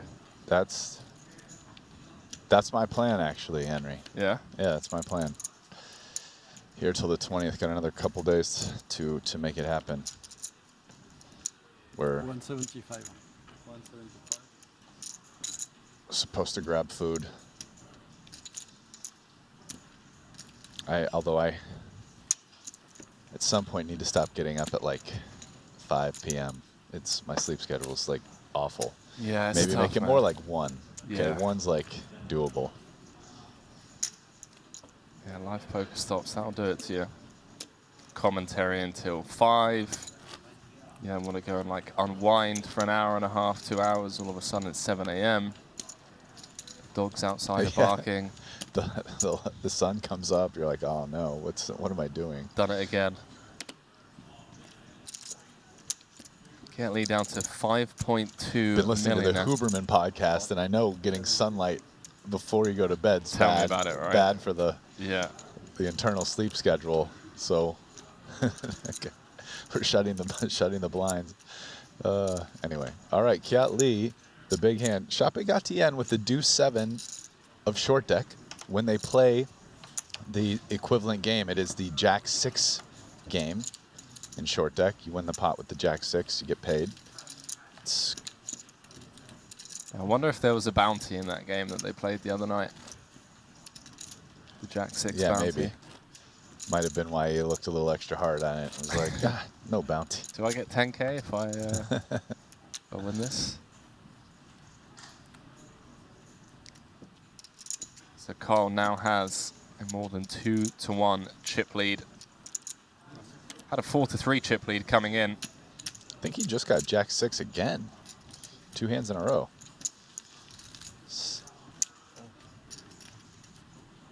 Guys, check the simulation. Get me. Can I get someone to get me? Give it a kick. We just had a glitch in the matrix. You take this one. Some water.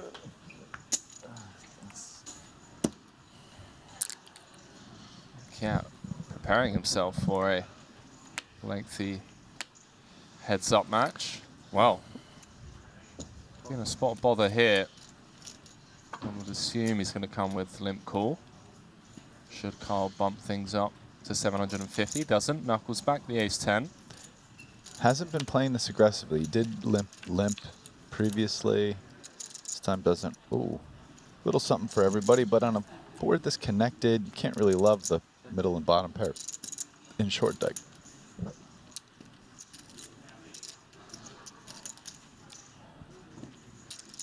But Gatien is nonplussed by the situation. Swift fold from Kia.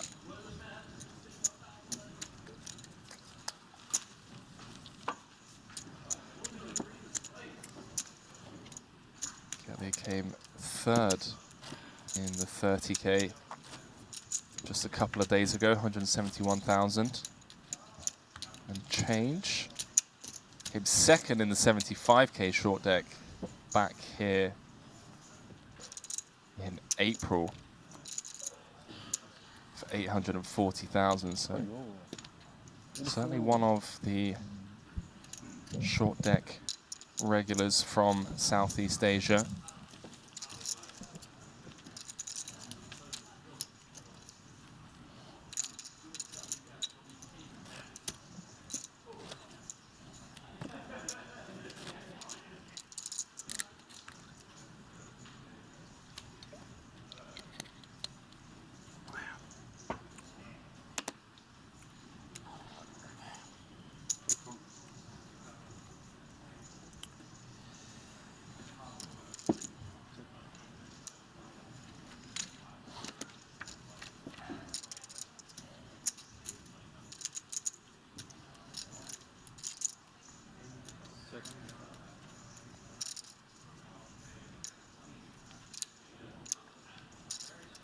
Sweet.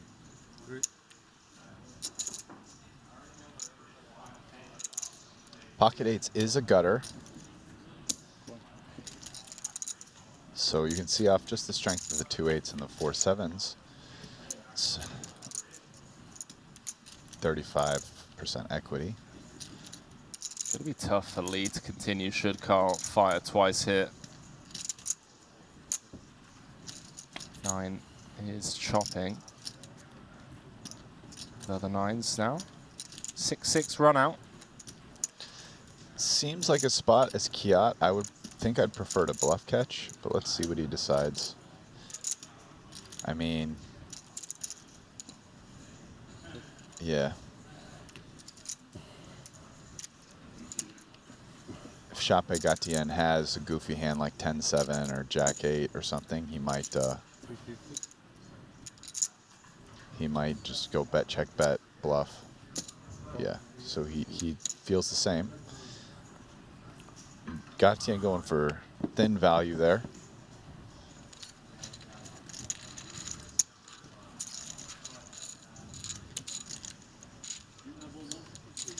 Perhaps a touch too thin. 150, 300. Feels thin. Yeah. Feels thin.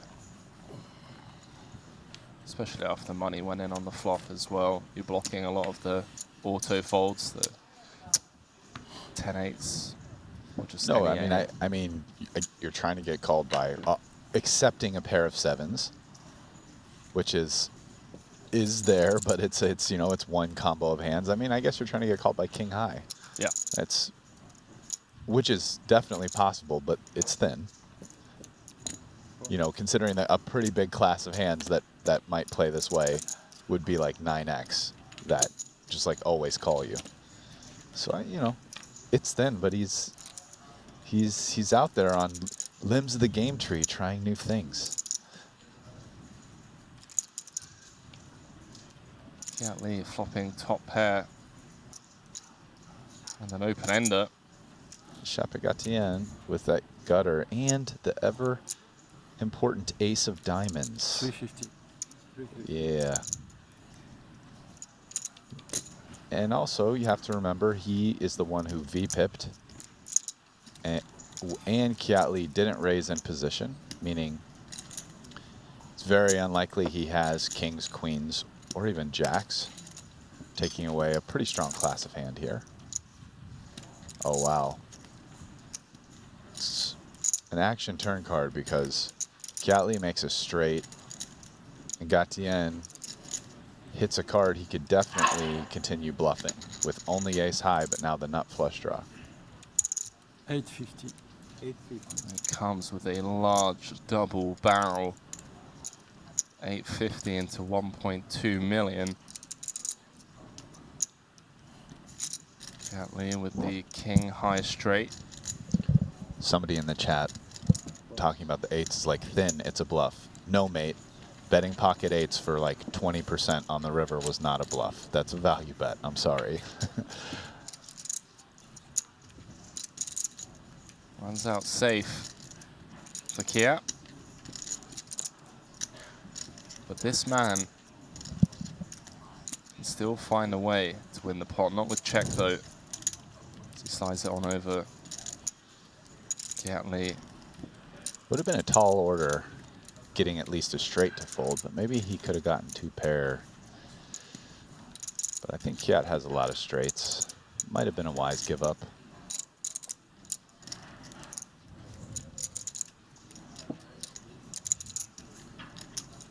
Lee going to be right back in the mix after this pot. Going to go for value himself. Probably not huge. Yeah, $1 million. 1 million? Just trying to milk a little bit. Just waiting for Carl to just be like, I'm all in. Alright, let's get out of the way. 1 million, I'm all in. Oh, that's it. All in. Nothing would surprise me anymore with this man. Yeah, strong pickup for Lee. Back to where things started or thereabouts.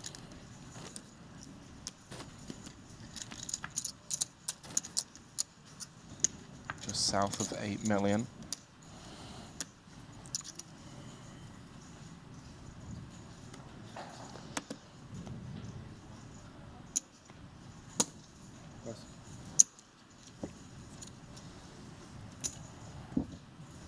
And now we're right back to where we started, basically.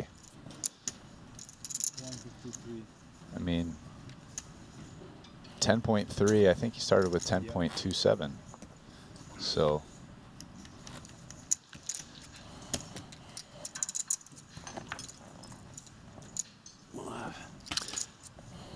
yeah, it feels like the chat keeps discussing this hand. I mean, I think it's one of those things that somebody who's played a lot more full deck hold'em probably overestimates it, right? In those spots in full deck, you know, you do get called by king or queen high like quite a bit versus with wide blind versus blind ranges, but in short deck, your opponent's less likely to have called the flop with king or queen high. It's it's much easier for weaker hands to improve or bluff you out, and it's very hard for you to improve. And so I think it's a spot where, you know, maybe as played, like pocket eights kind of value bets some there as a full house in full deck, but you know, wouldn't there in short deck. And you know, and with that sizing, I can't imagine it's a bluff. Also, blocking straights with the triple paired 6 doesn't matter anymore. So I don't know. I'd bet a lot of money it was a value bet, not a bluff. But you know, on the thin side. Anyways, the grind continues, Brian.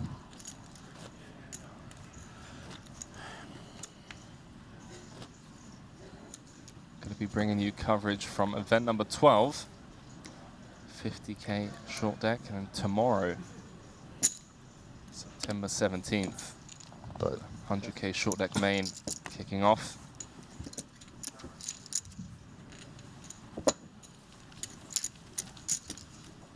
I believe we have a cash game announced tomorrow as well. Only going to be bringing you 5 levels of the short deck.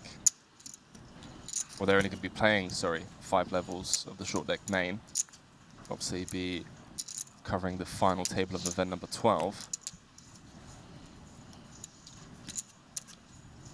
Short deck and high stakes cash games.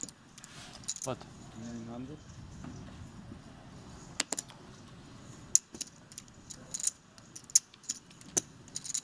Carl just coming with pot with the 10-9-0. Oh, wow. 2,700,000. And Kiat Lee with the repot in position. The ace-jack-o. Interesting to see Kiat take it upstairs, to be perfectly honest with you. Brian, haven't seen many pots out of position from Carl.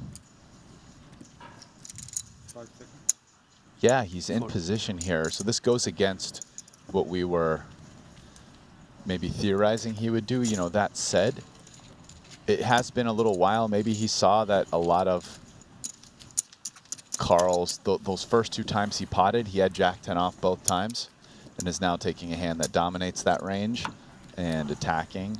And again, Carl actually had a very similar hand to Jack-10 off with the 10-9 off there. So could be an adjustment, you know, now that he's seen, you know, it's been, the delay's gone and he's seen those hands.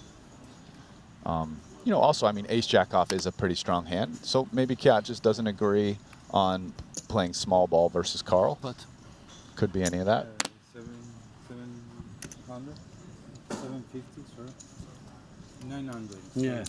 Kiat Lee has done a great job at closing the gap to almost even. He's going to come with call, the 9-8. I guess the reason being is that a lot of the hands that Carl is going to pot in position with are less likely to be dominated, right? Yeah, he figures 9-8 will play well against that range. Oh, wow. Now this is a bit of a action flop here. Overpair gutter, top 2, heads up, already a lot in the pot. 1.8 million in the middle. Kiat Lee, the effective stack. 7.9 SPR. 1.6. For and Brian, I assume this is just going to go check rip from Kiat with a vulnerable 2-pair in short deck. And he Jack-10, 6, ace rolls off. Yeah, I mean, probably. It is a spot you could ask yourself, can I play it better by calling? Maybe, maybe not. I mean, Kiat decides just to rip. When we saw Webster actually kind of call in that similar spot earlier with A7 of diamonds and still get it in, right? Maybe as Kiat, you could tell yourself on a 10 or a jack versus pot sizing on the flop, I can actually fold, right? But maybe you can't, so. Wow. Here we are, flipping for the trophy. But anyway, this is getting super reasonable, obviously. 6 of hearts on the turn. Carl still with 43% equity. Needs a Jack-10, 7 or 6 to win event number 11 here in Cyprus. And it's There a it 10 is. of hearts. On the river, Brian, Carl Chappé Gatian gets there on the river, takes down event number 11. Shakes the dealer's hand. What a gentleman. Absolute legend. Only learned how to play short deck just a couple of days ago. I don't know who he has over there on the rail. I think that's the 50K on the other feature table. It's gone over to, there we go, Hug Solo. What, this guy is just, I don't know, man. I'm a big Carl fan. Look at him in the center of the pack there. So we get a quick recap of today's final table. So event number 11 has concluded. Newcomer Frenchman, trading end boss Carl Chappé Gatian getting it done after a close call in the 200K Coin River Invitational. $565,000 heading his way, as well as the coveted Triton trophy and the Shambhala Jewels bracelet. I mean, he's won over $3 million now in 3 tournaments. It's pretty good. That is a strong start to his Triton Triton Super High Roller Series career. ROI, Chappé Gatian is, you know. Legend. I mean, it's just, I don't know, is it too early to just start dishing out that kind of title, Brian? Maybe not. So there it is, the payouts for the final table. Carl obviously coming in clutch at the end there, beating Kiat Lee. Kiat going home with 401K. I mean, Brian, just Carl Chappé Gatian, man, gets it done. He even got it in as a small favorite there for the big all-in pot. You know, 50-45. Yeah, got it in as a flip, and yeah, I mean, got to give credit to Kiat Lee. Obviously came in as a 4-3 chip disadvantage. Yeah, was down to a 2-1 chip disadvantage. Managed to claw it back a little bit, almost got to even, and then that final hand, just calling the pre-flop pot with the 9-8 flopping top 2, getting it in good. That's all you can do. But kept battling, slid in. I mean, he wasn't the chip leader at the final table. All things considered, sliding in second. I mean, look at the payouts. There it is, 401,000. So, I guess it's his second place, but he's still winning a lot of money. He is indeed, and I'm sure he'll be jumping straight into event number 12. But before we start with our coverage of the 50K, it's the interview that all of us have been waiting for. We're going to throw it down to the floor to have a word with event number 11's champion, Carl Chappé Gatian. Enjoy the interview. Ladies and gentlemen, we're here with the new champion, Carl Chappé Gatian, who just won the 40K short deck event. And here's our tournament director, Luca, who will present you the trophy and the champion bracelet, as well as the $545,000 as the first prize. Congratulations. Thank you very much. Félicitations, Carl, and our official partner, Shambhala Bracelet, to commemorate this incredible moment, has crafted this Triton Triton bracelet just for you, and is worthy of a champion. So this is for you. Thank you very much. And this is the trophy worth of a champion as well. Congrats again. Félicitations. Thank you, everyone. Congratulations. We can see that you already having fans at the venue already, but since the first day we have done an interview with you, like before you bagged the day one, and you have like accumulated like more than 25% of the trips in play from the day one already. Yes, yeah. Did you had a feeling that you were gonna take down the tournament, or confidence, or do you feel anything from the day one? Day one? No. I was feeling good actually. But I didn't expect anything. Just the day one, I just want to play straightforward. The day two, I open my game because we have a lot of fun on the table. But I wanted to have fun, and okay. I still remember the first time we do interview with you. You told us that this is your first time playing Triton tournament and first time playing short deck. Yes. Actually, I've played a short deck cash game 2 days ago. It was my first time. And so this is my second time and first time in tournament, of course, yeah. So who did you play with short deck the first time? With Danny Tang, with Michael, with people I don't remember. All people you don't remember, but pro, like from the world, right? Yeah, so but you probably we play between friends, you know. Yeah, but you learn from the pro from the world, so And must I be also a won, actually. yeah. And you also got them all eliminated before you, and this is your first Triton event, first trophy, and you know you have earned a lot of fans from the coverage. The comments are all cheering up for you, and hopefully that you can take down a trophy as a entertaining player. So I think you must have fun in Triton. And will you come back to Triton in the future or encourage some new players to join the Triton event? For sure, I will come back. Yeah. Where is the next one? When is the next one? We're not sure yet, but we'll make sure that you will get the notice, right? And you will see me. You will see me. yeah, for sure. And so for tonight, I saw that you were starting drinking, like even when you were on the final table. So actually, I didn't want to drink, but the last few days I slept very little, you know. yeah, just drinking a little too. No.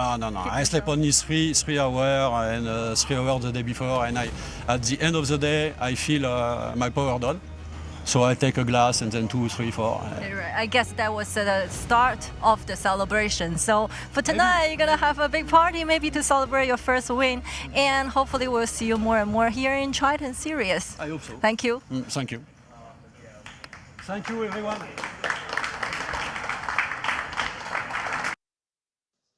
Well, welcome back to the broadcast with Brian. I love it. It won because, you know, the energy's down. Then 2, 3, 4. You know, I love it, right? I mean, this guy's just loving it. I mean, he's living the dream right now. You know, he never played the game. Come out. He has played long deck before, but had never played a tournament, as evidenced by his Hendon Mob, and just came out and just smashing, having a good time, throwing back a few drinks, despite being low on sleep, and getting it done, man. Way to go. Good job, Carl Chape-Gatien. Congrats. I mean, we were trying to figure out what the line was on the amount of hours that he's slept. He's been playing cash games with the likes of Danny Tang, Michael Zhang, and a few other pros, and he crushed in the cash game. First time ever playing a short deck tournament. He wins, obviously, as he said, and yeah, needs just a couple of whiskeys to keep the blood and the juices flowing.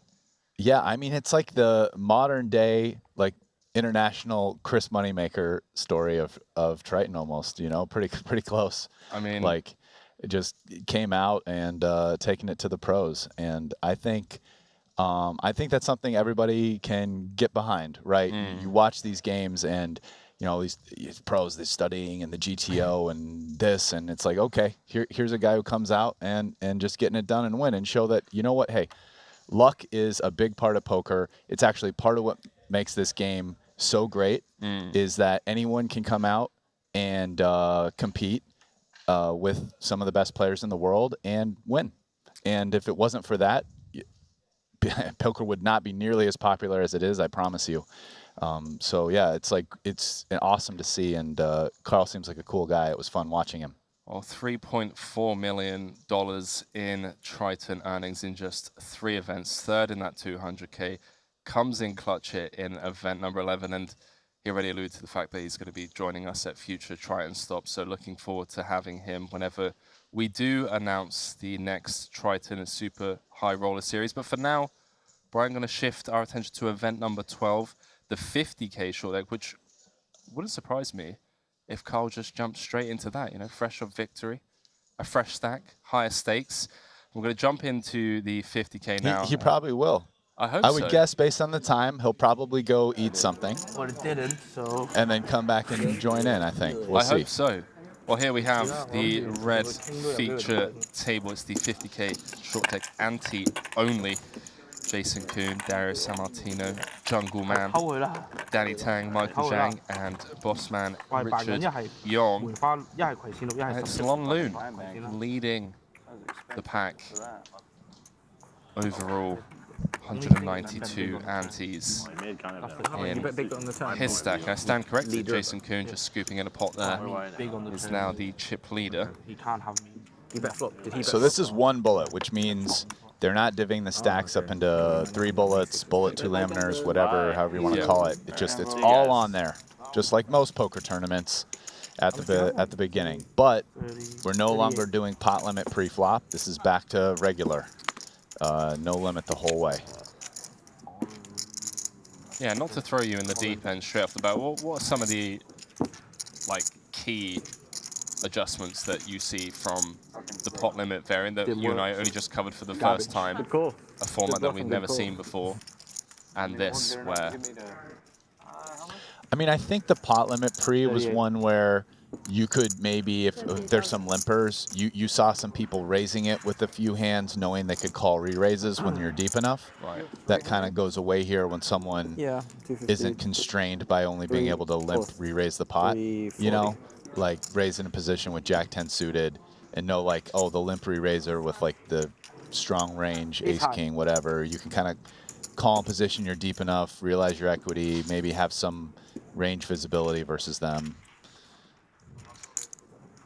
Danny Tang moving in for his final 28K. I don't feel bad after because it's losing small a pot. sizable If I pot lose to straight in the now? previous hand to Jason. That's what Kuhn. In happened last fact, time when we said it. Jason doubled through him. What? Okay. And he folded a queen. So And you now got if the I two- get there, it's super dirty. And you got the 2 spades as well. You got the backdoor 7-7 2 spade. What? And Danny gonna boat up. Short deck. Doubles up to 76K, support you. still alive. Thanks. You called, but that was a fun pot.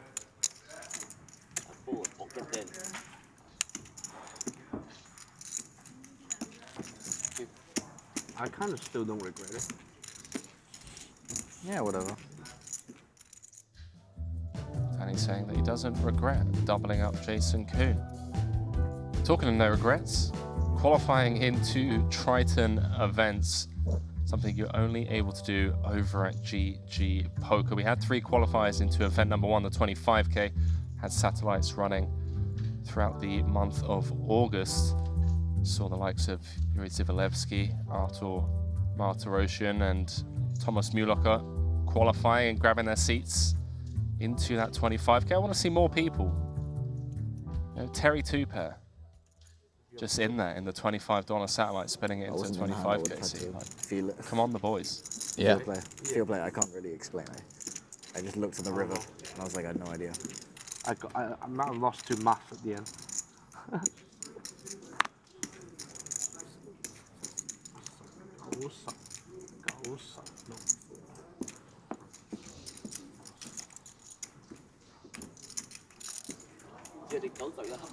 Michael No, Zhang. it's not good enough to call. I know I'm beat on the river already. I'm just bluffing.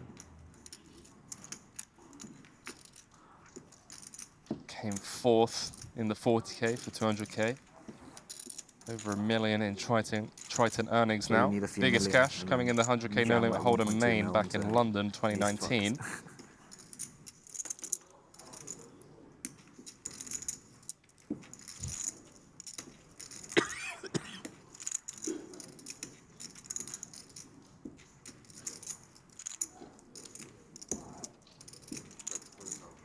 Did limp in from under the gun. Gonna take a stab here. Pot size stab. Yeah, it's Jack 7. San Martino with a double gut shot. Does not want to turn a 10. I'll tell you that much. A 6 would give him the nuts. Getting 2-1 on a call, needs 33% equity. We can see has 39. I mean, that 10 will be quite the banger. 20K for a boss in the call, middle man. as well. Zhang just one card away from doubling 120 out there. San Martino with the second nuts. This is the danger in these spots of trying to dummy ends of gut shots, especially in short deck, I think. Yeah, I guess it was a double. It was a double gut. shot. Yeah, I just saw the ace 7. part of it. So yeah, check that. But yeah, catching this is going to be pretty brutal. San Martino drawing dead. Zhang setting up a very natural river SPR of sub 1. Comes with half pot. Yeah, San Martino here deciding whether to just call or put it in himself. I mean, he is against a much stronger range, so kind of putting it in here somewhat heavily implies 9-8.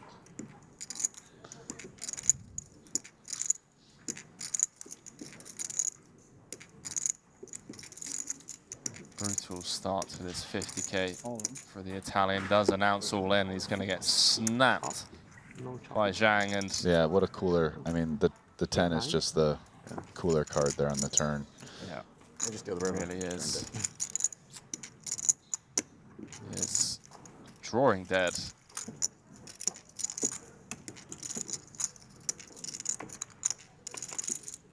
The dealer burns off and And he gets the 6 as well. The classic 7-card straight, aka the dragon. The dragon no good. Is there no bonus Dragon for no that? good. No bonus. Does he not get a rebate at least? Nothing to do. A little 50%. Yeah, it's like... And one time back. One time back. Yeah, sorry, I wasn't sure. I don't. With that pot, Michael Zhang up to 4th in chips. Still obviously very early into day 1 here. Blinds 5k, 10k. Couple more levels until the end of late reg. We're only going to be playing 10 levels today, so Small fields. a few hours of coverage. Was Madrid quite big? Or the fields? Yeah. Yeah, they're really I good. thought they were quite big, yeah, when I think about it now. No, they were. They were really good. I mean, I'm still happy with it because I don't get to play very often, but like, I feel like I missed out all the good All of it? The good ones. Yeah.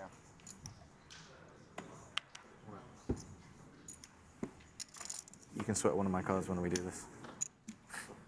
Well, wait for Dario first. Wait for Dario.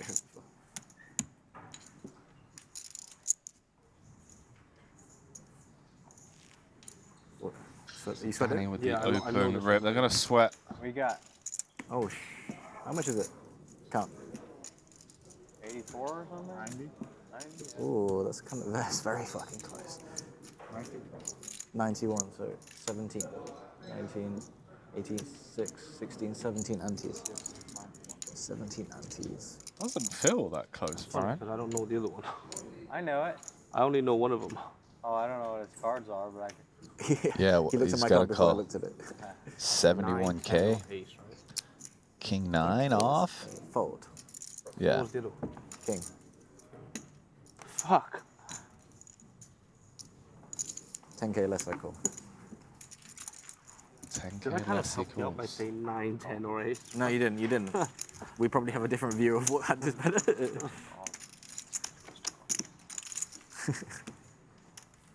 You must have had me crushed. I think I was right.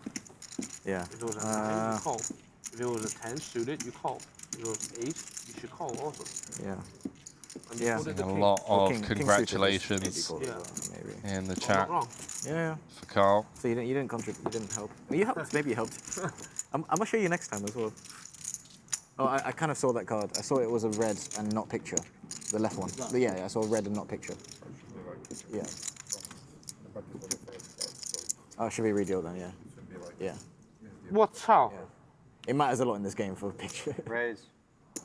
Significant action. We got to play. It was He just called it for when, sure. yeah. When it was too high, I just saw red and non-picture. Yeah, he said red non-picture like instantly. Yeah.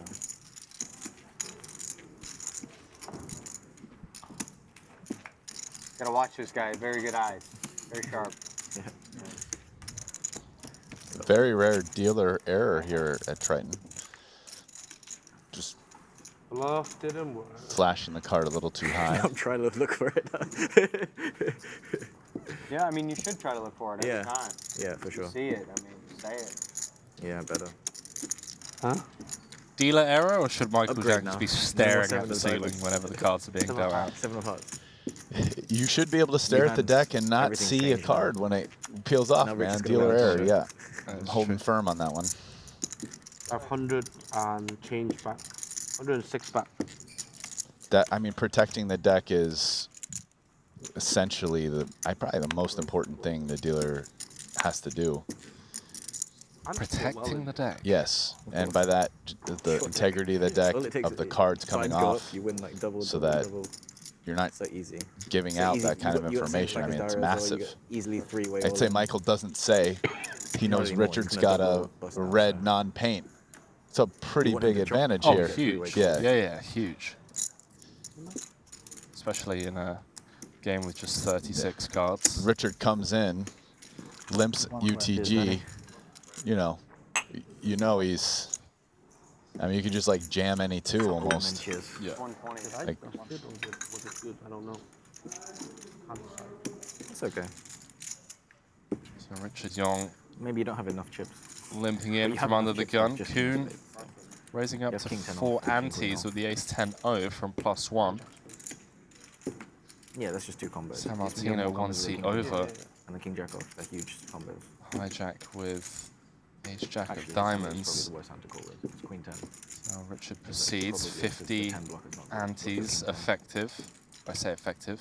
Effective against Jason. His queen of spades doesn't matter. If he has like queen jack, good call. Yeah, I don't think there's anywhere for Richard to go but all in. Dario's stack is short enough.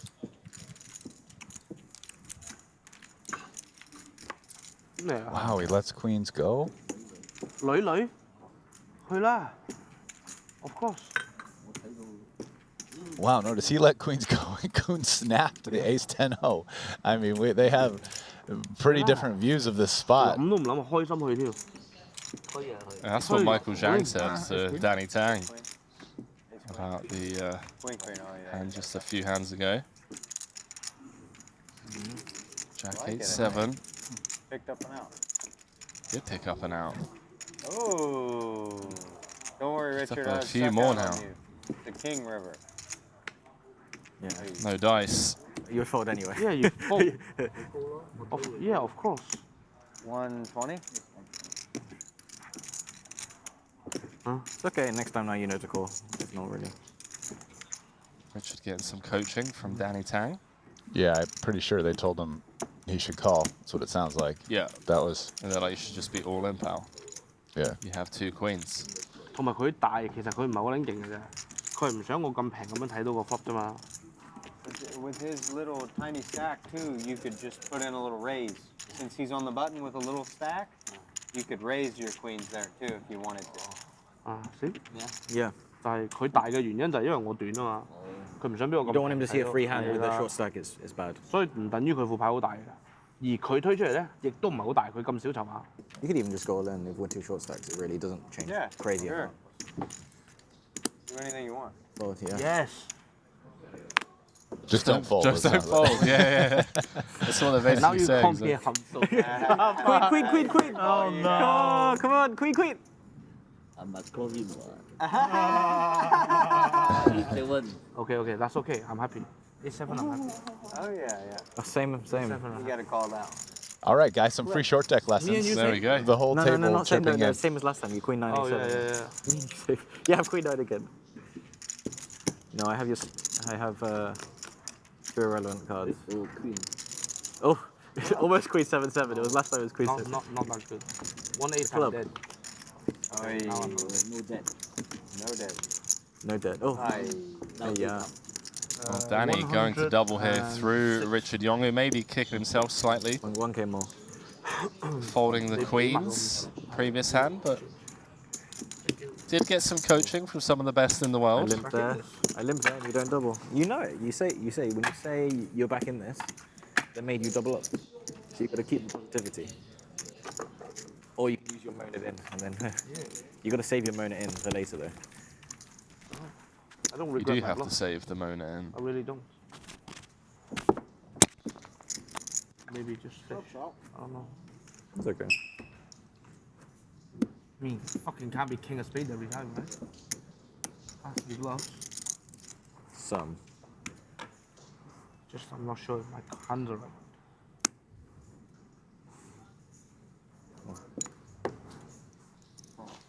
So for those of you just joining us, this is event number 12, the 50k short deck. Ante only.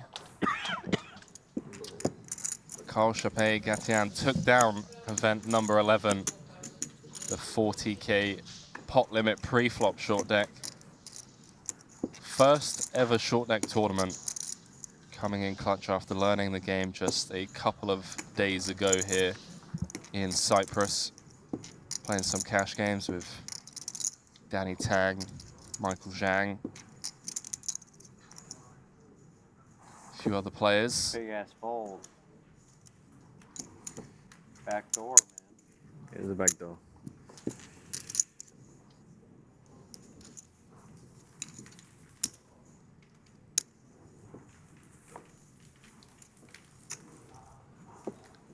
One heaps in the cash game. 565,000 in the 40k. 2.9 million. Coming third in the 200k coin River Invitational. Oh, we got 2.9? Yeah. Did Derek get moved again? Yeah, he'll probably be back in like. Is it 2.9, 2.6? 2.6. 2.6. Stand corrected. Seat hopping. Nice little return on 200k. I mean, that was a Like good, those guys, you know, they sit on a table, then they sit on a still new slight table. amount of FOMO. You know, on when you that play one. on PM and the guy keeps Yeah, that's going to swapping stick with tables. you for a while, pal. Dario comes here for like It's a sick event. Check. JK coming with the cut-off limp. He's cut off the button spot somewhat. It's a nice price point. Feel like we might see that a little bit going forward after what was it, like over 100? I think it was 115. Yeah. 115 buy-ins, 90 uniques, 25 rebuys. Pretty good. It's nice when you get that much participation. Yeah, It's 23 huge. million in the kitty. Start making the buy-ins a lot bigger than that, and the numbers go down, but you can get that much for a 200k. That's pretty sweet.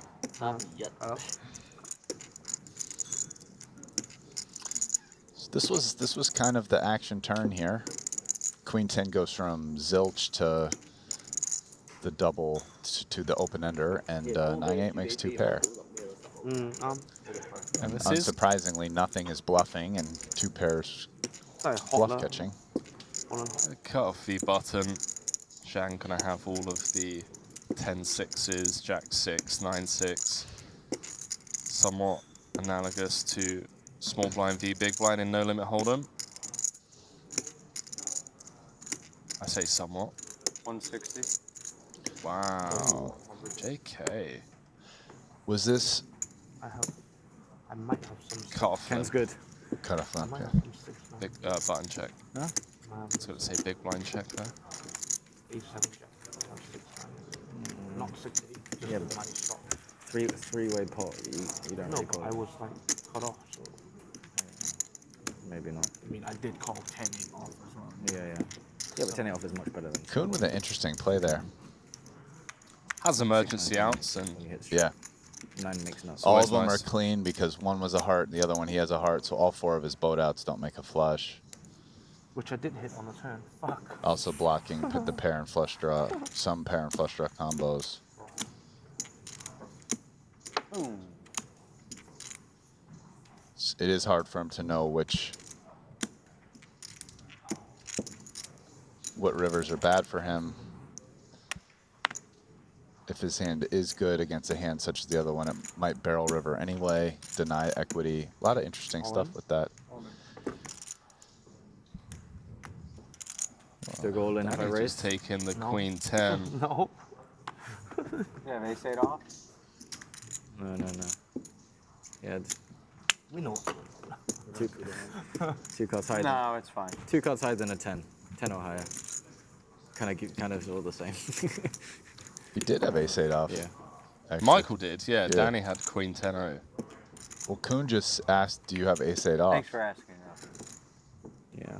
I'm not sure who he asked. He was asking Sound Danny like- because Danny Oh. Danny showed Michael. Oh, okay. Which is weird because it is show one, show all kind of Yeah. thing. But Jason was like, "It's all right, whatever, pal. I don't need to know."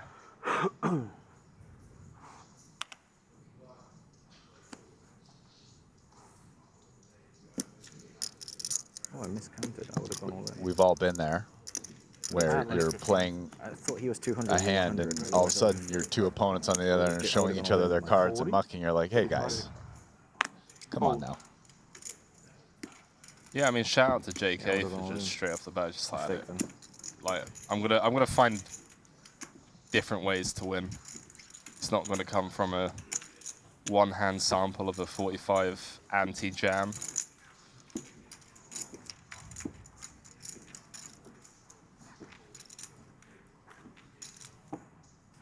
Yeah, I'll say that in short deck, watching this, I think a lot of the Asian players are a bit ahead of this contingent from the Americas accepting JK.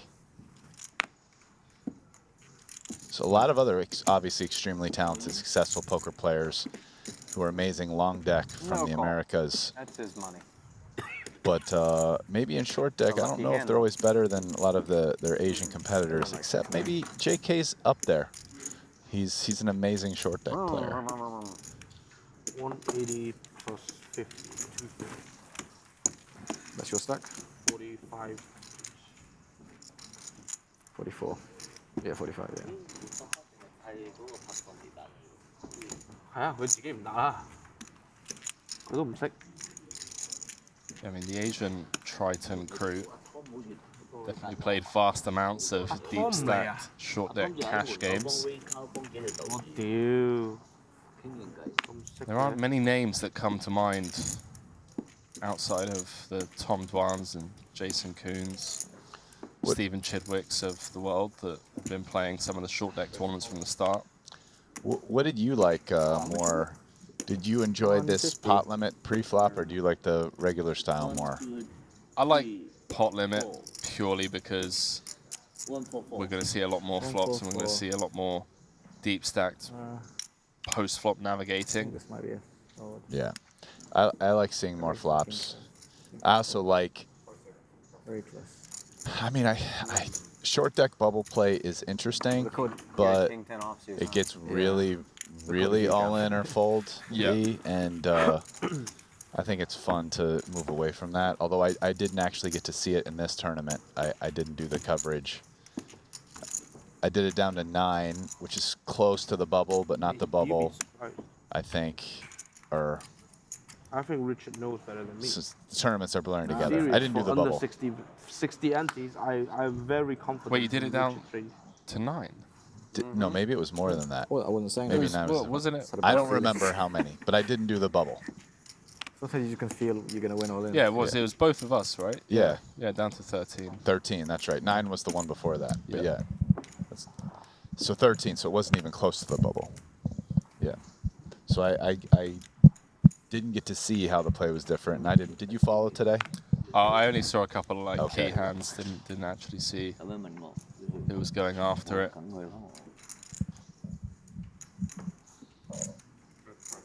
Good, limping in from the hijack. Gonna have the most traps as first in. Comes with a stab, does have equity in the form of a gut shot. 你嚟翻香港隔離3日啦。 Note the king of diamonds float from Zhang. 我肯定20去杜拜咯。冇去啊？有。哦。肯定咗。 And I mean, if you're making that play, this is when you start bluffing. 咁我 book 機票先。 You're making this play to have more bluffs on diamond runouts, so I just can't really imagine the world where saying checks this back, it'll make my head explode, 可以 but you never 跟老 know. 細飛去土耳其落機，不過唔係去土耳其啲數國家落機嘅，跟住去法國。我去土耳其落機。佢一定要機，佢喺嗰邊佢唔使，直飛法國。係咯。你直飛法國，我諗住一土。And Jason, it's not enough of a hand to keep Zhang honest. 冇啦，同你飛啦。冇唔係。He's king high himself. 你都係嗰邊嘛？我喺嗰邊，我唔係，我講唔係，我喺嗰邊係咯。即係我同你飛咯。係咯，咪20號，我訂咗。20號，呢度幾多號員？19號員。20，我哋19號打完馬，20號走嘛。哦 ，OK。19號。A lot of new champions here in Cyprus.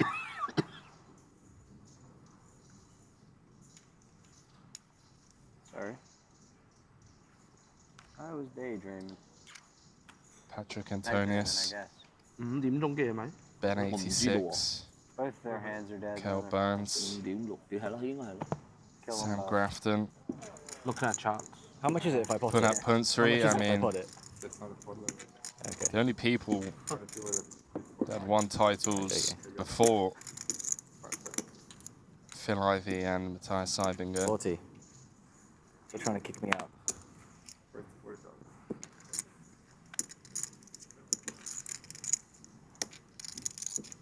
Ooh, Danny with some 10s here.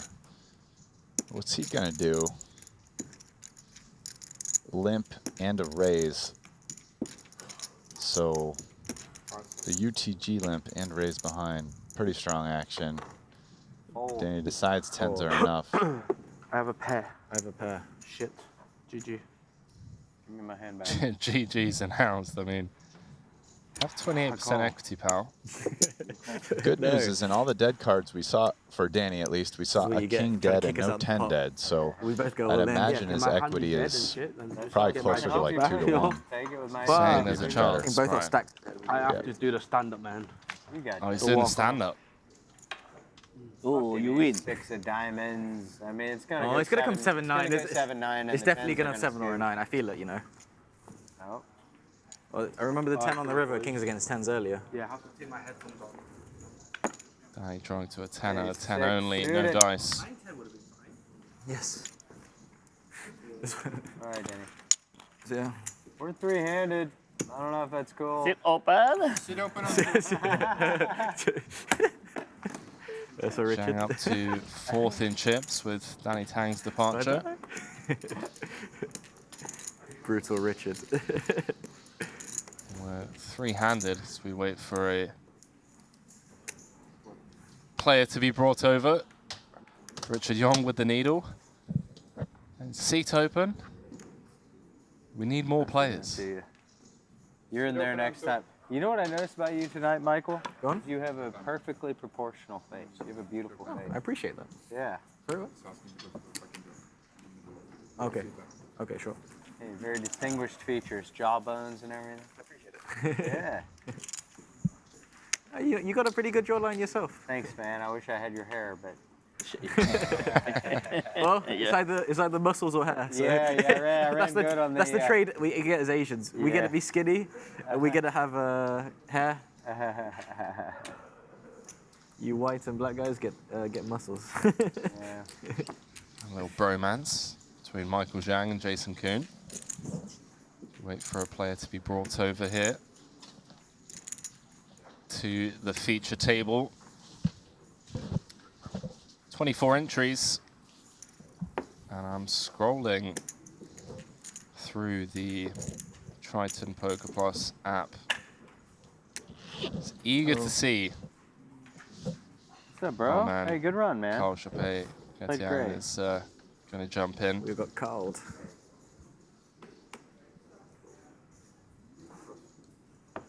Webster jumping into this 50k after coming third in the 40k. Fresh stack.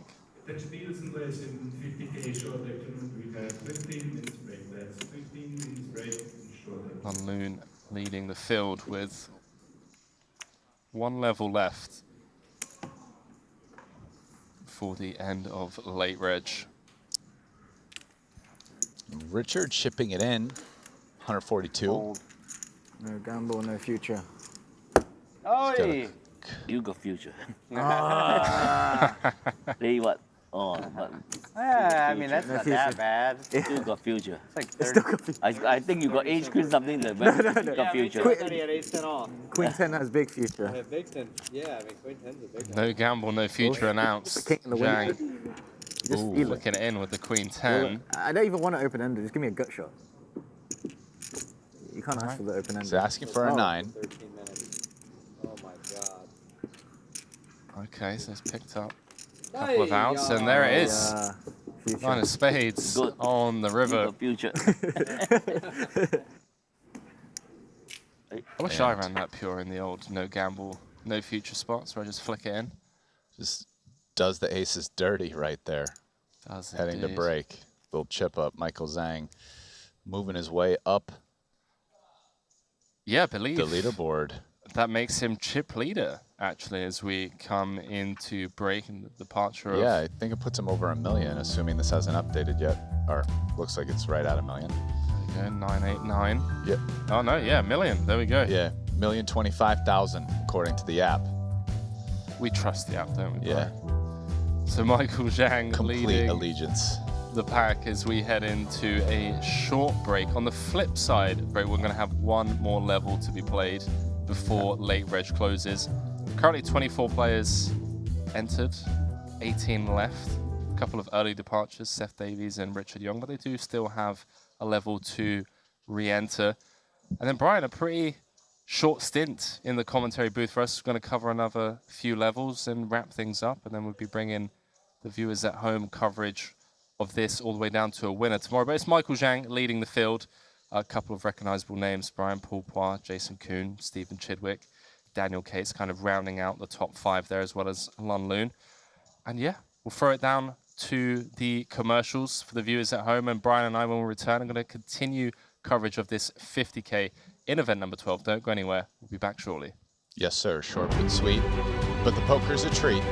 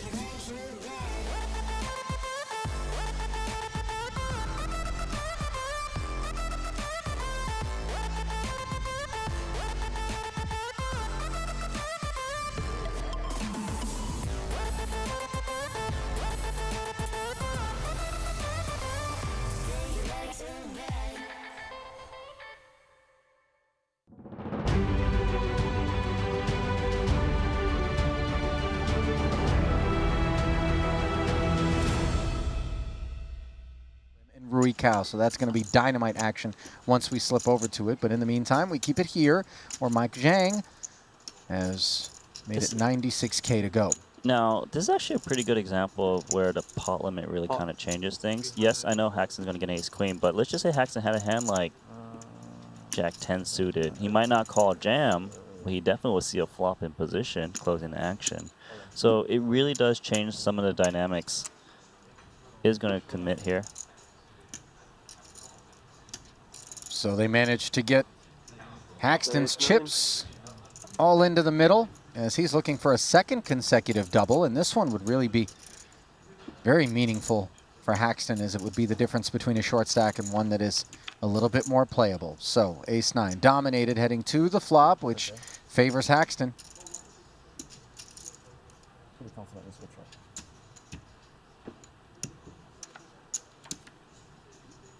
Turn card, though, is a heart. So now Zhang has a flush draw, straight draws. This is a stressful game. Oh, and the 7 on the river will deliver the straight to Mike Zhang, and Mike Haxton, just when he thought that the day was going to start exactly how he would have scripted it in the early goings in our first orbit, finds himself dispatched. I'm in Dubai, I went there. First session, I lost so fucking much. You just try to reposition yourself. Exactly. Yeah. Oh, but I got out of it. I was down 1.8 I million. heard you make money like that. I won a lot, but I was down 1.8 million. I ended up losing 5k. You said 98? Losing 5K after you're stuck 1.8 is what I call a win. The 5K he lost was a chip you picked up off the floor.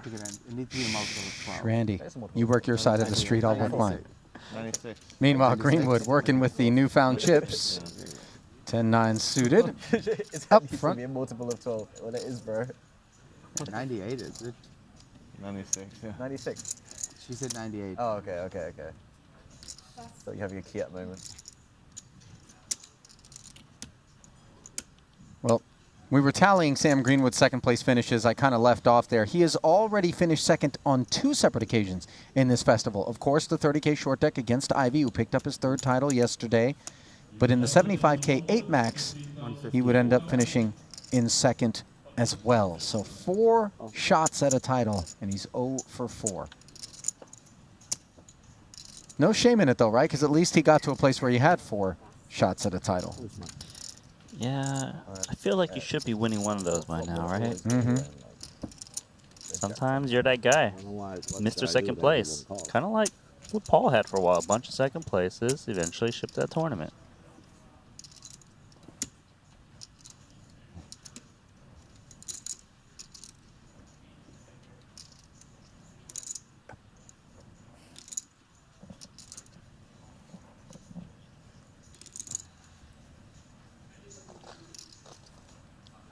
Both players with 10s on this flop. Winford with the better kicker and the Jack of Hearts working.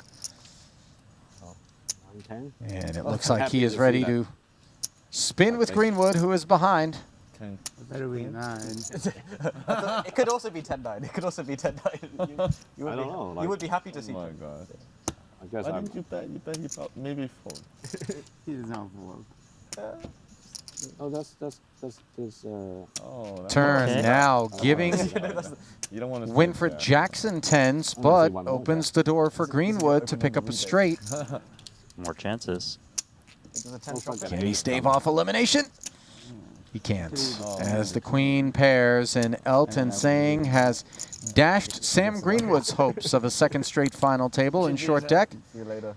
And subsequently, his shot at a title. I don't know. I should put him off. And then what happened?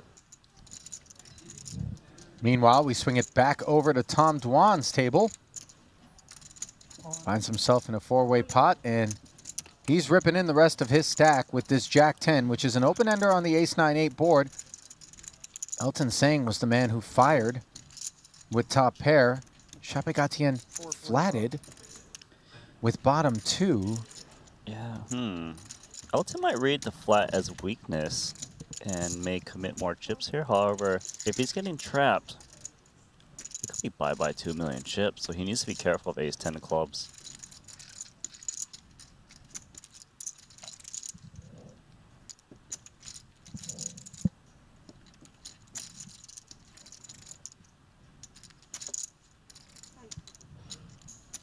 The presence of Chapegatien behind him is obviously of concern as well.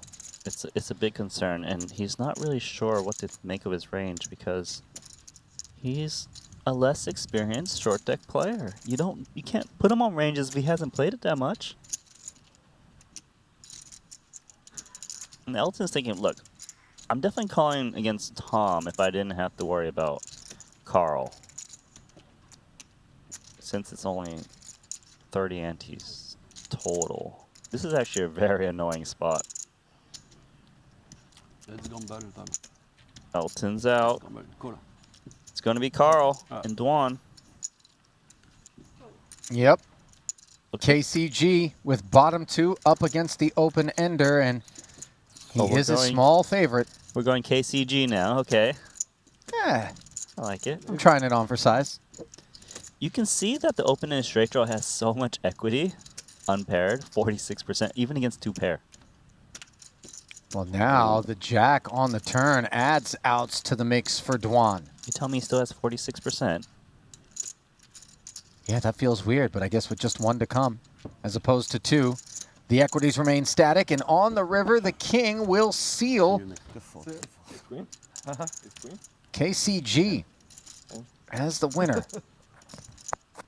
in this pot. Pretty good for me. 好想你贏佢啊！我想你削佢，我想你削佢少少 At 啊！ final 7 players, 咁 you 我 get 就 one 開 more 始做 time 嘢 lane.。我想你削佢少少啊！你削佢少少，誒咁係200幾萬，咁我就可以喐噶。勾住我佢嗰度，唉，阻我發達。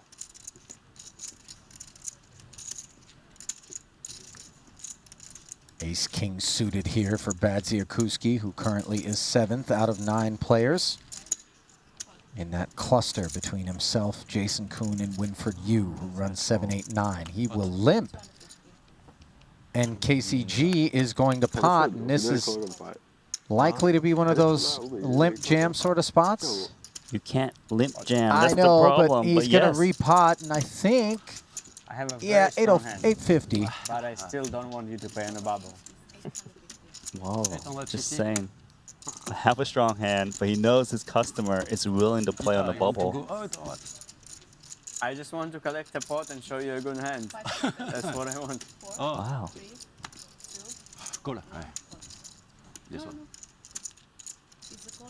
And KCG... I thought it was a limp jam. It is yeah, a call. has made the call. And now we've got already 1.8 million in the middle, 405 back for Badziakuski. Yeah, something? Yes. Give you one.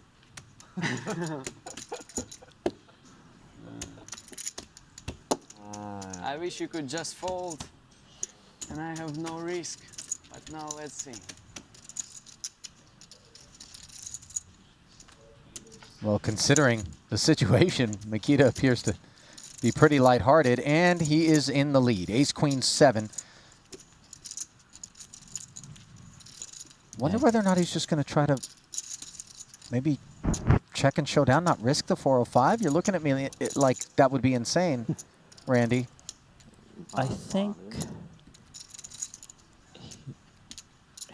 I feel like he should deny the equity. If someone is willing to fold decent equity in short deck, you might as well give them the opportunity to do so. But is 405 ever enough to accomplish the feat of denying equity in a 1.8 million chip pot where you're going to be laying 7 to 1 plus? You know what I mean? So I know what you're saying. If you can't deny the equity, then preserve the soldiers. Don't send them out to the battlefield. I mean, just a thought, but... It's a thought. Maybe that's why he left the last 25K, and who knows, but... Just leaving myself a hope to survive. They've committed a lot of the chips. A little bit left. Check. Look at that turn. Sopping wet. As What is it, KCG queen? picked up the Oh, that's a bad turn. gutter and the flush draw. And Mikita realizes that...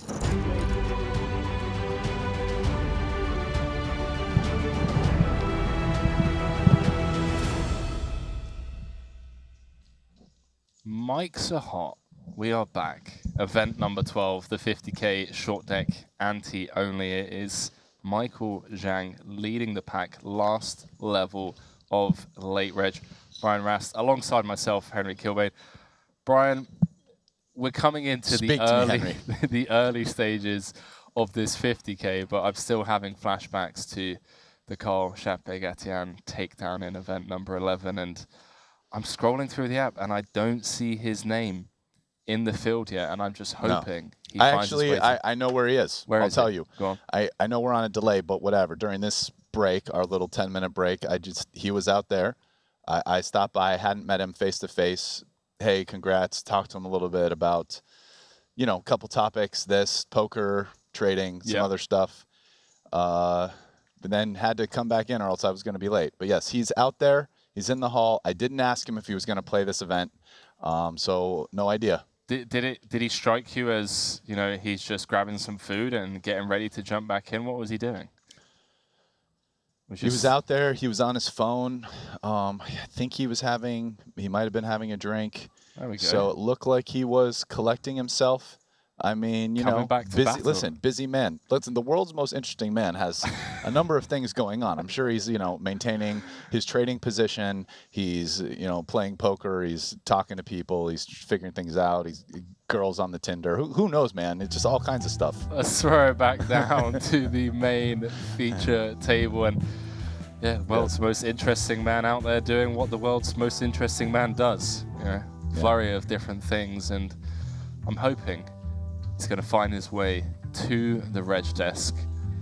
Last level for him to jump into this one. But hey, you know, sometimes it takes character to just win a tournament and say, you know what, I'm going to go catch up on some sleep.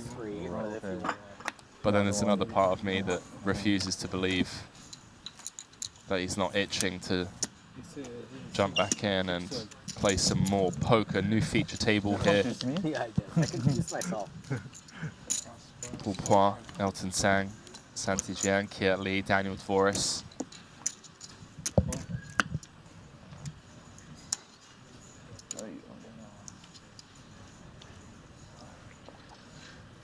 Kiet Lee, no days off, eh? Second in the 40K for 400, straight into the 50K. We're going to sweat this one blind.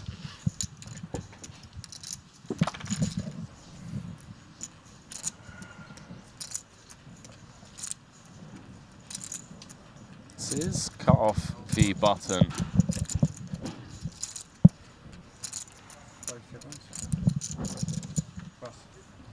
And Dvoris just going to bow out.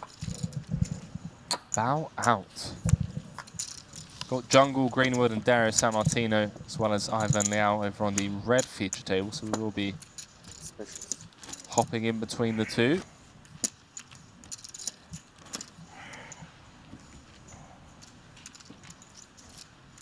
Only two players yet to re-enter after being eliminated, Richard Yong and Seth Davies. Both strike me as the types to hit that re-entry button. Yeah, here's a table where Paul has, looks like little, about double what the rest of the table has, and everyone else in around 400K, a little above 400K. Check.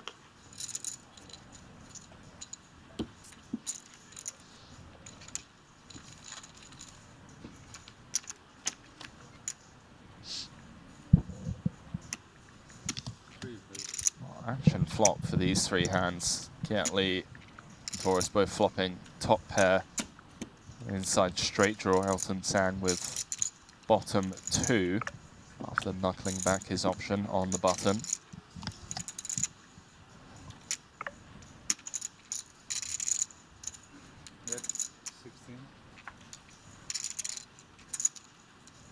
Dvoris going to take a stab at this. Someone's watching the stream whilst being on stream.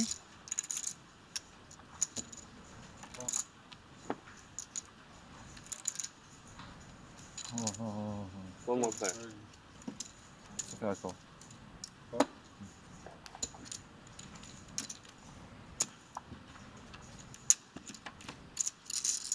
Three-way affair as we head to the Queen of Clubs turn.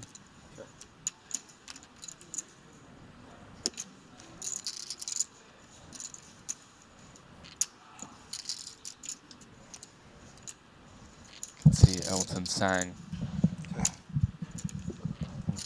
just 46% of the equity.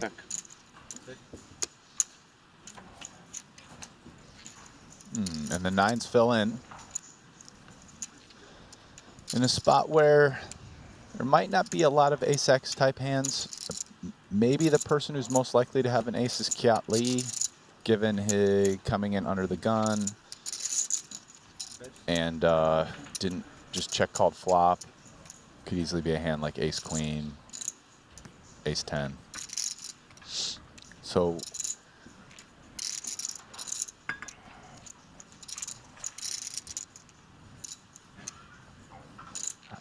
feels like Dvorak just calls here. It's such a small bet, and I don't really see the point in raising,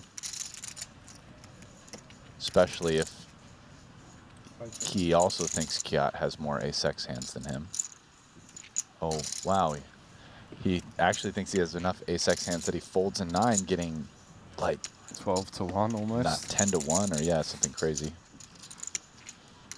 11-1.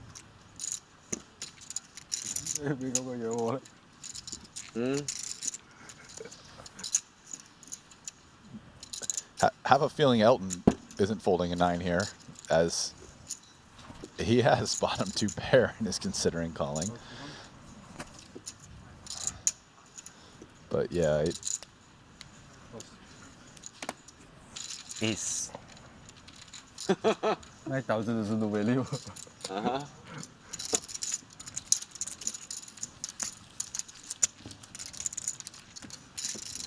Yeah, the fact that he took so long with the bottom 2. Like he would have been beating him to the pot with a 9.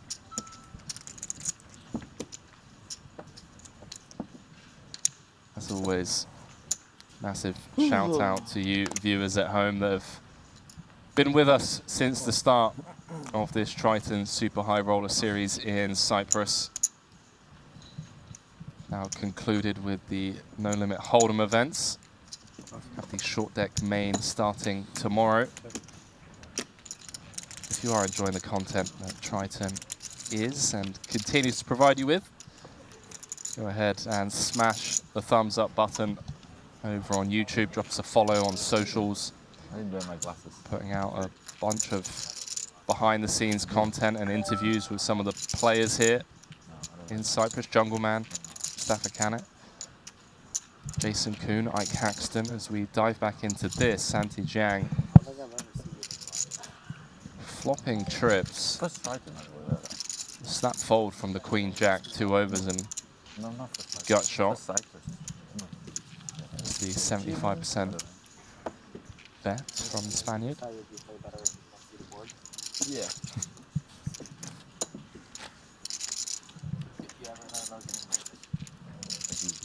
Because I'm not really that serious. That's the thing for me. It's like I usually wear contacts, but I could not wear them. And still, it's like I'd have to switch to the board.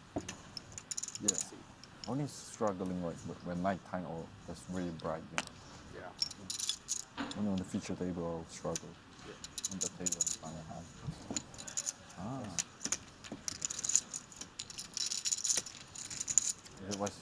I believe Daniel Dvorak and Kiat Lee just talking about how they sometimes struggle at the feature tables. I'm not sure whether that's... Oh, yeah? Yeah, I mean, makes sense. I think the pace of play slows down somewhat significantly. Bigger cards, harder to pill due to the RFID cards. So, you know, cameras, bright lights, thousands of people around the world watching your every move. Difficult to kind of remove that element of pressure and just focus on the task at hand.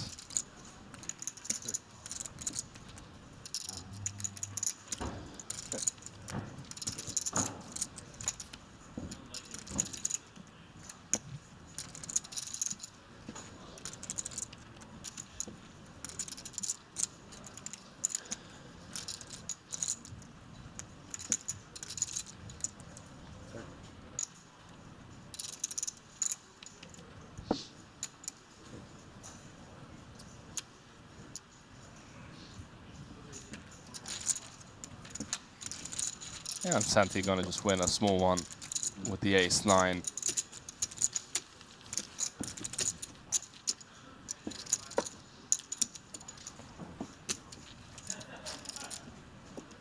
We do have a new player in the field. Rob Young has jumped in.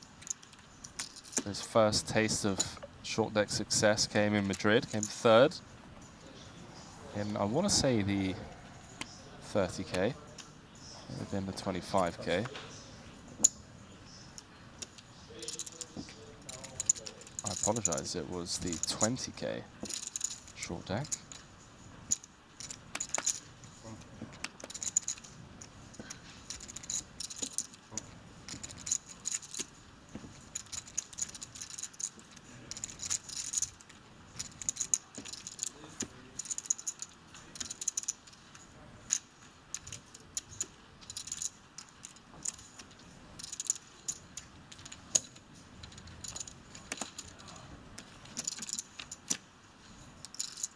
Santi Jiang with the overlimp from the hijack with the 2 black kings.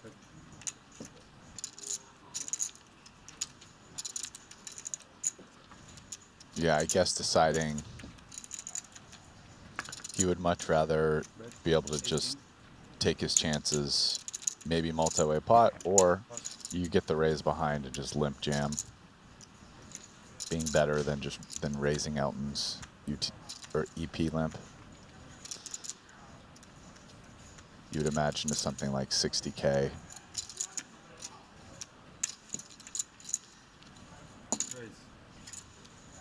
Look at this, Elton saying top pair and a gut shot with the check raise. It'll be really difficult for Kiat Lee to continue. Note the equities. Yeah, I think jacks up is too strong to fold. Elton has a pretty interesting hand to do this. Blocking queen 10 and like stuff like top set are jacks up, as well as obviously just having a decent amount of equity with that hand versus most of his opponents. Like you could see queen jack was basically flipping versus jack 8.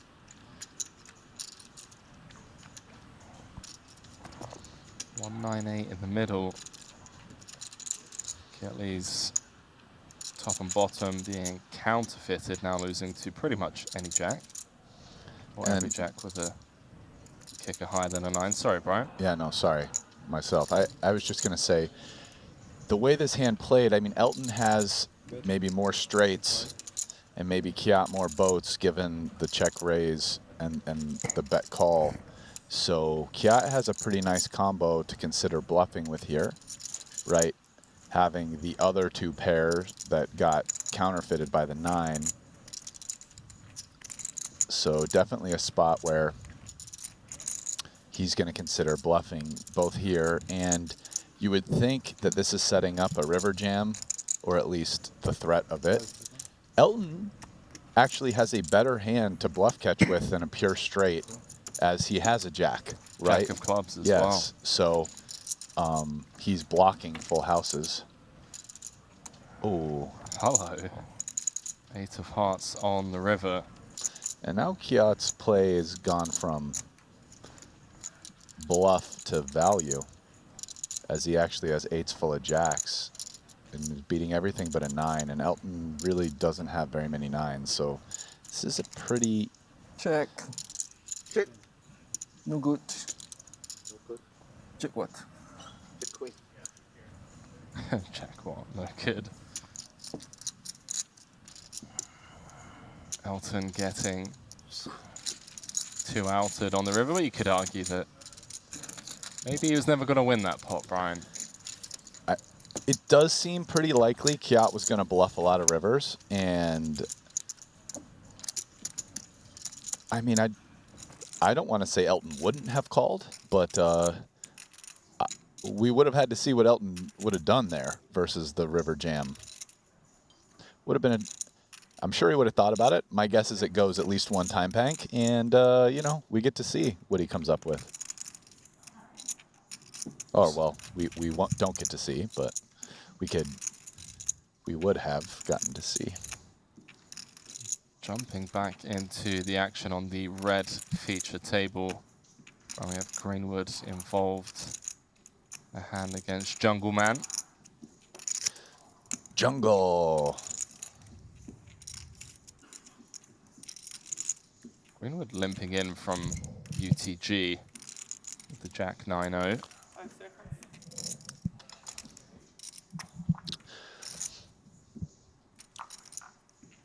Jungle Man, somebody I've played with quite a bit. He plays a decent amount of mix. Jungle plays just about everything, you know? He plays heads up, he plays ring, he plays no limit, he plays cash. Sorry, he plays mix, he plays cash, tournaments. Jungle's got his fingers in all the cookie jars.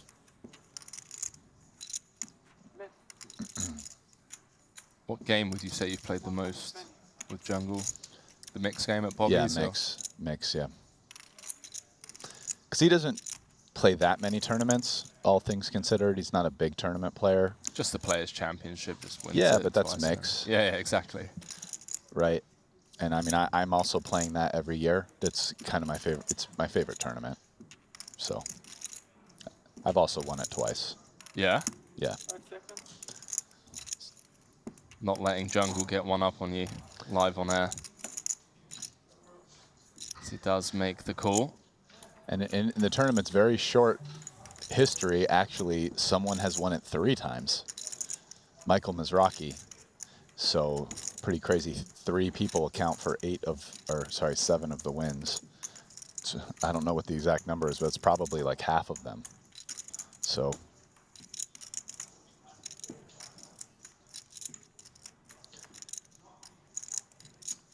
But yeah, Jungle. So yeah, the game I played the most with him is definitely cash mix games.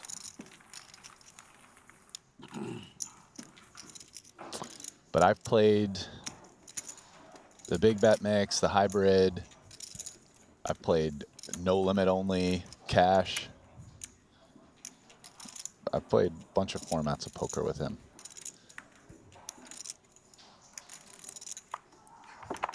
Yeah, you never know when Jungle's going to show up. He just kind of appears and he's just in the mix. He's an interesting guy to play with live sometimes. He's also, it's like you can tell, obviously the guy came up playing online poker because it's one of those things where live is just a little too slow for him because he's usually doing like at least 2 other things while he's playing live poker, like playing a game on an app on his phone or an iPad, like getting a massage, trying to have conversations about philosophy with people at the table, just, you know, like he's a man of many talents. Jungle, Daniel Polymath Cates, the Jungle Man. True legend of the game. And how about this for a flop for Ivan Liao, flopping the 9 high straight with the nut flush redraw. San Martino with top pair, top kicker. Greenwood with just middle pair. Turns 2 pair. Disastrous turn card for Greenwood. The Queen of Clubs, no good for Greenwood though. So it's only 3 outs.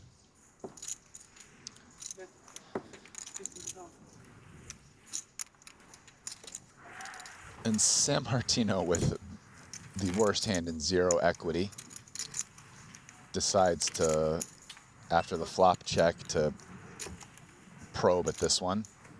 And it's not going to work out for him. Ivan has just a monster here with the straight and the nut club redraw.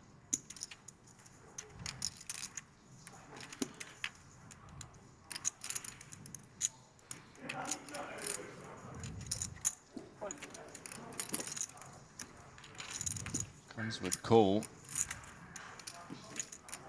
And well, what do you know? Running queens for Greenwood goes from 3% equity on the flop to a check mark next to his name on the river. 87K out there.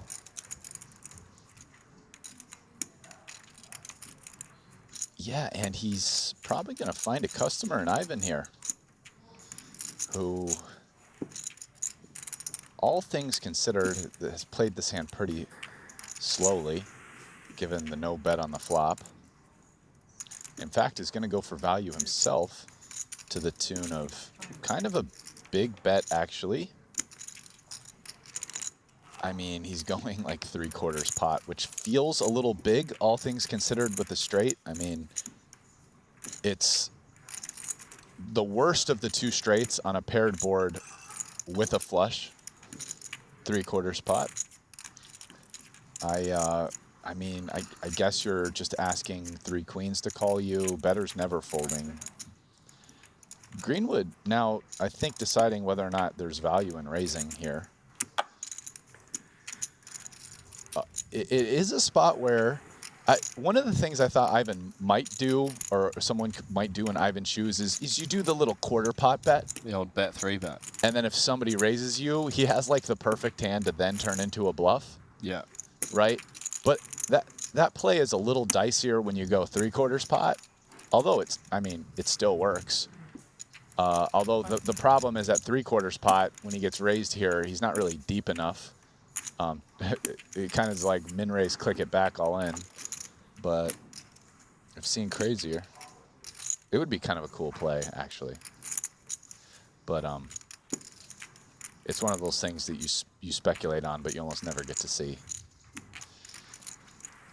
Greenwood deep in the tank, deciding what he wants to come with. Does just come with cool. Yeah, I think the larger bet size encourages him just to call. Maybe not as much value in raising. Ivan the out. Maybe going to kick himself a little bit for slow playing that hand, allowing Greenwood to convert his 3% on the flop to 100% on the river.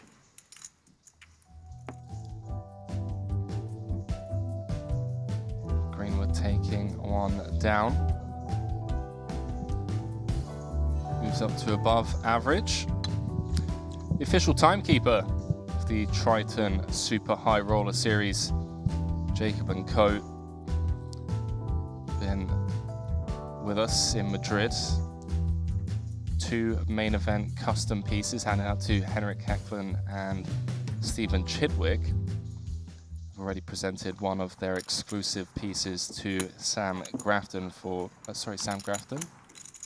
Do apologize. How much are you playing, Ike? 92, including Took the down the 100k main event.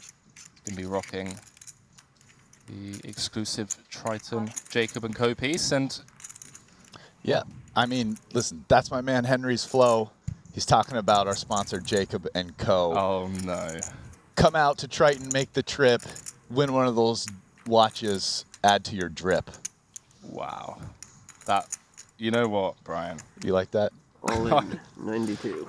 I'm a fan. I'm just using this to launch my rapping career, okay? Thanks, guys. It's never too late. It's never too late. What? How is that?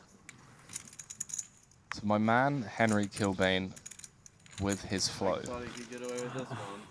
talking about the custom watches made by Jacob & Co. Like Caxton, all in, his final 92 does have the added benefit That's a of bad door code for you. being able Medium. to re-enter should he bust here. Needs to fade a queen, jack, or a 10. True. Jack of diamonds on the river. Greenwood absolutely flying here. The blue feature table.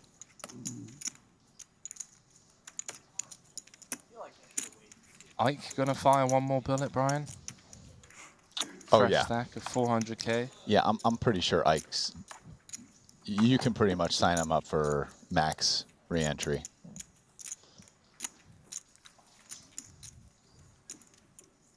Ike Haxton. Prince of Darkness. One of the best to ever do it. It really is. Also a guy who is just on all the poker streets, live, online, cash, tournaments, you know, no limit, PLO, mix, short deck. I remember during the pandemic just seeing Ike everywhere online. Yeah. Every series, every high roller, GG 10K, Super Miniatures, in the streets day in, day out. You just see Ike battling. Been doing it for a while.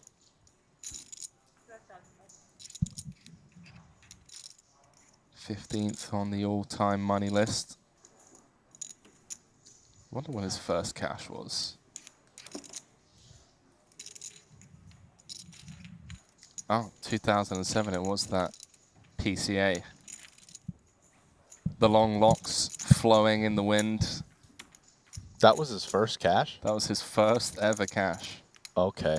I mean, I think everyone's, I mean, a lot of people have seen that. I think he rebluffs, the big rebluff, was it? Right? Yeah, with like 4, nut low basically. Yeah. Yeah, that was back in January of 2007. Those were the days, Mr. Cobain. I'm gonna have to rewatch that hand at some point the next couple of days. That was a special one.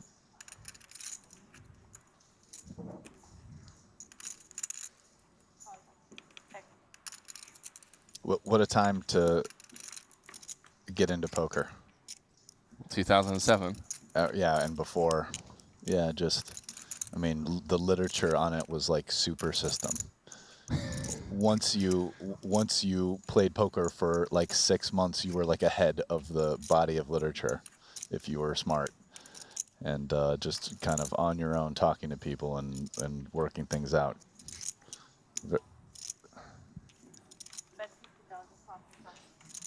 It really depends on, I guess, where you're coming from in life. But for me, that way more fun. It's way more fun just to, for me, I feel like just doing something and learning by doing it, as opposed to, you know, being able to study your way up to the top. I'm just scrolling through some of Ike's caches from way back in the day. 2008 20K high roller. Got Sir Watts in there, John Uander, Jason Mercier. I mean, David Benjamin. What's going on? Peter Jetton.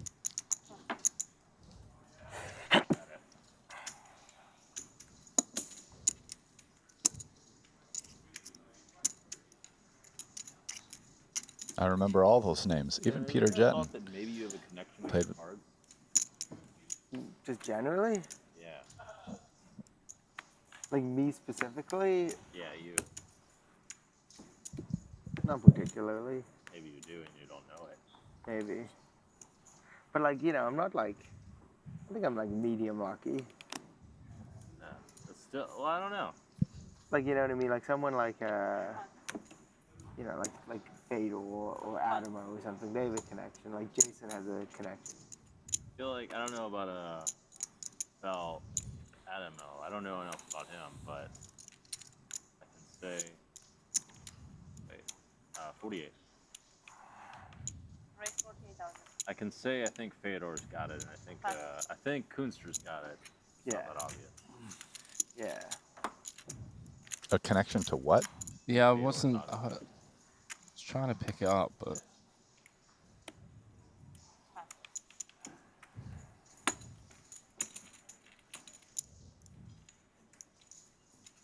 He just feels lucky. Jason or Fedor? Fedor.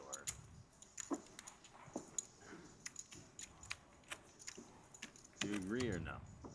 Yeah. Jason doesn't feel that lucky. He just feels hardworking. His results are also better than Fedor. He's not obviously lucky. If that makes sense. Yeah, you can be lucky and good and hardworking and stuff. They're on different, you know, they're on different spectrums.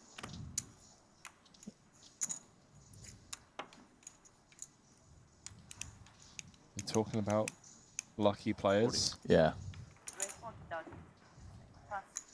What I'm saying is you can be lucky in some not very obvious ways. Yeah.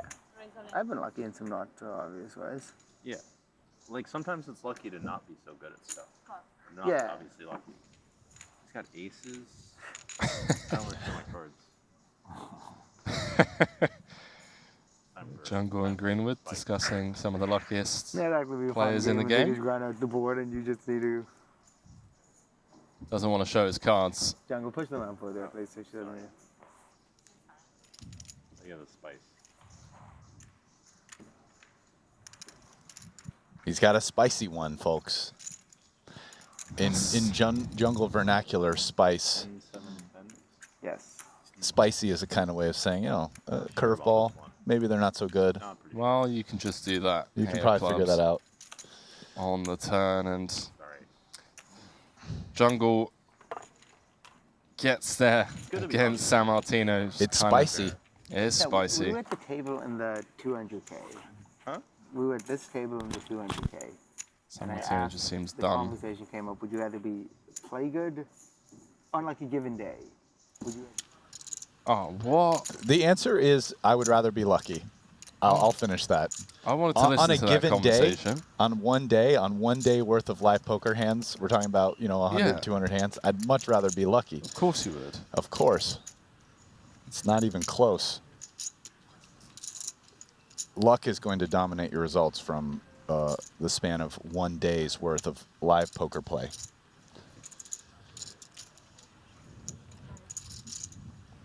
Hilton Sang turning the It's- mugs end of the straight.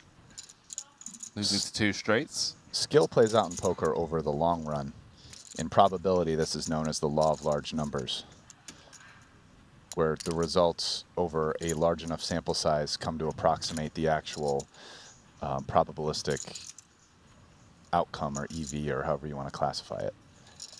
1 day of live poker is nowhere near the long run. And Elton takes this one down. Why I play this hand?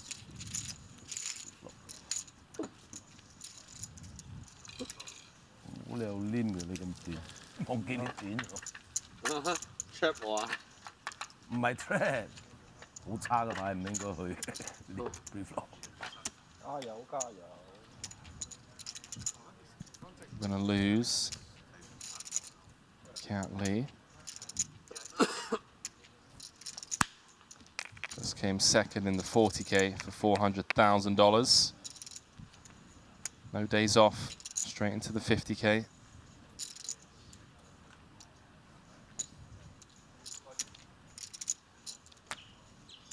Michael Zhang still leading the overall field. Danny Tang has been on a spin since busting out. To Michael Zhang, now up to second in chips. Do apologise, as I said that, he lost a significant one to none other than Tom Dwan. Bossman Paul Poit, that is currently second overall. Okay. A little something for everybody here. We have a strong draw, the gut shot straight flush draw, along with middle pair and top pair top kicker.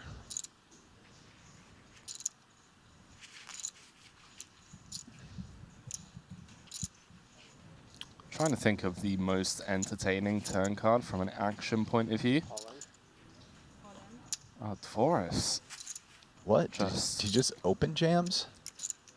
Just going for the old 8x pop. How much is it? Can see that Zhang is actually an equity favorite. He's getting like, what, 1-to-1 on a call, almost. Yeah. Needs 50% equity, which he has. 297. This is a bit of a different play here. You don't see this too often. I mean, one of the questions Santi has to, work out is like what class of hands does he think Dvoris is doing this with? I mean, if he folds, it's because he doesn't. Okay, because he doesn't think Dvoris would do this with one pair. That's for sure. But he ends up calling, and he, yeah, as you said, he's actually a small favorite. He is indeed, with 2 to come. Diamond or a 7 would leave Dvoris dead, and there it is. Queen of Diamonds on the turn. And Dvoris is going to be hitting the re-entry button on this one. Santi Jiang up to 3rd in chips, courtesy of that Queen of Diamonds on the turn. Last level of the late reg.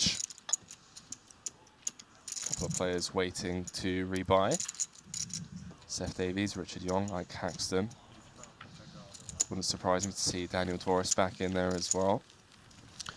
Yeah, going back to that question Sam had begun to pose, you know, I actually think it's just there's a strictly better answer. Go on. Mr.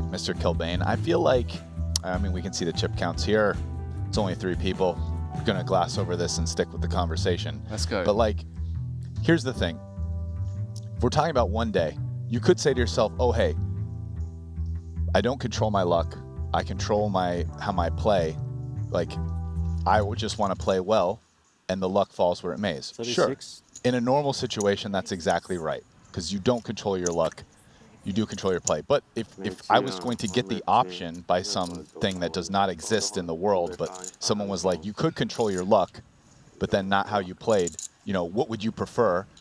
Well, I mean, given that I guess I'd like to win money in the long run, I'd prefer to be lucky. So I don't know whether I'm going to play good or bad, but I'm going to be lucky that day. I think that's your highest chance of winning.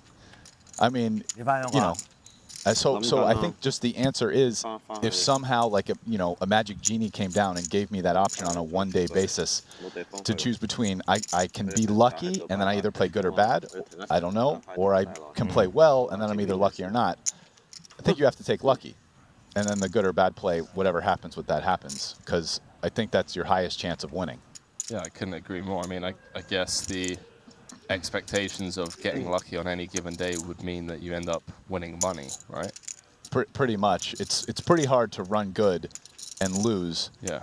You have to play quite awfully over the short of, you know, and again, you're not controlling for it. So you might play well, you might lie, you might, you know, you're probably going to win if you're lucky. So I would take being lucky. I don't even think it's close.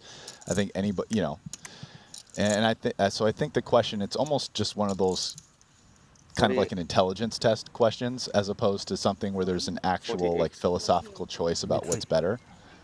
But, you know, that's my take. Interesting to hear Jungle say that he thinks Fedor and Jason. Jason doesn't come to mind as someone that's been lucky over the years. I mean, it's kind of hard to say either one of those guys. Oh, listen, they both obviously have run well enough to win some big tournaments. There is luck involved in that. But classifying them as lucky, it just depends on how that's done. Maybe they've been lucky, maybe not. But oftentimes when players do that, it's kind of throwing shade on how well they've played. And I think both of those guys have clearly showed they're capable of very good play, right? You know, and Fedor perhaps strictly a no limit hold'em, but Kuhn, I mean, no limit hold'em and short deck. Like, I think you can make an argument that Kuhn is the best like non-Asian short deck player. Oh yeah. Like who else like would like I'm taking out of people not from Asia, like I'm taking Kuhn. You know. Hands down. Yeah, I'm not saying I wouldn't even take him if you're including people from Asia, but so, you know, and now we're not even talking about long deck. So so yeah. And I mean, you kind of look at the poker world today from a tournament standpoint because you get the Triton action with the short deck. I mean, and these Triton tournaments are big. You know, having that expertise in short deck, like, you know, Kuhn gets to play 7 figures of short deck tournaments every year, not even including cash games, right? So it is worth quite a bit of money as well. So yeah, anyways.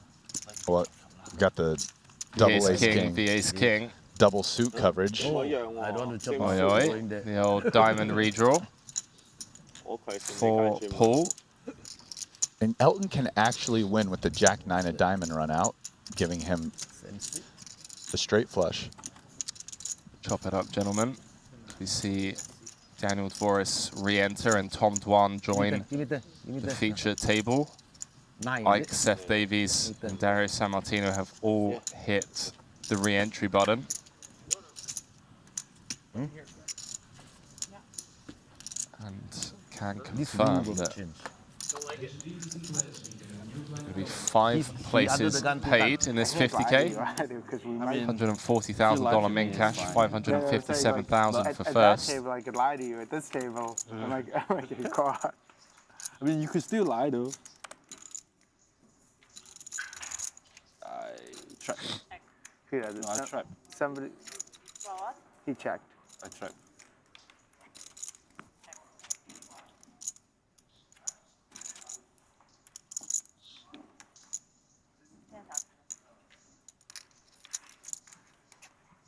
You? Queen's trap. Sam, what you have? All queens for you. No good. I had ace jack. Ace jack. So. You mean queens is not good or not a good fold? I mean it's 50-50. It's not. Queens is ahead.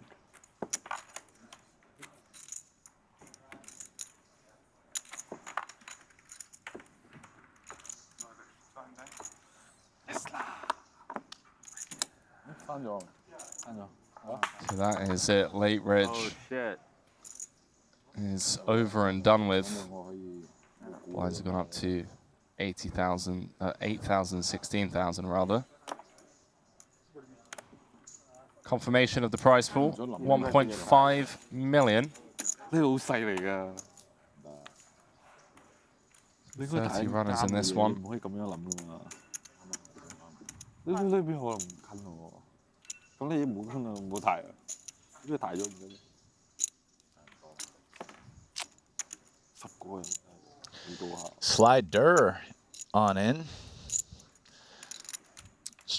Spice up the game a little bit. Yeah, tucked in between jungle and Greenwood.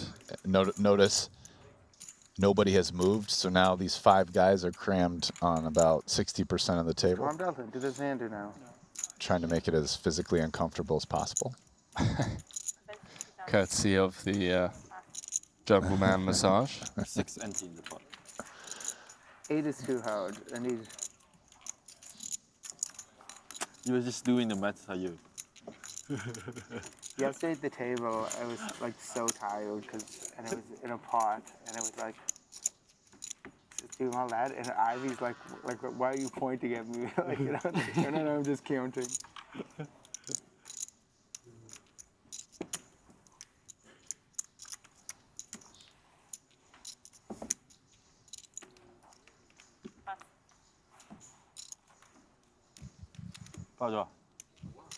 Quite the feature table. Ivan Liao, Kiat Lee, Greenwood, the self-proclaimed Triton second place finisher. 0 for 4 in conversions. More than that. 5. 560. 560. Is Kate's playing the Queen 6-0 UTG, huh? Okay. I don't even know if I'd call that one spicy. Oh, no, that's what he means by spicy. That one is spicy. Just coming in with the Queen 6. Oh yeah, that's a spice ball.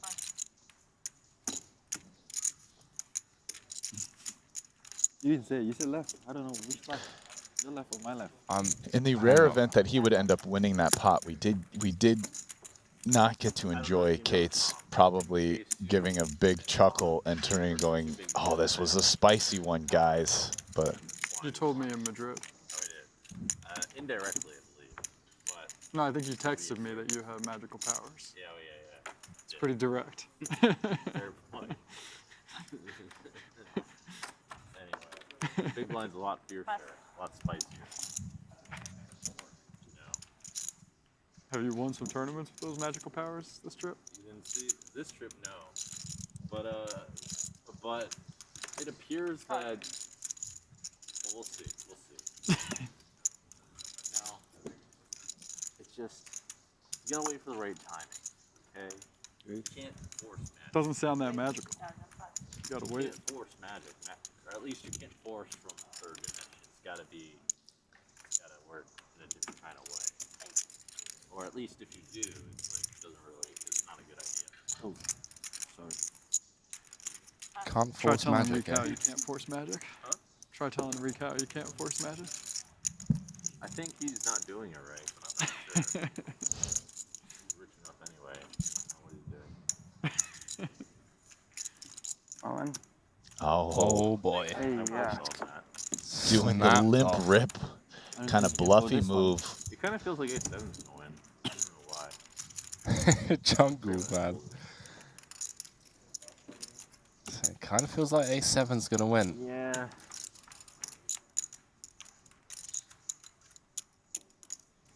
Jack of Hearts in the winner was somewhat promising. Tall order. For Greenwood, but can be difficult now. Still hit the 9. No dice. And Ivan Liao doubles up to 700k. To get re-entry is now closed. I think it's, you can be results oriented here in this spot. I don't know if you saw the Triton. But I like the limp jam. I think it folds out a lot of hands that have us dominated in the offsuit combos of ace 10, ace jack, even ace queen, ace queen o. Performs okay against ace king suited. Yeah, I mean, the merits of the play, I think, depend on Ivan's range. Like, what frequency of hand there is he raise calling, and what frequency is raise folding? If he's raise folding enough, it'll be profitable, and yeah, A7 suited will retain some equity, decent equity when called. Obviously a dog versus that range, but makes a lot of sense. Actually evaluating the play depends on us knowing stuff about Ivan's range that it's hard to say, but obviously Greenwood's played quite a bit with him, so he probably has a good feel. Probably felt like there's some raise folds there. Yeah, maybe. Strategy. Courtesy of that double up, Ivan Liao.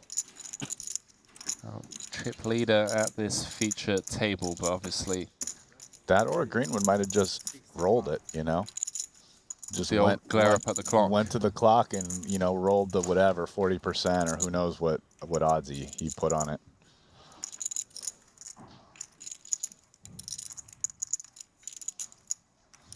$557,000 for first, min cash of 140,000.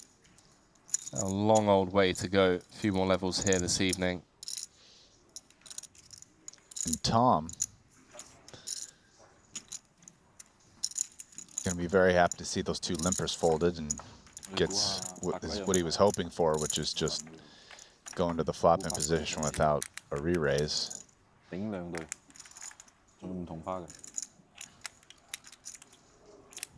10-6, couple of spades. Dwan with better middle pair. 170,000 in the middle.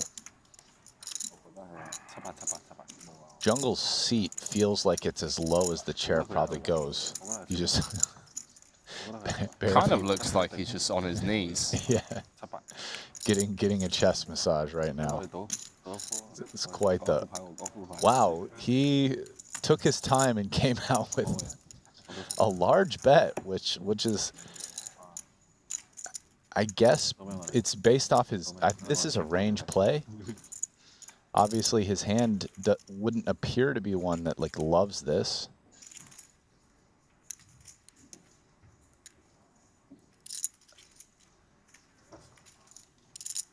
And it gets Tom to fold the better hand, so Jungle already smiling, would be smiling even more if he was able to see the cards on that one. Yeah, that was a sizable c-bet from Jungle. What does that mean? What does that mean?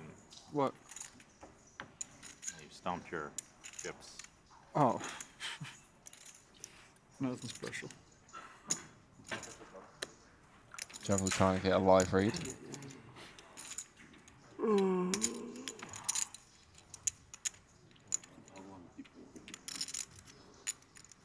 So what a treat, Brian.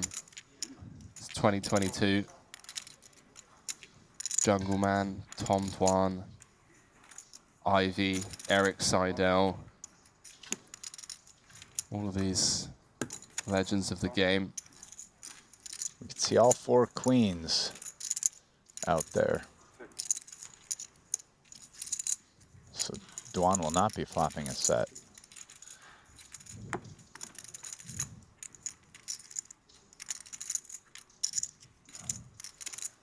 Well, how about that for a flop? Ivan the out. Yeah, this is all Ivan really.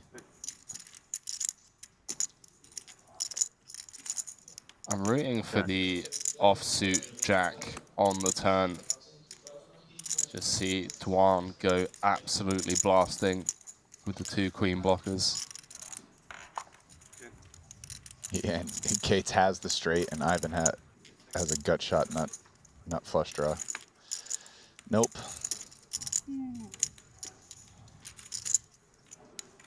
Kate's been up playing cash games all night and tournaments all day.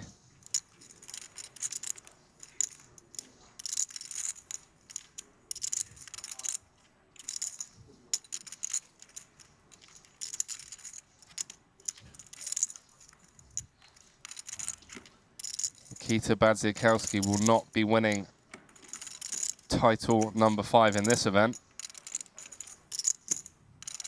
Busting to Michael Zhang, who has now extended his lead over the field. And Jungle starts blasting away, bluffing on the turn here. Don't think it's going to get through Ivan. But we'll see. I mean, he does have a pair and the nut flush draw. It seems like a lot. He checked it twice. Yeah, he's not out of there.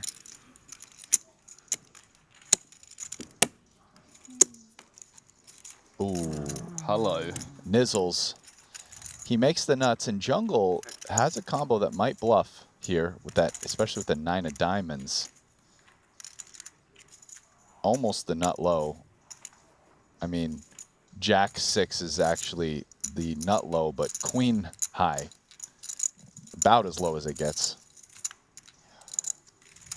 So actual 0 showdown and a diamond in his hand, as well as a 9, in case blocking the straight. 75. This.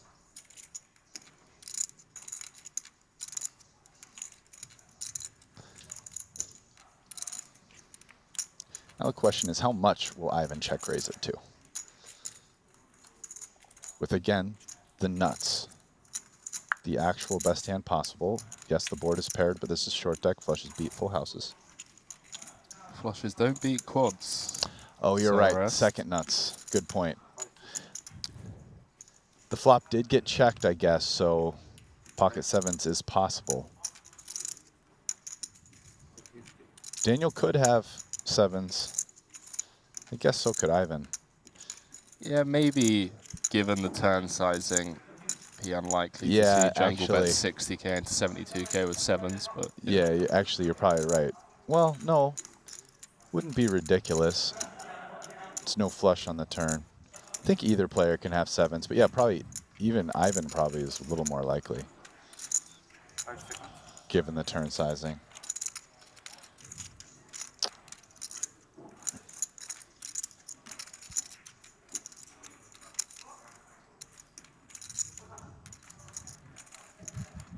Jungle with the TV time. I mean, he's thinking about going all in or just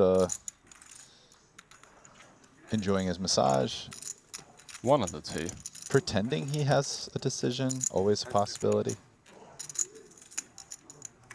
Or maybe none of the Not two. crazy Just enough. lets it go. It's not crazy enough.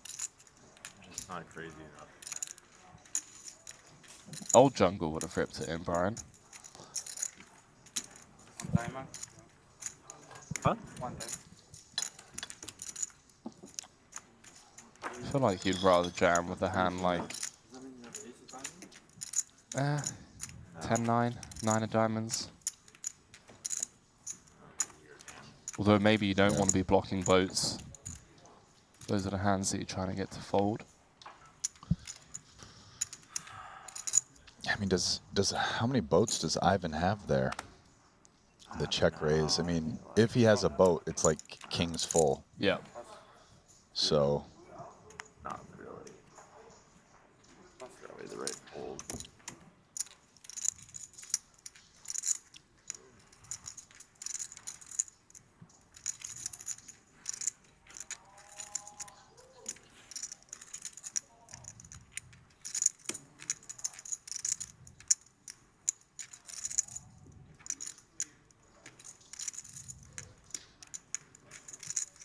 On.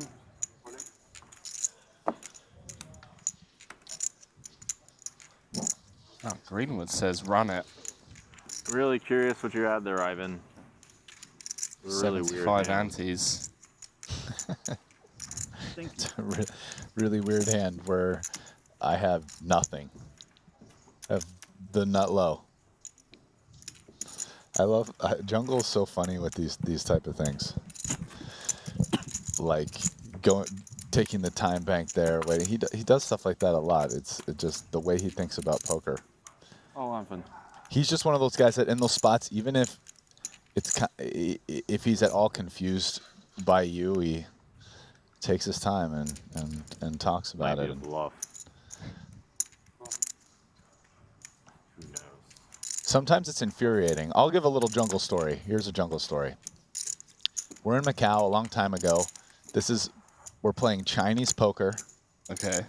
This is before pineapples. This is the OG, like one at a time, but open face Chinese. Sorry. So the original open face, not pineapple. Jungle had just started playing. He joins the game. Whatever. We're playing at like a dinner. I think it's at the Mandarin Oriental there near the Wynn. I don't remember where. It doesn't really matter. But anyway, we're playing, and it's been a couple hours, and Jungle is the only winner in the game. He's up like 350 points, and all three of us are losing. And sure enough, it's like he won a couple. Then he just like loses like one hand where some kind of, probably like semi-absurd run out happens versus him, and he loses this one, and he's just like irate, like can't believe it. Just he's so like fixated on kind of how absurd, like I'm unlucky, what the fuck is this stuff. Excuse me. And it's just so Jungle because it's like he's so fixated on this thing that just happened, and the rest of us are like looking at each other like, dude, this dude is just smashing us, and he's talking about how unlucky he's getting. Because he's just lost this one hand. Just one hand now. When he's like literally still the only winner by hundreds of points. It's just such a kind of a Jungle thing to do. And it's like after, playing poker with the guy for like 10 years, you just always see these Jungle things happening where he's like so fixated on this one moment. Like he'll like be asking this hand like an hour later where he just like folded nothing to the check raise just because he's a little curious about what the other guy had in the spot. Nothing to do with his hand. Curiosity killed the cat, right? Found myself guilty of that many times. Up at night, deep in thought in the shower after a session, regretting a fold or wondering what someone had. As it checks through on the 10 of diamonds turn. Ivan the out. With the check mark, the flopping trip jacks, Dwan limped in from +1 with the aces and called the 55,000 chip raise on the flop. Like, are you serious, mate? You're the only winner in a four-handed game, and you think you're running bad. Okay, buddy. Yeah, that's kind of like take a lap, pal. How good are you? Well, I'm coming with block on the river. And I've been deciding that Queen Jack, the old raise, check, bet line, or raise, check, raise line. Yeah, bumps it up versus the block. And he's correct that he has the best hand.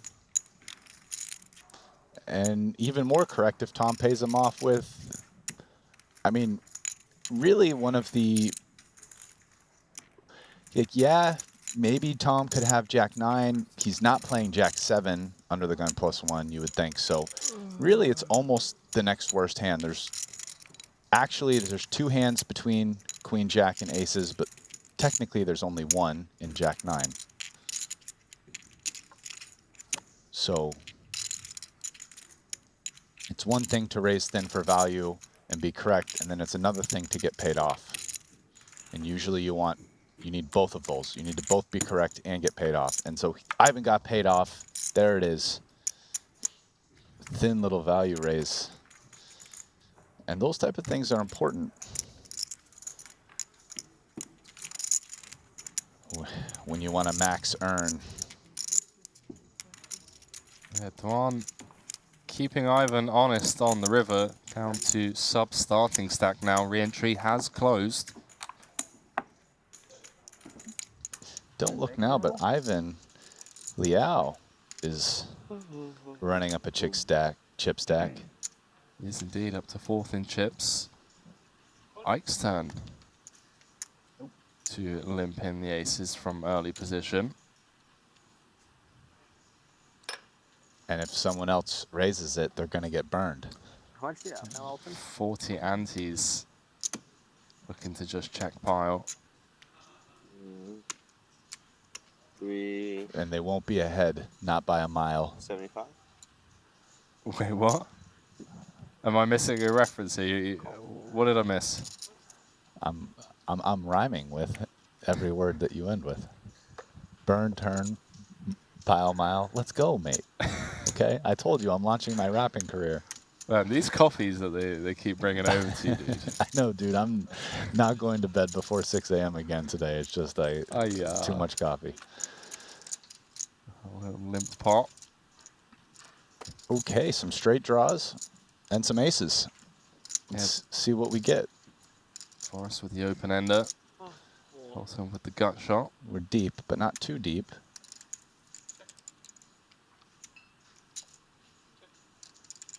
Everybody checking.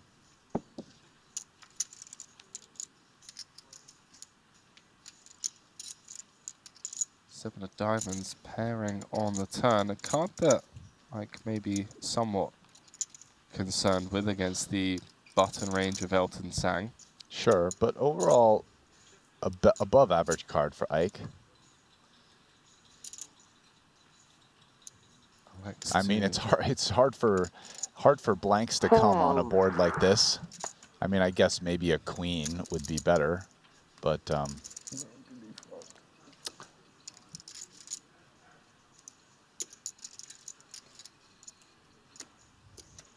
does brick out. 64k in the middle.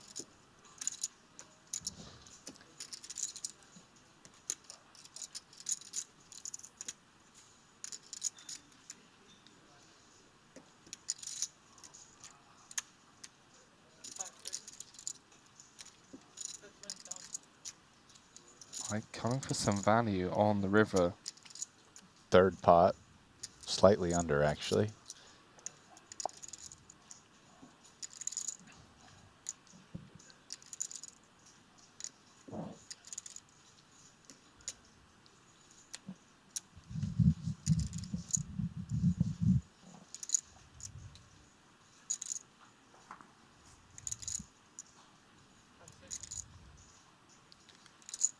Dora's thinking of something, whether it be just calling here with his pair of 10s, chopping with, you know, every 10 bar ace 10. Yeah, I don't think ace 10. I'm going to take that out of Ike's range.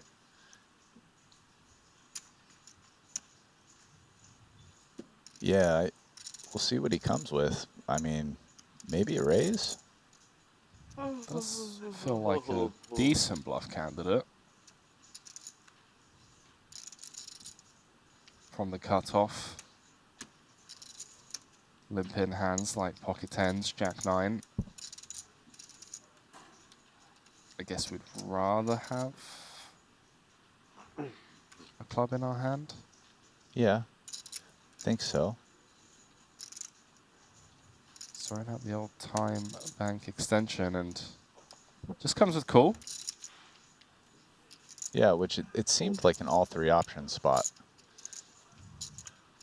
Knight gets value for the aces against. Everyone always aces against me. What do you have? What else can I have? Copy me. Always. You specifically, no one else. I know no chance against anyone else, but Elton specifically. Maybe trap Elton.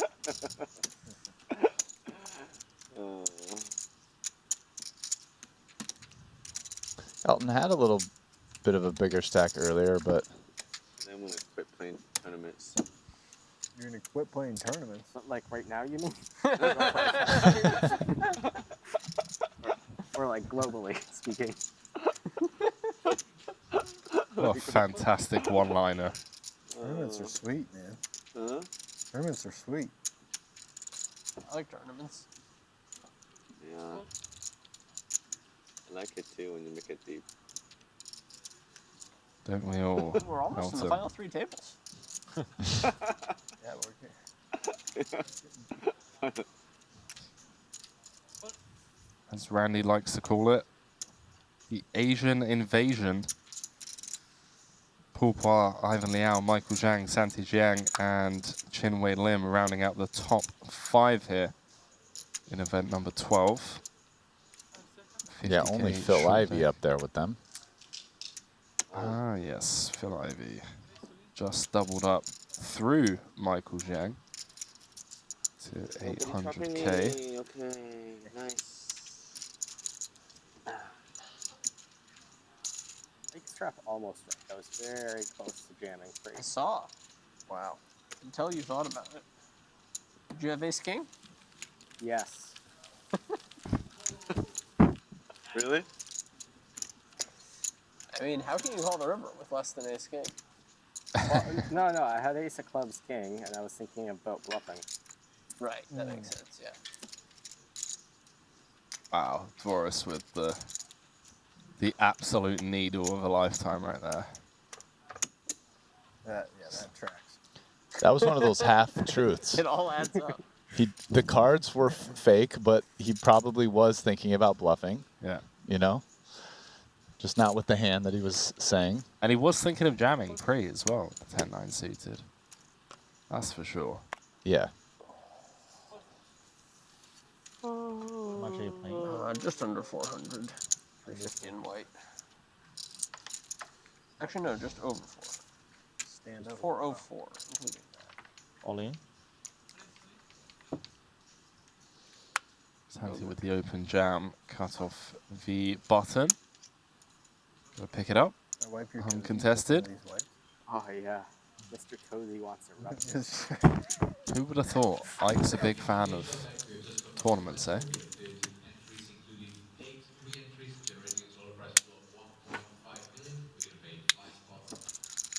Only 8 re-entries in this one.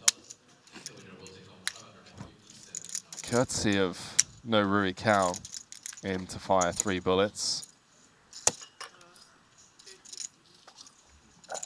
Carl Chappé-Gatian taking a day off after winning the 40K. And why not?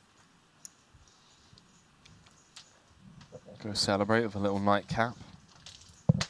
Maximus? Maybe trapping you this hand.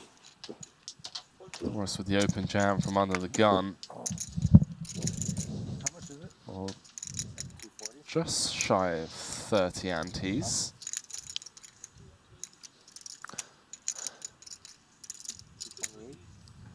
$228. I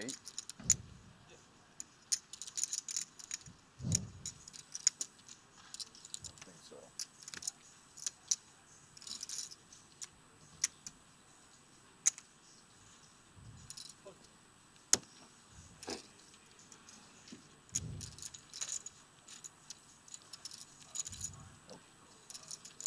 Nope, nope, nope.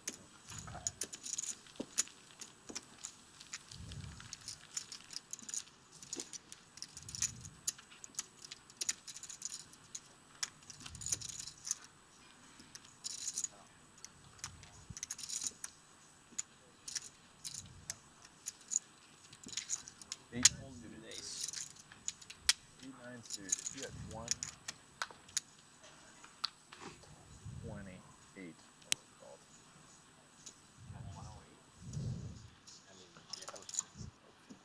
Or did you just say Say 120. Oh, 120. I didn't say more than that either. Let's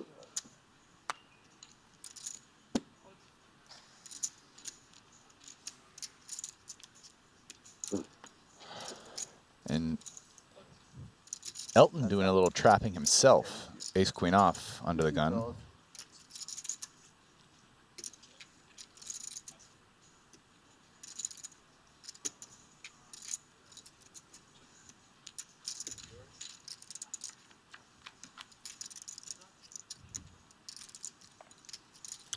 Ooh.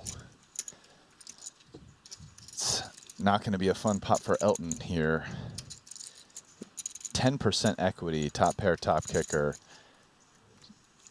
Dvoris flops the straight. Queen Jack 9, rainbow. Gotta start betting. Decides on just a hair over half pot. Elton gonna be going nowhere this early.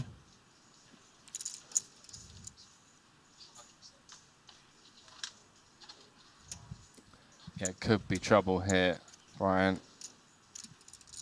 Top. And wow.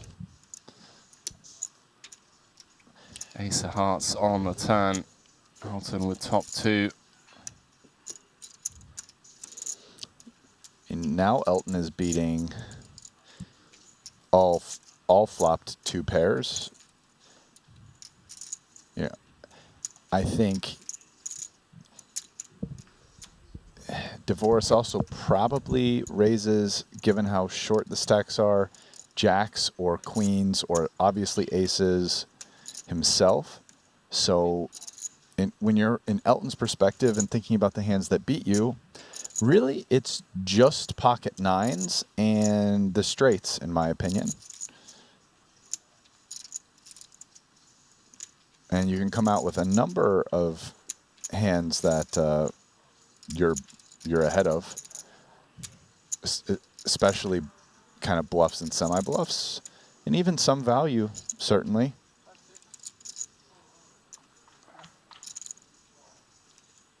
What are some of the natural bluffs that come to mind here? I think a hand like 9-10 might play this way. At this point, I think you could be pretty certain that 9 has no showdown. You know, maybe a hand such as 10x of hearts, king x of hearts. You know, maybe even like king 9 with the king of hearts. Yeah, it does move. That ace just became a straight cooler for Elton, and he realizes that, especially after getting snap called, he's going to see a straight there a lot, and he does.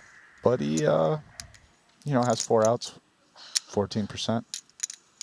Also covers as well. Should Dvoris hold here, which he will, 86% of the time. Oh, there it is. Queen of hearts on the river. Do you love tournaments now? Does. Maybe you should send him to the cash game. Can I just take over your stack? Huh?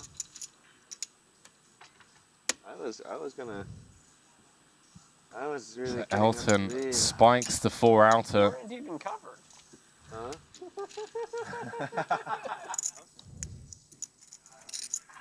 Jumping back into the action over on the red feature table.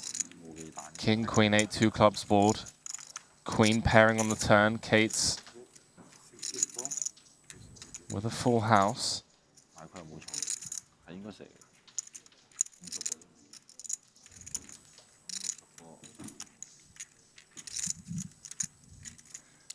Comes with 64k on the turn. Dwan still ahead of a lot of those draws. Clubs, ace jack, ace 10, jack 10. It does block a few. Unblocking clubs is nice. Blocking the hands like king, queen, kings.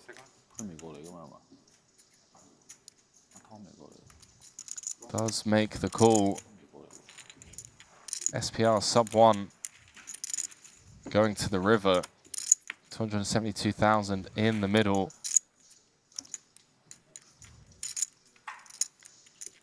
Nine of spades does complete the jack 10.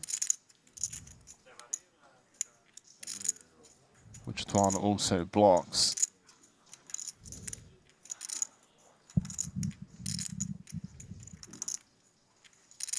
Pretty annoying spot, hijack v cutoff.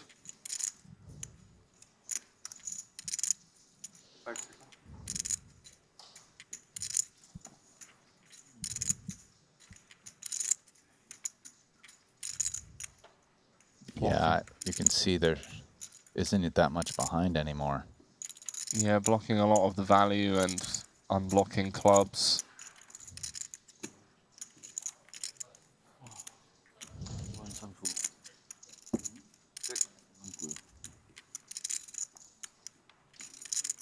Wow, Jungle knuckling it over to Dwan, who gets to just knuckle behind, gets shown the full house, and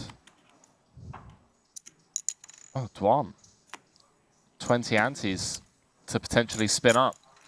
Would have been in a really grim spot should Jungle have jammed the river.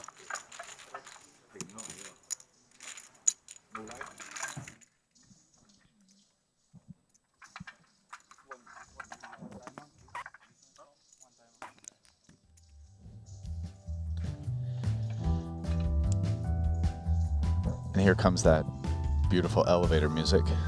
I think we're going to see some chip counts. Yeah, I believe we're down to the final 18, so 3 tables left. We're going to lose the blue feature table, and cards are going to get dealt with the departure of Daniel Dvorak. It's going to be 3 tables of 6. Sayonara, blue table. As we dive back into this, Mike Caxton with the old redraw on the Queen 999. 118 in the middle.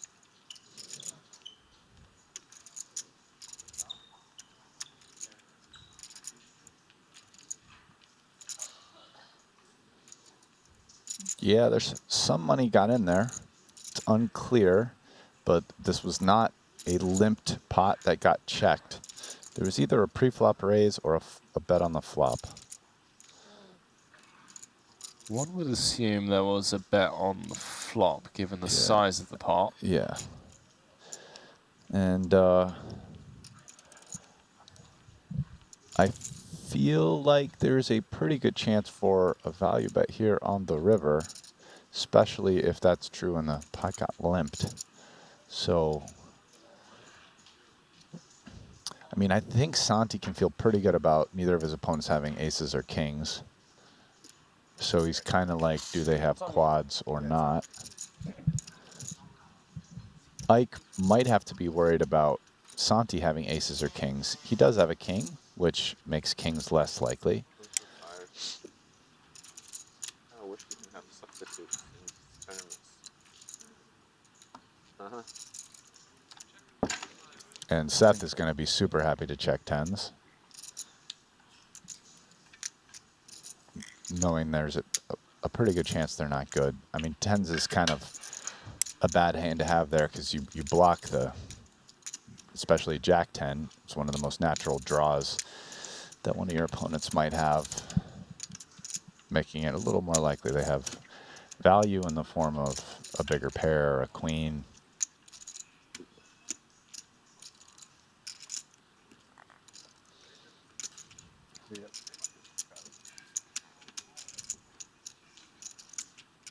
actually really good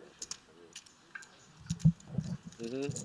One of the outer tables, Jason Kuhn scooped a massive pot against Webster Lim.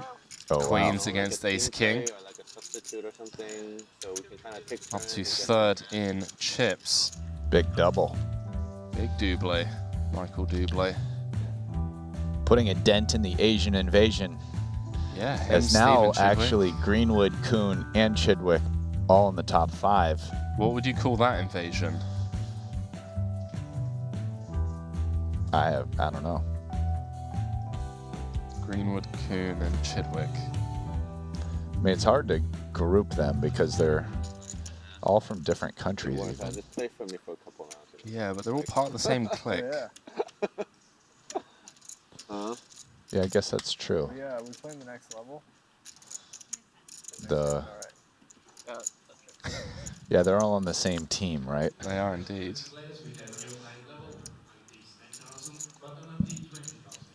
Blinds going up to 10K, 20K.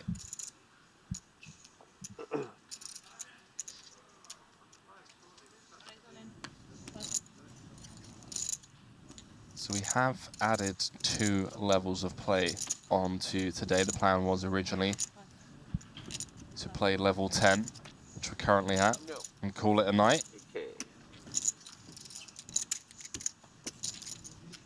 I'm gonna play a couple more after the break. You can see here Seth's equity surprisingly high, especially when you think about this matchup in long deck. Wow, that is a strong flop for Dwan. Maybe he's running kings or running bow, and well, King of Spades on the turn now gives him 4 outs. Goes from 2% to 14%. No dice. 7 of clubs on the river, and Tom Dwan gets the double. What a sick turn card. Yeah. How do you ping that one off, dealer? The first time just now, huh?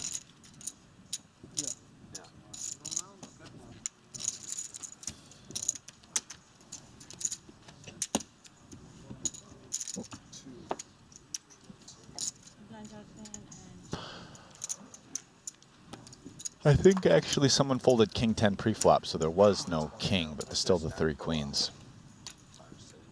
I'll stand with you. I'll stand with you. Maybe for 0.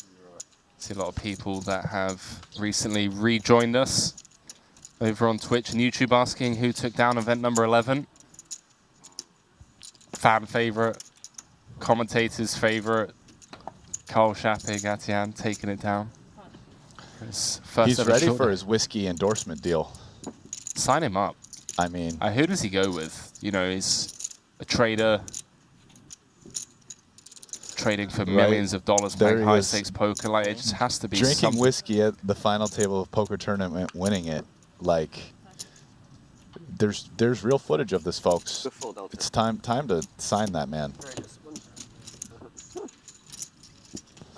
What whiskey brand would you say suits him best? I don't drink whiskey, Okay. so I'm not the guy to ask. I have no idea. All right, fair enough. Wow, Elton just out here. I like it, Elton. Getting Gotta the blood get loose, pumping. man. I'm gonna do the same thing here. Yeah, you do that. I'm gonna do some push-ups. Okay, gotta get real tight, especially in the shoulders and the chest. Sitting at desks gives you that hunched over look. Flare those shoulders out. Stay loose. Just open ship the king queen suited. UTG. Yeah, you know me.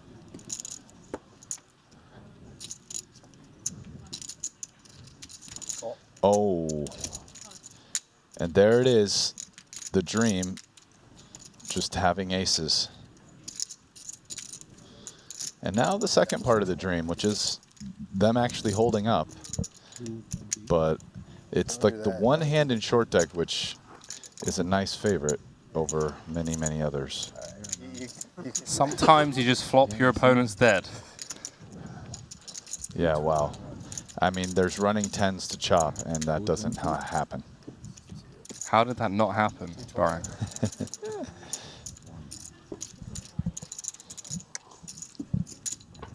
Seth Davies getting the full double through Island Liao. Easy, easy.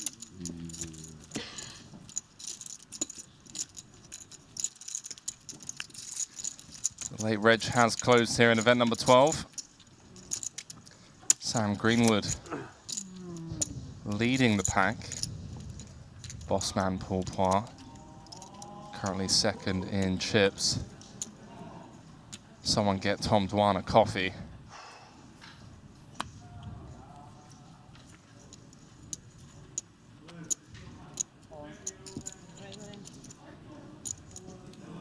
Dwan just ships it in for his final 32 antes.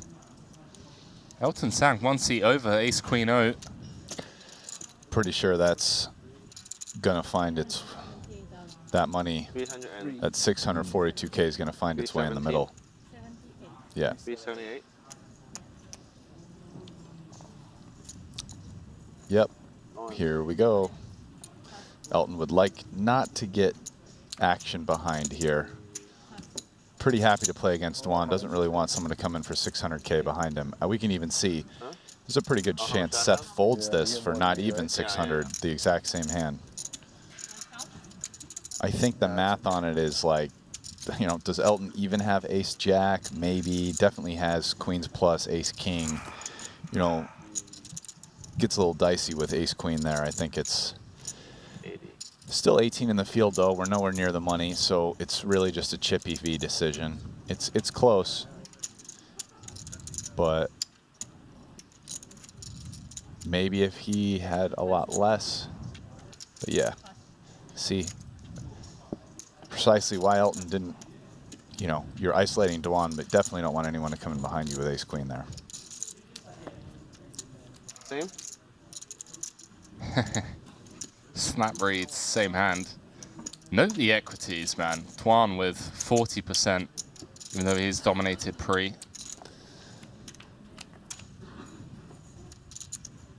That's a great window ball card. Ooh.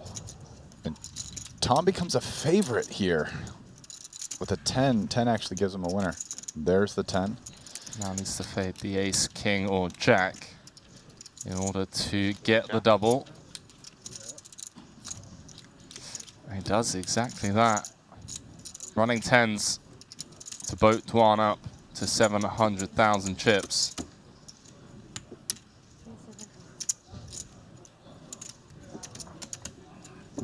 Nothing you can do, Elton, but get your money in good. Shout out to Nanonoko in the chat. Nano, get to bed, pal.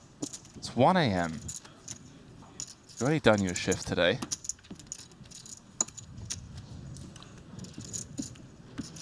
Is Randy over there? He is. He's in the YouTube chat. Take a day off, pal. Oh, he is. Take an evening off, I should say. Yeah, I have my computer shut to charge it right now, but... Wow, and fresh off of losing a big pot. Oh, now I can't find Nano.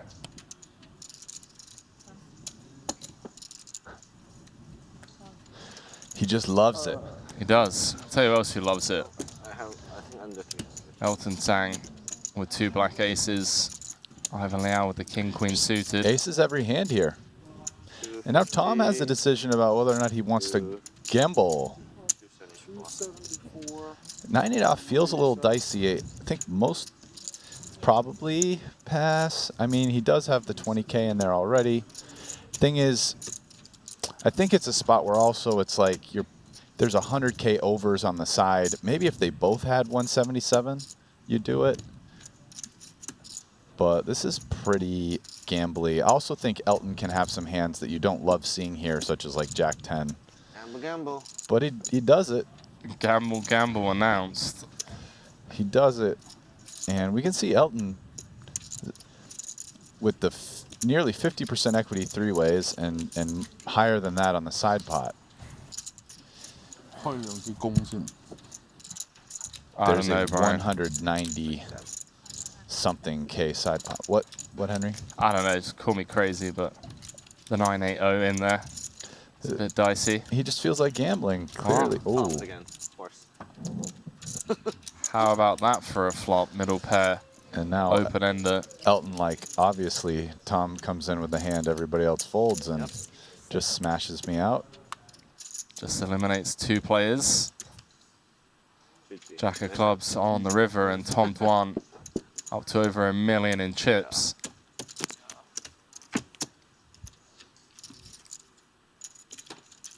Is any of that just future action EV, Brian, or? No, I'm sure Tom did it because he thought it was plus EV. Yeah. I mean, maybe he's also looking to acquire a stack heading into the bubble and wants to, you know, this is a spot where I can win a bunch of chips and then, you know, win future chips easier, having a chip be one of the chip leaders playing to the bubble. Well, he's the chip leader at this table, 1.3 million with that pot. Moves up to third in chips, just behind Sam Greenwood and Michael Zhang, overtaking boss man Paul Poir. We're down to the final 16 with the double elimination of Ivan Liao and Elton Tsang. Yeah, we're almost at, we're getting close to two table combined, yep. Gabo!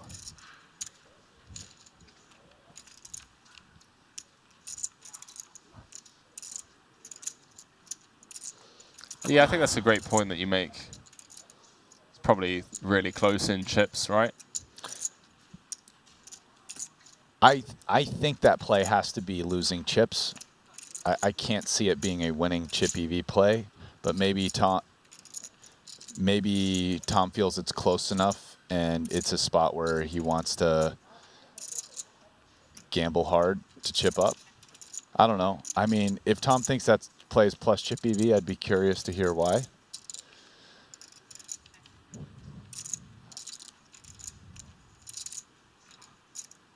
Talking of Tom, involved in another hand against Santi Jiang.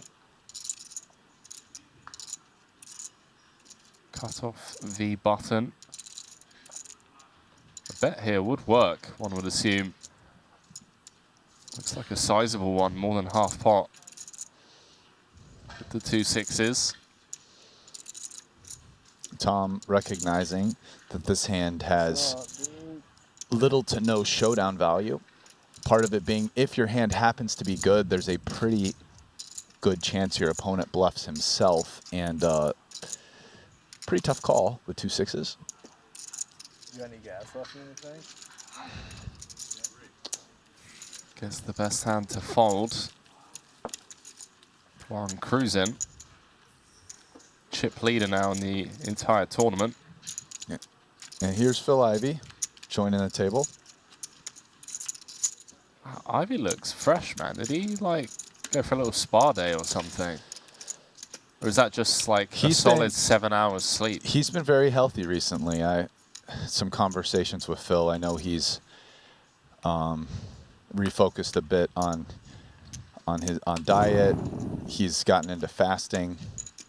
He looks really fresh, dude. So I think it's just he's working out some. I check my box. think his overall fitness now is better than it's been in years. Yeah. So fair play, mate.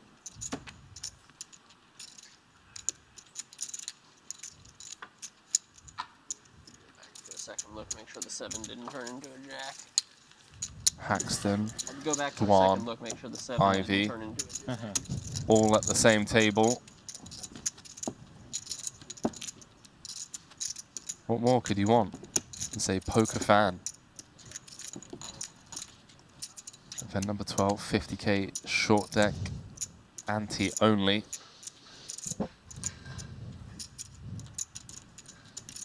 Jerome is home. yeah, I mean, Ivy and Haxton, I would say are two of the best all-round players to ever do it. I mean, you could, I think most people would probably say Ivy is #1. There was that like 5 to 10 year stretch. Oh, yeah. Where it was pretty much like undisputed, just like tournament cash, mix, no limit, literally everything, online and live. I mean, like dude, crushing the full tilt games, plus crushing tournaments, plus playing like the Bobby's Room mix and winning. I mean, that was probably the best stint in modern poker of anyone's had, kind of at the top. And you know, at this point, Ike has been doing it in all forms, you know, in modern poker for about as long as anyone. So I think those two guys are right at the top of any kind of all-round list. Well, talking of Ike, guess just click call with the aces in hand. Santi Jang just jamming from the hijack. Ike, the player at risk. And well, it's going to be tough to lose this one, but still 15% running cards in the form of clubs or straights. And there we go. 4 outs once for Santi on the turn, and nope, not going to happen this time. So Ike gets the double. The 6 is the unpaired dead card. The unpaired dead yes, card. every other unpaired card on the turn gives Jack 10 a straight draw, but except the 6. This, I guess also the Jack, but that does pair your card. But yeah. I knew what you meant, Brian. Yeah. I knew exactly what you were talking about, mate. When you say a tea, do they bring you the Turkish tea? Yep. Yeah, and Ivy, one of those names as well. Brian, I mean, look, he's already won a title here in Cyprus. Came runner-up in that 100K earlier on in the summer at the WSOP. Came second to Ponakov's in that one for a 7-figure score. And he's one of the few names that come to mind when you speak with not even the casual poker fan, but even people that don't play poker. Yes. People know who Ivy is. You know, there are a few names that come to mind: Helmuth, Negreanu, and Ivy. When you think of just household names. Of course, yeah. And normally when you ask hardcore poker players who the best current players are, they give a different answer than the casual fan. But yeah, you know, Ivy's probably the one that has the most accurate overlap, I would say, in that group. I'd say so. I'll leave it at that. He was sat behind me at dinner today, just chilling. Looked like a healthy plate of food in front of him, listening to a podcast. He's been eating very healthy. Actually, just had a couple funny random dinner run-ins. He looks at my plate and goes, oh, mashed potatoes, huh? Too many carbs. Yeah. I like Ivy's funny. Whatever. He's a good dude. I've hung out with him a few times as well. He's fun. Actually, before he stopped drinking alcohol, went out once or twice with him in Macau. Gone to his studio in Vegas. Has some artists he was recording.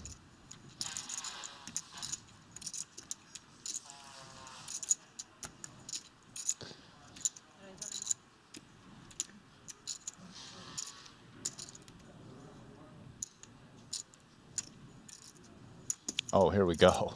Just left. How nice is it? Just people move all in, you get aces. I mean, it's the dream. Now, Jack 10 off, actually one of the better hands to have in this spot, which is part of the idea behind Seth shoving that much. I think he figures he probably gets it through ace 10 for sure, maybe even ace jack. And a 10. Oh boy.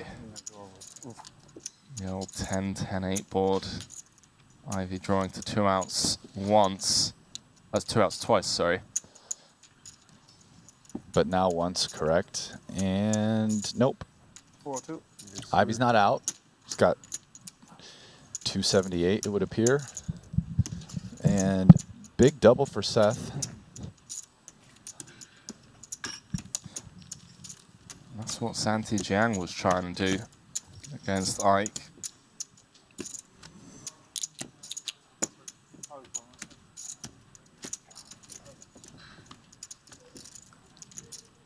Note the 40 anti hijack jam with Jack 10 from both players. Get your charts out.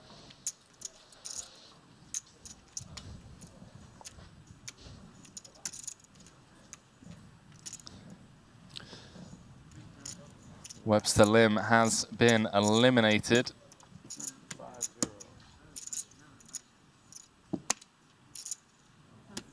In pretty brutal fashion, by the way. I mean, flop top and bottom. Oh, I do apologize. Okay, flop top and bottom against middle pair and nut flush draw.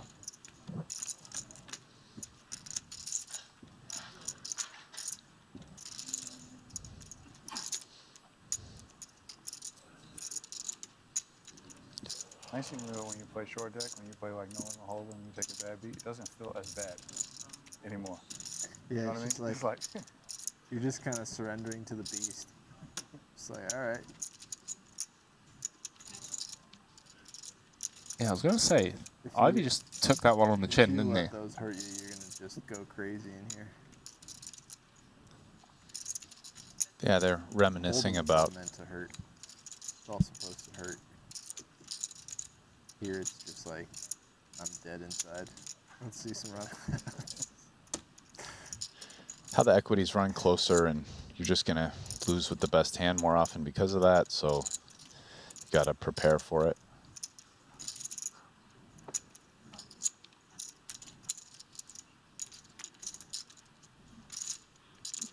Bottom two versus the straight, and that card should be a bit of an action killer in this one, as even though Sonny probably still thinks he has the best hand, Ike most certainly does not think he has the best hand.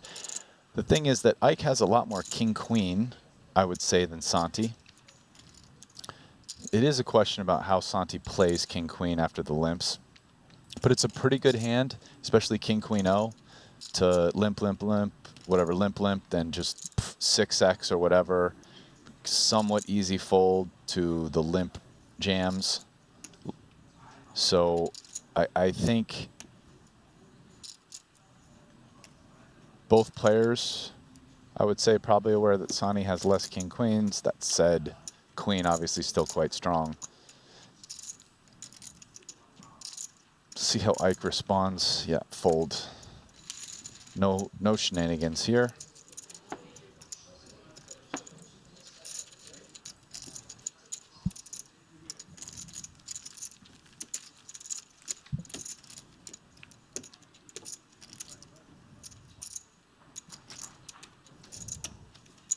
With that beat, Ivy down to just 22 antes.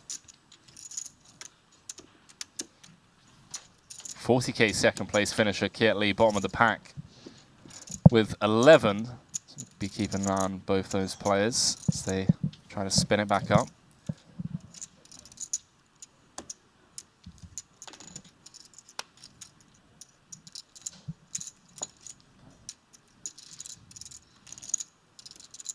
you, right?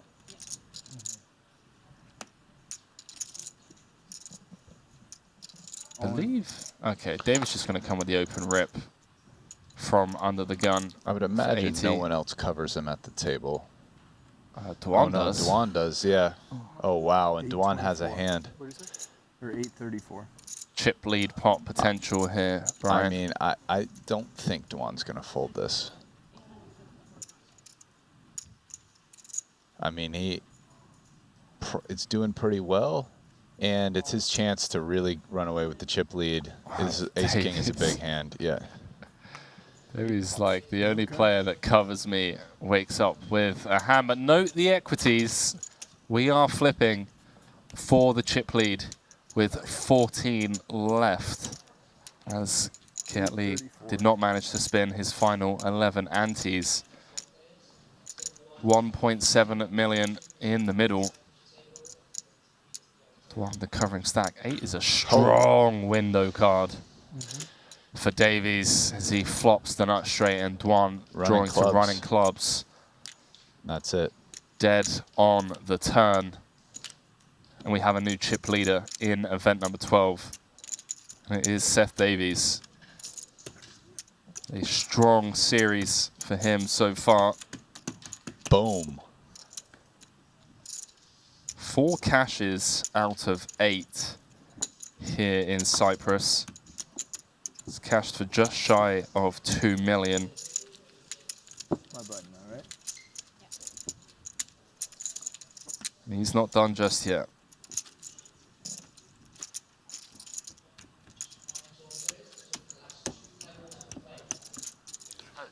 So Davies with the Jack 10, Jack 10. Ace is cracked. Flops a straight against the Ace King. Goes from 40 antes to 160. Ivy's turn to rip it in. With the Jack 10. Oh my god, and aces again.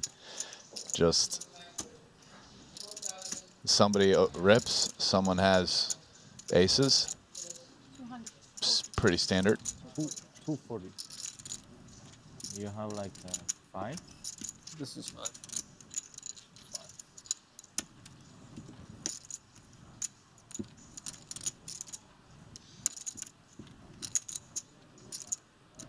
Ivy's turn to do the dirty on the aces. Who said there's no justice in poker, Brian?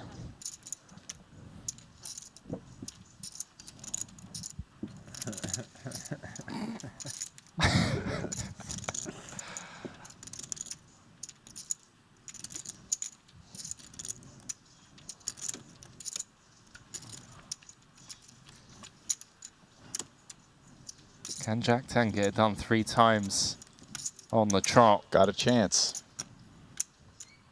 Gut shot and running spades. No dice on that turn, drawing to 4 outs once now. How did you get that one?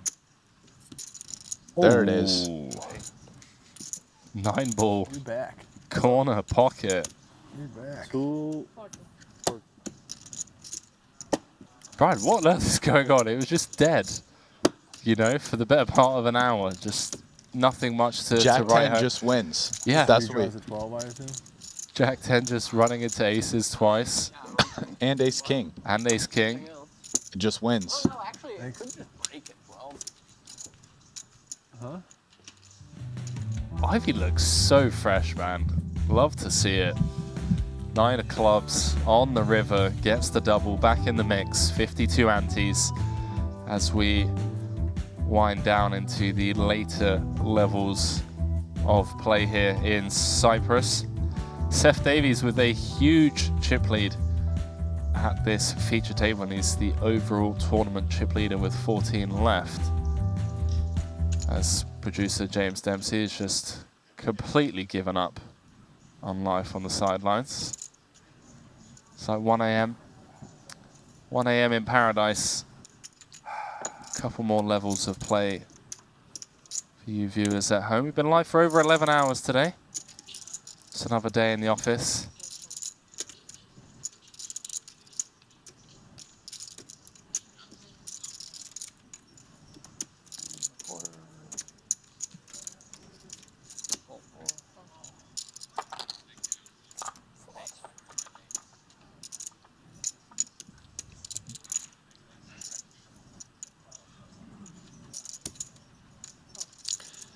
Well, these limps aren't getting through. The ace-king suited of Ivy here on the button. He's asking for all of it, and that's all of too much for the double queen high.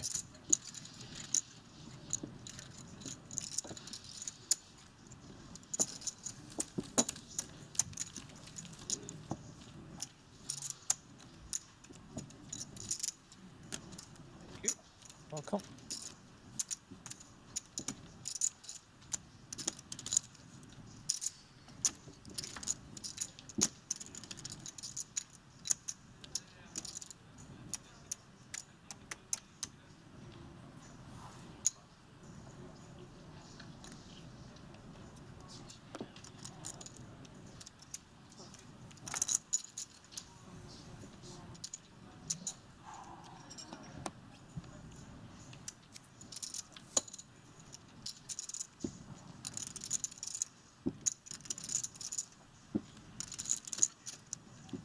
Tuan gets a rare walk.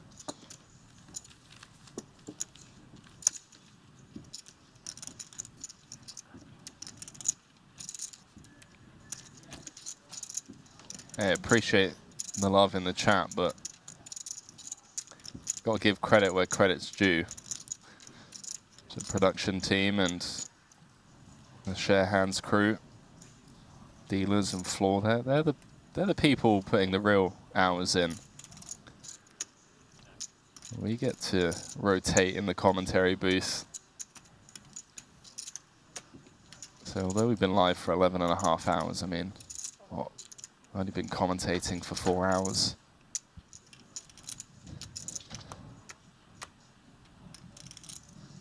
I glimpse UTG. Davies with ace-8 suited here.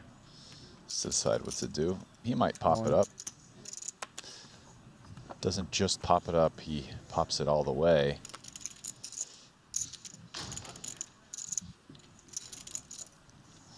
Happy, gonna be happy to take that down. I'm just getting everybody else going all in.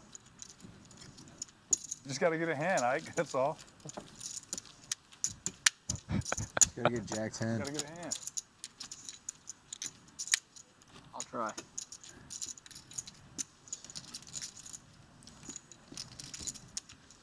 I'd love to hit the gym with Ivy.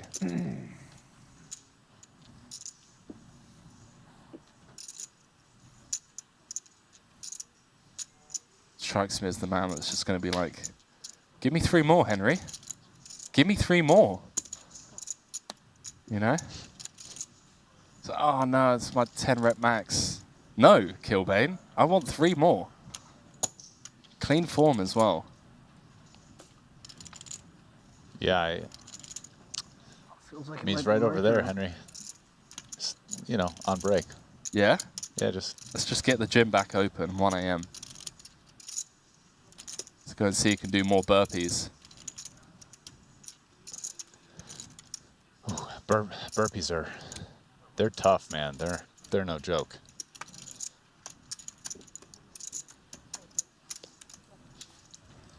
Yeah, I mean, who actually likes burpees? I mean, people say they do. It's kind of like the sock shoe debate. Like people that claim that they like burpees probably need some help. Yeah. Well, a lot of hands need some help on this flop, as everybody's missed it so much that King 10-0's got the 24%.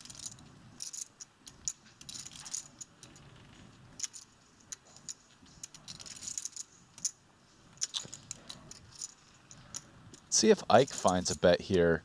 The 6 and 7 are nice for the button limp range.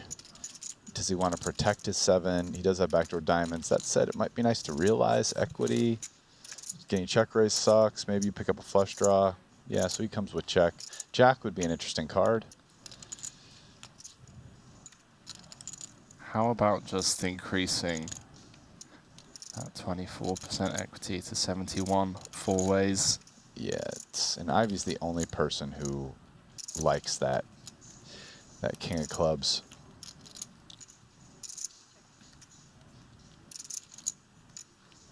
Oh, he has to decide how he wants to play it.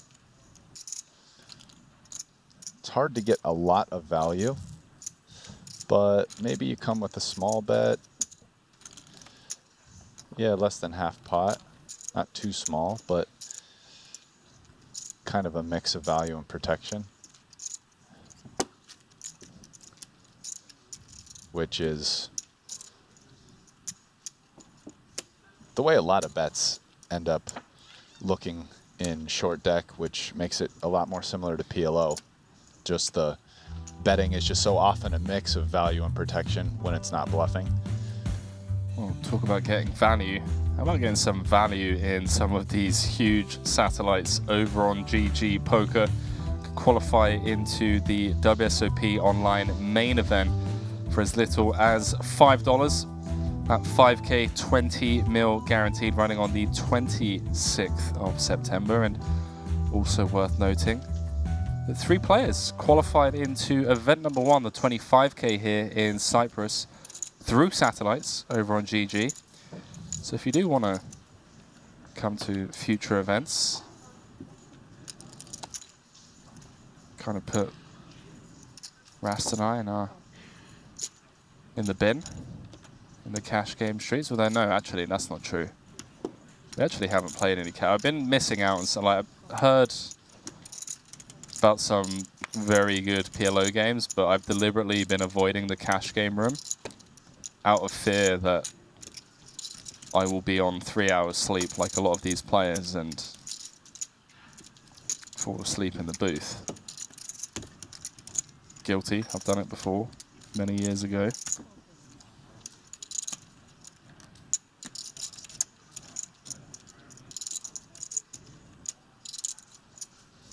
Santi Jiang, still the best hand. The underpair to the board, 4 ways.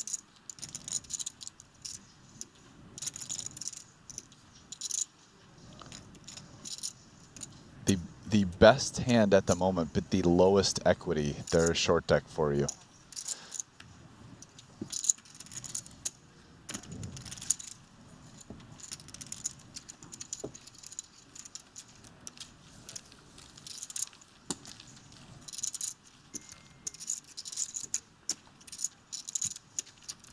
Hang on a minute, what's going on here, Brian? Both of us just perked up as some... It's like avocado toast. Avo toast for the share hands team. Looks definitely deserved. Looks pretty solid, actually. Not gonna lie, should we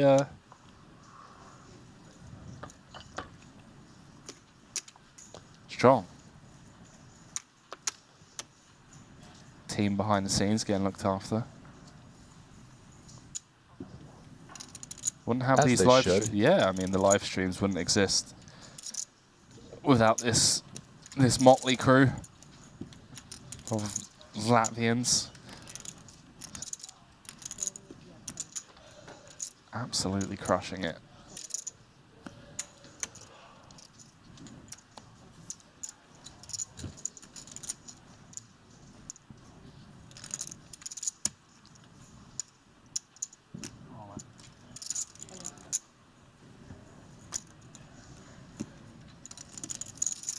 Ivy just shipping it in on the button.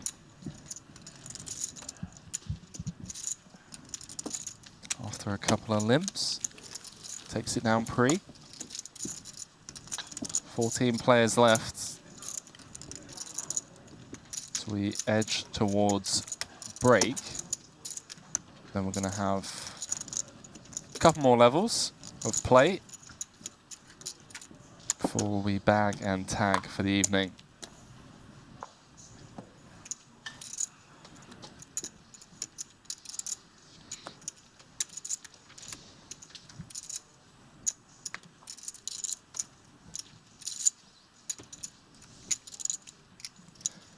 Seth Davies, overall chip leader, after a couple of doubles, Jack 10, cracking the aces of Ivy, followed by winning the flip against Tom Dwan's ace king. Jason Kuhn second in chips, Michael Zhang third, Sam Greenwood in fourth, Paul Poir in fifth, rounding out the top 5 stacks.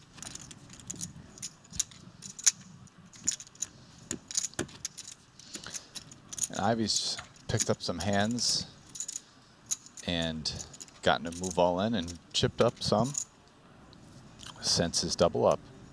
Won maybe 200K.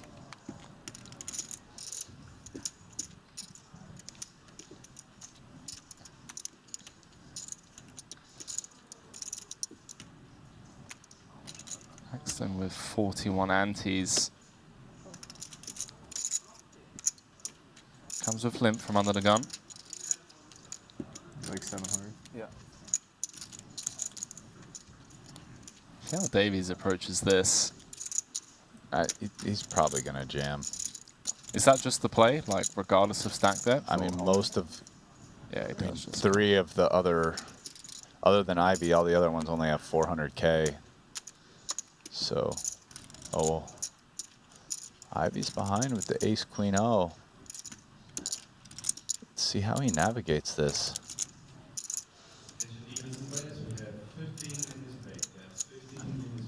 There are only 2 ways to navigate Yeah. it. Hang on a minute, what's going on? I with the old fake fold. Looking at Ike. He does eventually let it go. Santi Jiang, 39. Queen 10 suited, not going to cut it, one would assume.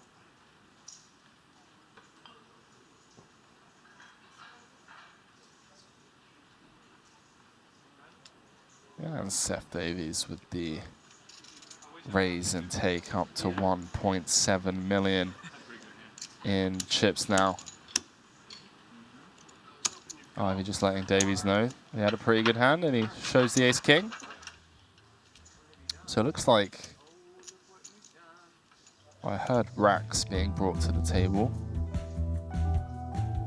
Maybe going to mix things up here when we come back from break. But as we close things out at this feature table, is Seth Davies finishing off strongly with a couple of doubles.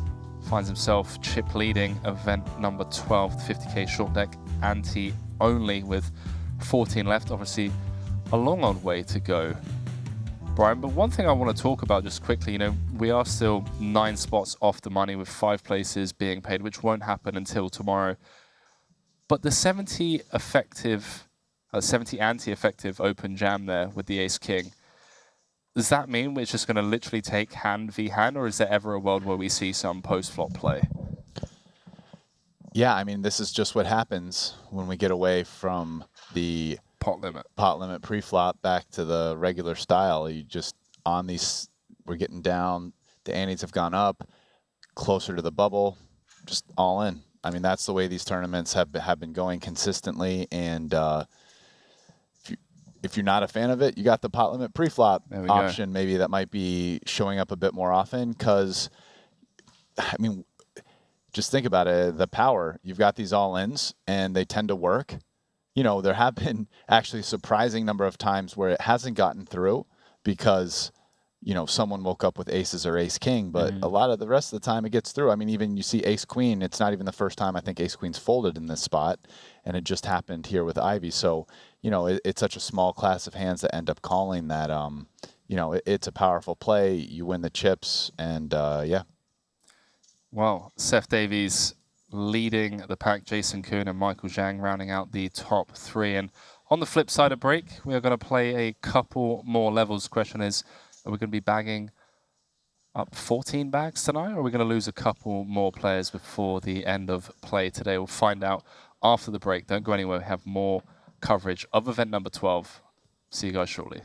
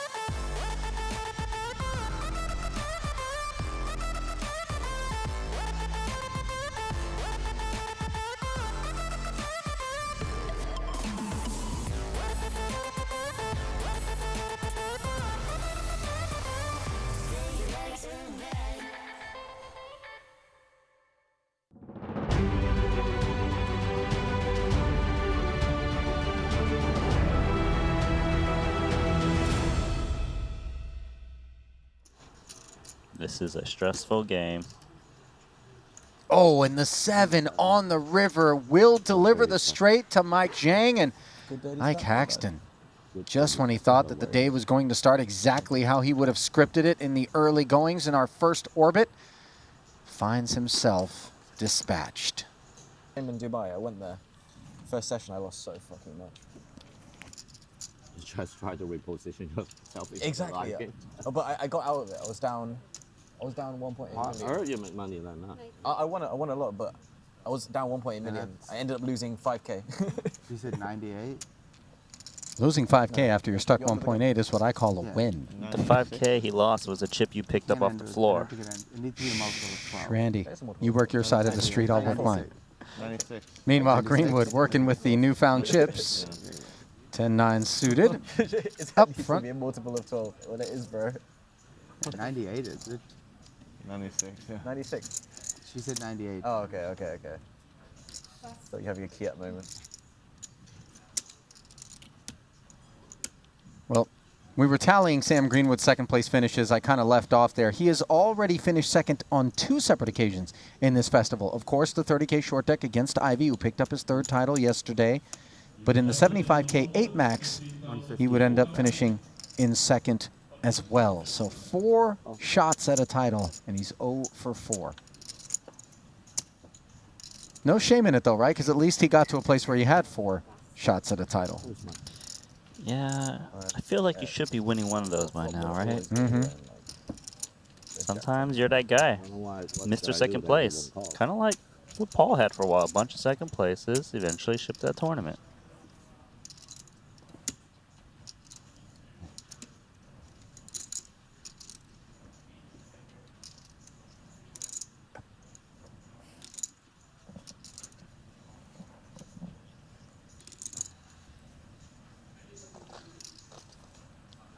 Both players with 10s on this flop. Winford with the better kicker and the Jack of Hearts working. And it looks like he is ready to spin with Greenwood, who is behind. It better be 9. It could also be 10-9. It could also be 10-9. You I don't know. You like- would be happy to see. Oh my god. I guess Why I'm. didn't You bet. You bet. He probably maybe fold. He does not fold. Oh, that's. Oh, Turn now, giving You don't want to Winfred Jackson 10s, but opens the door for Greenwood to pick up a straight. More chances. Can he stave off elimination? He can't. As the queen pairs, and Elton Sang has dashed Sam Greenwood's hopes of a second straight final table in short deck. See you later. And subsequently, his shot at a title. I don't know. I should just put him off. And then what happened? Meanwhile, we swing it back over to Tom Dwan's table. Finds himself in a 4-way pot, and he's ripping in the rest of his stack with this Jack 10, which is an open-ender on the Ace-9-8 board. Elton Sang was the man who fired with top pair. Chapegatien flatted with bottom 2. Yeah. Elton might read the flat as weakness and may commit more chips here. However, if he's getting trapped, it could be bye-bye 2 million chips, so he needs to be careful of Ace-10 of clubs.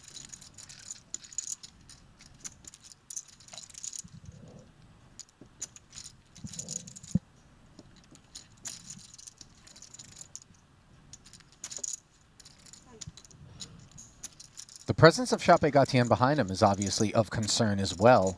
It's a big concern, and he's not really sure what to make of his range because he's a less experienced short deck player. You can't put him on ranges if he hasn't played it that much.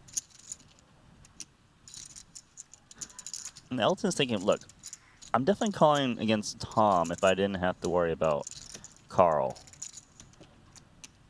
Since it's only 30 antes total. This is actually a very annoying spot. Elton's out. It's going to be Carl and Dwan. Yep. KCG with bottom 2 up against the open ender, and he is a small favorite. We're going KCG now. Okay. Yeah. I like it. I'm trying it on for size. You can see that the open-ended straight draw has so much equity, unpaired, 46%, even against two pair. Well, now the jack on the turn adds outs to the mix for Dwan. You tell me he still has 46%. Yeah, that feels weird, but I guess with just one to come, as opposed to two, the equities remain static, and on the river, the king will seal KCG as the winner in this pot. Pretty good for me. No. 好想你贏佢啊！我想你削佢，我想你削佢少少 At 啊。 final 7 players, 咁 you 我 get 就 one 開 more 始做 time 嘢 lane.。啊呀，我想你削佢少少啊。你削佢少少，誒咁係200幾萬，咁我就可以喐啦。高住喎佢嗰度，唉，阻我發達。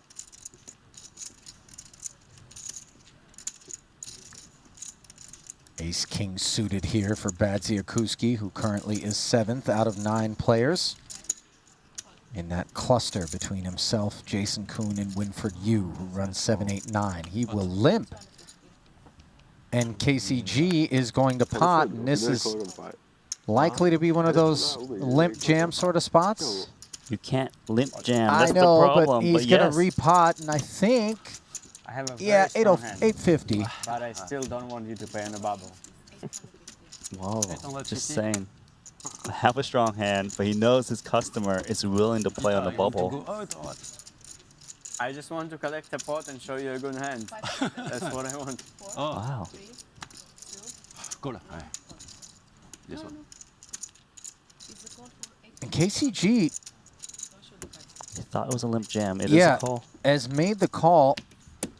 And now we've got already 1.8 million in the middle, 405 back for Badziakuski. Yeah, time pen? Yes. Give you one.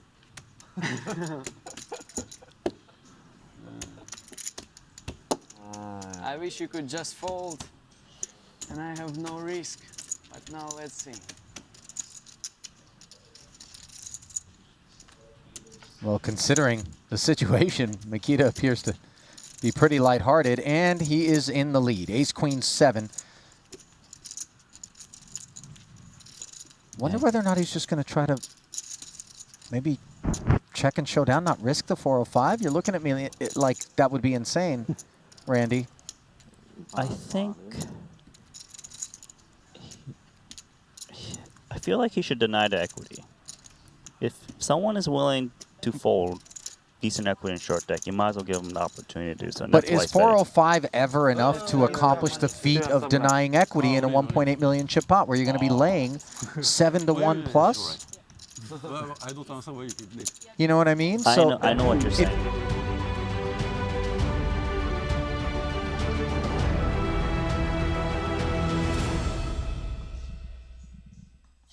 Oh, warm welcome back to the break desk here in Cyprus. Event number 12, the 50k short deck anti-only. Brian Rast alongside myself, Henry Kilbane. Seth Davies out in front of the final 14. A strong performance from him here in Cyprus, cashing 4 of the 8 events that he's played and chip leading in this one. But I want to jump into a couple of the featured tables that we're going to be bringing you viewers at home. Over on the blue table, Daniel Cates, Paul Poir, Sam Greenwood, Stephen Chidwick, and Michael Zhang. Quite the star-studded lineup, Brian. Yeah, I mean, kind of only pros and killers left, so, you know, it's just up to see which one of them is going to stand above this time and take it down. That's certainly one way to put it. Well, it is Bossman Paul Poir with the chip lead at the blue feature table as we switch our focus to the red feature table. Jason Kuhn, Lon Loon, someone who we haven't seen that much of so far here in Cyprus, Danny Tang and Dario Sammartino. Jason Kuhn with the chip lead at the red feature table. 14 left, a couple more eliminations, Brian, and then we'll be breaking things down to the final 2 tables. Obviously, still a long way to go before we can even talk about bubble play. So a lot of the decisions here just going to be mainly based off of chips.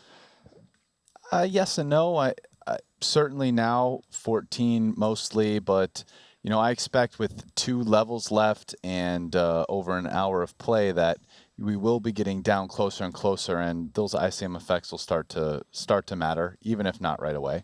We're going to throw things down to the main feature tables here at the Merit Royal Diamond Hotel and Casino. Event number 12, the 50k short deck. Ante only, 5 places paid. 557,000 going to the eventual champion, min cash of 140,000.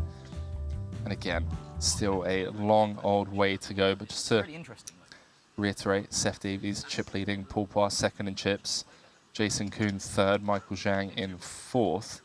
The only players with more than average. No, the floor asks you to take your phone off the. Okay. Because it interferes with the RFID apparently. 450, 750. Chitters, who's run pretty bad here in Cyprus. 200k 2 bullet is good. I do think Parliament pre-flop would be more action. Came third in the 30k. I like event number 2 that you should have like a bit of everything. Tolerant like, took down. To get the no limit guys into short deck, a 25k short deck, no limit mix, round of each or something. Or like, that would be really, really great for everyone. And put it in the middle of the no limit. Because some people just go home and don't play the short deck, but they play a bit, they get excited, they want to play. I think it's a good blend, because now there's too many no limit tournaments. Everyone just goes home because they're tired, right? Yeah, we'll just be exhausted no matter what. It's kind of tough to like play a million short deck and no limit tournaments in a row, or each. Or kind of mix in the short deck a bit with the no limit, so people feel like they're bored for a day and they play some short deck. And make it 25k, 30k, and then everyone will play.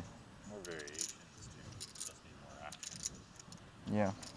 I think we should just have mixed games here. That's why. The mixed game guys. The mixed game guy just goes ahead and says. 6 more games.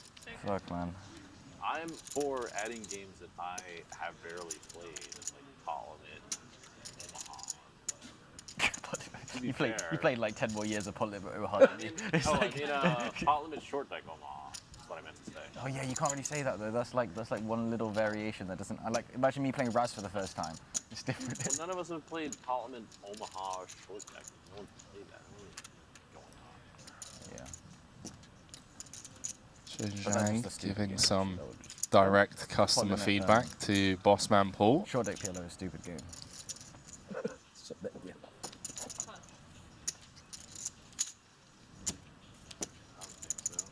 don't know. No, I've heard it's really stupid. It's like apparently Heads Up is a good game, but I mean, I really trust people's judgment that much. not even. There's not enough cards. Barely enough cards. Jungle saying he wouldn't mind playing some mixed games. Have you ever played short deck PLO? I have. I haven't actually. They're discussing whether it's a good or bad game. Do you have an opinion? I don't. The only time we've played PLO short deck has been for like bedroom flips in Airbnbs or dinner flips or whatnot. Like it's never been like played seriously. Like yeah, it's just been to kind of gamble. What a run out here, by the way. Running diamonds, Greenwood with the queen of diamonds. The nut flush, Chidwick with the jack of diamonds, and 146k in the middle. This is hijack v cutoff, limped pot. So Chidwick only losing to 2 hands here. Quad kings, which we can safely remove from Greenwood's range after, I don't want to say he never traps with kings in the cutoff, but... And then the queen of diamonds. Yeah, it might be pretty close to never.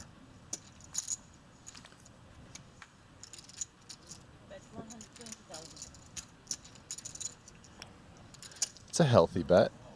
120 into 146. And when we can safely remove kings from Greenwood's range, Brian, do we ever see Chidwick come with raise here, even though he is facing a close to pot size river bet? I mean, I think the size of this bet makes it less likely than had Greenwood sized down. You know, I don't want to say never, but yeah, I think call would be what I would expect, and that's what Chidwick came with. And with that, Greenwood moving up to over $1 million in chips.